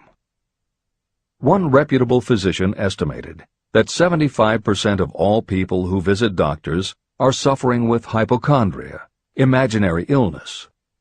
It has been shown that the fear of disease, even when there is not the slightest cause for fear, often produces the physical symptoms of the disease feared. Powerful and mighty is the human mind. It builds or it destroys. Through a series of experiments, my staff proved how susceptible people are to the power of suggestion. We asked 3 acquaintances to visit separately with the victim. They were instructed to pose the question, "What ails you? You look terribly ill." The first questioner provoked a grin from him and a nonchalant, "Oh, nothing, I'm all right." The second questioner was answered with a statement, "I don't know exactly, but I do feel badly." The third questioner was met with the admission that the victim was actually feeling ill. Editor's comment. Hill's experiment is one that you do not want to carry too far. It is not that different from the principle behind certain religious sects whose members take vengeance on their enemies by hexing or placing a spell on a victim. The spell only works because the victim believes that spells can be cast and that it is possible he or she could be hexed. When the hex victim is informed that someone has cast a spell on them, they accept that it is possible, and their mind does the rest. The same theory operated when Hill's associate was told 3 times that he looked ill. He believed it was possible. Being told 3 times was convincing, and his mind went to work and made it so. This is the end of the editor's comment. There is overwhelming evidence that disease sometimes begins in the form of negative thought impulse. Such thoughts may be planted in your mind by suggestion or created by you in your own mind. Doctors send patients to new climates for their health because a change of mental attitude is necessary. The seed of fear of ill health lives in every human mind. Worry, fear, discouragement, or disappointment can cause this seed to germinate and grow. Symptoms of the fear of ill health. The symptoms of this almost universal fear are: 1. Autosuggestion. The habit of negative use of self-suggestion by looking for and expecting to find symptoms of all kinds of disease. Enjoying your imaginary illness and speaking of it as being real. The habit of trying fads and isms recommended by others as having therapeutic value. Talking to others of operations, accidents, and other forms of illness.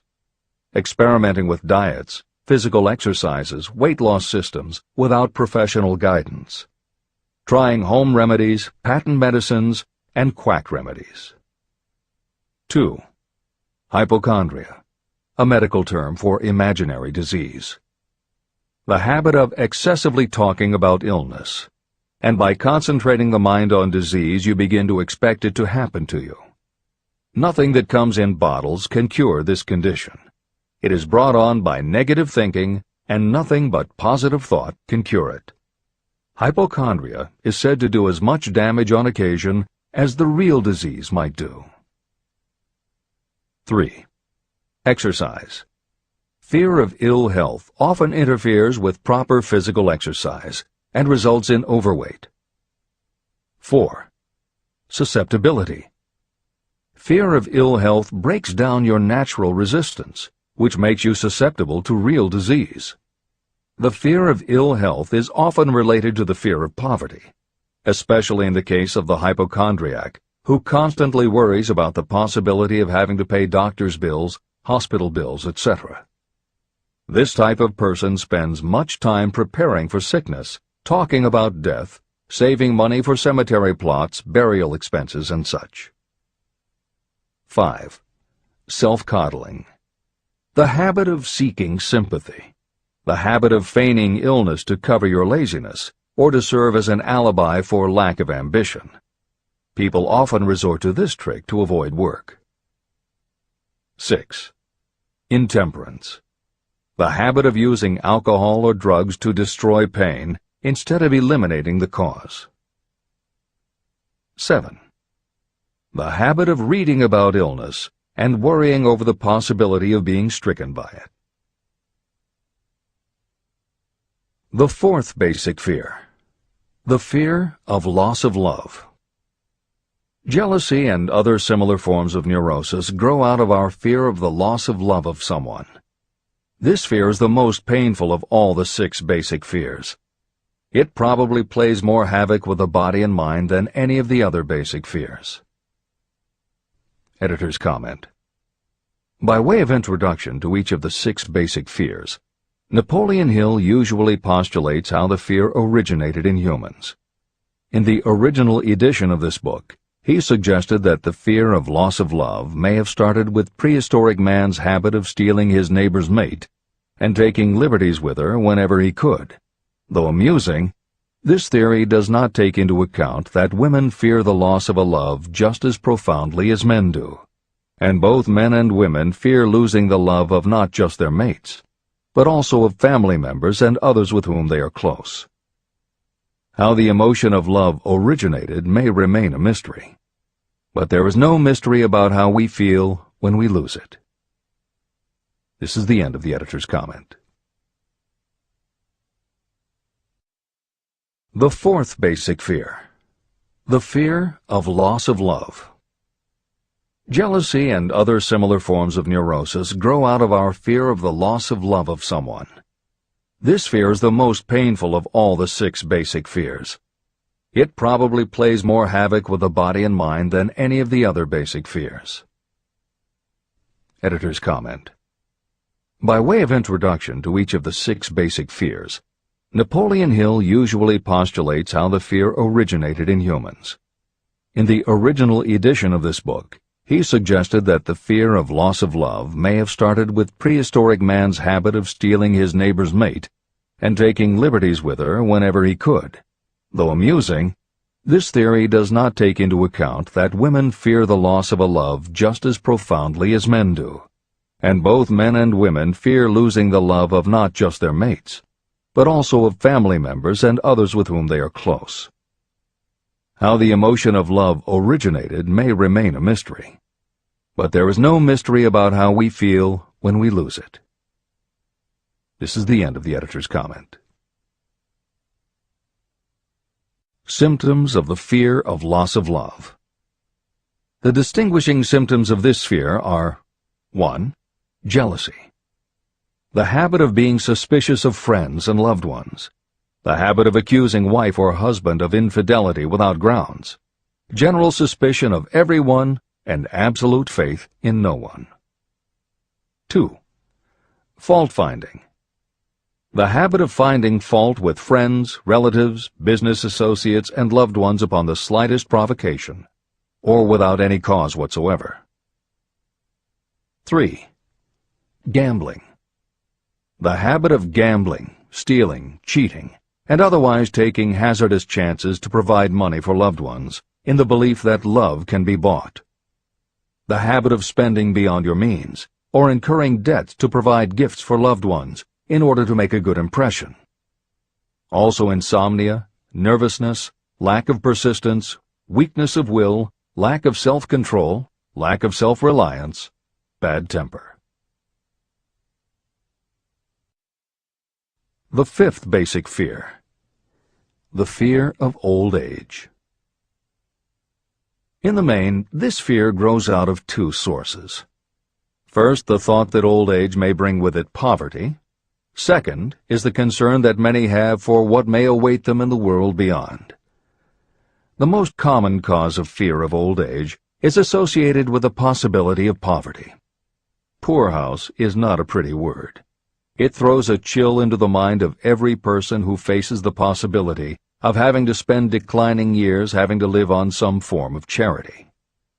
The possibility of ill health, which is more common as people grow older, is also a contributing cause of this common fear of old age, as is concern about diminishing sexuality.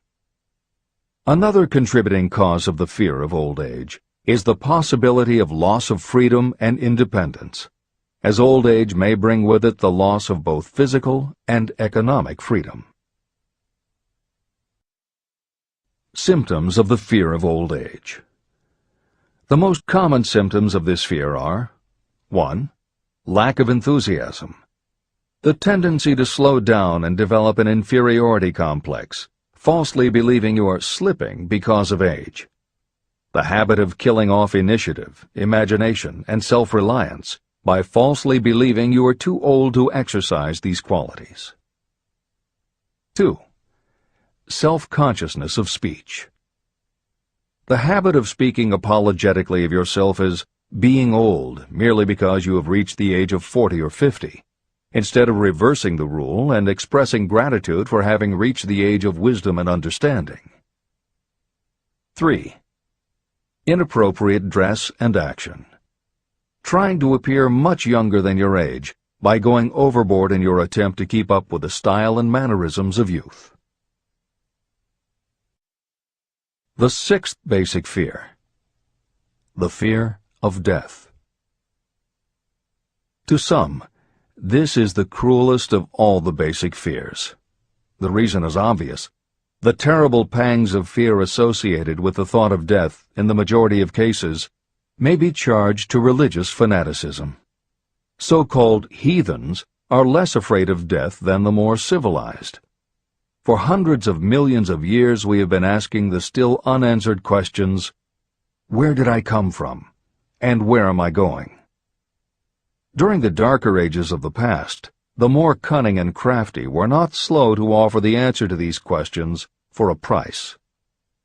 Come into my tent, embrace my faith, accept my dogmas, and I will give you a ticket that will admit you straight into heaven when you die, says the religious leader. Remain out of my tent, says the same leader, and the devil will take you and burn you throughout eternity. The thought of eternal punishment destroys interest in life and makes happiness impossible. While the religious leader may not actually be able to provide safe conduct into heaven or send you to hell, the possibility of the latter seems terrible. The very thought of it takes hold of the imagination in such a realistic way that it paralyzes reason and sets up the fear of death.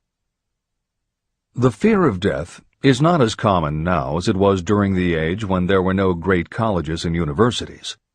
People of science have turned the spotlight of truth upon the world, and this truth is rapidly freeing men and women from this terrible fear of death.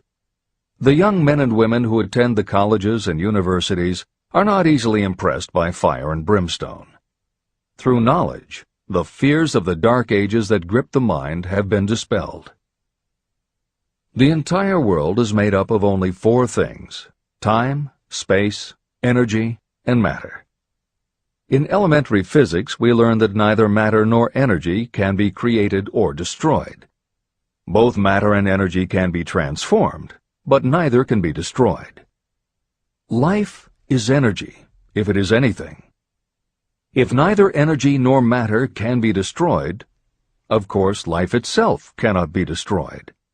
Life, like other forms of energy, may be passed through various processes of transition or change, but it cannot be destroyed. Death is mere transition. And if death is not mere change or transition, then nothing comes after death except a long, eternal, peaceful sleep. And sleep is nothing to be feared. If you can accept the logic of this, you may forever wipe out your fear of death. Symptoms of the fear of death. The general symptoms of this fear are: 1.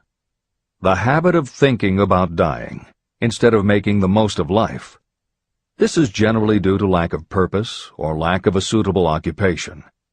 This fear is more prevalent among the aged, but sometimes the more youthful are victims of it. The greatest of all remedies for the fear of death is a burning desire for achievement, backed by useful service to others. A busy person seldom has time to think about dying. A busy person finds life too thrilling to worry about death. 2. Sometimes the fear of death is closely associated with the fear of poverty, where death would leave loved ones poverty-stricken. 3.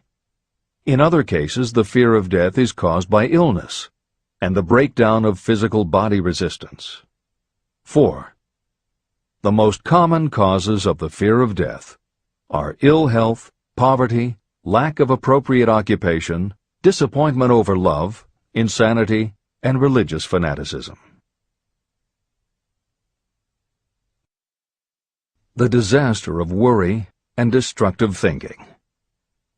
Worry is a state of mind based upon fear. It works slowly but persistently. It is insidious and subtle. Step by step, it digs itself in until it paralyzes the reasoning faculty and destroys self-confidence and initiative. Worry is a form of sustained fear caused by indecision. Therefore, it is a state of mind that can be controlled. An unsettled mind is helpless. Indecision makes an unsettled mind. Most individuals lack the willpower to reach decisions promptly and to stand by them after they have been made.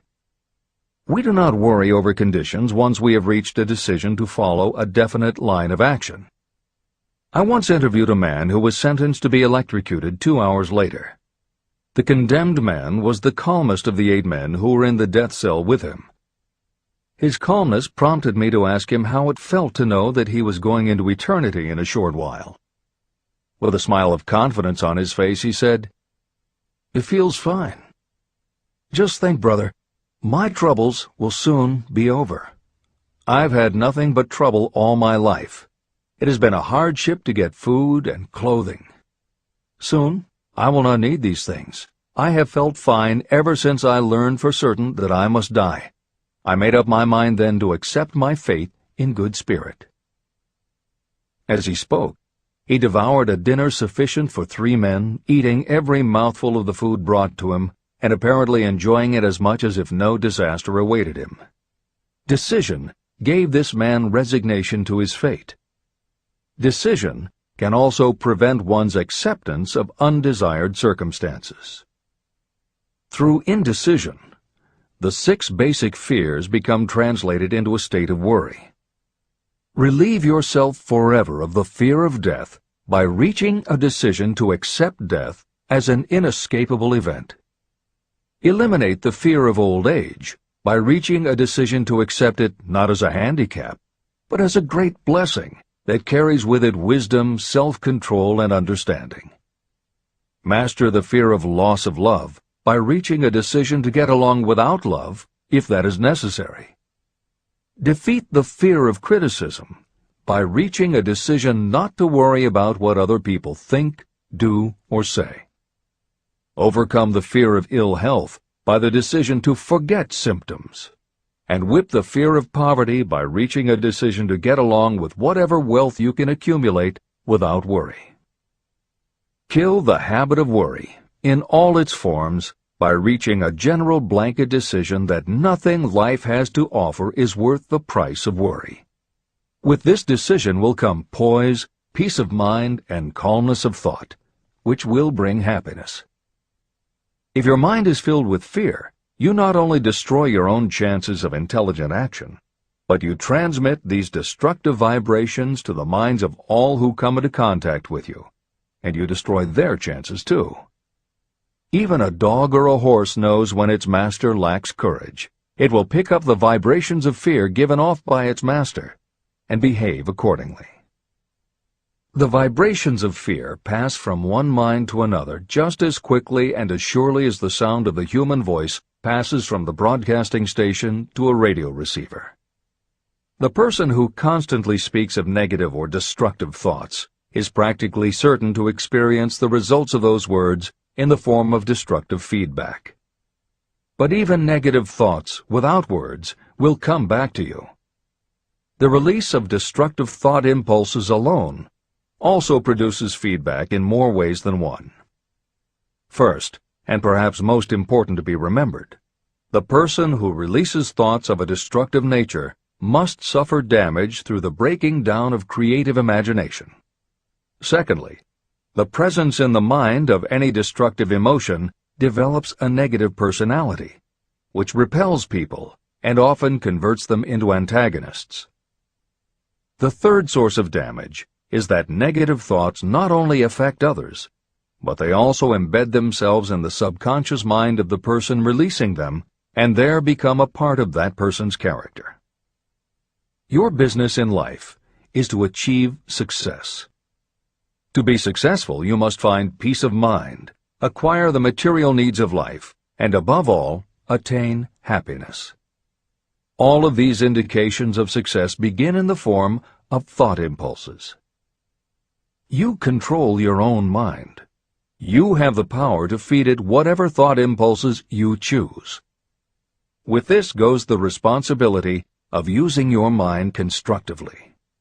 You are the master of your own earthly destiny, just as surely as you have the power to control your own thoughts. You may influence, direct, and eventually control your own environment, making your life what you want it to be. Or you may neglect to make your life what you want, and you will be adrift on the seas of circumstance, where you will be tossed like a wood chip on the waves of the ocean. The Devil's Workshop. In addition to the 6 basic fears, there is another evil by which people suffer. It constitutes a rich soil in which the seeds of failure grow abundantly. It is so subtle that its presence often is not detected. It is more deeply rooted and more often fatal than all of the 6 fears. For want of a better name, let us call this evil susceptibility to negative influences. Those who accumulate great riches always protect themselves against negative influences. The poverty-stricken never do. Those who succeed in any calling must prepare their minds to resist such influences. If you are reading this book to learn how to grow rich, you should examine yourself very carefully to determine whether you are susceptible to negative influences. If you neglect this self-analysis, you will give up your right to attain the object of your desires. Make your analysis searching. As you read the following questions, be tough on yourself. Go at the task as carefully as you would if you were searching for any other enemy you knew was waiting to ambush you. You must deal with your own faults as you would with a real and serious enemy. You can easily protect yourself against real enemies because there are laws, police, and courts to deal with them. But this seventh basic evil is more difficult to master because it strikes when you are not aware of its presence, when you are asleep and while you are awake. Moreover, its weapon is intangible because it consists of merely a state of mind. Negative influences are also dangerous because they come in so many different forms. Sometimes they enter the mind through the well-meant words of your friends and relatives. At other times they come from within, through your own mental attitude. Always, it is as deadly as poison, even though it may not kill as quickly.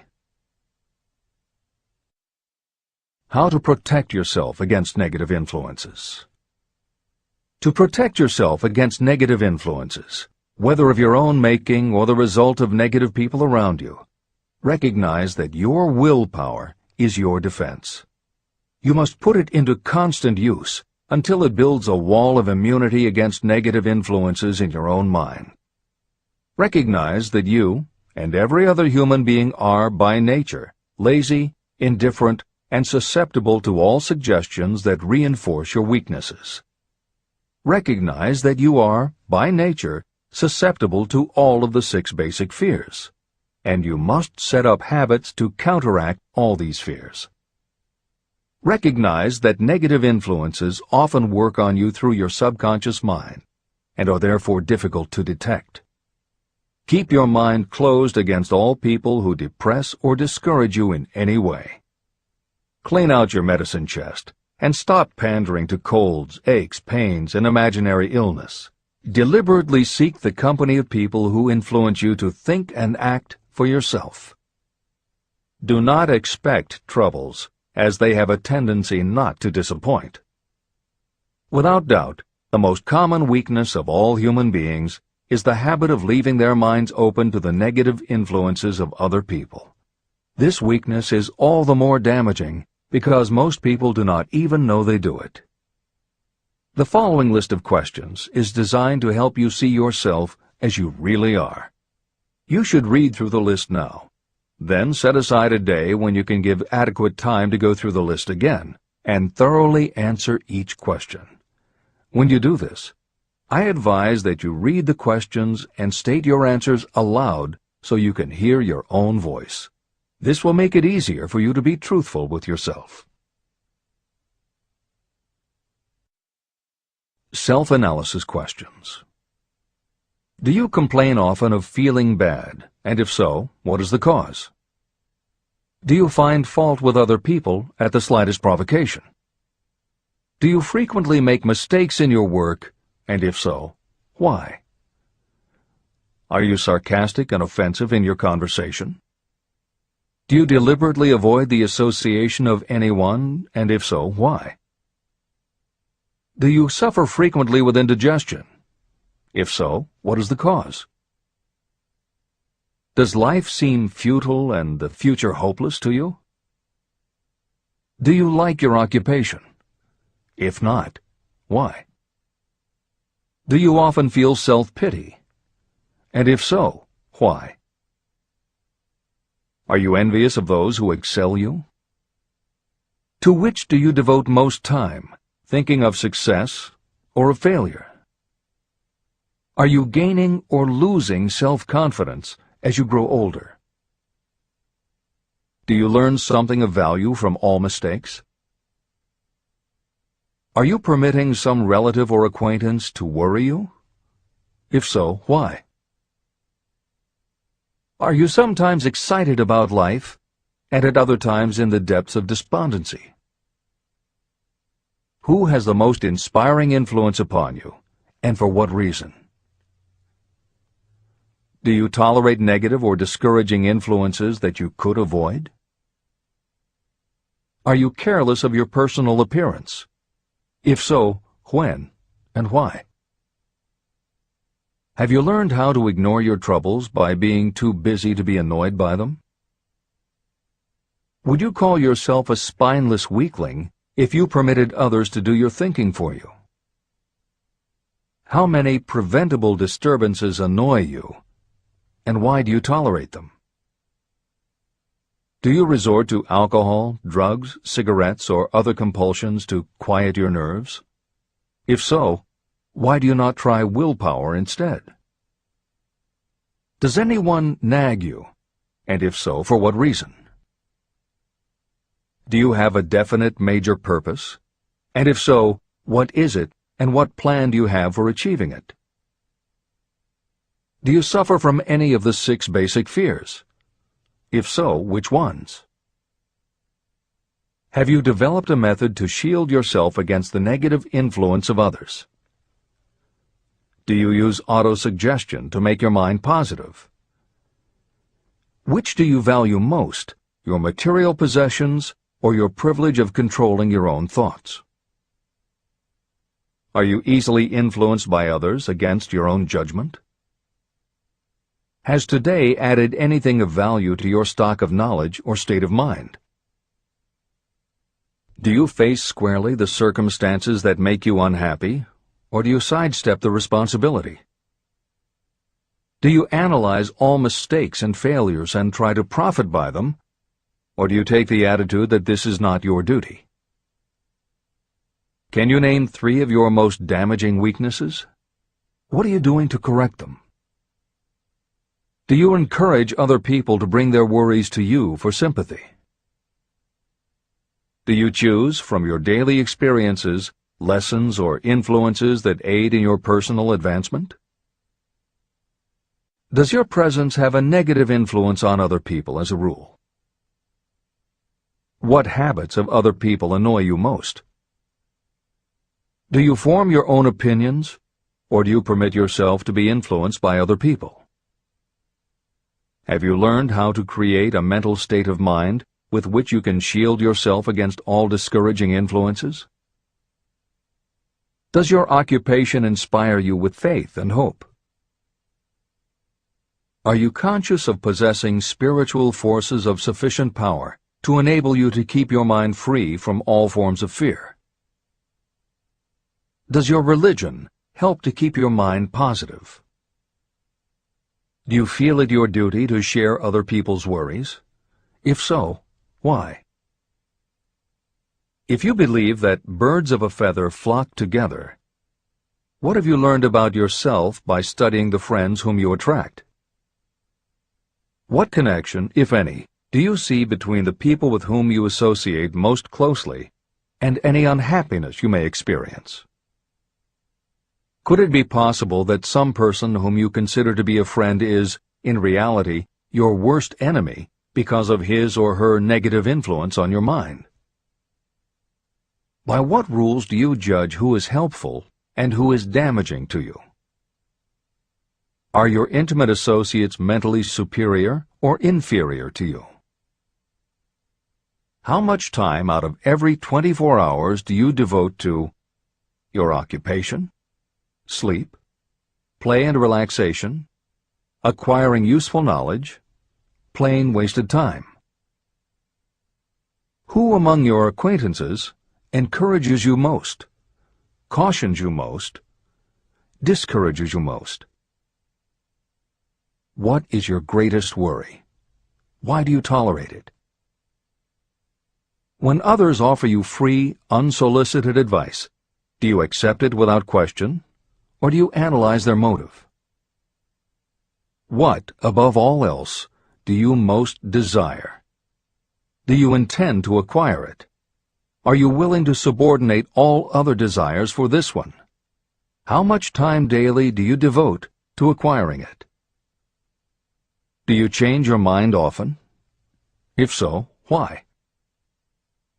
Do you usually finish everything you begin? Are you easily impressed by other people's business or professional titles, college degrees, or wealth? Are you easily influenced by what other people think or say about you? Do you cater to people because of their social or financial status? Whom do you believe to be the greatest person living? In what respect is this person superior to yourself? How much time have you devoted to studying and answering these questions? At least one day is necessary for the analysis and the answering of the entire list.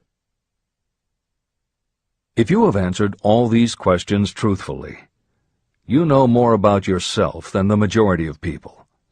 Study the questions carefully. Come back to them once each week for several months, and be astounded at the amount of additional knowledge of great value to yourself you will have gained by the simple method of answering the questions truthfully. If you are not certain about the answers to some of the questions, seek the counsel of those who know you well, especially those who have no motive in flattering you, and see yourself through their eyes. The experience will be astonishing. The one thing over which you have absolute control. You have absolute control over only one thing, and that is your thoughts. This is the most significant and inspiring of all facts known to humans. It reflects our divine nature. This ability to control your thoughts is the sole means by which you may control your own destiny. If you fail to control your own mind, you may be sure you will control nothing else. Your mind is your spiritual estate. Protect and use it with the care to which divine royalty is entitled. You were given your willpower for this purpose. Unfortunately, there is no legal protection against those who, by design or through ignorance, poison the minds of others with negative suggestion. Those with negative minds tried to convince Thomas A. Edison that he could not build a machine that would record and reproduce the human voice, because, they said, no one else has ever produced such a machine. Edison did not believe them. He knew that the mind could produce anything the mind could conceive and believe. That knowledge was the thing that lifted the great Edison above the common herd. Men with negative minds told F.W. Woolworth he would go broke trying to run a store on 5 and 10-cent sales. He did not believe them. He knew that he could do anything within reason if he backed his plans with faith. Exercising his right to keep the negative suggestions of others out of his mind, he piled up a fortune of more than $100 million. Doubting Thomases scoffed scornfully when Henry Ford tried out his first crudely built automobile on the streets of Detroit. Some said the thing would never become practical. Others said no one would pay money for such a contraption. Ford said, "I'll belt the earth with dependable motor cars." And he did. For the benefit of those seeking vast riches, let it be remembered that practically the sole difference between Henry Ford and a majority of workers is this: Ford had a mind, and he controlled it. The others have minds that they do not try to control. Mind control is the result of self-discipline and habit. You either control your mind, or it controls you. There is no halfway compromise. The most practical method for controlling your mind is the habit of keeping it busy with a definite purpose, backed by a definite plan. Study the records of those who achieve noteworthy success, and you will see that they have control over their own minds, and that they exercise that control and direct it toward the attainment of definite objectives. Without this control, success is not possible. 55 Famous Alibis by Old Man If. People who do not succeed have one distinguishing trait in common. They know all the reasons for failure and have what they believe to be airtight alibis to explain away their own lack of achievement. Some of these alibis are clever, and a few of them are justifiable by the facts. But alibis cannot be used for money. The world wants to know only one thing: have you achieved success? A character analyst compiled a list of the most commonly used alibis. As you read the list, examine yourself carefully and determine how many of these alibis you use. Remember, the philosophy presented in this book makes every one of these alibis obsolete. if I didn't have a wife and family, if I had enough pull, if I had money, if I had a good education, if I could get a job, if I had good health, if I only had time, if times were better, if other people understood me, if conditions around me were only different, if I could live my life over again, if I did not fear what they would say, if I had been given a chance, if I now had a chance, if other people didn't have it in for me, if nothing happens to stop me, if only I were younger, if I only could do what I want, if I had been born rich, if I could meet the right people, if I had the talent that some people have, if I dared to assert myself, if only I had embraced past opportunities, if people didn't get on my nerves, if I didn't have to keep house and look after the children, if I could save some money, if the boss only appreciated me, if I only had somebody to help me, if my family understood me, if I lived in a big city, if I could just get started, if I were only free, if I had the personality of some people, if I were not so fat, if my real talents were known, if I could just get a break, if I could only get out of debt, if I hadn't failed, if I only knew how, if everybody wasn't against me, if I didn't have so many worries, if I could marry the right person, if people weren't so dumb, if my family were not so extravagant, if I were sure of myself, if luck were not against me, if I had not been born under the wrong star, if it were not true that what is to be will be, if I did not have to work so hard, if I hadn't lost my money, if I lived in a different neighborhood, if I didn't have a past, if I only had a business of my own, if other people would only listen to me, if, and this is the greatest of them all, if I had the courage to see myself as I really am, I would find out what is wrong with me and correct it. And I know that something must be wrong with the way I have done things, or I would already have the success that I desire. I recognize that something must be wrong with me, otherwise I would have spent more time analyzing my weaknesses and less time building alibis to cover them. Building alibis to explain away failure is a national pastime. The habit is as old as the human race and is fatal to success. Why do people cling to their pet alibis? The answer is obvious. They defend their alibis because they create them. Your alibi is the child of your own imagination.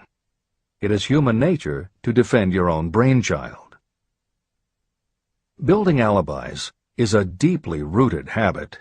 Habits are difficult to break, especially when they provide justification for something we do.